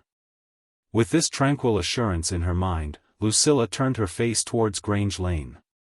She began to have a kind of conviction too, since this had happened, either that Carlingford would not be raised into a bishopric, or that the Archdeacon at least would not be the first bishop. It was difficult to give any ground for the idea, but it came into her mind with a kind of quiet certainty. And with this conviction, in which she recognized that beautiful self-adjusting balance of compensations which keeps everything right in the world, Lucilla, quite recovered from her shock, had on the whole a pleasant walk home. As for the two who were shut up together in Mrs. Mortimer's parlour, their state of mind was far from partaking of the virtuous peace and serenity which filled Miss Marjoribanks's bosom. It was more than an hour before the Archdeacon went away, and when Mrs. Mortimer had a little collected her faculties, the result arrived which had been foreseen by Lucilla. In the first place, terror seized the widow as to what had become of her pupils, whom all this time she had forgotten. And deep was her gratitude when she had ascertained that her protecting genius had sent them away. But with that gratitude came a sudden recollection of the manner in which Mr. Beverley and Miss Marjoribanks had been coming together up the garden path, before the mistress of the house showed herself. Mrs. Mortimer wrung her hands when she recollected the looks and attitude of the two, and the rumour which had reached her ears that the Archdeacon was paying attention to Miss Marjoribanks. What was she to do? Was her miserable presence here to dispel perhaps the youthful hopes of her benefactress, and make a revolution in Lucilla's prospects? The poor woman felt herself ready to sink into the earth at the thought. She went to the window and looked out disconsolately into the rain, for it had come on to rain, as Lucilla supposed it would, and felt like a creature in a cage, helpless, imprisoned, miserable, not knowing what to do with herself, and the cause of trouble to her best friends. A little house in a garden may look like a little paradise in the sunshine, and yet feel like a dungeon when a poor woman all alone looks out across her flowers in the rain, and sees nothing but the wall that shuts her in, and thinks to herself that she has no refuge nor escape from it, nobody to tell her what to do, nothing but her own feeble powers to support her, and the dreadful idea that she has done harm and can do no good to her only protector. Any reasonable creature would have said, that to be there in her own house, poor enough certainly, but secure, and no longer driven lonely and distressed about the world, was a great matter. But yet, after all, the walls that shut her in, the blast of white, sweeping, downright rain, which seemed to cut her off from any succor outside. And the burden of something on her mind which by herself she was quite unable to bear, was a hard combination. And wringing one's hands, and feeling one's mind ready to give way under a new and unexpected burden, could not advance matters in the slightest degree. She was not strong-minded, as has been already proved. Nor, indeed, had she the ordinary amount of indifference to other people, or confidence in herself, which stands in the place of self-control with many people. After she had wrung her hands, and looked out again and again with a vague instinct of perhaps finding some suggestion of comfort outside, Mrs. Mortimer relapsed by necessity into the one idea that had been a support to her for so many months past. All that she could do was to consult Lucilla. It might be to wound Lucilla, for anything she could tell. But when a poor creature is helpless and weak, and has but one friend in the world who is strong, what can she do but apply to her sustainer and guardian? When, after beating about wildly from one point to another, she arrived ultimately, as might have been predicted, and as Miss Marjoribanks had expected from the first, at that conclusion, there remained a further difficulty in respect to the means of communication. Lucilla had settled quite calmly in her own mind that it would be by the medium of a three-cornered note, a matter in which there was no difficulty whatever. For the widow was sufficiently fluent with her pen. But then Lucilla had not thought of Mary Jane, who was the only possible messenger. It was to this point now that Mrs. Mortimer's ideas addressed themselves. At that moment the rain poured down fiercer than ever, the bricks of the uncovered wall grew black with the wet. And the wisteria crouched and shivered about the porch as if it wanted to be taken indoors. And then to get wet, and perhaps catch cold, was a thing Mary Jane conscientiously avoided, like the rest of the world. And it was with a sense of alarm even stronger than that excited by the possibility of injuring Lucilla, that Mrs. Mortimer very gently and modestly rang her bell. "I don't think it rains quite so heavily," said the timid experimentalist, feeling her heart beat as she made this doubtful statement. "Have you a pair of galoshes, Mary Jane?" "No," said the little handmaiden, with precaution, "and, please, if it's for the post, it rains worse nor ever. And I don't think as mother would like." "Oh, it is not for the post," said Mrs. Mortimer, "it is for Miss Marjoribanks. You can take mine, and then you will not get your feet wet. I go out so very little, you may have them, to keep, Mary Jane. And you can take the big shawl that hangs in the passage, and an umbrella. I don't think it is so heavy as it was." Mary Jane regarded the rain gloomily from the window, but her reluctance was at an end from the moment she heard that it was to Miss Marjoribanks she was going. To be sure, the distance between the Serenissime Nancy and Thomas, and the other inmates of the doctor's kitchen, and Mrs. Mortimer's little handmaiden, was as great as that which exists between an English duke and the poorest little cadet of a large family among his attendant gentry. But, correspondingly, the merest entrance into that higher world was as great a privilege for Mary Jane, as the Duke's notice would be to the squire's youngest son. She kept up a momentary show of resistance, but she accepted the galoshes, and even after a moment agreed in her mistress's trembling assertion about the rain. And this was how the three-cornered note got conveyed to its destination in the heaviest of the storm, between 3 and 4 o'clock in the afternoon. Mrs. Mortimer still sat at her window, wringing her hands from time to time, with her head aching and her heart beating, and a dreadful question in her mind as to what Lucilla would say. Or whether perhaps she might reject altogether in her natural indignation the appeal made to her. Which was an idea which filled the widow with inexpressible horror. While at the same moment Miss Marjoribanks sat looking for that appeal which she knew was sure to come. The rain had set in by this time with an evident intention of lasting. And even from the windows of Lucilla's drawing-room the prospect of the garden walls and glistening trees was sufficiently doleful. Nobody was likely to call, nothing was doing, and Lucilla, who never caught cold, had not the least fear of wetting her feet. And besides, her curiosity had been rising every moment since her return. And the widow's pathetic appeal, "Come to me, my dearest Lucilla. I have nobody whom I can talk to in the world but you, had its natural effect upon a mind so feeling. Miss Marjoribanks got up as soon as she had read the note, and changed her dress, and put on a great waterproof cloak. Instead of thinking it a trouble, she was rather exhilarated by the necessity. "Be sure you make your mistress a nice cup of tea as soon as we get there," she said to Mary Jane. "She must want it, I am sure, if she has not had any dinner." For the little maid had betrayed the fact that Mrs. Mortimer could not eat anything, and had sent away her dinner, which was naturally an alarming and wonderful occurrence to Mary Jane. The widow was still sitting at the window when Lucilla appeared tripping across the wet garden in her waterproof cloak, if not a ministering angel, at least a substantial prop and support to the lonely woman who trusted in her, and yet in the present instance feared her. But anything more unlike a disappointed maiden, whose wooer had been taken away from her under her very eyes, could not have been seen. On the contrary, Miss Marjoribanks was radiant, with raindrops glistening on her hair, and what Mrs. Chilliey called a lovely color. If there was one thing in the world more than another which contented Lucilla, it was to be appealed to and called upon for active service.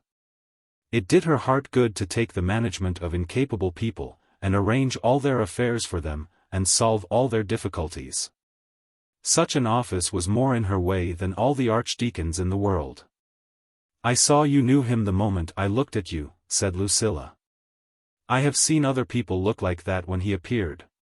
"Who is he, for goodness sake?" "I know quite well, of course, who he is, in the ordinary way, but do tell me what has he done to make people look like that whenever he appears?" Mrs. Mortimer did not directly answer this question. She fixed her mind upon one part of it, like an unreasonable woman, and repeated "other people," with a kind of interrogative gasp. "Oh, it was only a gentleman," said Lucilla, with rapid intelligence, and then there was a little pause. "He has been here for 6 weeks, Miss Marjoribanks continued. "You must have heard of him. Indeed, you would have heard him preach if you had not gone off after these dissenters. Did you really never know that he was here till today?" "I did not think of him being archdeacon, he was only a curate when I used to know him," said poor Mrs. Mortimer, with a sigh. "Tell me all about it," said Lucilla, with ingenuous sympathy. And she drew her chair close to that of her friend, and took her hand in a protecting, encouraging way. "You know, whatever you like to say, that it is quite safe with me." "If you are sure you do not mind," said the poor widow. "Oh, yes, I have heard what people have been saying about him and you, Lucilla. And if I had known, would have shut myself up, would have gone away forever and ever, I would." "My dear," said Miss Marjoribanks, with a little severity, "I thought you knew me better. If I had been thinking of that sort of thing, I never need have come home at all, and when you know how kind Papa has been about the drawing-room and everything. Say what you were going to say, and never think of me." "Ah, Lucilla, I have had my life," said the trembling woman, whose agitation was coming to a climax. "I have had it, and done with it. And you have been so good to me, and if, after all, I was to stand between you and anybody—" But here Mrs. Mortimer broke down, and could say no more.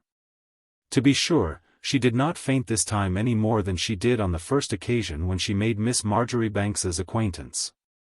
But Lucilla thought it best, as then, to make her lie down on the sofa, and keep her quite quiet, and hasten Mary Jane with the cup of tea. "You have been agitated, and you have not eaten anything," said Lucilla. "I am going to stay with you till 6:30, when I must run home for dinner, so we have plenty of time. And as for your life, I don't consider you gone off at all yet, and you are a great deal younger looking than you were 6 months ago. I am very glad the Archdeacon did not come until you had got back your looks. It makes such a difference to a man," Miss Marjoribanks added, with that almost imperceptible tone of contempt which she was sometimes known to use when speaking of their absurd peculiarities. As for Mrs. Mortimer, the inference conveyed by these words brought the color to her pale cheeks. "It will never come to that," she said, "no more than it did in old days. It never can, Lucilla. And I don't know that it is to be wished. I couldn't help being put out a little when I saw him, you know, but there is one thing, that he never will persuade me," said the widow. Lucilla could not but look on in surprise and even consternation, while Mrs. Mortimer thus expressed herself. A warm flush animated the pale and somewhat worn face, and a gleam of something that looked absolutely like resolution shone in the yielding woman's mild eyes. Was it possible that even she had one point upon which she could be firm? Miss Marjoribanks stood still, petrified, in the very act of pouring out the tea. "If it is only one thing, if I were you, I would give in to him," said Lucilla, with a vague sense that this sort of self-assertion must be put a stop to, mingling with her surprise. "Never," said Mrs. Mortimer again, with a still more distinct gleam of resolution. "In the first place, I have no right whatever to anything more than my uncle gave me. He told me himself I was to have no more, and he was very, very kind to poor Edward. You don't know all the circumstances, or you would not say so," she cried, with a sob. As for Miss Marjoribanks, if it is possible to imagine her clear spirit altogether lost in bewilderment, it would have been at that moment. But she recovered as soon as she had administered her cup of tea. "Now tell me all about it," said Lucilla, again sitting down by the sofa. And this time Mrs. Mortimer, to whom her excitement had given a little spur and stimulus, did not waste any more time. "He is my cousin," she said, "not my real cousin, but distant. And I will not deny that long, long ago, when we were both quite young, you know, Lucilla." Yes, I understand," said Miss Marjoribanks, pressing her hand. "He was very nice in those days," said Mrs. Mortimer, faltering. "That is, I don't mean to say he was not always nice, you know, but only, I never had either father or mother. I was living with my Uncle Garrett, my uncle on the other side, and he thought he should have made me his heiress, but instead of that, he left his money, you know, to him. And then he was dreadfully put out, and wanted me to go to law with him and change the will. But I never blamed him, for my part, Lucilla, he knows I never blamed him, and nothing he said would make me give in to go to the law with him." "Stop a minute," said Lucilla. "I am not quite sure that I understand. Who was it he wanted you to go to law with? And was it to the Archdeacon the money was left?" "Oh, Lucilla," said the widow, with momentary exasperation, "you who are so quick and pick up everything, to think you should not understand me when I speak of a thing so important. Of course it was not to Charles Beverley the money was left. If it had been left to him, how could he have wanted me to go to law? It has always been the question between us," said Mrs. Mortimer, once more lighting up with exceptional and unwonted energy. "He said I was to indict him for conspiracy. And I declare to you, Lucilla, that he was not to blame. Uncle Garrett might be foolish, but I don't say even that he was foolish, he was so good to him, like a son. And he had no son of his own, and I was only a girl. He never was anything to me," said Mrs. Mortimer, wiping her eyes, "never, whatever Charles may choose to say. But if ever I was sure of anything in the world, I am sure that he was not to blame." Lucilla's head began to whirl. But after her first unsuccessful essay, she was wise enough not to ask any more direct questions. She made all the efforts possible, with ears and eyes intent, to disentangle this web of pronouns, and failing, waited on in the hope that time and patience would throw a little light upon them. "I suppose Mr. Beverley thought he was to blame," she said, when the narrator paused to take breath. "Is not that what I am saying?" said Mrs. Mortimer. "It was through that it was all broke off. I am sure I don't know whether he has regretted it or not, Lucilla. It is not always very easy to understand a gentleman, you know. After I was married to poor Edward, naturally I never had any more correspondence with him. And to see him today without any warning, and to find him just as bent as he was upon making me prosecute, and just as full of bad feeling. And speaking as if there was some reason more than truth and justice why I should be so determined." "No, Lucilla," said Mrs. Mortimer, raising herself up on the sofa, "it is just the same thing as ever, and the same obstacle as ever, and it never will come to that." "You are agitating yourself," said Miss Marjoribanks. "Lie down, there's a dear, and keep quite still, and see whether we cannot make anything better of it. Tell me, what would you go to law with him for?" Lucilla continued, with the natural humility of imperfect comprehension. It was perhaps the first time in her life that such a singular chance had happened to Miss Marjoribanks, as to have a matter explained to her, and yet be unable to understand. "He says he could be indicted for conspiracy, or for having too much influence over him, and making him do what he liked. But he was very good to him, Lucilla, and to my poor Edward. And when I was married to him—" "Goodness gracious! Were you married to him as well?" cried Lucilla, fairly losing the thread and her balance in this confusing circle.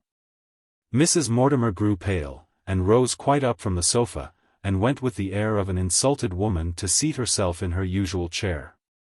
"I don't know why you should address me so," she said. "He is nothing to me, and never was. It is an insult to me to think that I must have a personal reason for refusing to do a wicked and unjust thing." "I could give up anything," said the widow, losing a little of her dignity, and growing again pathetic. "I would give in a moment if it was any fancy of mine, you know I would. But I am sure it would be wicked and unjust." "I am sure I am not the person to bid you do anything unjust or wicked," said Lucilla, who, in the utter confusion of her faculties, began to feel offended in her turn. "Then I beg you will never speak to me of it again," cried Mrs. Mortimer. "How is it possible that either he or you can know the rights of it as I do, who was in the house at the time and saw everything? He may say what he likes, but I know there was no conspiracy. He was just as much surprised as you could be, or Charles, or anybody. Of course it was for his advantage, nobody denies that, but you don't mean to say that a man is to reject everything that is for his advantage?" said the widow, turning eyes of indignant inquiry upon her visitor, and Miss Marjoribanks for once was so utterly perplexed that she did not know how to respond. "But you said when you were married to him," said Lucilla, who felt that the tables were turned upon her for the moment. "I am sure I beg your pardon for being so stupid. But whom were you married to?" This was said in the most deprecating tone in the world, but still it irritated Mrs. Mortimer, whose mind was all unhinged, and who somehow felt that she was not finding in Miss Marjoribanks the help and support to which her clear and detailed explanation entitled her. Though her head was aching dreadfully, she sat up more upright than ever in her chair. "I don't think you can mean to insult me, Miss Marjoribanks," said the widow, "after being so kind. Perhaps I have been trying you too much by what I have said, though I am sure I would have given up everything, and gone away anywhere, rather than be the cause of anything unpleasant. You know that it was my poor dear Edward I was married to. You know I have a horror," said Mrs. Mortimer, faltering, "in general, of second marriages."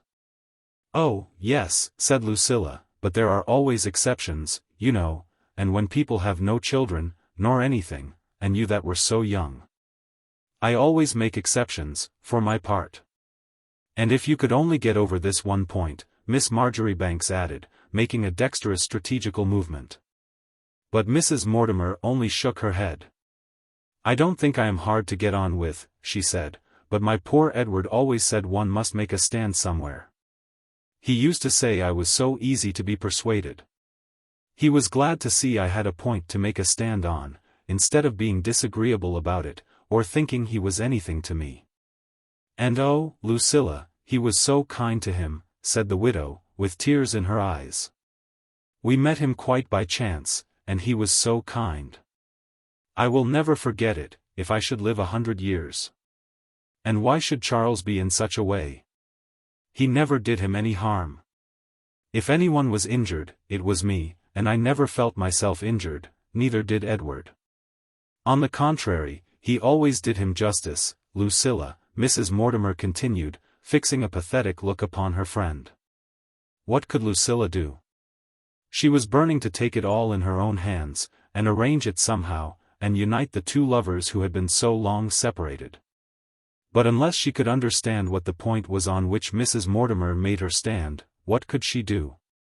"I never could understand," said the widow, who began to feel her heart sick with the disappointment of that hope which she had fixed in Miss Marjoribanks, "why he should take it so much to heart. Poor Edward never thought of such a thing. And why he should be so set against poor Mr. Cavan, and so, Lucilla. Oh, tell me, do you see anything? What do you mean? I want to know who Mr. Cavan is, said Miss Marjoribanks, much startled. She had for the moment forgotten the Archdeacon's discovery and her own suspicions. And the idea of connecting the man who had, apparently, fled from Mr. Beverley's presence with the innocent and helpless woman upon whom the appearance of the Broad Churchman had so overwhelming an effect, had never hitherto entered her imagination. But this name, which was not the name of anybody she knew, and yet seemed to bear an odd sort of rudimentary relationship to another name, struck her like a sudden blow and brought everything back to her mind. It was a bewildering sort of explanation, if it was an explanation, but still a confused light began to break upon Lucilla's understanding. If this was what it all meant, then there was the widest opening for charitable exertions, and much to be done which only a mind like Miss Marjoribanks's could do. "That is not his name now," said Mrs. Mortimer. "I don't see, if he liked it, why he should not change his name. I am sure a great many people do, but his name was Cavan when he lived with my uncle. I don't remember what it was after, for of course he was always Mr. Cavan to me, and Charles Beverley never could bear him.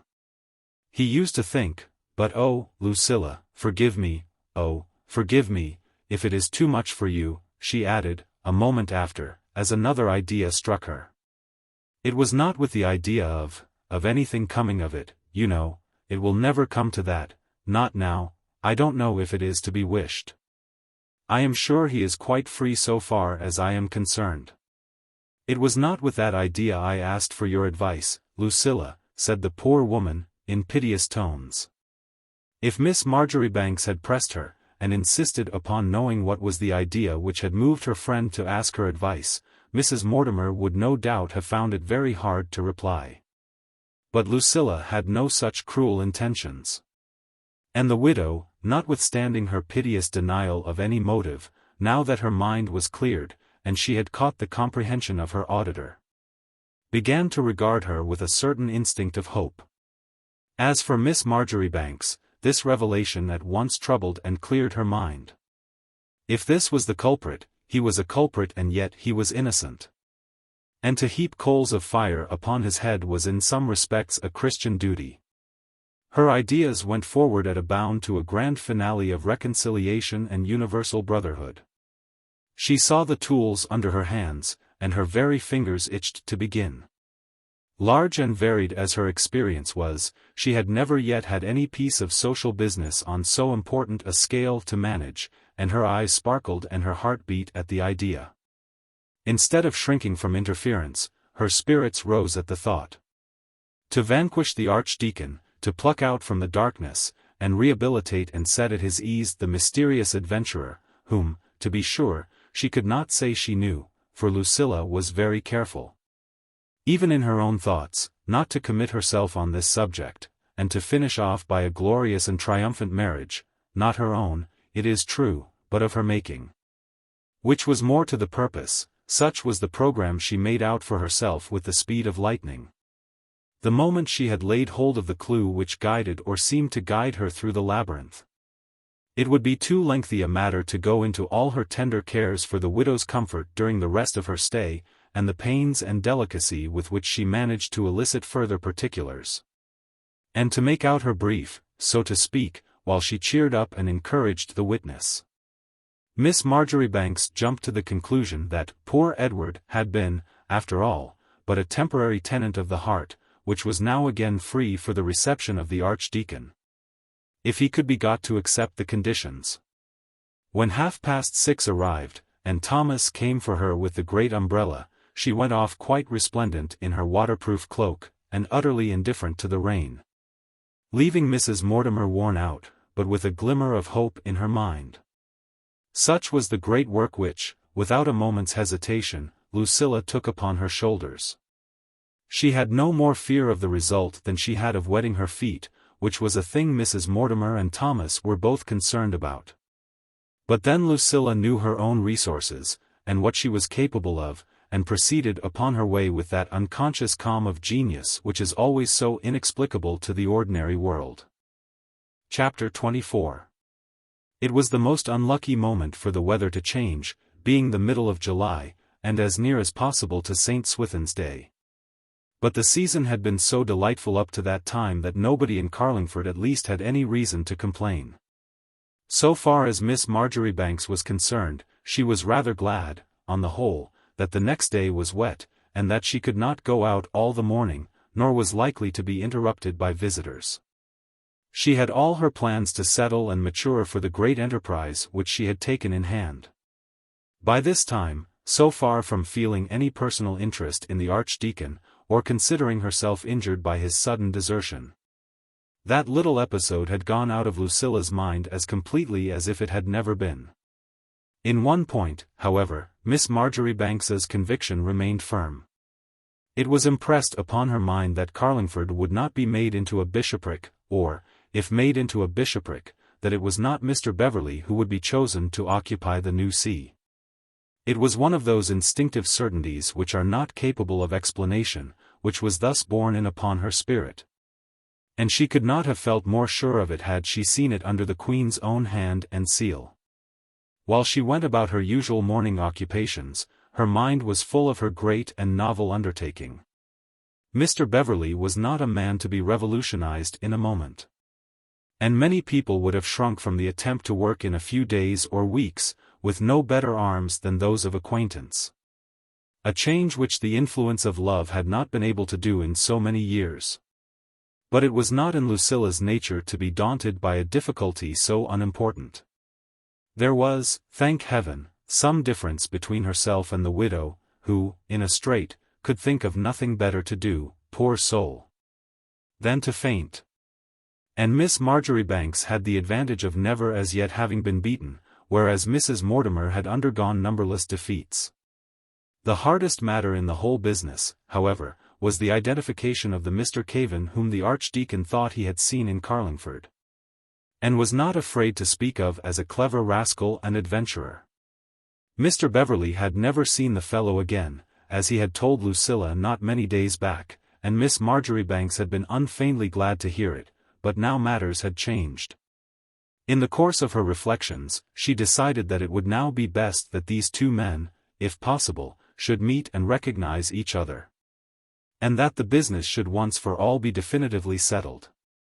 If all the offense he had committed against society was to have had a large sum of money left him by a childless old man, Lucilla saw no reason why this mysterious culprit should conceal himself. And even if he had taken a little liberty with his name, that was not a crime. His name was his own surely, if anything was his own.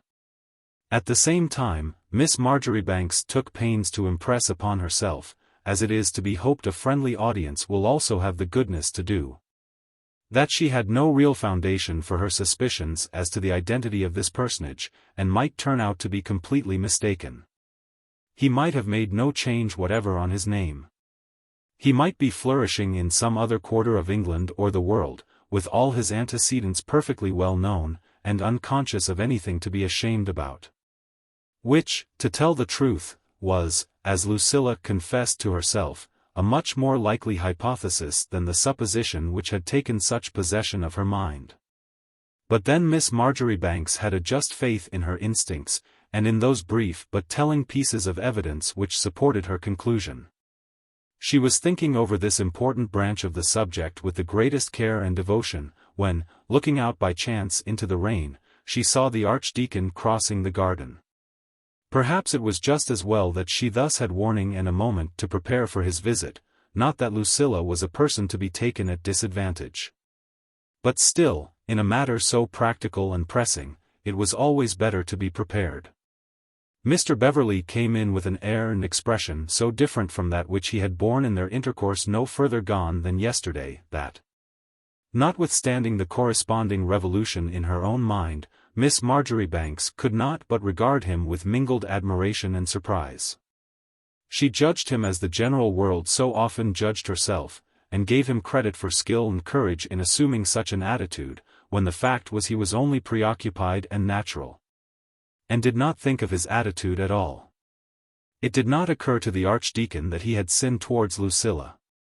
He thought it right to explain to her his extreme surprise at the sight of Mrs. Mortimer, and possibly to make her aware, at the same time, of his grievances, in so far as Mrs. Mortimer was concerned. But perhaps Mr. Beverley was, on the whole, innocent of those intentions which Mrs. Chilley had attributed to him, and which even Lucilla, more clear-sighted, had seen dawning in their last interview. For, to be sure, this is one of the questions which the female intellect is apt to judge in a different light from that in which it is regarded by a man. The Archdeacon, accordingly, came in preoccupied, with a cloud on his brow, but without the smallest appearance of penitence or deprecation. By which demeanor he gained, without deserving it, the respect, and to a certain extent the admiration, of Lucilla. His expression was not that of a man repentant, but of a man aggrieved. He had a cloud upon his countenance, and a certain air of offence and temper, and when he sat down, he breathed a short impatient sigh. "Thank you for receiving me so early," he said. "I called yesterday afternoon, but found you out." "You must have had very particular business to take you out in that rain," Mr. Beverley continued, with subdued exasperation. For naturally, being a clergyman, he was a little impatient to find, when it was he who wanted her, any of his female friends out of the way. "Yes," said Lucilla, who thought it was best to open her battery boldly and at once. "I was spending the afternoon with poor Mrs. Mortimer. Poor dear, she is so solitary." And to meet Mr. Beverley's ill temper, Miss Marjoribanks put on her most heavenly air of sympathy, and rounded her words with a soft sigh, as different from his as a flute is from a trumpet. It was with an exclamation of impatience that the Archdeacon replied. "Poor Mrs. Mortimer," he cried, "I don't know whether you are aware how much her obstinacy has cost me. And herself, I suppose," he added, in a parenthesis. "Not to depreciate your kindness, or the truly human and Christian way in which you have conducted yourself, fancy what my feelings naturally must have been to find her an object of charity, actually of charity. I don't mean to say," said Mr. Beverley, controlling himself, "that it is degrading to accept succor when given as from man to man, quite the contrary. But you will excuse me from entering into the general question. She knew perfectly well that if I had known where she was, if she had consented to yield to me on one point, solely on one point.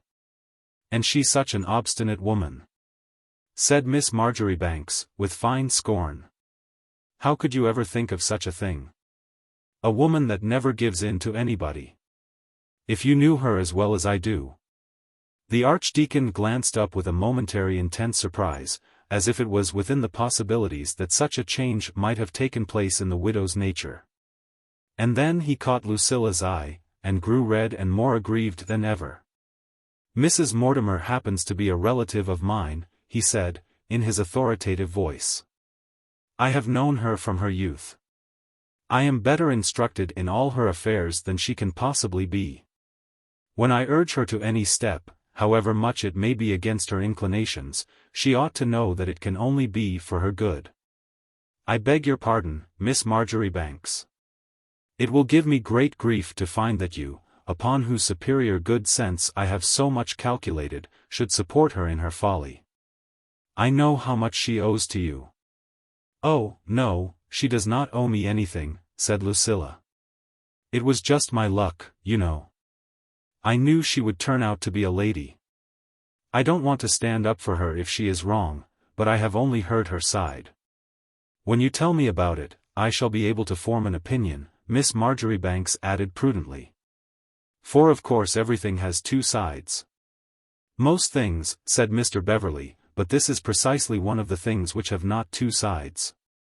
Nothing except some sort of infatuation or other, but never mind, you shall hear the facts," said the Archdeacon, once more making an effort upon himself. Her uncle, Mr. Garrett, was above 80. Why Providence should have let him live to such an age to do so much mischief, heaven alone knows. Some different rule seems to exist up there about those matters, from what we find to answer on earth, the Broad Churchman said, with a certain air of disapproval. He had this young fellow to see him and then to live with him, and took some sort of idiotic fancy to him. And when the will was made, it was found that, with the exception of a small sum to Helen, everything was left to this impostor. No, I can't say I have any patience with her folly. How could any man have two opinions on the subject? He was neither related to him, nor connected with him, cried Mr. Beverley, with a momentary inclination, as Lucilla thought, to get aground among the pronouns, as Mrs. Mortimer had done. I do not suspect my cousin, the Archdeacon continued, with an air so severe and indignant that it was evident he was contradicting his own sentiments, of having any partiality for such a person. But certainly her obstinacy and determination are such. Hush, please, said Lucilla, you are only laughing when you use such words. Now, tell me one thing, and don't be angry if it is a stupid question. If there was anyone that knew her and you, and perhaps him, and was to try, don't you think it might be arranged? By money? Said the Archdeacon, and he smiled one of those disagreeable smiles which youthful writers describe by saying that his lip curled with scorn. You seem to take me for Mortimer, who could go into that sort of compromise. I suppose he did give them money before she was left a widow, said Mr. Beverley, grinding his teeth slightly with a savage expression. No, Miss Marjoribanks. Where everlasting truth and justice are concerned, I do not understand how things can be arranged. After such a truculent statement, what was the peacemaker to do? She left the fire to blaze out by itself for a minute or two, and then she came down upon the enemy on another wind. I am sure I am very sorry, said Lucilla softly, to think you should be so fond of her and she so fond of you, and nothing but this standing in the way. And then she is too good for this world, and never thinks of herself. I often think, if anything was to happen to me, and my life is no safer than other people's lives, said Miss Marjoribanks, with a sigh, what would become of her, poor dear? I am sure, if I knew of any way, as for obstinate, you know it is not in her to be obstinate. She thinks she is right, and you think you are right. And I suppose neither of you will give in, cried Lucilla. What is anybody to do? If anyone gives in, it should be she, said the Archdeacon. For my part, I will never stand by and consent to such a robbery, never. In these matters, at least, a man must be a better judge than a woman. If you are her friend you will persuade her of her duty, Mr. Beverley added, and he did not show so much as a symptom of yielding. To say that Miss Marjoribanks was not discouraged would be more than the truth, but she was still at the beginning of her forces, and no thought of giving in was in her courageous soul. I will tell you what occurs to me, said Lucilla frankly. Let us find out something about him. Do you know anything about him? If she were to hear that he was, as you say, an impostor, you know, and a villain, what is his name, where does he live, is he a very, very wicked man? Said Miss Marjoribanks, and she looked up with that ingenuous look of appeal, which was always so touching in her, to the Archdeacon's face. As for Mr. Beverley, in his haste and excitement, he gave vent to two very contradictory statements. She knows all about him. I don't know anything about him, he said, with some heat. I mean, she knows as much as I do, though she draws such a different conclusion. I am sure I saw him in Carlingford the first day I was here. For anything I can tell, she knows more of him than I do, said the Broad Churchman, with a sudden flash of jealousy and anger. It occurred to Lucilla then for the first time that she had found the grand clue to the whole. That would be dreadful, said Miss Marjoribanks, if she knew him, and was keeping him out of the way till you were gone. I did not think of that. If such a thing should be the case, fond as I am of Mrs. Mortimer, I never could go near her any more, said Lucilla sadly. Oh, don't say you think so, please. I should have to give her up, and that would be dreadful, for I owe it to Papa, when he gives me so much liberty, to be very careful. Oh, Mr. Beverley, don't say you think so, cried Lucilla, deeply moved. She put her handkerchief to her eyes, and yet she kept watch upon the Archdeacon through one of the corners. He had got up by this time, and was walking about the room like any other man in trouble. To throw suspicion on the widow, or separate her from so effectual a protector, was the very last thing he had any inclination to do, for, to tell the truth. He made that jealous suggestion only in order to receive an indignant denial, and to be assured that such a thing was impossible. But then Mr. Beverley did not know whom he had to deal with, nor that he was not the first man whom Miss Marjoribanks had reduced to his proper place. "If that was the case," said Lucilla, drying her eyes, "dreadful as it is to think of it, oh, Mr. Beverley, if such a thing were the case, it would be far better for her to marry him. And then she would have all the fortune without going to law. If things have gone so far, though it is miserable to think of it, and to believe that she could be so unkind," said Miss Marjoribanks, with a sob, "and so double-minded. And so deceitful to me. In heaven's name, what are you thinking of?" said the Archdeacon. He had grown as pale as he was before red, and came to a dead stop in front of Lucilla, and stood lowering and menacing over her. His shadow was so big and strong, and stood so directly between her and the window, that Miss Marjoribanks's heart gave one bound of something like alarm. "Dear Mr. Beverley," said Lucilla, "try and compose yourself. It would be a dreadful trial to me, but I should endeavor to bear it. If we love her, we should, on the contrary, urge her to do it," said the young moralist, with solemnity, "however hard it may be to us. It would be better than dreadful concealment and misery, it would be better than knowing and not telling, as you say. Oh, Mr. Beverley, if you are sure that is the case, let us both go to her, and beg her to marry him." "I could never, never, never see her again," sobbed Lucilla, "but she would be happy, and that would be the end of all." The Archdeacon, though he was not a weakling, was altogether stunned by this address. He sank into the nearest chair, and drew it closer to Lucilla, and looked perfectly flabby and ghastly in his white tie, with his alarmed countenance. "For the sake of all that is sacred," said Mr. Beverley, bending forward towards her, "tell me what foundation you have, tell me all you know." Now was the critical moment, and Lucilla felt it. If Mrs. Chillee, for example, had only advised herself to come in then instead of interrupting people's proposals, and driving a likely suitor to desperation. But such happy chances do not occur at the real crises of life. What she wanted was, naturally, not to explain herself, but to let that arrow rankle in her opponent's heart until it should have served her purpose. All that she said in answer to Mr. Beverley's appeal was to hide her face in her handkerchief, which was the only means that occurred to her for the moment of gaining a little time for reflection. "It is so hard to have such thoughts put into one's head," said Lucilla, "of a person who has been one's friend. And she always looked so nice and so true. I never thought she would deceive anyone. I thought she was so transparent, you know. Oh, Mr. Beverley, it is so dreadful to be disappointed in one's friends. I wish I had never heard of it, I wish you had never told me. I almost wish, though it is dreadful to say such a thing, that you had never come to Carlingford and found it all out." "My dear Miss Marjoribanks," said the Archdeacon solemnly, "I implore you, as the greatest kindness you can do me, to tell me all you know." "Indeed, I don't know what I know," said Lucilla, partially raising her face out of her handkerchief. "I don't think I know anything, for my part. I always thought if one could rely upon anyone, one could rely upon her, for truthfulness, and for yieldingness, and doing what anyone asked her. I did think so. And it is perfectly bewildering to think, after all, that she should be obstinate and deceiving, and yet look so different," said Lucilla. "But if it has come to that, we must be firm, Mr. Beverley. If you ask my opinion, I say she should be allowed to marry him.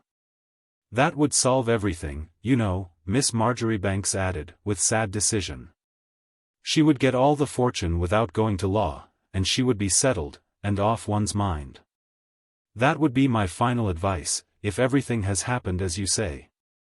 Mr. Beverley was driven as nearly out of his senses by this counsel as it was possible for a man of ordinary self-control and warm temper to be. He got up again and made a stride to and fro, and wiped the moisture from his forehead, which, as Lucilla remarked at the moment, had a Low Church look, which she would not have expected from him. But, on the other hand, he gave vent to some stifled and unintelligible exclamations which, whatever they might be, were not blessings. Then he came to himself a little, which was what Miss Marjoribanks was most afraid of, and stood over her, large and imposing as before. "Tell me, for heaven's sake, what you mean," cried the Archdeacon. "You do not think, surely, that I for a moment meant to imply that Helen would waste a thought upon such a miscreant? Good heavens, marry him! You must be raving. She would as soon think of going for a soldier," said Mr. Beverley, with a hoarse and perfectly unmirthful laugh, "or doing anything else that was mad and unnatural. That is how you women stand up for your friends, always ready to suggest something inconceivably horrible and debasing.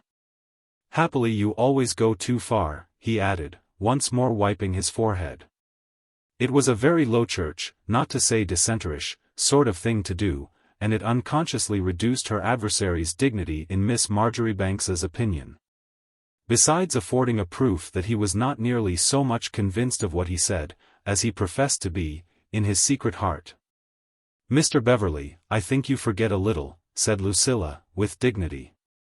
"I know nobody but yourself who has any suspicions of Mrs. Mortimer. If it had been anybody but you, I should have laughed at them." But to return to the question, Miss Marjoribanks added, with calm grace, "I always used to be taught at Mount Pleasant that feelings had nothing to do with an abstract subject. I don't see, for my part, now you have mentioned it, why she should not marry him. It would arrange the money matter without any trouble. And I have always heard he was very nice," said the bold experimentalist, fixing her eyes calmly upon the Archdeacon's face. "I am sure I should never have thought of it, if it had been left to me. But speaking calmly, I don't see the objections, now it has been proposed. Oh, it is only the bell for luncheon that Thomas is ringing. Is it actually 1:30? And I expect some people," said Lucilla. She got up as she spoke and went to the mirror, and looked at herself with that beautiful simplicity which was one of Miss Marjoribanks's distinguishing features. "When one has been crying it always shows," she said, with a little anxiety. As for Mr. Beverley, his state of mind, as the newspapers say, could better be imagined than described. "I must go away," he said, taking up his hat. "I don't feel capable of meeting strangers after this exciting conversation. Miss Marjoribanks," continued the Archdeacon, taking her hand, and holding it fast over his hat to give emphasis to his address. "At least I can trust to you not to breathe a word to Mrs. Mortimer, not a syllable, of the horrible suggestion which has got utterance, I don't know how." "I may surely trust to your honor," Mr. Beverley said, with emphasis, but by this time Miss Marjoribanks considered it time to bring the crisis to an end. "I wish you would stay to luncheon," she said, "there are only one or two of my friends." "As for honor, you know you gentlemen say that we have no sense of honor," said Lucilla airily. "And to think that two women could be together and not talk of what might perhaps be a marriage." At this moment someone rang the doorbell. Lucilla knew perfectly well that it was only the baker, but it could not be expected that the Archdeacon should be similarly initiated into the secrets of the house. He thought, as was natural, that it was the people she expected, and almost wrung her hand as he let it go. "You will let me see you again first," he said, in a tone of entreaty. "Before you see her, you will let me see you again. For heaven's sake don't refuse me," cried Mr. Beverley. If anybody had but heard him. As Lucilla said to herself the minute he was gone. And the truth was that Thomas did hear him, who had just opened the door to tell his young mistress that her luncheon was waiting. And whom the Archdeacon did all but knock downstairs in his sudden and unlooked-for exit. The impression naturally conveyed to Thomas by these words was of the clearest and most distinct description. He was even known to say afterwards, that he never knew a gentleman as spoke more plain.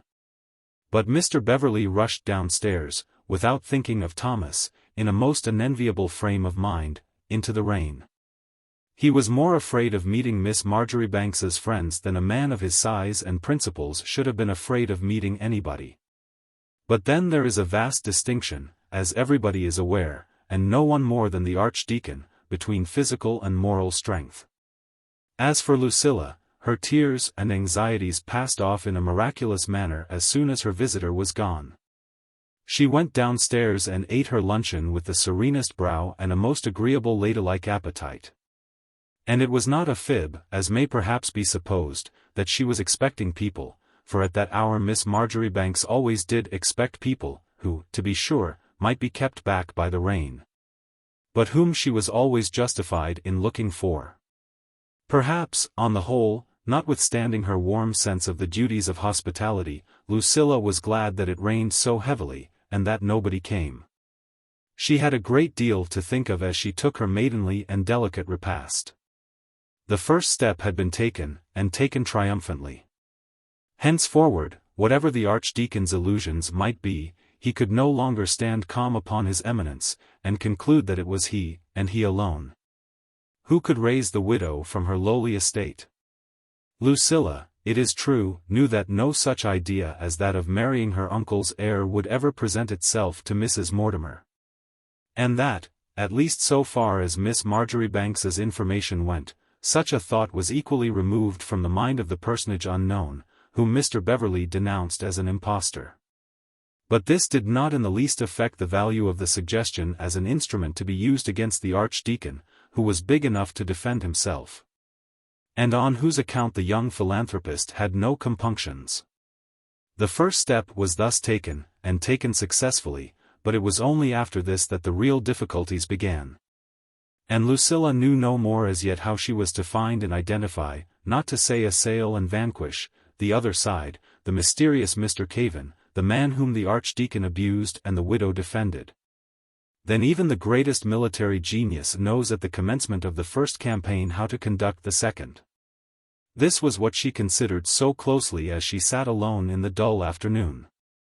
She did not go to Mrs. Mortimer, because it was impossible that every day could be a half-holiday, and because, on the whole, she judged it best not to subject herself, in the present undeveloped state of the position, to much questioning. But she sent her a little note to satisfy her mind, telling her to keep herself easy, and not to let the Archdeacon bully her, and to confide in the devotion of her affectionate Lucilla. When she had thus satisfied the immediate demands of friendship, Miss Marjoribanks took her work and sat down to reflect. Nothing could be more exciting than the position in which she found herself. But the difficulties were only such as stimulated her genius. And then it was not any selfish advantage, but the good of her neighbor in its most sublime manifestation, the good of her neighbor who had injured her, and been insensible to her attractions. Which, according to the world in general, is the one thing unpardonable to a woman, which Lucilla sought. And it was not even the scriptural coals of fire she was thinking of as she pondered her great undertaking in her mind. The enterprise might not be free from a touch of human vanity, but it was vanity of a loftier description, the pleasure of exercising a great faculty, and the natural confidence of genius in its own powers. Chapter 25. The fruit of Lucilla's long and mature reflection was that next morning being fine and all the clouds dispersed, she went out with her usual firm step and self-possession, and, what was rather unusual with her, except on necessary occasions of ceremony, knocked at Mrs. Woodburn's door. Mrs. Woodburn and Miss Marjoribanks had never, as people say, taken to each other. They were as different in their ways as it is possible to imagine. The mimic was a little indolent, and would not take the trouble to make any exertions for the good of the community, except in the exercise of her peculiar talent, though she had been known, when excited, to go through real fatigue for that. But she had none of the steady force, the persevering energy, or, to sum up all in one word, the genius, of Miss Marjoribanks, who, for her part, recognized the use of such an instrument of entertainment as Mrs. Woodburn possessed without appreciating it in her own person. For Lucilla had no sense of humor, as she candidly admitted, with that consciousness of her own faults, and slight disposition to consider them virtues, which is common to persons of great endowments. It was accordingly with a slight sense of effort on both sides that they met thus in the familiarity of an early visit, at a moment when people doing their duty to each other in a ceremonial way would not have thought of calling. She was aware that Mrs. Woodburn regarded her, even when she kissed her in the most neighborly and affectionate manner, with a look which seemed to say, "What can she want, coming here so early?" As for Lucilla, she was too wise to pretend that it was a mere visit of regard. She was too wise, and her interlocutor was too clever, and prone to catch every touch of expression, though Miss Marjoribanks flattered herself she had sufficient experience to enable her to dismiss, when there was occasion for it, all expression from her face. But such was not her policy at this moment. When the two faces had touched each other in that loving and sisterly salutation, their owners immediately separated, and regarded each other from two opposite chairs, without decided hostility. It is true, but with the watchful air of two people whom the fates may range on different sides, and whom it behoves to be mutually watchful. And Lucilla thought it the most expedient course, under the circumstances, to begin her investigations at once. "I have come to make an inquisition," she said. "I may as well confess it at once, for you would find me out if I didn't. Mrs. Woodburn, where is Mr. Cavendish? I am not going to put up with it any longer. He must be written to, and had back again. The only man that was to be depended upon in Carlingford," said Lucilla, "and to think he should disappear like this and never say a word." Mrs. Woodburn fairly gasped in her companion's face.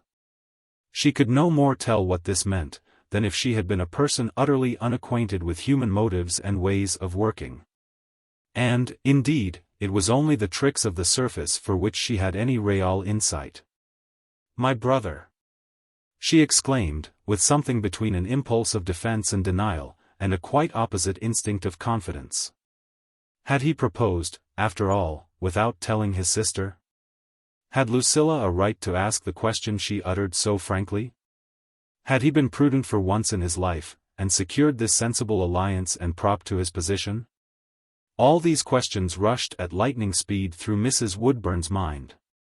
But she was not so prompt as Miss Marjoribanks would have been under the circumstances, and all she did was to open her eyes wide, and give a start on her chair, and say, "My brother?" with a voice which trembled, and was half extinguished by surprise. "Yes, Mr. Cavendish," said Lucilla.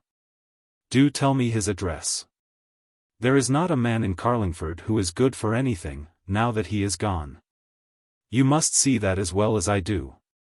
As for flirting, I have always said he was the only man that knew anything about it. Do tell me where he is, and I will write to him. Or, please, send him word for me, that absolutely he must come back. We are all dying for him, you may say." Mrs. Woodburn had recovered a little, and found a moment to think, but her faculties were not so handy, except in her own particular way, as might have been expected from such a clever woman. She could even at that moment have taken off Miss Marjoribanks to the life, but she was in the most profound bewilderment as to what Lucilla could mean.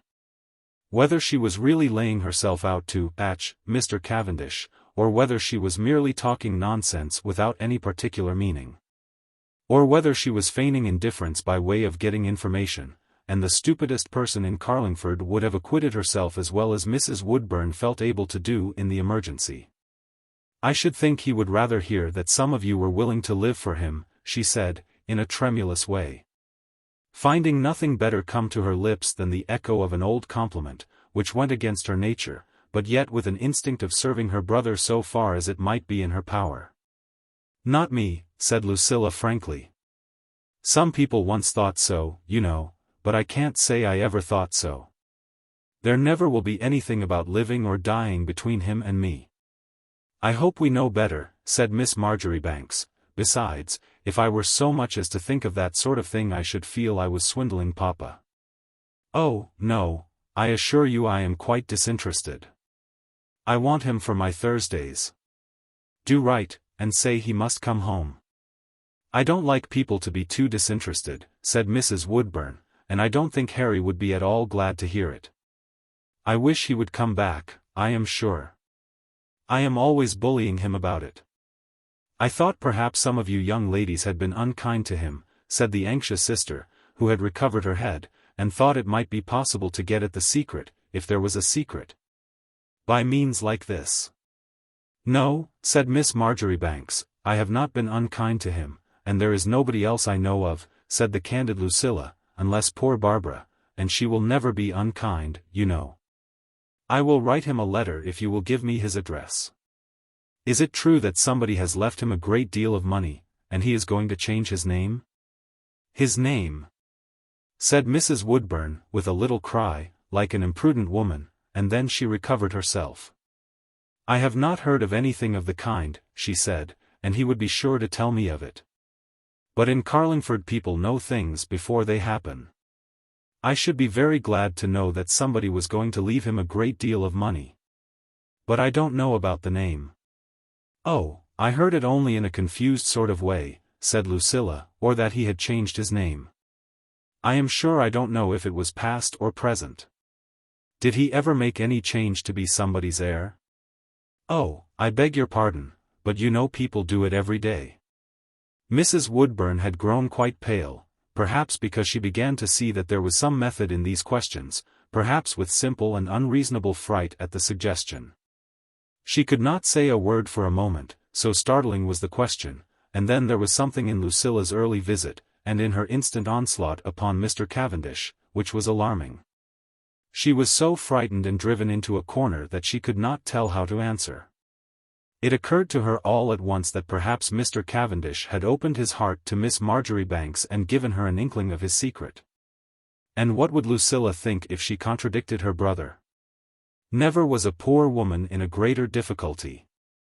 All her fun and her mimicry collapsed. She no more noticed the peculiarities of Lucilla's look and manner than if she had been an ordinary inhabitant of Grange Lane. "Changed his name," she faltered, in a blank sort of interrogative way.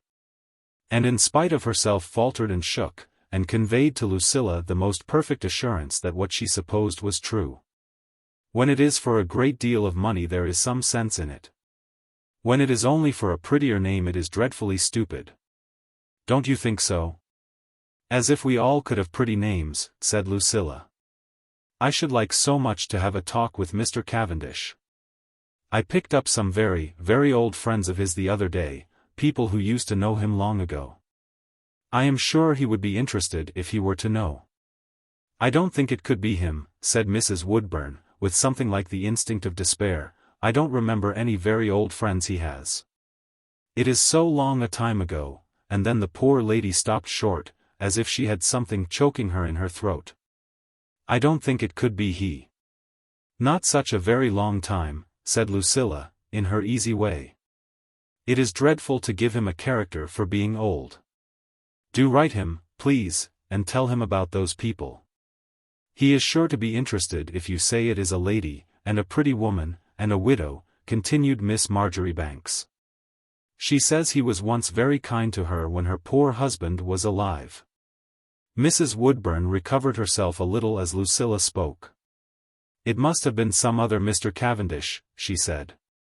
"Harry was so much abroad, so long away from home." At that moment there was a sound in the house of a heavy step, and Mr. Woodburn's whistle became audible in the distance.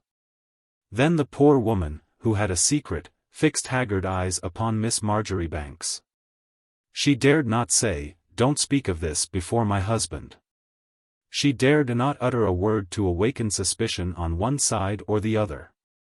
She knew very well that if Mr. Woodburn heard of the existence of any old friends of his brother-in-law, he would insist upon having them produced, and paying them some attention. And at the same time Mrs. Woodburn could not so far confide in Lucilla as to beg her to keep silent. This was what her brother's poltroonery brought upon the unfortunate woman. And when the emergency came she was not as equal to it as she expected to be. Her talents were not of a nature to do her any good in such a strait. She collapsed entirely, and looked round her in a flutter of fright and despair, as if to find some means of escape. But this terror all arose from the fact that she did not know Miss Marjoribanks, who was generous as she was strong, and had no intention of going to extremities. Lucilla got up from her chair when she heard Mr. Woodburn's whistle coming nearer. "I hear somebody coming," she said, "and I must not stay, for I have quantities of things to do. Only mind you tell Mr. Cavendish I have something quite serious to say to him from his old friend. And from me, please to tell him, that it is impossible to get on without him," continued Lucilla, as Mr. Woodburn entered the room. "There is not a soul that can flirt or do anything. I should write to him myself if I knew his address." And then, as was natural, Woodburn, with his usual absurdity, as his wife explained afterwards, struck in with some boisterous badinage. As for Mrs. Woodburn, in her mingled terror and relief, she was too much excited to know what he said. But when Lucilla, serenely smiling, was gone, the mimic, with her nerves strung to desperation, burst into the wildest comic travesty of Miss Marjoribanks's looks and manners. And her inquiries about Harry, and sent her unsuspicious husband into convulsions of laughter. He laughed until the tears ran down his cheeks, the unconscious simpleton. And all the time his wife could have liked to throw him down and trample on him, or put pins into him, or scratch his beaming, jovial countenance. Perhaps she would have gone into hysterics instead if she had not possessed that other safety valve. For Mrs. Woodburn had not that supreme composure and self-command which belonged to Lucilla's higher organization. She wrote a long letter that afternoon, and had a dreadful headache all the evening after it, which, considering all things, was to be expected under the circumstances. And was a weak-minded woman's last resource. No headache, however, disturbed Miss Marjoribanks's beneficent progress. She went home conscious that, if she had not acquired any distinct information, she had at least gained a moral certainty. And besides, she had measured the forces of Mr. Cavendish's bodyguard, and had found them utterly unequal to any prolonged resistance. All that was wanted was prudence and care, and that good luck which was as much an endowment in its way as the other qualities by which Lucilla might be said to have secured it. She went home meditating her next step. And with a certain enjoyment in the sense of difficulty and the consciousness of how much skill and power would be required to carry on 3 different threads of innocent intrigue with the 3 different persons in the drama, without ever letting the general web get confused, or confounding one strand with another. She had to frighten the Archdeacon with the idea that Mrs. Mortimer might marry the impostor, and she had to keep the widow in the profoundest ignorance of this suggestion. And she had to manage and guide the impostor himself, to save his position, and deliver him from his enemies, and make his would-be persecutor forever harmless. If by chance she should forget herself for a moment, and say to Mr. Beverley what she meant for Mr. Cavendish, or betray her mode of dealing with either to the third person interested, then farewell to all her hopes. But when all that was required was skill and self-possession and courage, Miss Marjoribanks knew herself too well to be afraid.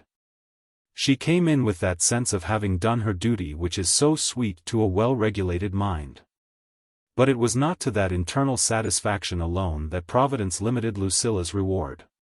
There are exceptional cases to be found here and there even in this world, in which virtue finds its just acknowledgment, and disinterested well-doing is recompensed as it deserves. While Miss Marjoribanks was still occupied with the arrangement of her plans, she was interrupted by a visitor, who entered with a brow clouded by care, and yet exalted by the sense of a charge and dignity which is not afforded to every woman. It was Mrs. Centum who thus came to unfold to Lucilla the new event which was about to happen in Carlingford. She had a great deal to say first, as was natural, of the dreadful vexation of such a thing happening in holiday time when the boys were all at home, and when she did not know what to do. "But you know, Lucilla, it will be delightful for all you young ladies to have the officers," said Mrs. Centum. "It keeps a place lively. Though, for my part, I always say in 6 months there will not be a servant in the house that one can depend upon. It is dreadful for servants, especially young ones, and if they are nice-looking, you know. But it is very nice for the young ladies, and for all the picnics and dances and everything." "What officers?" said Lucilla, pricking up her ears, for to tell the truth, the very name of officers in a place like Carlingford, where nobody could flirt but Mr. Cavendish, was as water in the desert to Miss Marjoribanks's soul. "Has not the doctor told you?" said Mrs. Centum, "but, to be sure, very few people know as yet. Mr. Centum says it must be all on your account, because you give such nice parties, but of course that is only his fun, you know." However, I suppose somebody has told Lord Palmerston of all those great buildings that were meant for the factories, and of Carlingford being such a healthy place. And so the General is coming to us tomorrow, Lucilla, General Travers, you know, that was in all the papers for something he did in India. Charles used to know him at school. He is quite handsome, and has ever so many medals and things. It is a dreadful addition to one's troubles in holiday time, you know. But, my dear, I hope you will ask him to your Thursdays, and help us to make Carlingford pleasant to him. It all depends upon him, said Mrs. Centum solemnly. If he likes the place, and thinks it will do, and finds nice society, whether it is here or at Hampton that they established the depot. At Hampton! Cried Miss Marjoribanks, naturally excited, the stupidest, wretchedest little place. That is just what Mr. Centum says, said the visitor, with a sigh. What I am nervous about is the servants, Lucilla. And you know that under-nurse of mine, what a nice steady girl she has always been, and such a comfort, but as soon as the soldiers come it turns their heads. I want you to tell me, if you'll be so very good, Lucilla, how Nancy makes that pâté that Mr. Centum is so fond of. I know it is a good deal to ask, but I am sure you are one to stand by your friends. And if the General should take a dislike to Carlingford through any fault of mine, I never could forgive myself, and I want you to ask him to your Thursdays, Lucilla, there's a dear. Dear Mrs. Centum, cried Miss Marjoribanks, Papa must call on the General and ask him to dinner. As for my Thursdays, I always say they are not parties. They are only evenings, said Lucilla sweetly, and not worth a gentleman's while. And about the pâté, Lucilla, said Mrs. Centum anxiously, I hope you won't think it too much of me to ask. You are so clever, you know, and so is Nancy, and what with the noise, and the nursery dinners. And all those big boys home from school. Mrs. Centum fixed her eyes with true solicitude on Lucilla's face. Miss Marjoribanks was magnanimous, but the pâté in question was one of the greatest triumphs of the doctor's table. She thought, and with truth, that it was a great deal for anyone to ask. But then it is true that genius has duties as well as privileges. And to impress upon mediocrity the benefit of loyally following and copying superior intelligence, is of itself a moral effect of the greatest importance. And besides, the woman who at such a moment produced a live general in Carlingford, and held out hopes of officers, was not a woman to be denied. I will write it down for you, said Lucilla graciously, if you think your cook will understand, or perhaps Nancy might step in and show her how, if I can persuade Nancy. Dear Mrs. Centum, I hope you will always feel sure that I am ready to do anything for my friends. Oh, thank you, dear, cried the grateful woman, I knew you were not one to mind. And if Nancy would be so very kind, I am sure you will like the General, added Mrs. Centum, with effusion. He will live here, you know, if the depot comes, and be such an addition. I said to Charles, the moment he told me, that would just be the very thing for Lucilla. And he is quite young-looking, and so nice and pleasant, she added, in the fullness of her enthusiasm and gratitude. As for Miss Marjoribanks, she shook her head, but nevertheless received the assurance with a smile. It is not that sort of thing I am thinking of, said Lucilla. If it had been, I need never have come home, and now, after Papa has been so kind about the drawing-room. But I am always glad to hear of nice new people, said Miss Marjoribanks, and to meet a man that has been in the world is such a pleasure to Papa. With this benign acknowledgment of the General's merits, Lucilla received Mrs. Centum's affectionate leave-takings. To be sure, she knew nothing, and did not occupy herself much at that moment about General Travers. But at the same time Miss Marjoribanks, with her usual piety, recognized the approval of Providence in this new occurrence, and was naturally both encouraged and exhilarated. It is but in rare cases, as has been said, that the reward of virtue is given so promptly. And with such beautiful discrimination, and there are even people in the world who profess to have no faith in any prompt or visible recompense. But Lucilla was not of that new and heretical school. For her own part, she felt it very natural that her exertions for the good of her kind should thus be recognized and acknowledged. and returned to her plans with that sweet and exhilarating sense of moral harmony, which an approving heaven, and a sense of blessings earned and goodness recompensed, are so well calculated to give. Chapter 26. Miss Marjoribanks's mind had scarcely subsided out of the first exhilarating sense of a great many things to do, and a truly important mission in hand, when little Rose Lake sought her with that confession of family troubles, and prayer for counsel and aid in the extremity, which opened a new way and mode of working to Lucilla. Rose was proud, poor little soul, not only of her exceptional position, and that of her family, as a family of artists, but also with a constitutional and individual pride as one of the natural conservators of domestic honor, who would rather have died than have heard the Lakes lightly spoken of, or upbraided with debt or indecorum, or any other crime. She had been silent as long as she could about Barbara's shortcomings, jealously concealing them from all the world, and attacking them with a violence which made her big elder sister, who was twice as big and 6 times as strong as she, tremble before her when they were alone. But little Rose had at length found things come to a point beyond which her experience did not go. Barbara began to have secret meetings with a man whose presence nobody was aware of, and who did not come openly to the house to seek her, and persevered, in spite of all remonstrances, in this clandestine career. And all the prejudices and all the instincts of the young artist rose up against her. A vague presentiment of greater evil behind impelled her to some action, and shame and pride combined at the same time to keep her silent. She could not speak to her father, because the poor man lost his head straightway, and made piteous appeals to her not to make a fuss, and threw the burden back again upon her with a double weight. And besides, he was only a man, though he was her father, and Rose had the pride of a woman in addition to her other pride. In these painful circumstances, it occurred to her to consult Lucilla, who had been, as has been recounted in an early part of this history, a great authority at Mount Pleasant, where her heroic belief in herself led, as was natural, others to believe in her. And then Miss Marjoribanks was one of the people who can keep counsel.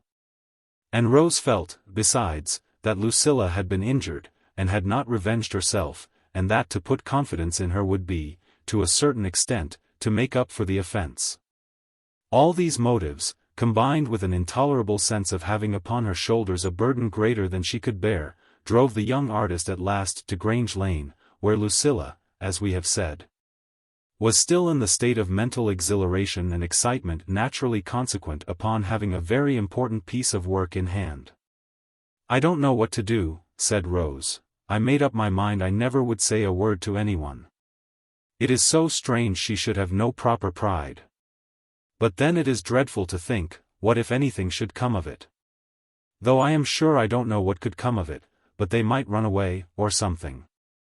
And then people are so fond of talking. I thought for a long time, if I only knew some nice old lady.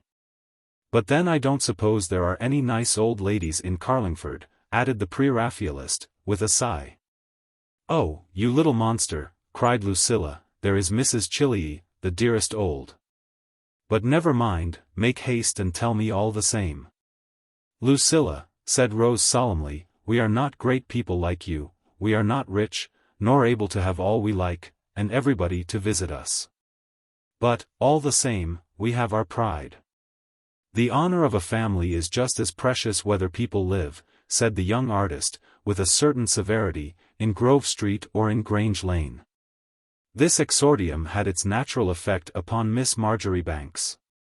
Her imagination leaped forward a long way beyond the reality which her companion talked of so solemnly, and she changed her color a little, as even a woman of her experience might be excused for doing in the presence of something terrible and disastrous so near at hand.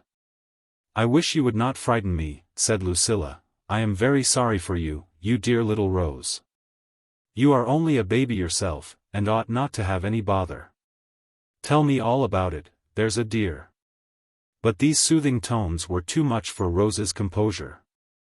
She cried, and her cheeks flushed, and her dewy eyes enlarged and lightened when they had thrown off a little part of their oppression in the form of those hot salt tears. Miss Marjoribanks had never seen her look so pretty, and said so to herself. With a momentary and perfectly disinterested regret that there was nobody to see her, a regret which probably changed its character before Rose left the house. But in the meantime Lucilla soothed her and kissed her, and took off her hat and shed her pretty curls off her forehead. These curls were not by any means so strong and vehement in their twist as Miss Marjoribanks's own, but hung loosely and softly with the sweet neglect of the poet. "You would look very nice if you would take a little pains," Lucilla said, in her maternal way. "You must wear your hair just so on Thursday, and now tell me all about it, there's a dear." "Lucilla, you know," said Rose, drying her tears, "she has taken to going out in the evening, and I am sure she meets him every night. I can't be a spy on her, whatever she does, and I can't lock her up, you know, or lock the door, or anything like that. I am not her mother," said the poor little sister pathetically, with a regretful sob. "And then she has taken to making herself nice before she goes out. I don't think she ever cared much for being nice, not at home, you know. But now she has pretty collars and gloves and things, and I can't tell where she gets them," cried Rose, her eyes lighting up passionately. "She has no money to spend on such things. Lucilla, I should die if I thought she would accept them from him." "You dear old Rose, you don't know what you are saying," said the experienced Lucilla. "Most likely, if she meets a gentleman, she is engaged to him, and they always give people presents, you know. If you would only tell me who it is." "Lucilla, do not trifle with me," said Rose.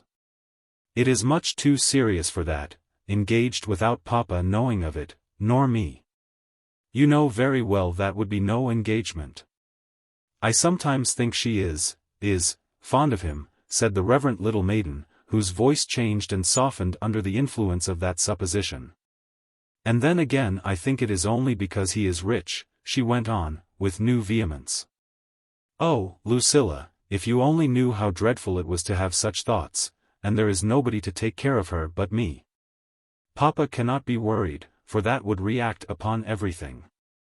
An artist is not just like other people. It is everybody's duty to leave him undisturbed, and then, you know, he is only a man, and does not understand. And if she won't pay any attention to me when I speak to her, oh, Lucilla, tell me, what can I do?" "Let me think," said Lucilla gravely. "You know I can't tell all in a moment. It is Mr. Cavendish, I suppose, though you won't say so. Now just wait a moment, and let me think. I once thought of going to him," said Rose. "Perhaps he might be generous, and go away. An artist can do many things that other people can't do. We have an exceptional position," the pre-Raphaelist went on, faltering a little, and not feeling quite so sure of the fact on that special occasion. "I thought of going and begging of him, if it was on my knees." "My dear," said Lucilla, with great seriousness, "if you did, I think it is most likely he would fall in love with you. And that would not mend the matter. And I am sure Barbara would give you poison. I will tell you what we must do. I would not do it for everybody, but you know I was always very fond of you, you dear little Rose. You shall ask me for tomorrow evening to come to tea." "To come to tea," echoed poor Rose, in dismay. She had been waiting for Lucilla's advice with a great deal of anxiety. But at the present moment it would be vain to conceal that the proposed expedient seemed to her altogether inadequate for the emergency. The light went out of her face as she opened her eyes wide and fixed them on Lucilla. And for one moment, one desperate moment, Rose was disloyal, and lost faith in the only person who could help her, which, perhaps, under the circumstances, was not a thing to cause much surprise. "My dear, you may be sure I would not propose it, if I did not feel it was the best thing to do," said Lucilla, with great gravity.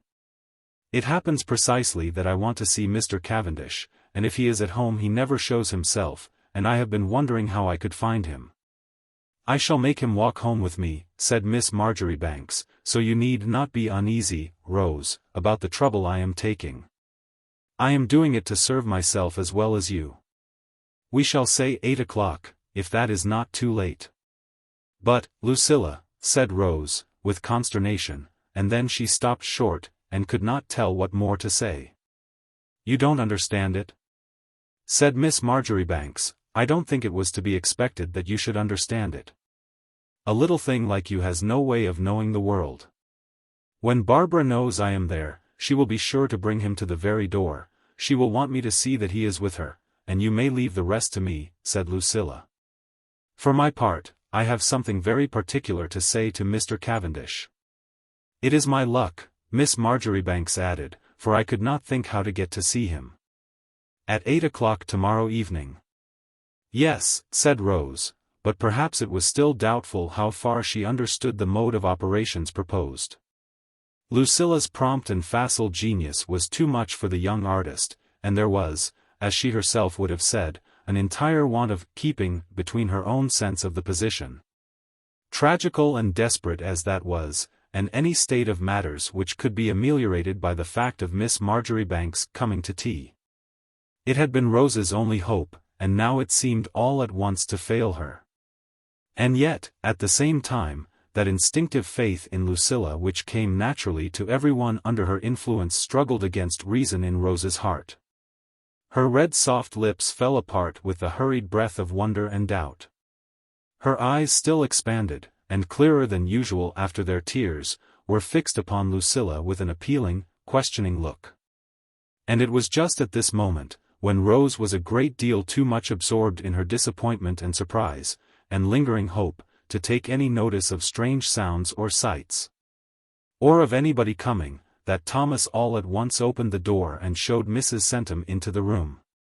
Now it would have mattered very little for Mrs. Centum, who, to be sure, knew Lucilla perfectly well, and would never have dreamed for a moment of identifying such a trifling little person as Rose Lake in any way with Miss Marjoribanks. But then Mrs. Centum happened at that precise moment to be bringing the new arrival, the important stranger, who had so much in his power, General Travers himself, to be introduced to Lucilla. And it was not the fault either of Rose or the General if it was on the young mistress of the female school of design that the warrior's first glance fell. Naturally the conversation had run upon Miss Marjoribanks on the past evening. For Mrs. Centum was full of the enthusiasm and excitement incident to that pâté which Lucilla had so magnanimously enabled her to produce. "Is she pretty?" General Travers had demanded, as was to be expected. "Oui, Mrs. Centum had replied, and made a long pause. "Would you call Lucilla pretty, Charles?" And Charles had been equally dubious in his response, for, to be sure, it was a dereliction from Miss Marjoribanks's dignity to call her pretty, which is a trifling sort of qualification. But when the General entered the drawing-room, which might be called the centre of Carlingford, and saw before him that little dewy face, full of clouds and sunshine, uncertain, unquiet, open-eyed, with the red lips apart, and the eyes clear and expanded with recent tears, a face which gave a certain sentiment of freshness and fragrance to the atmosphere like the quiet after a storm, he did not understand what his hosts could mean. "I call her very pretty," he said, under his breath, to his interested and delighted chaperone. And we are surely justified in appealing to the readers of this history, as Lucilla, who was always reasonable, afterwards did to herself, whether it could be justly said under all the circumstances, that either Rose or the General were to blame. The little artist got up hurriedly when she awoke to the fact that other visitors had come into the room, but she was not at all interested in General Travers, whom Rose, with the unconscious insolence of youth, classified in her own mind as an elderly gentleman. Not that he was at all an elderly gentleman. But then a man of 40, especially when he is a fine man and adequately developed for his years, has at the first glance no great attraction for an impertinent of 17. Rose did not go away without receiving another kiss from Lucilla, and a parting reminder. "Tomorrow at 8 o'clock, and mind you leave it all to me, and don't worry," said Miss Marjoribanks. And Rose, half ashamed, put on her hat and went away, without so much as remarking the admiration in the stranger's eyes, nor the look of disappointment with which he saw her leave the room. Rose thought no more of him than if he had been a piece of furniture. But as for the General, when he found himself obliged to turn to Lucilla and make himself agreeable, The drawback of having thus had his admiration forestalled and drawn away from its legitimate object was such, that he did not find her at all pretty. Which, after all, on a first interview at least, is all they think about, as Miss Marjoribanks herself said. "We must do all we can to make Carlingford agreeable to the General," said Mrs. Centum.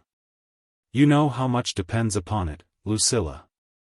If we can but make him like the place, only think what an advantage to society, and we have such nice society in Carlingford," said the injudicious woman, who did not know what to say.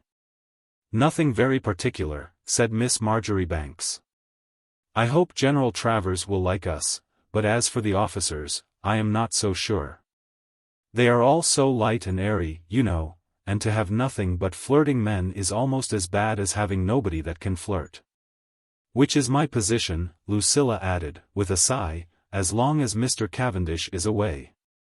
"Lucilla," cried Mrs. Centum, a little shocked, "one would think to hear you that you were the greatest coquette possible. And on the contrary, she is quite an example to all our young ladies, I assure you, General. And as for flirting—" "Dear Mrs. Centum," said Lucilla sweetly, "one has always to do one's duty to society. As far as I am concerned, it is quite different. And I don't mean to say that the officers would not be a great acquisition," Miss Marjoribanks continued, with her usual politeness, "but then too many young people are the ruin of society. If we were to run all to dancing and that sort of thing, after all the trouble one has taken," said Lucilla. Perhaps it was not quite civil. But then it must be admitted, that to see a man look blankly in your face as if he were saying in his mind, "Then it is only you, and not that pretty little thing, that is Miss Marjoribanks," was about as exasperating a sensation as one is likely to meet with. Lucilla understood perfectly well General Travers's look, and for the moment, instead of making herself agreeable, it was the contrary impulse that moved her. She looked at him, not blankly as he looked at her, but in a calmly considerate way, as she might have looked at Mr. Holden the upholsterer, had he proposed a new kind of tapisserie to her judgment. "One would be always delighted, of course, to have General Travers," said Miss Marjoribanks, "but I am afraid the officers would not do." As for Mrs. Centum, she was quite incapable of managing such a terrible crisis. She felt it, indeed, a little hard that it should be her man who was defied in this alarming way, while Mr. Cavendish and the Archdeacon, the two previous candidates, had both been received so sweetly. To be sure, it was his own fault, but that did not mend matters. She looked from one to the other with a scared look, and grew very red, and untied her bonnet. And then, as none of these evidences of agitation had any effect upon the other parties involved, plunged into the heat of the conflict without considering what she was about to say. "Lucilla, I am surprised at you," said Mrs. Centum, "when you know how you have gone on about Mr. Cavendish, when you know what a fuss you have made, and how you have told everybody. By the by, who is Mr. Cavendish?"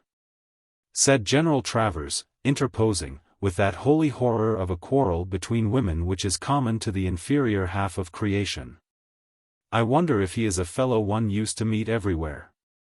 One never could get any satisfaction who he belonged to. He never pretended to be one of the Devonshire Cavendishes, you know. I don't know if he had any family at all, or relations, or that sort of thing. In most cases a man gets on just as well without them, in my opinion. I wonder if this fellow you are talking of is he?" "Oh, no," said Mrs. Centum. "I hope you will meet him before you leave Carlingford. He has a sister married here, but we have always understood he was one of the Cavendishes. I am sure Mrs. Woodburn always gives herself out for somebody," she continued, beginning to let the interesting suspicion enter her mind. For, to be sure, they were about of a standing, and the banker's wife had sometimes felt a little sore at the idea that her neighbor possessed distinctions of family which were denied to herself.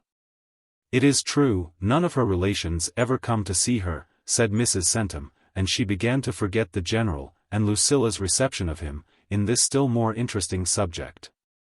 It was the first time that the authenticity of the Cavendishes had been attacked in Carlingford, and, to be sure, what is the good of having fine connections if they cannot be produced? While Mrs. Centum pondered a suggestion so interesting, Lucilla, on her part, also took advantage of the occasion, and descended from the calm heights of dignity on which she had placed herself. And the General, who was a well-bred man, had got over for the moment the unlucky impression made upon him by the fresh face of little Rose Lake. "Mr. Cavendish is very nice," said Miss Marjoribanks. "I am very fond of all my own relations, but I don't care about other people's. Of course he is one of the Cavendishes. I don't see how he can help it, when that is his name. I should think it was sure to be the same. We should be so obliged to you if you would bring him back to Carlingford.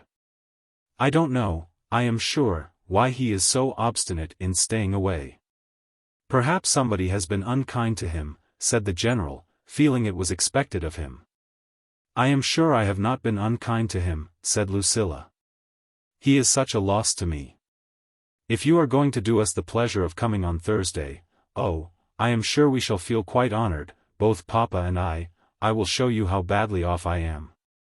"It is not a party in the least, and we don't dance," said Miss Marjoribanks, "that is why I am a little uncertain about the officers. It is one of my principles that too many young people are the ruin of society. But it is hard work, sometimes, when one is not properly supported," Lucilla added, with a gentle sigh. "If I can be of any use," said the amused soldier. "I don't pretend to be able to replace Cavendish, if it is Cavendish. But—" "No," said Miss Marjoribanks, with resignation, "it is not easy to replace him. He has quite a talent, you know. But I am sure it is very kind of you, and we shall be delighted to have such an acquisition," Lucilla continued, after a pause, with a gracious smile. And then she led her guests downstairs to luncheon, which was every way satisfactory. As for the General, it cannot be doubted that he had the worst of it in this little encounter, and felt himself by no means such a great personage in Carlingford as his hospitable entertainers had persuaded him he should be. Mrs. Centum declared afterwards that she could not form the least idea what Lucilla meant by it, she who was generally so civil to everybody. But it is not necessary to say that Miss Marjoribanks knew perfectly well what she was doing, and felt it imperatively necessary to bring down General Travers to his proper level. Carlingford could exist perfectly well without him and his officers, but Lucilla did not mean that the society she had taken so much pains to form should be condescended to by a mere soldier. And then, after all, she was only human, and it was not to be expected she could pass over the blank look with which her visitor turned to herself, after having by evil fortune cast his eyes upon Rose Lake. At the same time, Miss Marjoribanks, always magnanimous, did not blame Rose, who had no hand whatever in the matter. And if she avenged herself in a ladylike and satisfactory manner, it is not to be supposed that it was simply a sense of offense which actuated Lucilla. She did it, on the contrary, on strictly philosophical principles, having perceived that Mrs. Centum was spoiling her General, and that it was absolutely necessary that he should be disabused. When they left, Mrs. Centum was almost afraid to put the question that trembled on her lips. She uttered it at last, faltering, and with a very doubtful expression, for she could not conceal from herself the fact that the General had been snubbed. "How do you like Lucilla?" she said, in the most humble way, and then she turned away her face. She could bear it, whatever it might be. She said to herself that so long as the children were well, and the holidays about over, she could bear anything, and what did it matter to her about the officers? But at the same time she preferred to avert her face when she received the blow. "I am sure Miss Marjoribanks is a person for whom I shall always entertain the highest respect," said the General, and he gave a little laugh. Was that pretty little creature a sister of hers? Or a friend, or what? "I don't know when I have seen anything so pretty," said the unsuspecting man, and then Mrs. Centum turned round upon him with a kind of horror. "That Lucilla's sister? Why, she has no sister, I told you so, she is an only child, and will have everything. She will be quite an heiress," cried Mrs. Centum, "if the old doctor were to die. Though, I am sure, poor dear man, I hope he will not die. There is no other medical man in the town that one can have the least confidence in, except Dr. Ryder.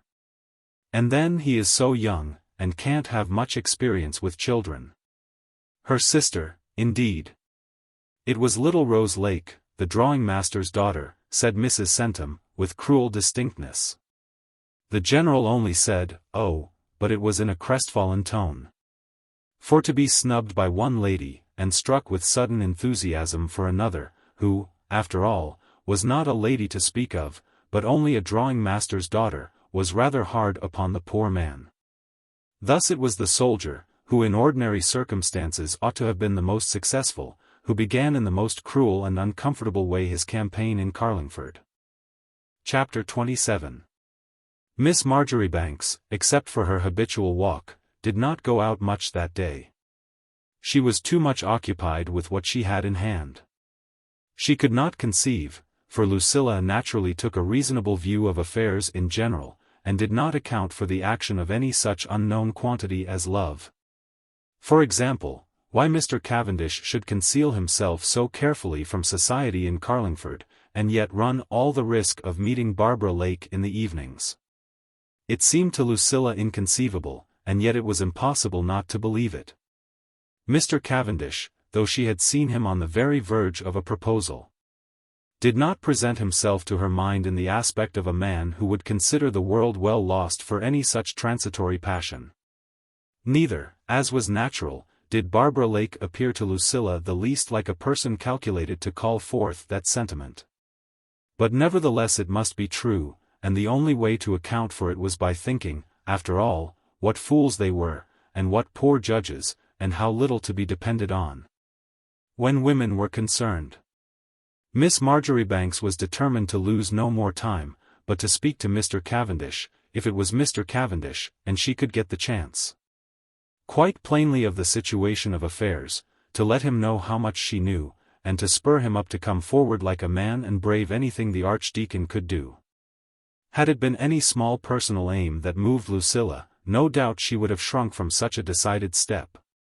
But it was, on the contrary, the broadest philanthropical combination of Christian principles, help to the weak and succor to the oppressed, and a little, just a very little, of the equally evangelical idea of humbling the proud and bringing down the mighty.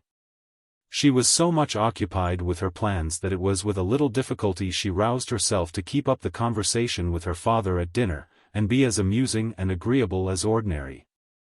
Which indeed was more than ordinarily her duty, since Dr. Marjoribanks came in a fractious and disturbed state of mind, discontented with things in general. The truth was, he had got a letter from Tom Marjoribanks from India, where that unlucky man had gone. It was all very well and natural to go to India, and Lucilla had felt, indeed, rather satisfied with herself for having helped forward that desirable conclusion. Especially after the doctor had taken pains to explain to her, not knowing that she had any share in it, that it was the very best thing for Tom to do. For it has been already said that Dr.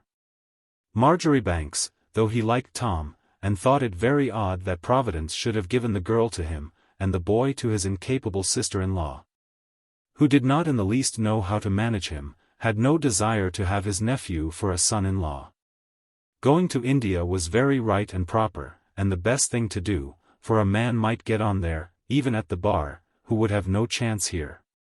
But after he had made one step in the right direction, it was only to be expected that all sorts of misfortunes should happen to Tom. He was wrecked, which might have been looked for, and he lost his boxes, with the greater part of his outfit either at that unhappy moment, or in the desert, or at an after part of his unlucky career. And the object of the letter which Dr. Marjoribanks had just received was to get money to make up for his losses. Tom, who was a very good son, did not want to vex his mother, and accordingly it was his uncle whom he applied to sell out a portion of the money he had in the funds. She would think I was ruined, or that it was my fault, or at least that I meant to spend all my money, wrote Tom, and you understand, uncle, that it is not my fault. Confound him. It is never his fault, said Dr. Marjoribanks, as if that could possibly be brought against the unfortunate young man as a crime. No, papa, it is his luck, said Lucilla, poor Tom. But I should not like to take a passage in the same boat with him if I was the other people. though I am sure he is not a bit to blame. I hope he does not mean to go on like this, said the doctor. He will soon make ducks and drakes of his £5,000. A young fellow like that ought to mind what he's doing. It is a great deal easier to throw money away than to lay it by. Papa, it is his luck, said Miss Marjoribanks. It is all put into a system in political economy, you know. For my part, I am always the other way. It is very funny before you get used to it, but you know there has to be a balance in everything, and that is how it must be. I don't think it at all funny, said Dr. Marjoribanks, unless your good luck and his bad were to be joined together, which is not an expedient I fancy. When he said this the doctor gave a sharp glance at his daughter, to see if by chance that might perhaps be what she was thinking of. But naturally the maiden candor and unsuspecting innocence of Lucilla was proof to such glances. She took no notice at all of the implied suspicion. But though it was very absurd for anybody to think that she would have married him, it was not in Miss Marjoribanks's nature to be disloyal to Tom. I think he is quite right about his mother, Papa, said Lucilla. She would never understand it, you know, she would think the world was coming to an end. I would not for anything take a passage in the same boat with him, but he is nice in his way, poor fellow. I wonder what he has ever done to have such dreadful luck, but I hope you are going to do what he asks you. And with this calm expression of her interest Miss Marjoribanks went upstairs. When the doctor became thus aware of his daughter's sentiments, it seemed to him that he was more at liberty to be kind to his nephew. He had never been able to divest himself of a little lurking dread, an inherent idea which was so obstinate that it felt like a prophecy, that somehow or other, after costing her father so much, and making such a difference in the house, Lucilla, who on the whole was a dear production, would fall to Tom's share, with all Dr. Marjoribanks's other possessions. And the doctor saw no reason why he should work and lay up money for a boy whom Providence, with a wonderful want of discrimination, had bestowed, not upon him, but upon Mrs. John Marjoribanks. However, when that question was settled and done with, his heart began to relent to Tom the unlucky, who, after all, when the son-in-law hypothesis was fully dismissed, was his natural-born nephew. And, as Lucilla said, very nice in his way, poor fellow. The doctor began to write him a letter, and softened more and more with every line he wrote, but as for Lucilla, she had something more immediately important to occupy her upstairs. The fact was that Miss Marjoribanks had found a shadowy figure in black in the corner of one of the sofas when she came into the drawing-room, a figure with a veil down, and a large shawl, and a tremulous air. It was very seldom that Mrs. Mortimer took courage to visit her young patroness, and to go out at night, except sometimes to Salem Chapel when there was a meeting, and when the timid woman represented to herself that it was her duty, was a thing unknown to her. But yet, nevertheless, it was Mrs. Mortimer who sat waiting for Lucilla. They had not met since that momentous interview in which the widow revealed her history to Miss Marjoribanks's sympathetic ears. And the poor woman had been able to bear no longer the solitude of her cottage, and her garden walls, and her little pupils, and Mary Jane. To know that something was going on outside that concerned her, to hear the waves, as it were, beating round the walls of her prison, and never to have even so much as a peep at them. What they were about, if the tide was beginning to turn, or the wind to change, or the lifeboat to appear, was more than Mrs. Mortimer, even with all her training to patience, could put up with. And accordingly she had made a frantic rush out, under cover of night, to see if there was anything to see, and hear if there was anything to hear. You don't know how dreadful it is to keep staring at the walls all day and never see any change, said the widow. It is very stupid and silly, but you know I cannot help it. I get to fancy always that something wonderful must be going on the other side. That is because you don't go out enough, said Lucilla.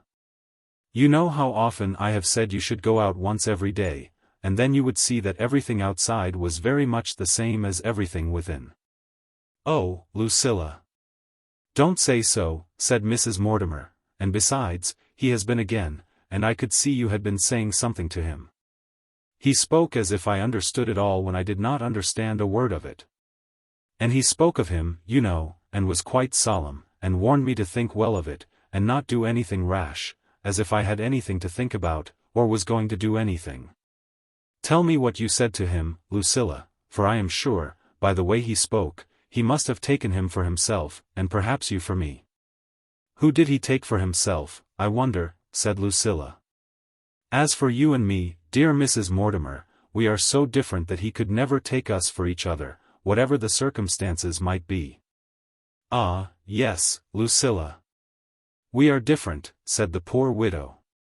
You have all your own people to take care of you, and you are not afraid of anybody. But as for me, I have not a creature in the world who cares what becomes of me. As she made this forlorn statement, it was only natural that the poor woman should cry a little. This was no doubt the result of the 4 garden walls that closed in so tightly, and the aggravating little pupils. But Miss Marjoribanks felt it was not a state of feeling that could be allowed to go on. You ought not to speak like that. I am sure there are a great many people who are interested in you. And you have always me, said Lucilla, with a certain reproachful tenderness. As for Mrs. Mortimer, she raised her head and dried her eyes when Miss Marjoribanks began to speak, and looked at her in a somewhat eager, inquiring way. But when Lucilla uttered those last reassuring words, it is undeniable that the widow's countenance fell a little.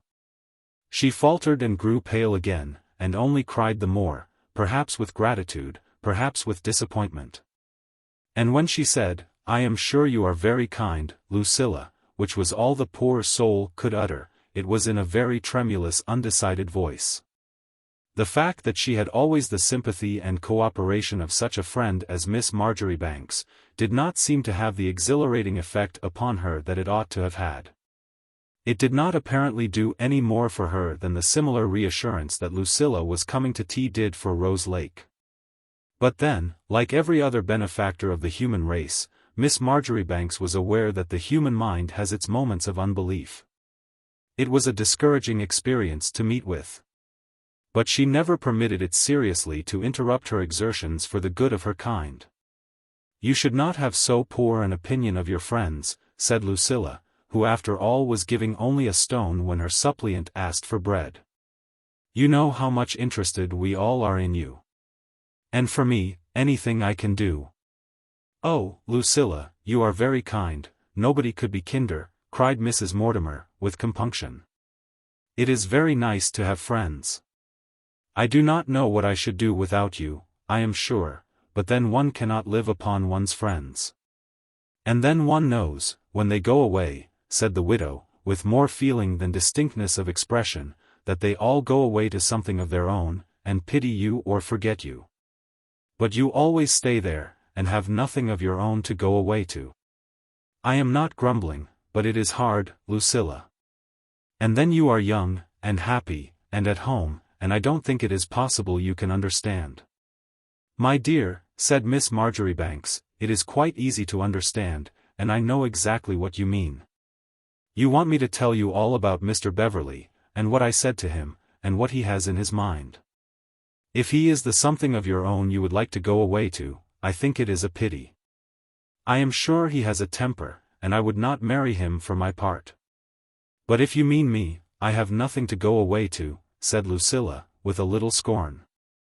I should be ashamed not to be enough for myself. When I leave you it is not to enjoy myself, but to think about you and to plan for you, and all that you want to know is about him.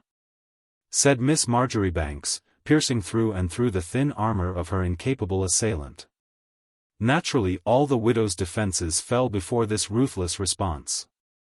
She cried with a mingled sensation of shame at being found out, and penitence for being so ungrateful, and a certain desolate distress with her own incapacity and want of power to defend herself. It was an acute variety of feminine anguish on the whole. The idea that she, a mature woman, a married woman and widow, who ought to have been done with all these vanities, should have been found out by a young girl to be thinking about a gentleman, struck poor Mrs. Mortimer with a sharp sense of shame as if her wistful preoccupation had been a crime.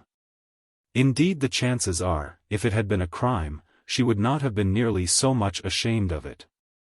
She hid her face in her hands and blushed down to the very edge of her black dress and up into the glooms of her widow's veil, and all the self-defense she was capable of was a faint, "Oh, Lucilla."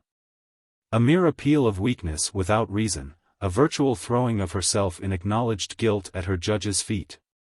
"Thomas is coming with the tea," said Miss Marjoribanks. "Come into my room and take off your bonnet.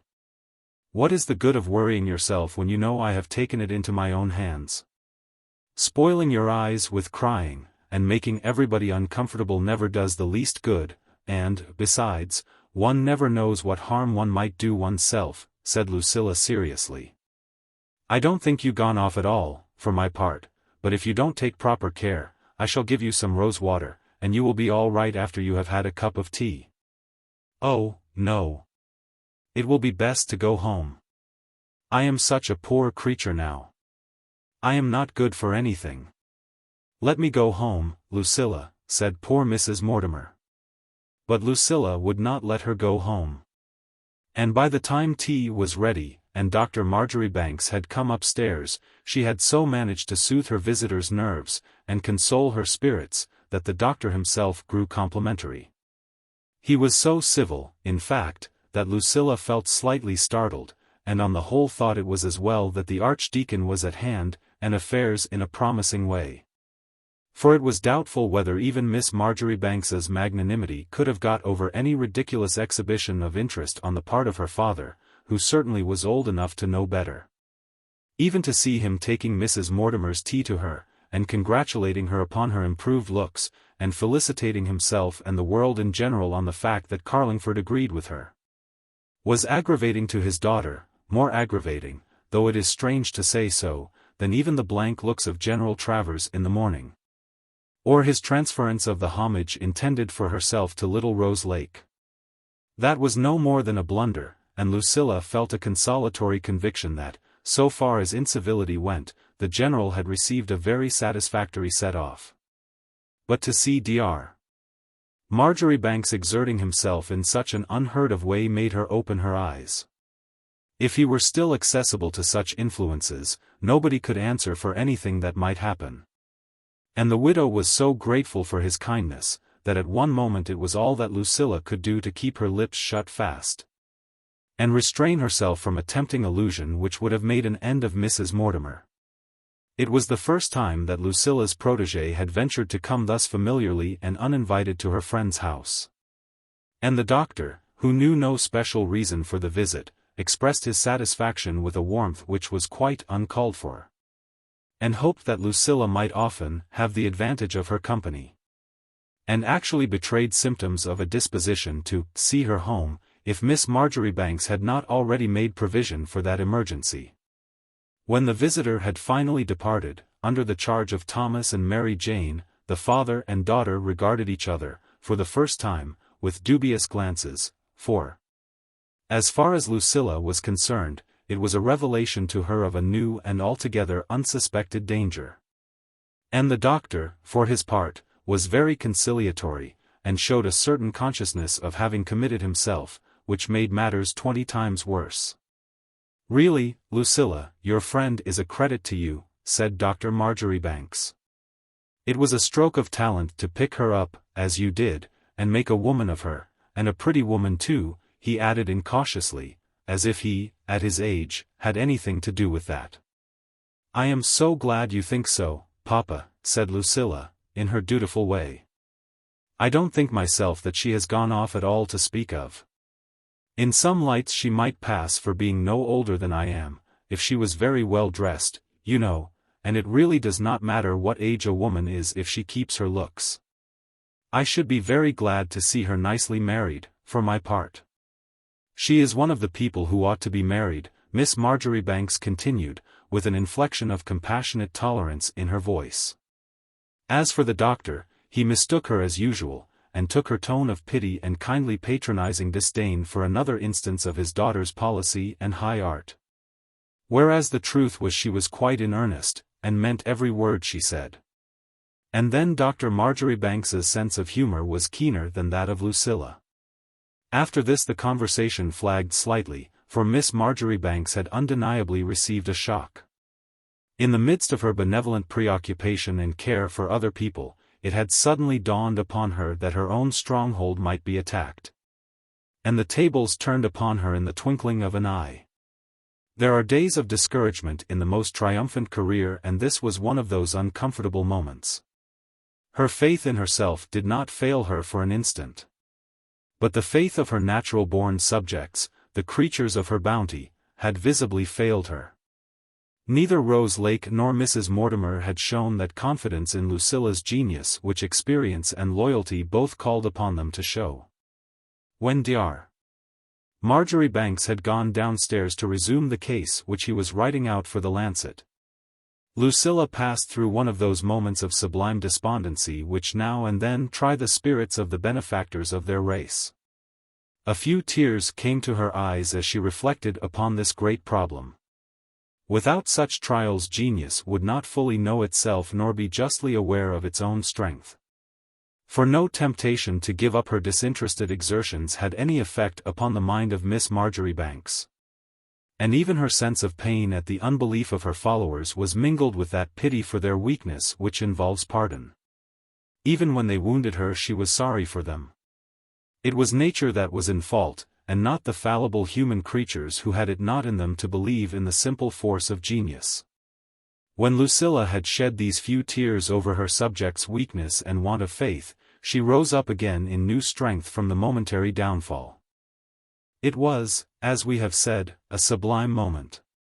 The idea of giving them up, and leaving their affairs to their own guidance, never for an instant penetrated into her heroic mind, but she was human, and naturally she felt the prick of ingratitude.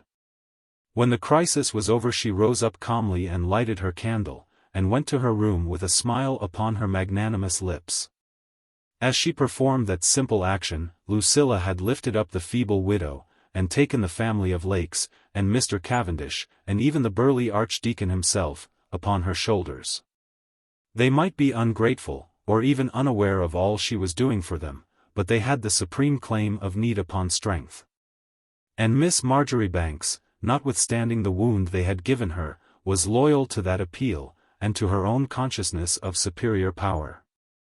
At the same time, it would not be just to omit all mention of a consolatory recollection which occurred to Lucilla in this moment of her weakness. At such a crisis the mind of genius may be supported by a matter very trifling in itself. Even at the instant when the moisture sprang to her eyes, Miss Marjoribanks said to herself, "Poor Tom," and felt that the bitterness, to a certain extent, had evaporated out of her tears. He was a long way off, and Lucilla would have thought it madness indeed to connect herself in any way with the fortunes of her unlucky cousin. Yet it gave her a certain support to think that, amid all the want of faith she was encountering, Tom believed in her, heart and soul. It was an insignificant matter, so far as any practical result was concerned, if, indeed, anything can be called insignificant which gives strength to a great mind in a moment of discouragement. She said, "Poor Tom," and felt as if for the moment she had something to lean on, and was comforted. We mention this fact rather as a contribution to the history of those phenomena of the human mind, which have as yet escaped the metaphysician, than as an actual circumstance in the life of Miss Marjoribanks. She was a woman of genius, and he only a very simple, unlucky fellow, and yet a sensation of comfort came to Lucilla's heart when she said, "Poor Tom." Chapter 28. Lucilla prepared her toilette the next evening, to take tea with the Lakes, with greater care than she would have spent upon a party of much greater pretensions. She was, to be sure, dressed as usual in the white dress, which she had brought into fashion in Carlingford. But then that simple evening toilette required many adjuncts which were not necessary on other occasions, seeing that this time she was going to walk to her destination, and had in her mind the four distinct aims of pleasing Rose, of dazzling Barbara, of imposing upon Mr. Cavendish, and, finally, of being, as always, in harmony with herself. She was as punctual to the hour and minute of her engagement as if she had been a queen. And, indeed, it was with a demeanor as gracious that she entered the little house in Grove Street, where, naturally, there had been also sundry preparations made for her visit. Mr. Lake himself, who had postponed his usual walk, and was taking his tea an hour later than usual, received his young visitor with all the suavity natural to him. And as for Barbara, she did the honors with a certain suppressed exultation and air of triumph, which proved to Lucilla that her plan was indeed an inspiration of genius. As for Rose, it would be impossible to describe what were her sensations. Her faith still failed her at that momentous hour. She was skeptical of Lucilla, and naturally of all the world, and regarded everybody with jealous scrutiny and expectation and distrust, as was natural to a young conspirator. She was profoundly excited and curious to know what Miss Marjoribanks meant to do. And at the same time she did not believe in Miss Marjoribanks, and was almost disposed to betray and interfere with her, if such treachery had been possible. It was Rose Lucilla specially came to visit, and yet Rose was the only one who was cool to her, and did not seem fully to appreciate her condescension. But then, happily, Miss Marjoribanks was magnanimous, and at the same time had a purpose to support her, which was much more comprehensive and of larger application than anything that had entered into the mind of Rose Lake. "I am proud to see you in my house, Miss Marjoribanks," said Mr. Lake.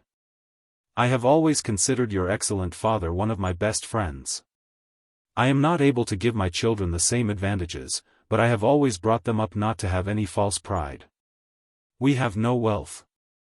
But we have some things which cannot be purchased by wealth," said the drawing master, with mild grandeur. And he looked round upon the walls of his parlour, which were hung with his own drawings, and where one of Willie's held the place of honour. In all Carlingford there was no other house that enjoyed a similar distinction. And, consequently, it was with a delicious sense of chivalrous deference yet equality that the exceptional man of Grove Street received the young sovereign of Grange Lane. "I am so glad to come, Mr. Lake," said Lucilla. "It is so nice to be among such old friends, and, besides that, you know there never was any voice that suited mine like Barbara's. And that dear old Rose was always my pet at Mount Pleasant. I should have come long ago if anybody had ever asked me," said Miss Marjoribanks. And as for Mr. Lake, he was so overpowered by this implied reproach upon his hospitality that he scarcely knew how to reply. "My dear Miss Marjoribanks, if you have not been asked it has been from no want of goodwill," said Mr. Lake anxiously. "I do not know what the girls can have been thinking of. You see Rose's genius takes another line, and Barbara, naturally, has a great many things to think of, but in the future, I hope." "Oh, yes, I shall come without being asked," said Lucilla. And when the tea came it was all she could do to keep herself quiet, and remember that she was a visitor, and not take it out of the incapable hands of Barbara, who never gave her father the right amount of sugar in his tea.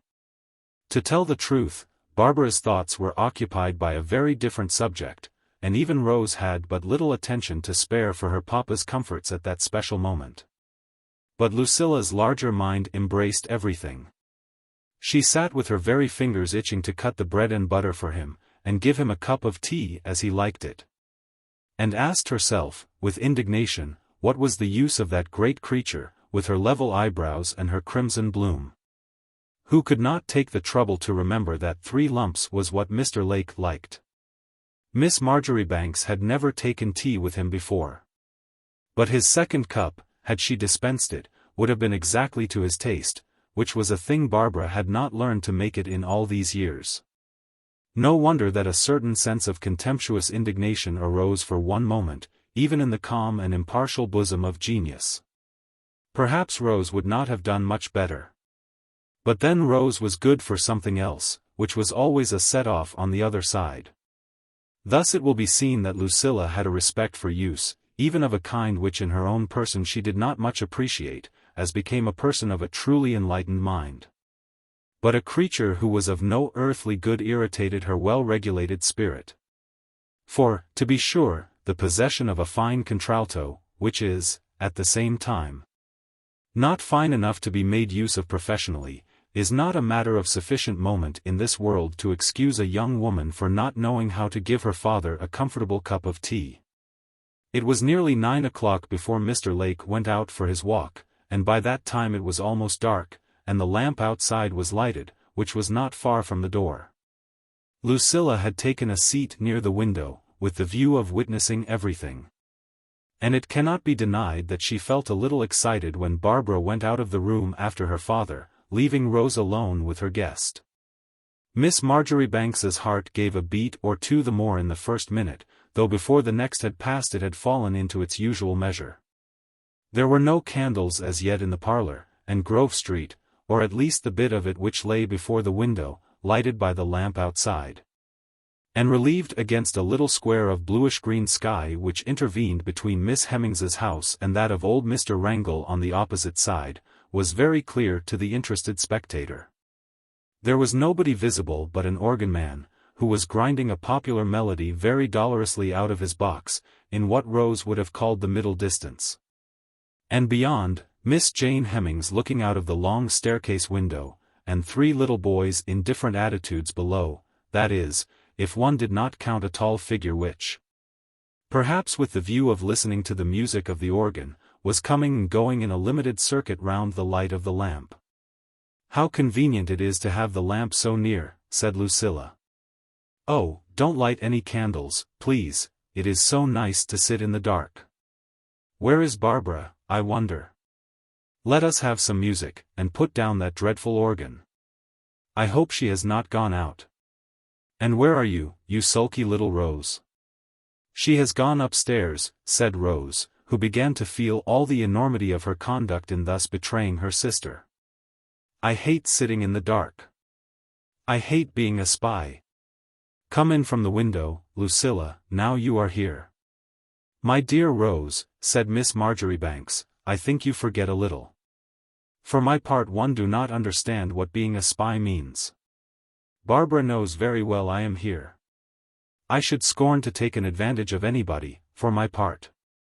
If she does not bring him past the very window, and under my eyes—" "Ah, yes, that is just what I thought," said Lucilla, with gentle satisfaction. But by this time poor little Rose had roused herself into an innocent fury. "What is just as you thought?" said Rose, laying an impatient grasp on Miss Marjoribanks's arm. "Come in from the window, Lucilla, this moment, this moment." "Oh, me, to think it should be my doing.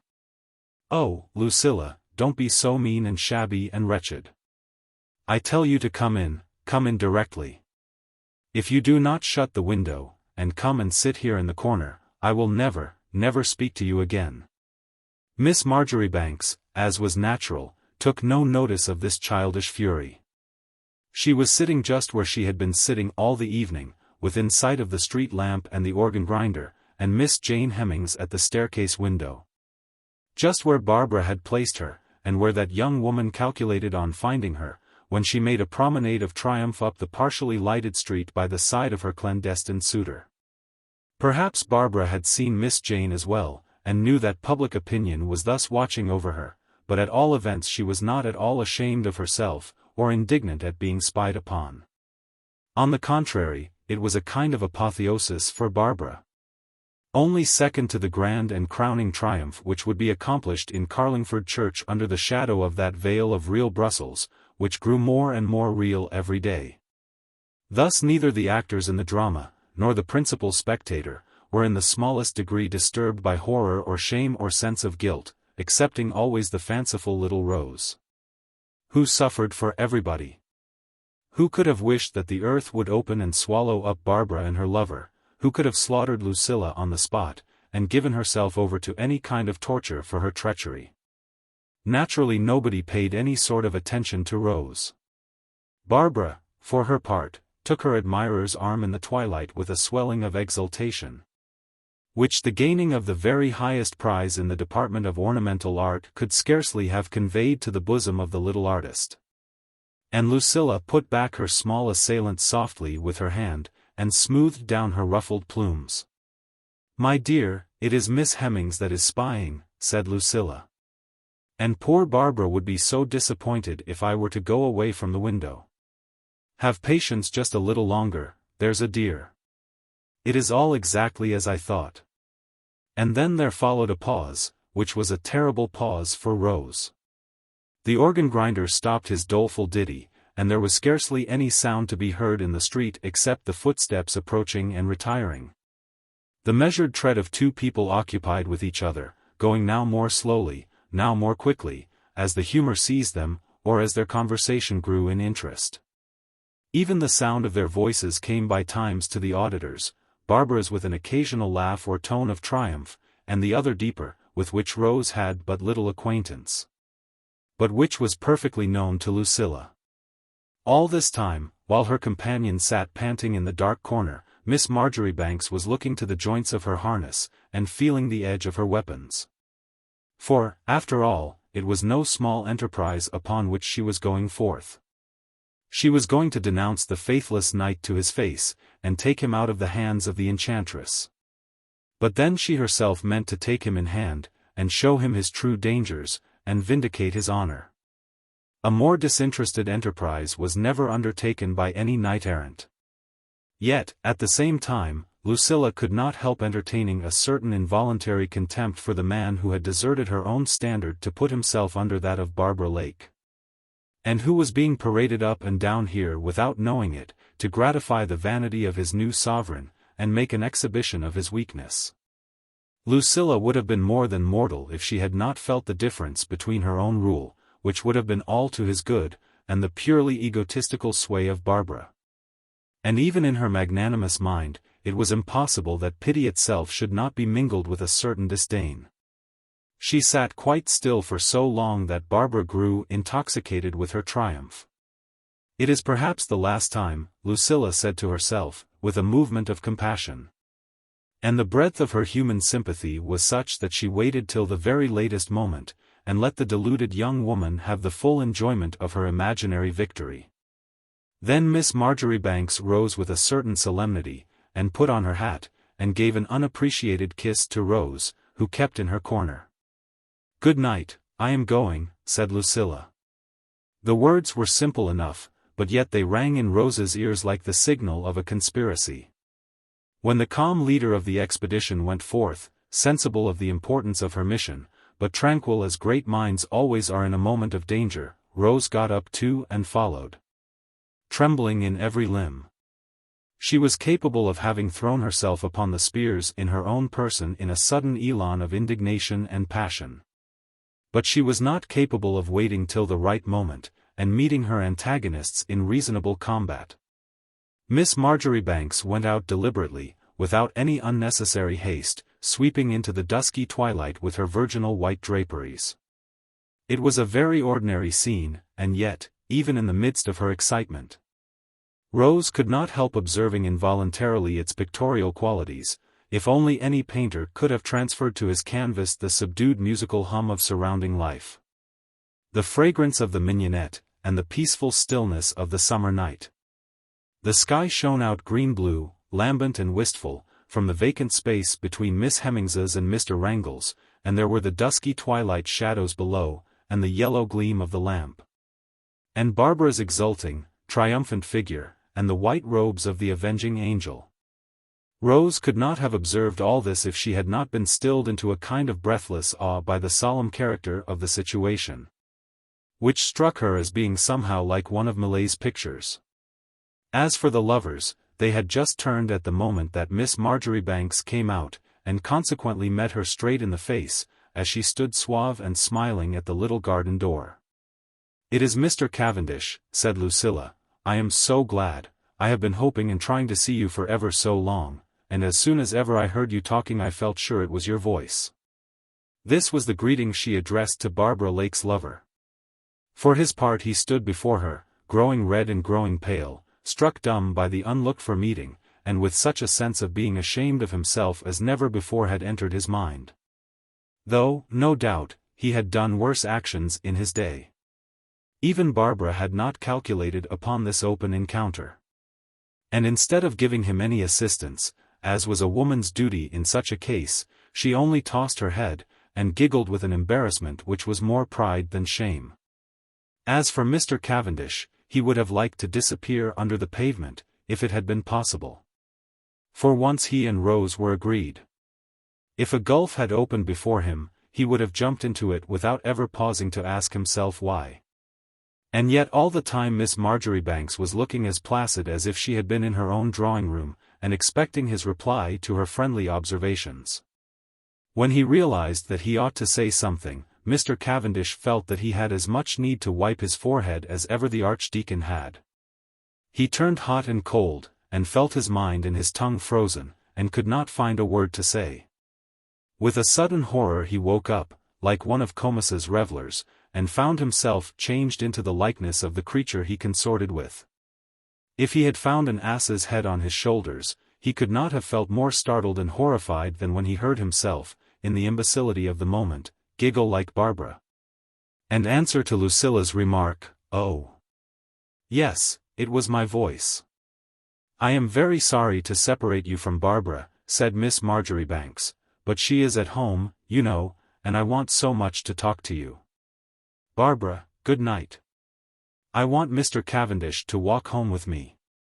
Rose, don't stand in the garden and catch cold."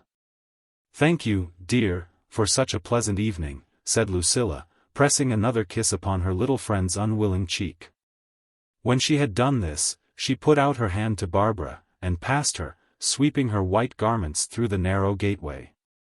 She took Mr. Cavendish's arm as if he had been a young brother come to fetch her. "Let us go round by the chapel," said Miss Marjoribanks, "I have so much to say to you. Be sure to practice for Thursday, Barbara, and bid your papa good night for me." This was how she carried off Mr. Cavendish finally out of Barbara's very fingers, and under her very eyes. When the two sisters were left standing together at the door, they could do nothing but stare at each other in the extremity of their amazement. Rose, for her part, remained but a moment, and then, feeling by far the guiltiest and most miserable of the whole party, ran upstairs to her own room and cried as if her heart would break. Barbara, on the contrary, who was past crying, stood still at the door, and watched Lucilla's white dress disappearing on the way to Grange Lane with indescribable emotions.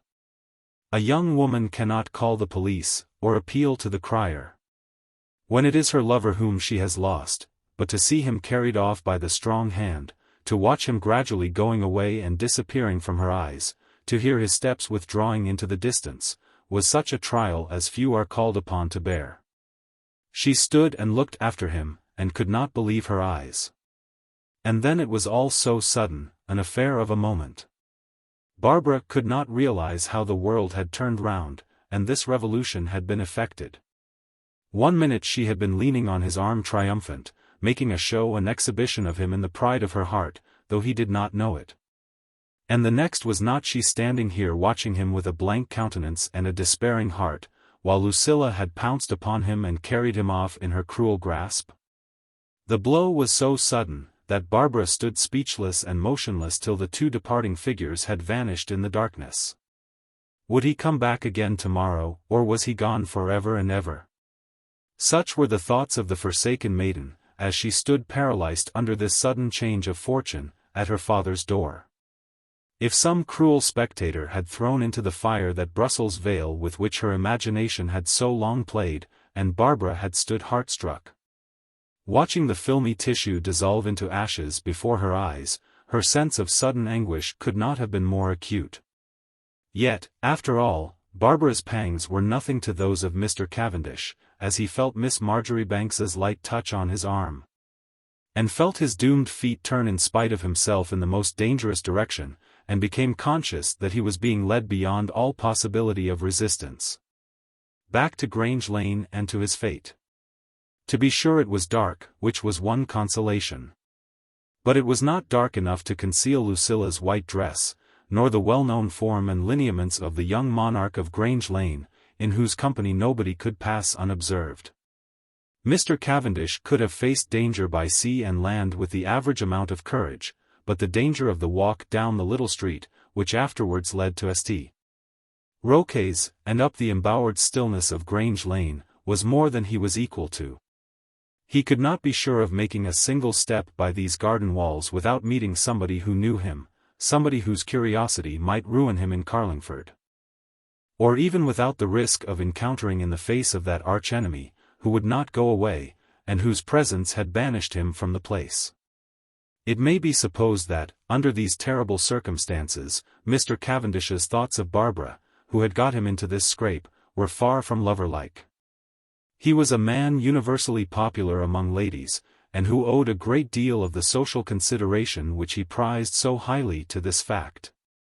And yet the most gentle sentiment in his mind at that moment, was a "confound these women," which he breathed to himself, all low and deep, as he went slowly along by Lucilla's side. As for Miss Marjoribanks, her thoughts were of a very much more serious description than anything her unlucky escort was thinking of. And a minute or two passed in silence before she could make up her mind to speak. "I have been thinking a great deal about you lately, and wishing very much to see you," said Lucilla. "Did not Mrs. Woodburn tell you? I think I should have written to you had I known your address." "And I am sure you would have made me the happiest of men," said the victim, with rueful politeness. "What had I done to deserve such a privilege? But my sister did not tell me. She left me to hear it from your own." "Yes," said Miss Marjoribanks, with a certain solemnity, interrupting him. "I have been thinking a great deal, and hearing a great deal about you, Mr. Cavendish." When she had said this Lucilla sighed, and her sigh found a terrible echo in her hearer's bosom. She knew that he turned green in the darkness as he gave an anxious look at her. But he was too much alarmed to give her an opportunity of studying his face. "Hearing of me," he said, and tried to laugh, "what have my kind friends been saying?" And for one moment the sufferer tried to delude himself that it was some innocent gossip about Barbara which might be circulating in Grange Lane. "Hush," said Lucilla, "don't laugh, please. For I want to have a very serious talk. I have been hearing about you from some very, very old friends, Mr. Cavendish, not anything about this, you know," Miss Marjoribanks added, waving her hand in the direction of Grove Street. And then Barbara Lake and everything connected with her vanished like a shadow from the unfortunate man's mind. It was horribly ungrateful on his part, but it was, as Miss Marjoribanks would have said, just what might have been expected, and how they always behave. He had no longer any time or patience for the object which had been giving occupation and interest to his solitude. He woke up in a moment, and gave a passing curse to his folly, and faced the real danger as he best could. "You must be making a mistake, Miss Marjoribanks," he said, with some bitterness. "It should have been, very, very old enemy. I know who it is. It is that archdeacon you ladies make such a fuss about. It is he who has been telling lies about me," said Mr. Cavendish. He breathed a deep hard breath as he spoke, and the blood came back to his face. Perhaps for the first moment he felt satisfied, and breathed freer after it was over. But at the same time it was very dreadful to him to feel that he was found out, and that henceforth Grange Lane would shut its doors and avert its countenance. "If you take his word for it, I may give in at once," he continued, bitterly. "A parson will say anything, they are as bad as women." This the poor man said in his despair, because he did not know what he was saying. For in reality he knew that women had been his best friends, and that he had still a chance, if the judgment was to rest with them. "You are very ungrateful to say so," said Miss Marjoribanks, "but it is only because you are excited, I suppose." "No, Mr. Cavendish, it was not the archdeacon. On the contrary, it was a lady, and she said nothing but good of you," said Lucilla, and then there was a pause. As for Mr. Cavendish, it would be altogether impossible to describe the state of his mind. He was like a man suddenly reprieved, but giddy with the shock, and feeling the halter still round his neck, and knowing that he had himself undermined the ground on which he was standing. It was Lucilla who supported him in the shock of the moment, for all his self-command could not keep him from a momentary shiver and stagger when he found that things were not so bad as he thought. "A lady, and she said nothing but good," he muttered, under his breath, and then he made an effort to recover himself. "Pardon me, I cannot guess who my unknown friend may be." "It is very soothing to one's feelings to be spoken well of by a lady," said Mr. Cavendish, and he laughed again in a discordant unsteady way. Lucilla regarded him through all these fluctuations with natural pity, and at the same time with the calmness of a knowledge which was aware of all and had nothing more to discover. And at the end Mr. Cavendish perceived her calm, and the absence of wonder and curiosity in her face, and began to perceive that he had something very serious to deal with, more serious even than he had at first supposed. "I am going to tell you all about it," said Miss Marjoribanks, "but in the meantime wait a minute and let me speak to you. I have something very serious to say." It was for this they stopped short at the foot of Grange Lane, just where the land was already parcelled out for St. Roque's. What Lucilla was going to say was too important to be spoken while walking, and she withdrew her hand from Mr. Cavendish's arm. They were both so much absorbed that they did not see anybody coming, nor indeed had any attention to spare for external affairs. The blood had deserted Mr. Cavendish's face, and he was once more green with anxiety and inquietude. He stood facing her, feeling that the crisis of his fate had come, and not knowing whether it was absolute despair or a faint dawning of hope that possessed him. If he had been the most passionate of lovers, and if she had held in her hands the dreadful alternative between rapture and misery, there could not have been a more rapt and absorbing attention in Mr. Cavendish's face. "I want to tell you, first of all, that you must have confidence in me," said Lucilla. "You must have confidence in me. We can do nothing without that." "I know everything, Mr. Cavendish," Miss Marjoribanks added compassionately, "everything, but nobody else knows it. I hope I can arrange everything if it is left in my hands. This is what I wanted to tell you first of all. Before everything, you must have confidence in me." What Mr. Cavendish might have answered to this solemn appeal it would be vain to imagine. For the truth was, he was stopped before he could utter a word. He was stopped and seized by the hand, and greeted with a frankness which was, perhaps, all the more loud and cordial from what appeared to the newcomer the comic character of the situation. "It is Cavendish, by Jove," the intruder exclaimed, waving his hand to some people who were coming on behind him. "I beg 1,000 pardons for disturbing you, my dear fellow. But they all talk about you so, that I was determined to make sure it was you." "Good heavens, Miss Marjoribanks!" General Travers added, taking off his hat. It was Mr. and Mrs. Centum who were coming down behind him, she with a light shawl thrown over her head, tempted out by the beauty of the evening. And Lucilla saw in a moment the consequences of this encounter, and how it would be over all Carlingford before tomorrow morning that she and Mr. Cavendish were betrothed at the very least. Miss Marjoribanks had all her wits about her, as ever, fortunately for both. "Yes, it is me," she said calmly. "I have been taking tea with the Lakes, and I made Mr. Cavendish give me his arm home.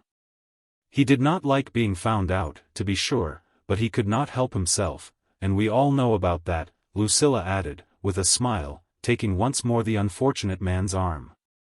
"Oh, yes, we all know," said Mrs. Centum, with a laugh, but yet, notwithstanding, everybody felt sure that it was all Lucilla's cleverness, and that Barbara Lake was a myth and fiction.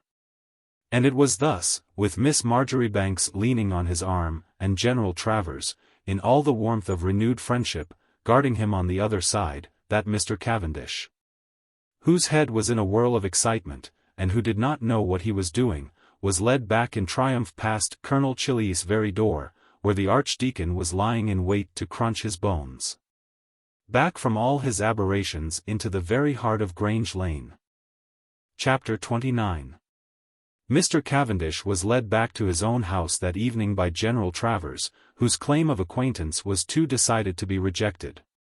He never knew very well what passed between the moment when Miss Marjoribanks began to expound to him the urgent necessity that he should confide in her, and the moment in which he found himself in his own house, admitted eagerly by the surprised and anxious servants, and conducted by the energetic soldier.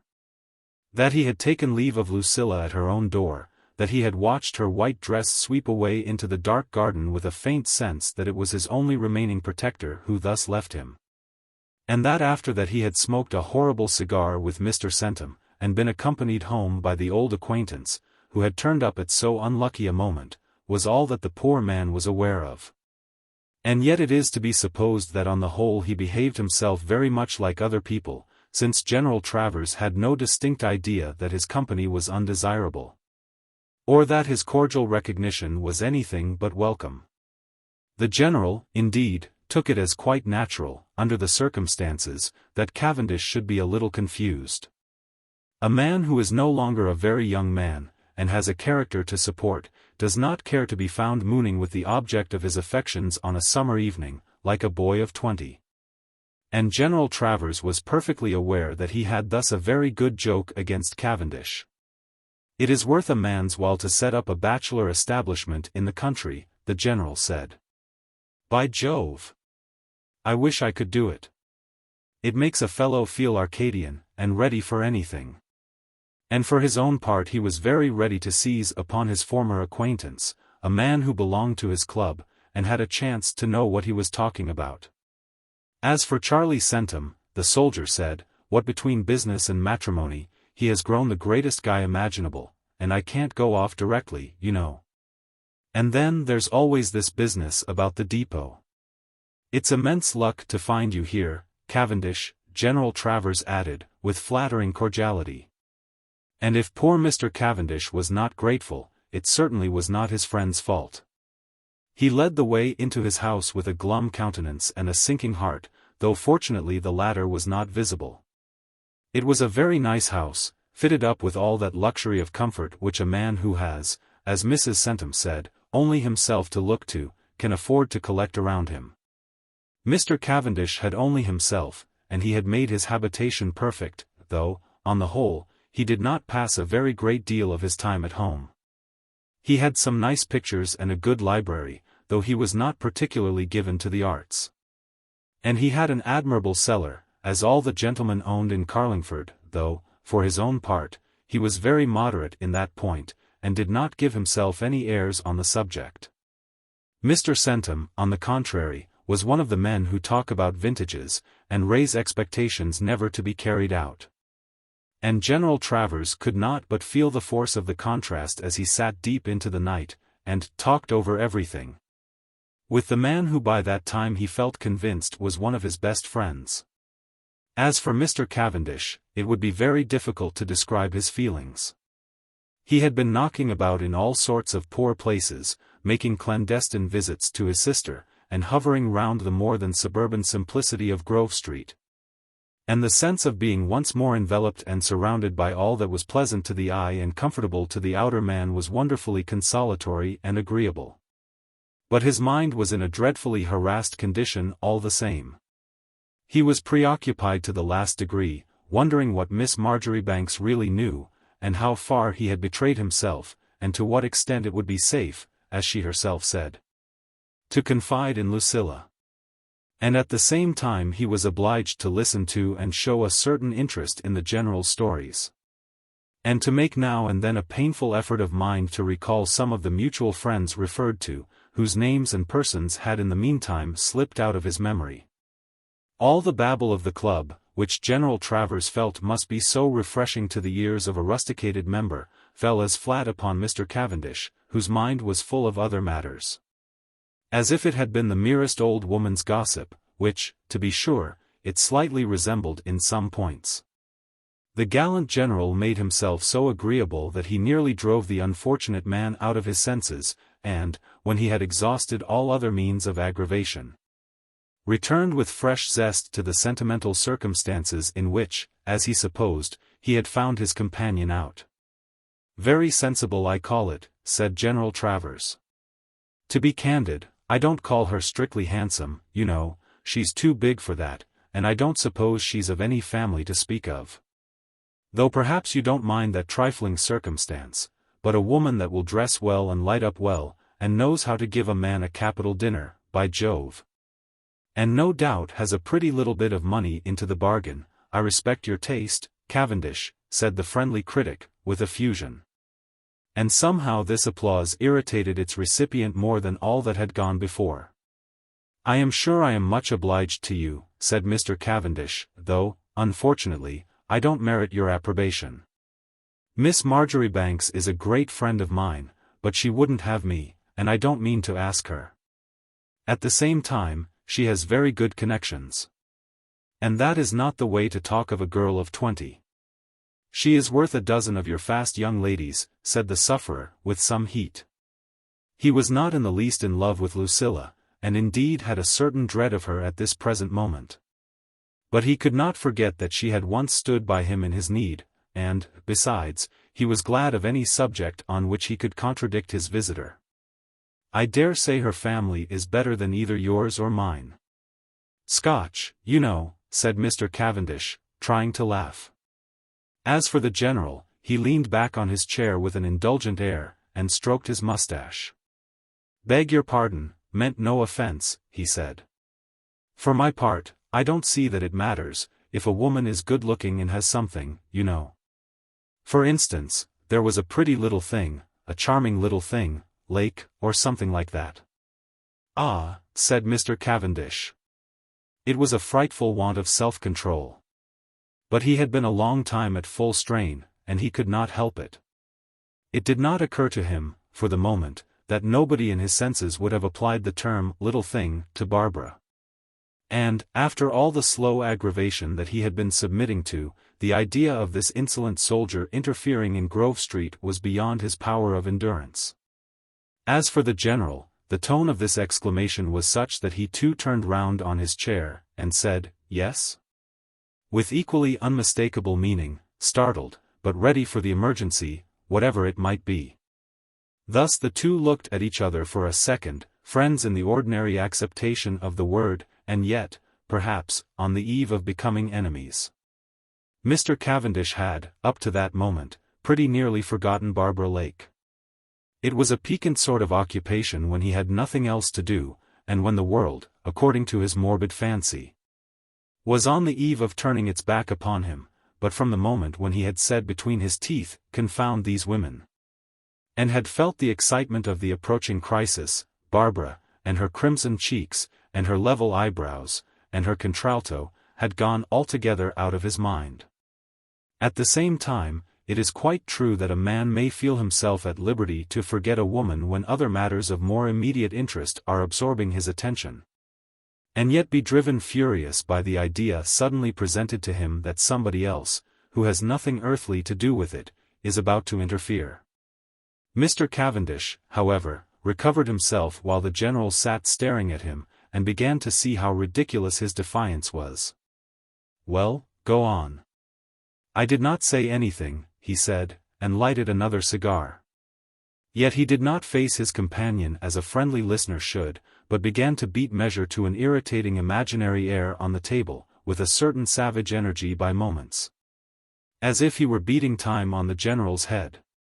"Then why do you stop a fellow short like that?" said General Travers. "I was going to tell you of someone I saw the other day in the house of your friend, you know. She was under Miss Marjoribanks's wing, that was how I saw her, and I hope you are not playing the gay deceiver, my friend. A little thing, round-faced, hazel-eyed, a little soft rosebud sort of creature," said the general, growing eloquent. "By Jove! Cavendish, I hope you don't mean to make yourself disagreeable. These sort of looks, you know." "It was Rose, I suppose," said Mr. Cavendish, relieved in a moment, and, to tell the truth, he could not help laughing.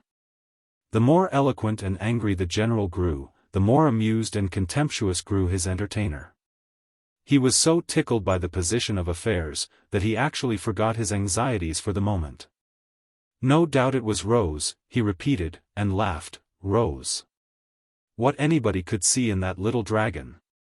And then the contrast between the soldier, who prided himself on his knowledge of the world, and liked to talk of his family and position, to the annoyance of those who had none, and the amusement of those who happened to possess these valuable qualifications, and the mistress of the female school of design, filled Mr. Cavendish with amusement, perhaps all the more because he himself was in a similar scrape. As for General Travers, he was as much disposed to be angry as, a moment before, Mr. Cavendish had been. "It might be Rose," he said, "or Lily either, for anything I can tell. But there is nothing laughable in it that I can see. You seem to be perfectly au courant, at all events, which I hope is quite satisfactory to Miss Marjoribanks," said the soldier. And then he resumed, after a disagreeable little pause, "They tell me that everybody meets at the doctor's on Thursdays. I suppose I shall see you there. Thursday, ain't it? Tomorrow?" He looked as he spoke, with what seemed to his victim an insulting consciousness, in poor Cavendish's face. But, in reality, the general did not mean to be insulting, and knew nothing whatever of the horrible internal pang which rent his companion when it was thus recalled to him that it was tomorrow, a fact which, up to this moment, had not occurred to the unfortunate. Tomorrow, and not even tomorrow, today, for by this time it was 2 o'clock in the morning, and the unwelcome intruder was wasting the little time he had for deciding what he should do. Once more his own personal anxieties, which he had put aside for a moment at the sudden dictate of jealousy, surged over everything, and swallowed up all lesser sensations. Tomorrow. And by this time everybody knew that he was in Carlingford, and he could not stay away from the weekly assembly without attracting general attention to himself, and throwing open the floodgates of suspicion. What was he to do? Should he turn his back on the enemy once for all, and run away and break off his connection with Carlingford? Or should he dare everything and face the Archdeacon, and put his trust in Lucilla, as that high-minded young woman had invited him to do? With these thoughts in his mind, it may be supposed that Mr. Cavendish gave but a very mingled attention to the babble of his visitor, who found the wine and the cigars so good, and perhaps had begun to be a little moved out of his ordinary lucidity by their effect. "You've got a nice little house, Cavendish," said the general, "but it's too small for a married man, my boy. These women are the very deuce for turning a man out of his comfortable quarters. You'll have to go in for boudoirs and those sort of things, and, by George, you'll be an ass if you do, with a snug little box like this to retire into," said the philosophical warrior. And poor Cavendish smiled a ghastly smile, with the strongest inclination all the time to take him by the collar and turn him out of doors. But then he was a warrior and a general officer, and a member of the same club, and 6 feet high, all which particulars, not to speak of the sacred rights of hospitality, made it somewhat difficult to carry this idea out. "Don't you think Centum will be sitting up for you?" he said mildly. "It's past 2 o'clock, and it's Thursday morning," the victim added, with a sigh. The last words were an involuntary utterance of his own despair, but fortunately they struck General Travers's vein of humor, which happened to be lively at the moment, and worked the desired but unexpected result. The general laughed loud and long, and declared that he respected a man who was aboveboard, and meant to look respectable for Miss Marjoribanks's sake.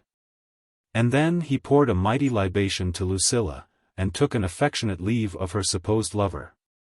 The general made a great commotion in the decorous quiet of Grange Lane when he knocked at Mr. Centum's door. Though it was nearly 3 o'clock in the morning, nothing but his inherent dread of a woman would have prevented him from knocking up the banker to share his hilarity. But Mrs. Centum, in her nightcap, peaceably asleep as she was at the moment, daunted the soul of the gallant soldier, and naturally his recollection was not very perfect next day. "I had something very funny to tell you, but, by Jove, I forget what it was," General Travers said next morning when he met his host at breakfast, and thus one bad joke at least was spared. But Mr. Cavendish shut his door upon his departing guest, without any sense, poor fellow, of having done or said anything in the least funny. He said, "Thank heaven," with a kind of groan of relief when his troublesome visitor was gone. And then he went back again into his library, where they had been sitting. Perhaps he had never fully appreciated before the comfort of everything, the handsome house which he had enjoyed so long without thinking anything of it, and all the pleasant luxurious accessories of life. He had been doing without them for a week or two, and he had not liked it.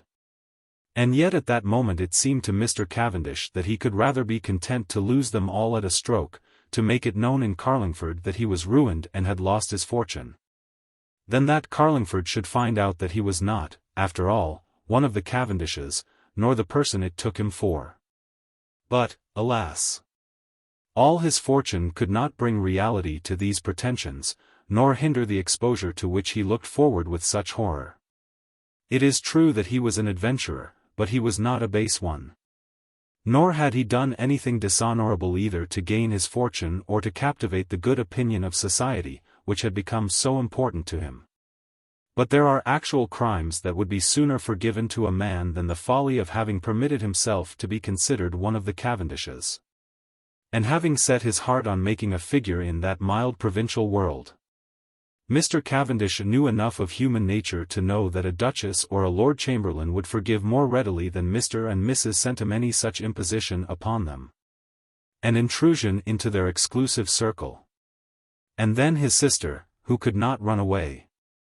For her sake it seemed to him that he had better rush off at once, and sell his house and furniture and horses, and give up Carlingford. As he thought of that, all the advantages of Carlingford came upon him stronger than ever. Perhaps a man who has always been used to be recognized as one of the members of a local aristocracy would not have seen anything half so precious as Mr. Cavendish saw in the fact of being everywhere known and acknowledged as a constituent part of Grange Lane.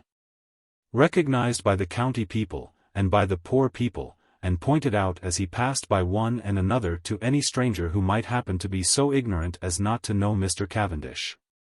To people who are not used to it, there is a charm in this universal acknowledgement. And then he had more need of it than most men have.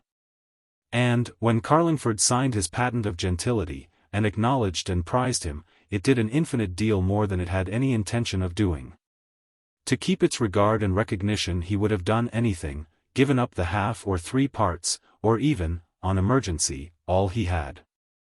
Perhaps he had an undue confidence in the magnanimity of society, and was too sure that in such a case it would behave with a grandeur worthy of the occasion. But still he was quite right in thinking that it could forgive the loss of his fortune sooner than his real offence. And now it was Thursday morning, the day upon which he must either fight or flee. He too had laughed at Miss Marjoribanks's evenings in his time, and thought of Thursday lightly as Lucilla's day, but there was nothing in the least amusing in the prospect of that assembly now. When a man has thoughts like these to entertain him, nothing can be more useless than to go to bed, although in ordinary circumstances, at 3 o'clock in the morning. That is about the only thing one can do. Poor Mr. Cavendish, however, was not quite free to act as he thought proper. He had been a long time away from home, and he did not feel himself in a position to shock his servants' feelings with impunity. He went to his room, accordingly, like a martyr, carrying all his difficulties with him, and these unpleasant companions naturally made a night of it when they had him all to themselves. When sheer fatigue and exhaustion procured him a moment's sleep, it was only getting deeper and deeper into trouble, for then it was the Archdeacon who had planted a heavy foot on his neck. Or General Travers, who, with still more fatal force, had found out the way to Grove Street. When Mr. Cavendish awoke, he said to himself, "Confound these women," with more fervour than ever. But, at the same time, he swore a mighty oath to himself that he would horsewhip the fellow who ventured to come in his way. Barbara Lake might be no great things, but at least it was to him, and no one else, that she belonged. Such was the complication that afforded him a little outlet for his temper in the midst of the dreadful difficulties of his position. And the question which was constantly renewing itself in his thoughts, as to whether he should go or stay. The idea of presenting himself in the centre of society in Miss Marjoribanks's drawing-room, and being met by the Archdeacon, and held up to public contempt there and then. With all the world looking on, and even Travers, who would carry the narrative out of Carlingford, was something too horrible to be contemplated. And yet how was he to escape? He was still in this state of mind, driven backwards and forwards by every new wind, when the morning came, and when Miss Marjoribanks's note was put into his hand. For the truth was, that, after long consideration, Lucilla had determined that the matter was one which could not be permitted to stand over. She was of too energetic a temperament to let things linger on in an uncertain way when they could be made an end of, and brought to a conclusion. And then, as nobody can predict what sudden and unexpected turn human affairs may take, it was always possible that, if Miss Marjoribanks did not make an end of the business dramatically, and to the satisfaction of everybody concerned, It might be found some fine day to have resolved itself by means of some one of those illegitimate and incomplete expedients which abound in ordinary life. It was with this view that Miss Marjoribanks took the step of writing to Mr. Cavendish. She had written in the sacred retirement of her own maiden chamber, when all the world was still. Perhaps at the moment when General Travers was, as he would himself have vulgarly called it, chaffing Cavendish about the beautiful and disinterested friendship which united him to the young sovereign of Grange Lane. But naturally such poor raillery was far from the virginal thoughts of Lucilla at that retired and sacred hour. And we may venture to add that the elevating influence of the maiden's bower in which she composed it, and of that tranquil moment of meditation and solitude, breathed in every line, and gave force to every sentiment of the letter which Mr. Cavendish tore open with an excited hand. Perhaps he was too anxious and curious to give it the solemn perusal which it ought to have received. My dear Mr. Cavendish, it was very unlucky that we should have been interrupted this evening at such an important moment, when I had so much to say to you. But I think the best thing I can do is to write, feeling quite sure that when you know all, you cannot possibly mistake my motives. Everybody has retired, and I am quite alone, and the silence too seems to me full of meaning when I think that the fate of a person for whom I have so great a regard may be hanging upon it. I might be afraid of writing to you so frankly, if I did not feel quite sure that you would appreciate my intention. Dear Mr. Cavendish, it is not the Archdeacon who has said anything. He does not know it is you, therefore, of course, he could not say anything directly bearing upon you. But then, you know, if he were to meet you by hazard, as he is sure to do some day, and for my part one rather think he is fond of Grove Street, you would be exposed at once. And everything would be lost, for we all know the prejudices that exist in Carlingford. I have another plan of operations to propose to you, which I feel quite sure is for your good, and also naturally for the good of anybody to whom you may intend to unite your fortunes. I feel quite sure that it is far safer to adopt a bold resolution, and to have it over at once. Come to dinner tomorrow. If you may happen to find an enemy, you will find also an unlooked-for friend. And, so far as I am concerned, you know that you may calculate on my support. I do not wonder at your being anxious about it. But if you will only have full confidence in me and a little in yourself, believe me it will be all over in a night. If there had ever been anything between you and me, as these stupid people suppose, I might have felt hesitation in writing to you like this. But when I know a thing to be right, I hope I will never be afraid to do it. I have been called upon to do many things that are not common for girls of my age, and perhaps that is why I made up my mind at once to set this all straight for you. Once more I repeat, dear Mr. Cavendish, have confidence in me. Come tomorrow evening as if nothing had happened, and take my word for it that all will go well. Your friend, Lucilla Marjoribanks. P.S. If you would like to come and talk it over with me tomorrow, I shall be at home till 12 o'clock. But unless it will be a satisfaction to your own mind, it is not necessary for me, for I have all my plans laid. It would be quite out of the question to attempt any explanation of Mr. Cavendish's feelings when he read this letter. His utter bewilderment, his terror, his rage, his final helpless sense that it would be utterly hopeless for him, or half a dozen men, to enter the field against this curious complication of unknown friends and open enemies and generous protectors, took away from him the last remnant of courage. He did not know what to do or to think. He swallowed his coffee with a sense of despair, and sent the rest of his breakfast away untasted, thus betraying, without intending it, his emotions to his kitchen. It stands to reason as there's a cause for it, Mr. Cavendish's domestics concluded in committee of the whole house. And surely, if ever man had good reason for not eating his breakfast, it was he. When he had gone over it all again till his head had grown utterly confused and his thoughts were all topsy-turvy, Mr. Cavendish took a sudden resolution. He went upstairs and changed his dress with a certain solemnity. He made a toilette more careful than if he were going, as he once had gone, to propose. It was like Nelson going into gala uniform for a battle. And then he went out to discover, if possible, what was coming to him. The difference was, that in this battle no honor, but only a possible salvage of reputation and fortunate escape, was to be gained. Chapter 30. It is possible that some people may think Mr. Cavendish's emotions too acute for all the danger to which he was exposed. But no doubt every alarm gets intensified when a man broods on it, and thinks of nothing else for weeks at a time. All that he had to do at the present moment was to walk into Carlingford by the most frequented way, and to go up Grange Lane, where every house was open to him. And where nobody was so great a favourite as he. There were as many chances in his favour that he would not in that friendly neighbourhood encounter his one enemy, as there is for every man who goes into action that the bullet which is predestined to strike somebody will not be directed to him. But then Mr. Cavendish had not the excitement of personal conflict, nor the kind of security which is given by sharing a risk with a great many other people.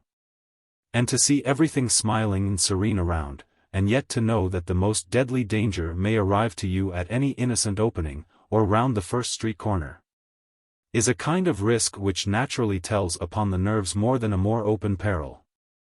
Mr. Cavendish met Dr. Marjoribanks, and the doctor was good enough to stop his brougham and keep him in conversation for 5 minutes with his back to the foe, if foe there was approaching. And then he met Mrs. Chilley, who all but kissed him, and was so glad to see him again, and so pleased that he was in time to make acquaintance with the Archdeacon. And so sure that Lucilla would be quite happy now he had come back. "Perhaps I ought not to say so, but I know she has missed you," said the injudicious old lady. And she took both his hands and held the miserable man in a kind of pillory, from whence he gazed with despairing eyes over her shoulder, feeling sure that now was the fatal moment, and that his enemy must be coming. But fortune still favoured him, as it happened. He had the presence of mind to say, "I am going to call on Miss Marjoribanks." And Mrs. Chilley dropped his hands on the instant as if they burned her, and patted him on the arm and sent him away. "She is sure to be in just now, and I am so glad. And, my dear, you need not mind me, for I am both your friends," Mrs. Chilley said. But when he was delivered from that danger, something still more formidable awaited the unfortunate man. He could not believe his eyes at first, nor conceive it possible that fate would have such a spite against him. But there was no mistaking the crumpled dress, any more than the straight eyebrows and flashing oblique glances that had already found him out. Of all the horrible chances in the world, it was Barbara, who had a right to think he had deserted her on the previous night, and with whom his next interview could not be otherwise than stormy, who thus appeared like a lion in his way. When he saw what awaited him, Mr. Cavendish lost courage. His heart sank down into unfathomable depths. He did not know what he could say to her to shorten the inevitable interview, nor how he could escape, nor how hinder her from discovering that it was Lucilla he was going to see. And he had no longer any doubt in his mind that while he was thus engaged the Archdeacon must inevitably appear. If he had had time to think of ordinary subjects, he would have been sufficiently annoyed at the idea of an interview with Barbara in broad daylight on the sacred soil of Grange Lane, where all the world could or might be spectators. But such a merely prudential sentiment was entirely swallowed up today in much more urgent considerations.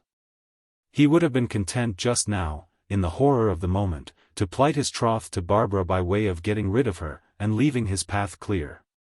But he could not stop her or himself from advancing, and dared not give any vent to the panic which was consuming his soul. "Oh, I am sure I never thought of seeing you here, Mr. Cavendish," said Barbara, with a toss of her head. She would have done a great deal to secure her wavering lover, but she could not be amiable at a moment when she had him at a disadvantage. "Perhaps you are going to see Miss Marjoribanks," said the foolish young woman. To tell the truth, she did not suspect him of any such treachery. But her heart was beating louder than usual, and she had the best position of the two, or thought she had, and chose what she supposed the most aggravating thing to say. But it is always hard to tell what a man may do when he is in a state of despair.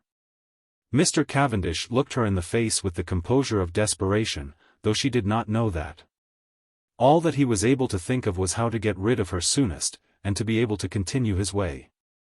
"Yes, I am going to see Miss Marjoribanks," he said, with a face which extremity rendered stolid and impassible. As for poor Barbara, her color changed in a moment. The very least that she had a right to expect was that he should have asked her pardon, put himself at her feet. And her mingled spite and humiliation and mortification at this response were beyond telling.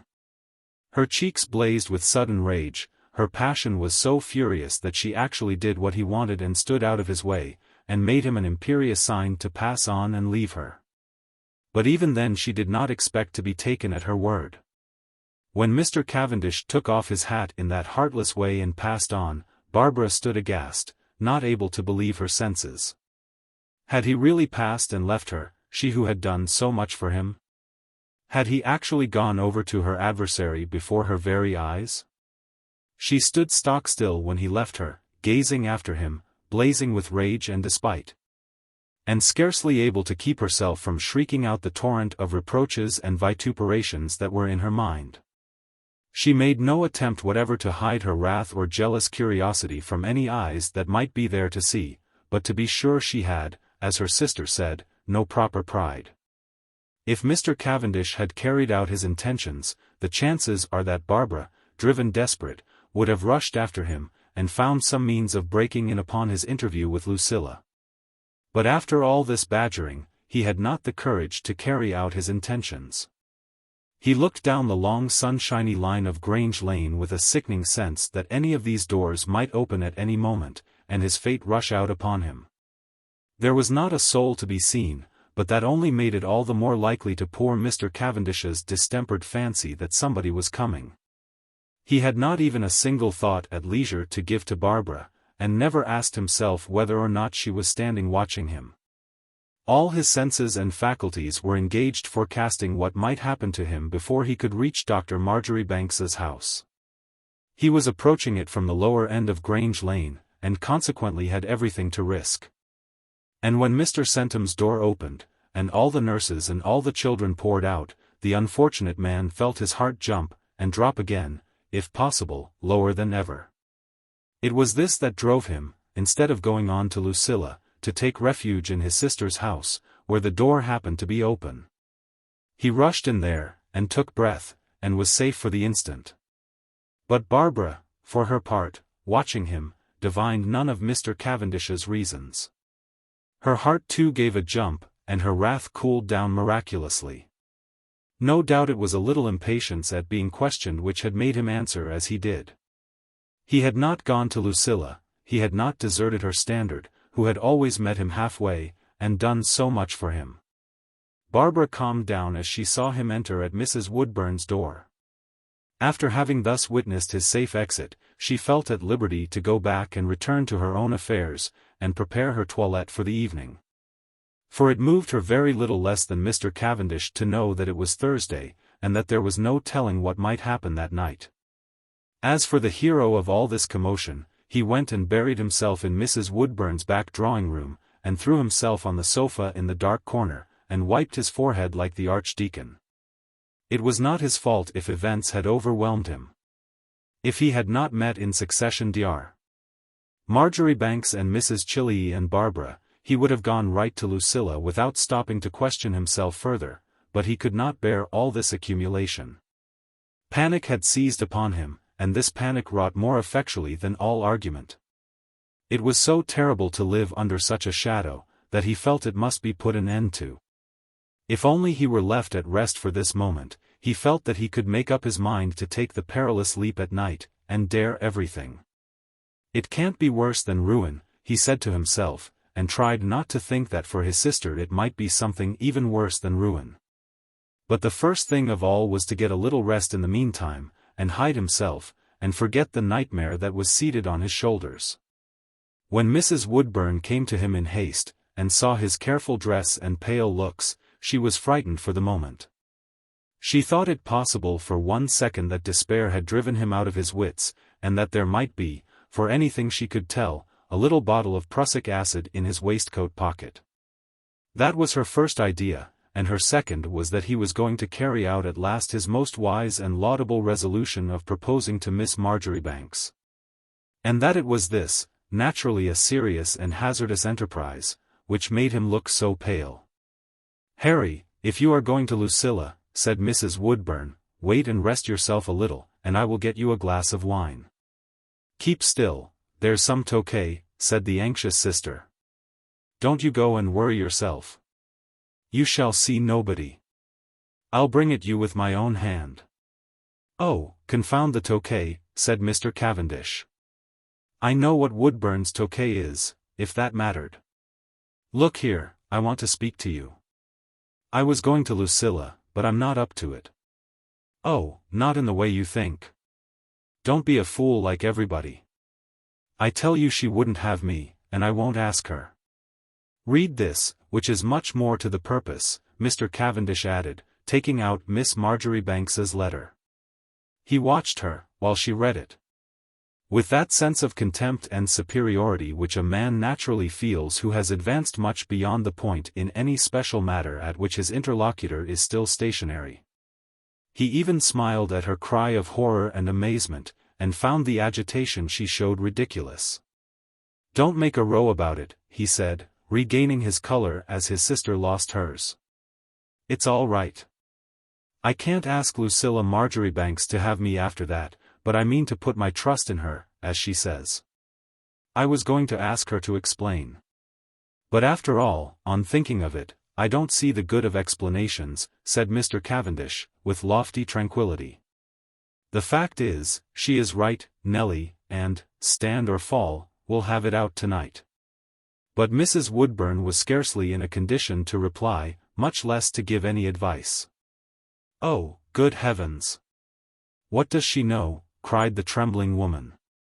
"What do you suppose she can know? She gave me a dreadful fright, coming and asking about you and your name. And then she never was a great friend of mine, and if she should say anything to Woodburn—" "Oh, Harry, go away, and don't face her.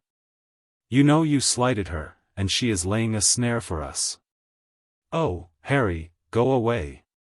She can't do you much harm, but she could ruin me, and any little peace I have. Woodburn would never forgive, he would be frantic, you know. It has always been he that made a fuss about the Cavendishes, and, good heavens! To be in a girl's power, and she one that you have slighted, Harry. Oh, for heaven's sake, for pity's sake, if you care anything for me." "Hold your tongue, Nellie," said Mr. Cavendish. "Don't make a row. What on earth is the use of heaven sakaying? I tell you I am going to make an end of it.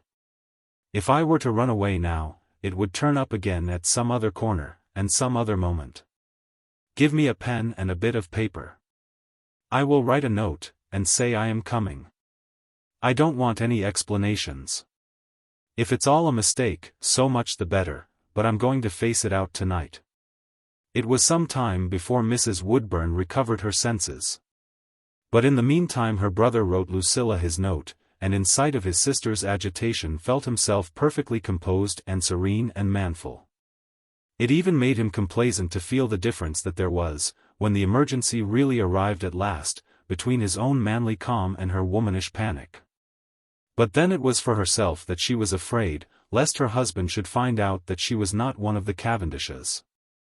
"You must have been giving yourself airs on the subject," Mr. Cavendish said, as he fastened up his note. "I never was so foolish as that, for my part." And naturally the more he admired his own steadiness and courage, the steadier and more courageous he grew, or at least so he felt for the moment, with her terror before his eyes. "If you do go," said Mrs. Woodburn at last, "oh, Harry, for goodness' sake, mind that you deny everything. If you confess to anything, it will all be proved against you. Don't allow a single thing that's said to you.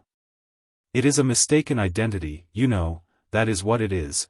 There was a case in the papers just the other day." "Oh, Harry, for heaven's sake don't be weak. Deny everything.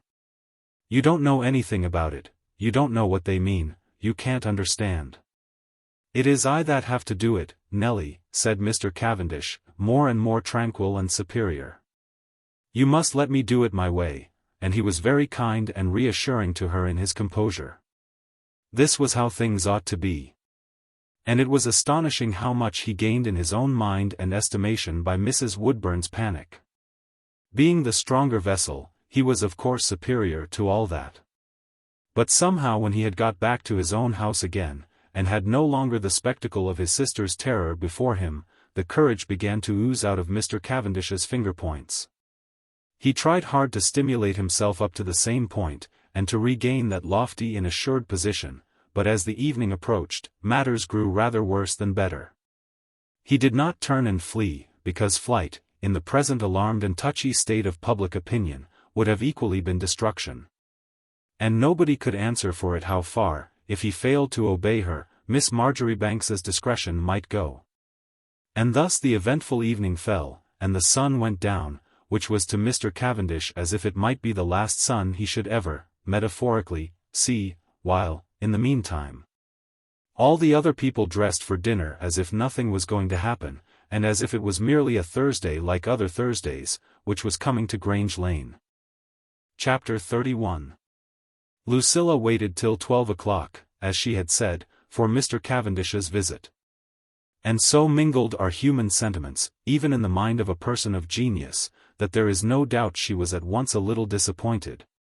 And that Mr. Cavendish gained largely in her estimation by not coming. Her pity began to be mingled by a certain respect, of which, to tell the truth, he was not worthy. But then Miss Marjoribanks did not know that it was circumstances, and not self-regard, or any sense of dignity, that had kept him back. With the truest consideration, it was in the dining-room that Lucilla had placed herself to await his visit. For she had made up her mind that he should not be disturbed this time by any untimely morning caller.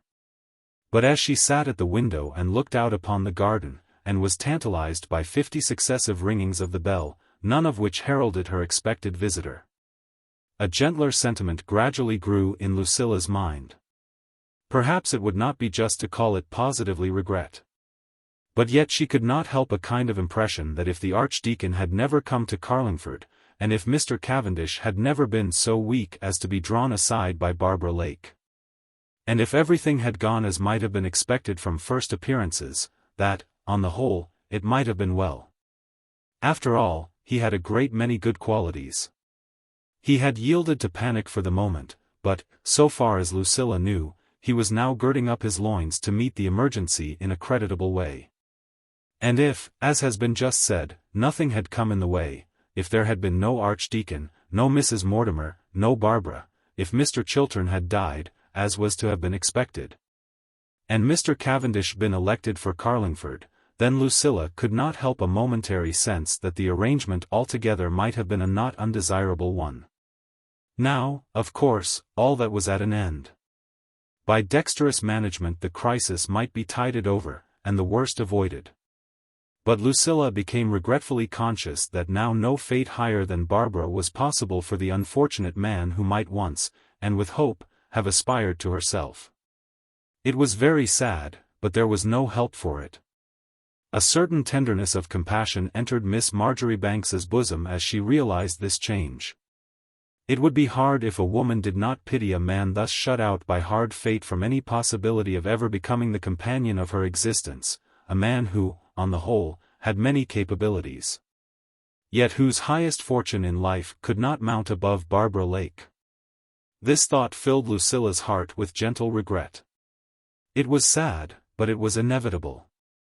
And when Mr. Cavendish's note was brought to her, in which he said simply, and very briefly, that though not sure whether he understood the meaning of her letter, he should certainly do himself the pleasure of accepting as usual her kind invitation, Miss Marjoribanks's regret grew more and more profound.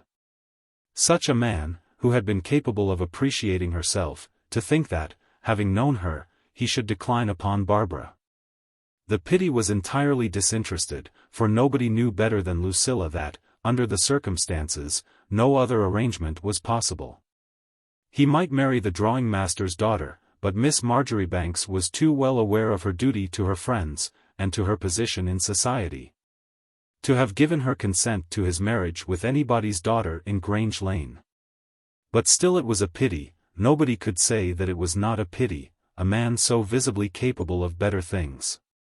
Lucilla, however, could not afford to waste her morning in unprofitable regrets. An evening so critical and conclusive had to be provided for in many different ways. Among other things, she had to invite, or rather command, the presence of a guest whom, to tell the truth, she had no particular desire to see. The Archdeacon was only a man when all was said, and might change his mind like other men. And to bring Mrs. Mortimer to Grange Lane in the evening, looking interesting, as, to be sure, she could look by times, after that unpleasant exhibition of Dr. Marjoribanks's feelings, was naturally a trial to Lucilla. Mr. Beverley had drawn back once before, and that when Mrs. Mortimer was young, and no doubt a great deal more attractive than at present. And now that she was a widow, forlorn and faded, it would be no wonder if he were to draw back, especially, as Lucilla acknowledged to herself, when he saw the ancient object of his affections in her own society, and among all the fresh young faces of Grange Lane, and if the Archdeacon should draw back, and leave the field open. And perhaps the doctor, who ought to know better, should step in. When she had got so far, Lucilla rose up and shook out her draperies, as if by way of shaking off the disagreeable idea. At all events I have to do my duty, she said to herself.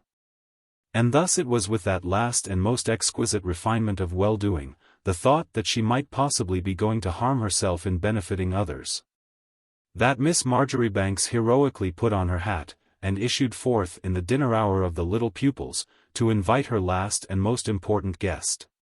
This period of suspense had not been by any means a happy or comfortable period for Mrs. Mortimer. The poor widow was living in a constant expectation of something happening, whereas her only true policy was to have made up her mind that nothing would ever happen, and shaped herself accordingly to her life. Instead of eating her dinner as she ought to have done at that hour of leisure, and fortifying herself for the weary afternoon's work, she was sitting as usual at the window when Miss Marjoribanks came to the door. And if it was a tedious business looking out of the window when the rain was drenching the four walls of the garden and breaking down the flowers, and reducing all the poor little shrubs to abject misery, it could not be said to be much more cheerful in the sunshine. When pleasant sounds came in over that enclosure, voices and footsteps of people who might be called alive, while this solitary woman was buried, and had nothing to do with life. Such a fate may be accepted when people make up their minds to it. But when, so far from making up one's mind, one fixes one's thoughts upon the life outside, and fancies that every moment the call may come, and one may find one's place again in the active world, the tedium grows more and more insupportable. As for Lucilla, naturally she could not see any reason why Mrs. Mortimer should sit at the window, why she could not content herself, and eat her dinner instead. There are a great many people in Carlingford who have not nearly such a pleasant lookout, Lucilla said. For my part, I think it is a very pretty garden. The wisteria has grown quite nice, and there is a little of everything, said Miss Marjoribanks, and, so far as that went, she was no doubt the best judge, having done it all herself.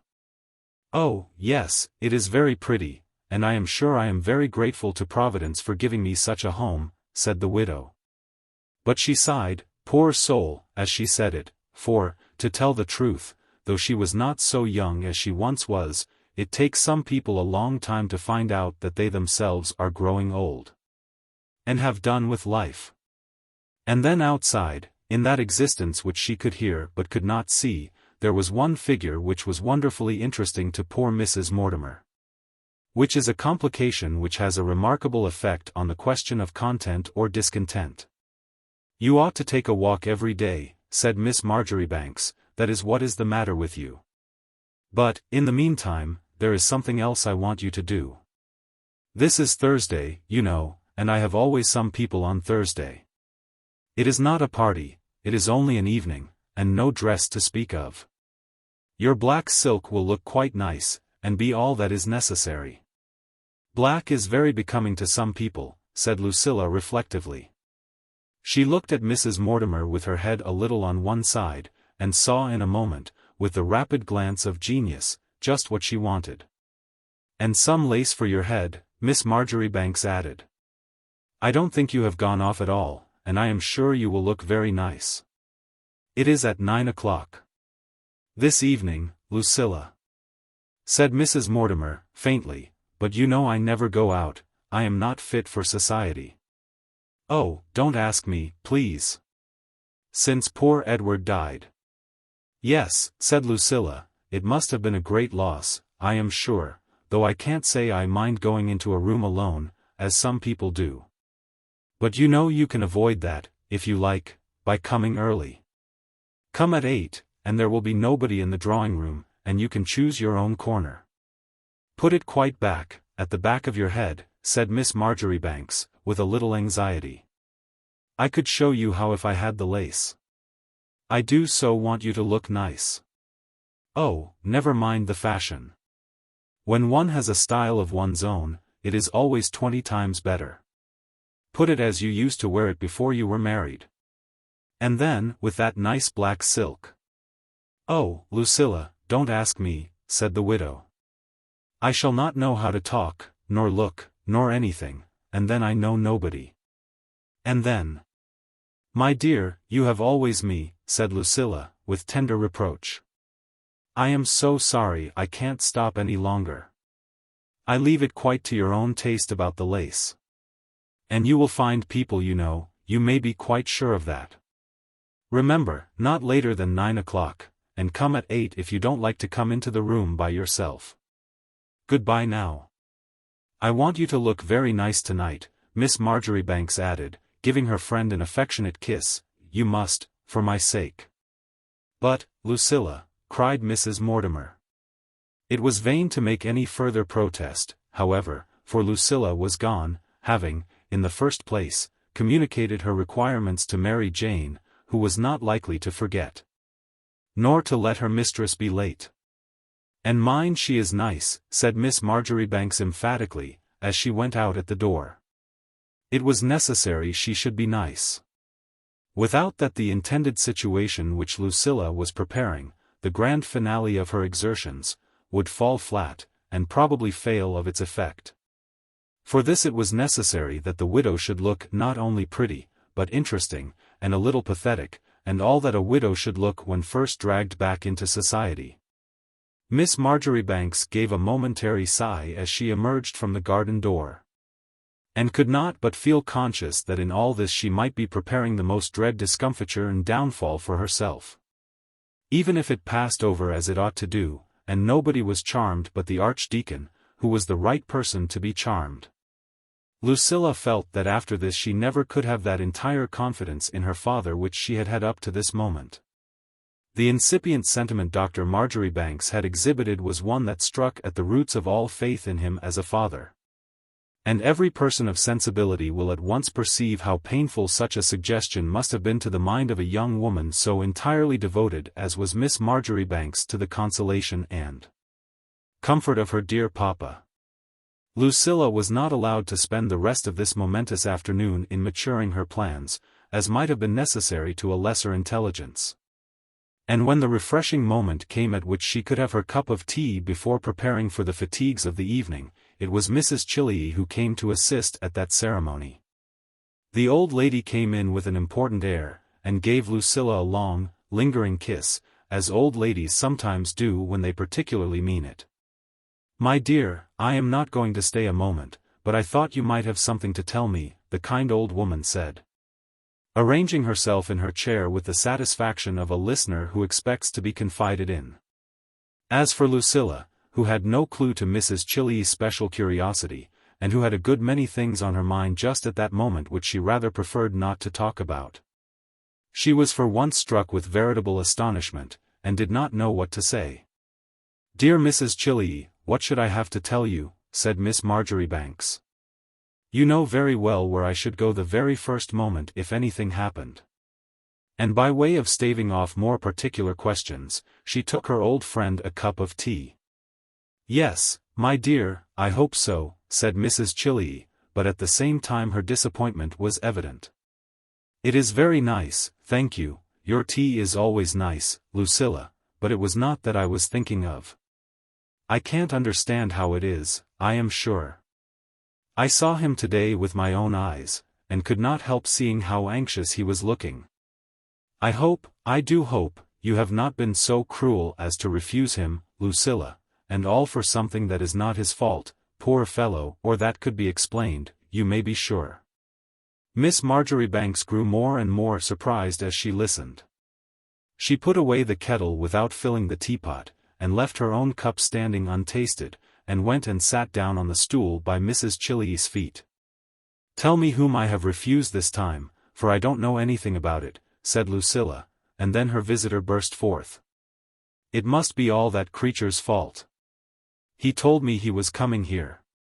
And to tell the truth, I stood and watched him, for you know how interested I am, my dear, and then a little while after he met that Barbara." "Oh, Lucilla, why were you ever so foolish as to have her here? I told you how it would end when you brought those artist people about your house. They are all a set of adventurers," cried Mrs. Chillee. "I saw them meet, and I was so disgusted that I did not know what I was doing, but he passed her as nicely as possible. Just a civil word, you know, and then he was past. Just as I would have done myself, for it is always best not to be uncivil to anybody. I could see her standing as if she had been struck with lightning. And naturally, Lucilla, I never thought anything else than that he had come here, and that all was right between you." "Oh, my dear, I hope you are sure you have not refused him," Mrs. Chillee said, piteously. "Anyhow, Lucilla, you need not mind telling me. I may be sorry, but I will not blame you, my dear." "I have not refused anybody," said Lucilla, with a modest innocence that it was a pleasure to see. "But, dear Mrs. Chillee," she continued, raising her drooping eyelids, "I think you make a mistake about Mr. Cavendish. My own opinion is that Barbara would make him a very nice wife." "Oh, please, don't be angry. I don't mean to say, you know, that I think her quite what one would call nice, for oneself. But then the gentlemen have such strange ways of thinking. Many a girl whom we could not put up with is quite popular with them," said Miss Marjoribanks, with a certain mild wonder at the inexplicable creatures whom she thus condescended to discuss. "I suppose they have a different standard, you know, and for my part, I would advise Mr. Cavendish to marry Barbara. I think it is the best thing he could do." "Lucilla!" cried Mrs. Chillee, almost with a shriek of horror. She thought, as was perhaps natural, that there was some pique in what her young companion said. Not doing Miss Marjoribanks justice, as indeed few people did, for that perfect truthfulness which it was Lucilla's luck always to be able to maintain. Mrs. Chillee thought it was her young friend's maidenly pride and determination not to take up the part of a woman slighted or jilted. "You may refuse him, my dear, if your heart is not with him," said the old lady, "but I would not be so hard upon him as that, poor fellow. You may say what you please, but I always will think him nice, Lucilla." "I know I ought to be on the Archdeacon's side," said Mrs. Chillee, putting her handkerchief to her eyes. "But I am an old woman, and I like my old friends best. Oh, Lucilla, it is not kind of you to keep up appearances with me. I wish you would give way a little. It would do you good, my darling. And you know I might be both your grandmothers, Lucilla," she cried, putting her arm round her favourite. As for Miss Marjoribanks, she gave her old friend a close embrace, which was the only thing that even her genius could suggest to do. "I have always you," said Lucilla, with touching eloquence. And then she freed herself a little from Mrs. Chillee's arms. "I don't say, perhaps, that everybody will receive her, but I mean to make an effort, for my part. And I shall certainly tell Mr. Cavendish so if he ever speaks of it to me. As for Mr. Beverley, he is going to be married too. Did not you hear? He told me all about it himself one day," said Miss Marjoribanks, "and I will ask him tonight if I may not tell you who the lady is. It is quite a little romance, and I hope we shall have 2 marriages, and it will make it quite gay for the winter. When you know all about it," Lucilla added tenderly, by way of breaking the shock, "I am sure you will be pleased." But instead of being pleased, Mrs. Chillee was speechless for the moment. Her fresh old cheeks grew ashy with dismay and horror. "The Archdeacon too," she cried, gasping for breath. "Oh, Lucilla, my dear, and you?" Then the kind old lady held Miss Marjoribanks fast, and sobbed over her in the despair of the moment. To think, after all the pains that had been taken, and all the hopes and all the speculations, that neither the one nor the other was coming to anything. "If it should be that general, after all, and I cannot abide him," sobbed Lucilla's anxious friend. But Miss Marjoribanks's genius carried her through this trial, as well as through all the others which she had yet encountered on her way. "Dear Mrs. XXIII," said Lucilla, "it is so good of you to care, but if it had been that I was thinking of, I need never have come home at all, you know. And my object in life is just what it has always been, to be a comfort to Papa." Upon which Mrs. XXIII kissed her young friend once more with lingering meaning. "My dear, I don't know what they mean," she said, with indignation. "Everybody knows men are great fools where women are concerned, but I never knew what idiots they were till now." "And you are too good for them, my darling," said Mrs. XXIII, with indignant tenderness. Perhaps Miss Marjoribanks was in some respects of the same way of thinking. She conducted her sympathetic friend to the garden door, when it came to be time for everybody to go and dress, with a certain pathetic elevation in her own person, which was not out of accord with Mrs. XXIII's virtuous wrath. To have Mrs. Mortimer and Barbara Lake preferred to her did not wound Lucilla's pride. One can be wounded in that way only by one's equals. She thought of it with a certain mild pity and charitable contempt. Both these two men had had the chance of having her, and this was how they had chosen. And there can be little wonder if Miss Marjoribanks's compassion for them was mingled with a little friendly and condescending disdain. It was, however, an ease to Lucilla's mind that she had let Mrs. XXIII know, and was so far free to work out her plans without any fear of misconception. And on the whole, her old friend's tender indignation was not disagreeable to her. Thus it was, without any interval of repose to speak of, that her lofty energies went on unwearied to overrule and guide the crisis which was to decide so many people's fate.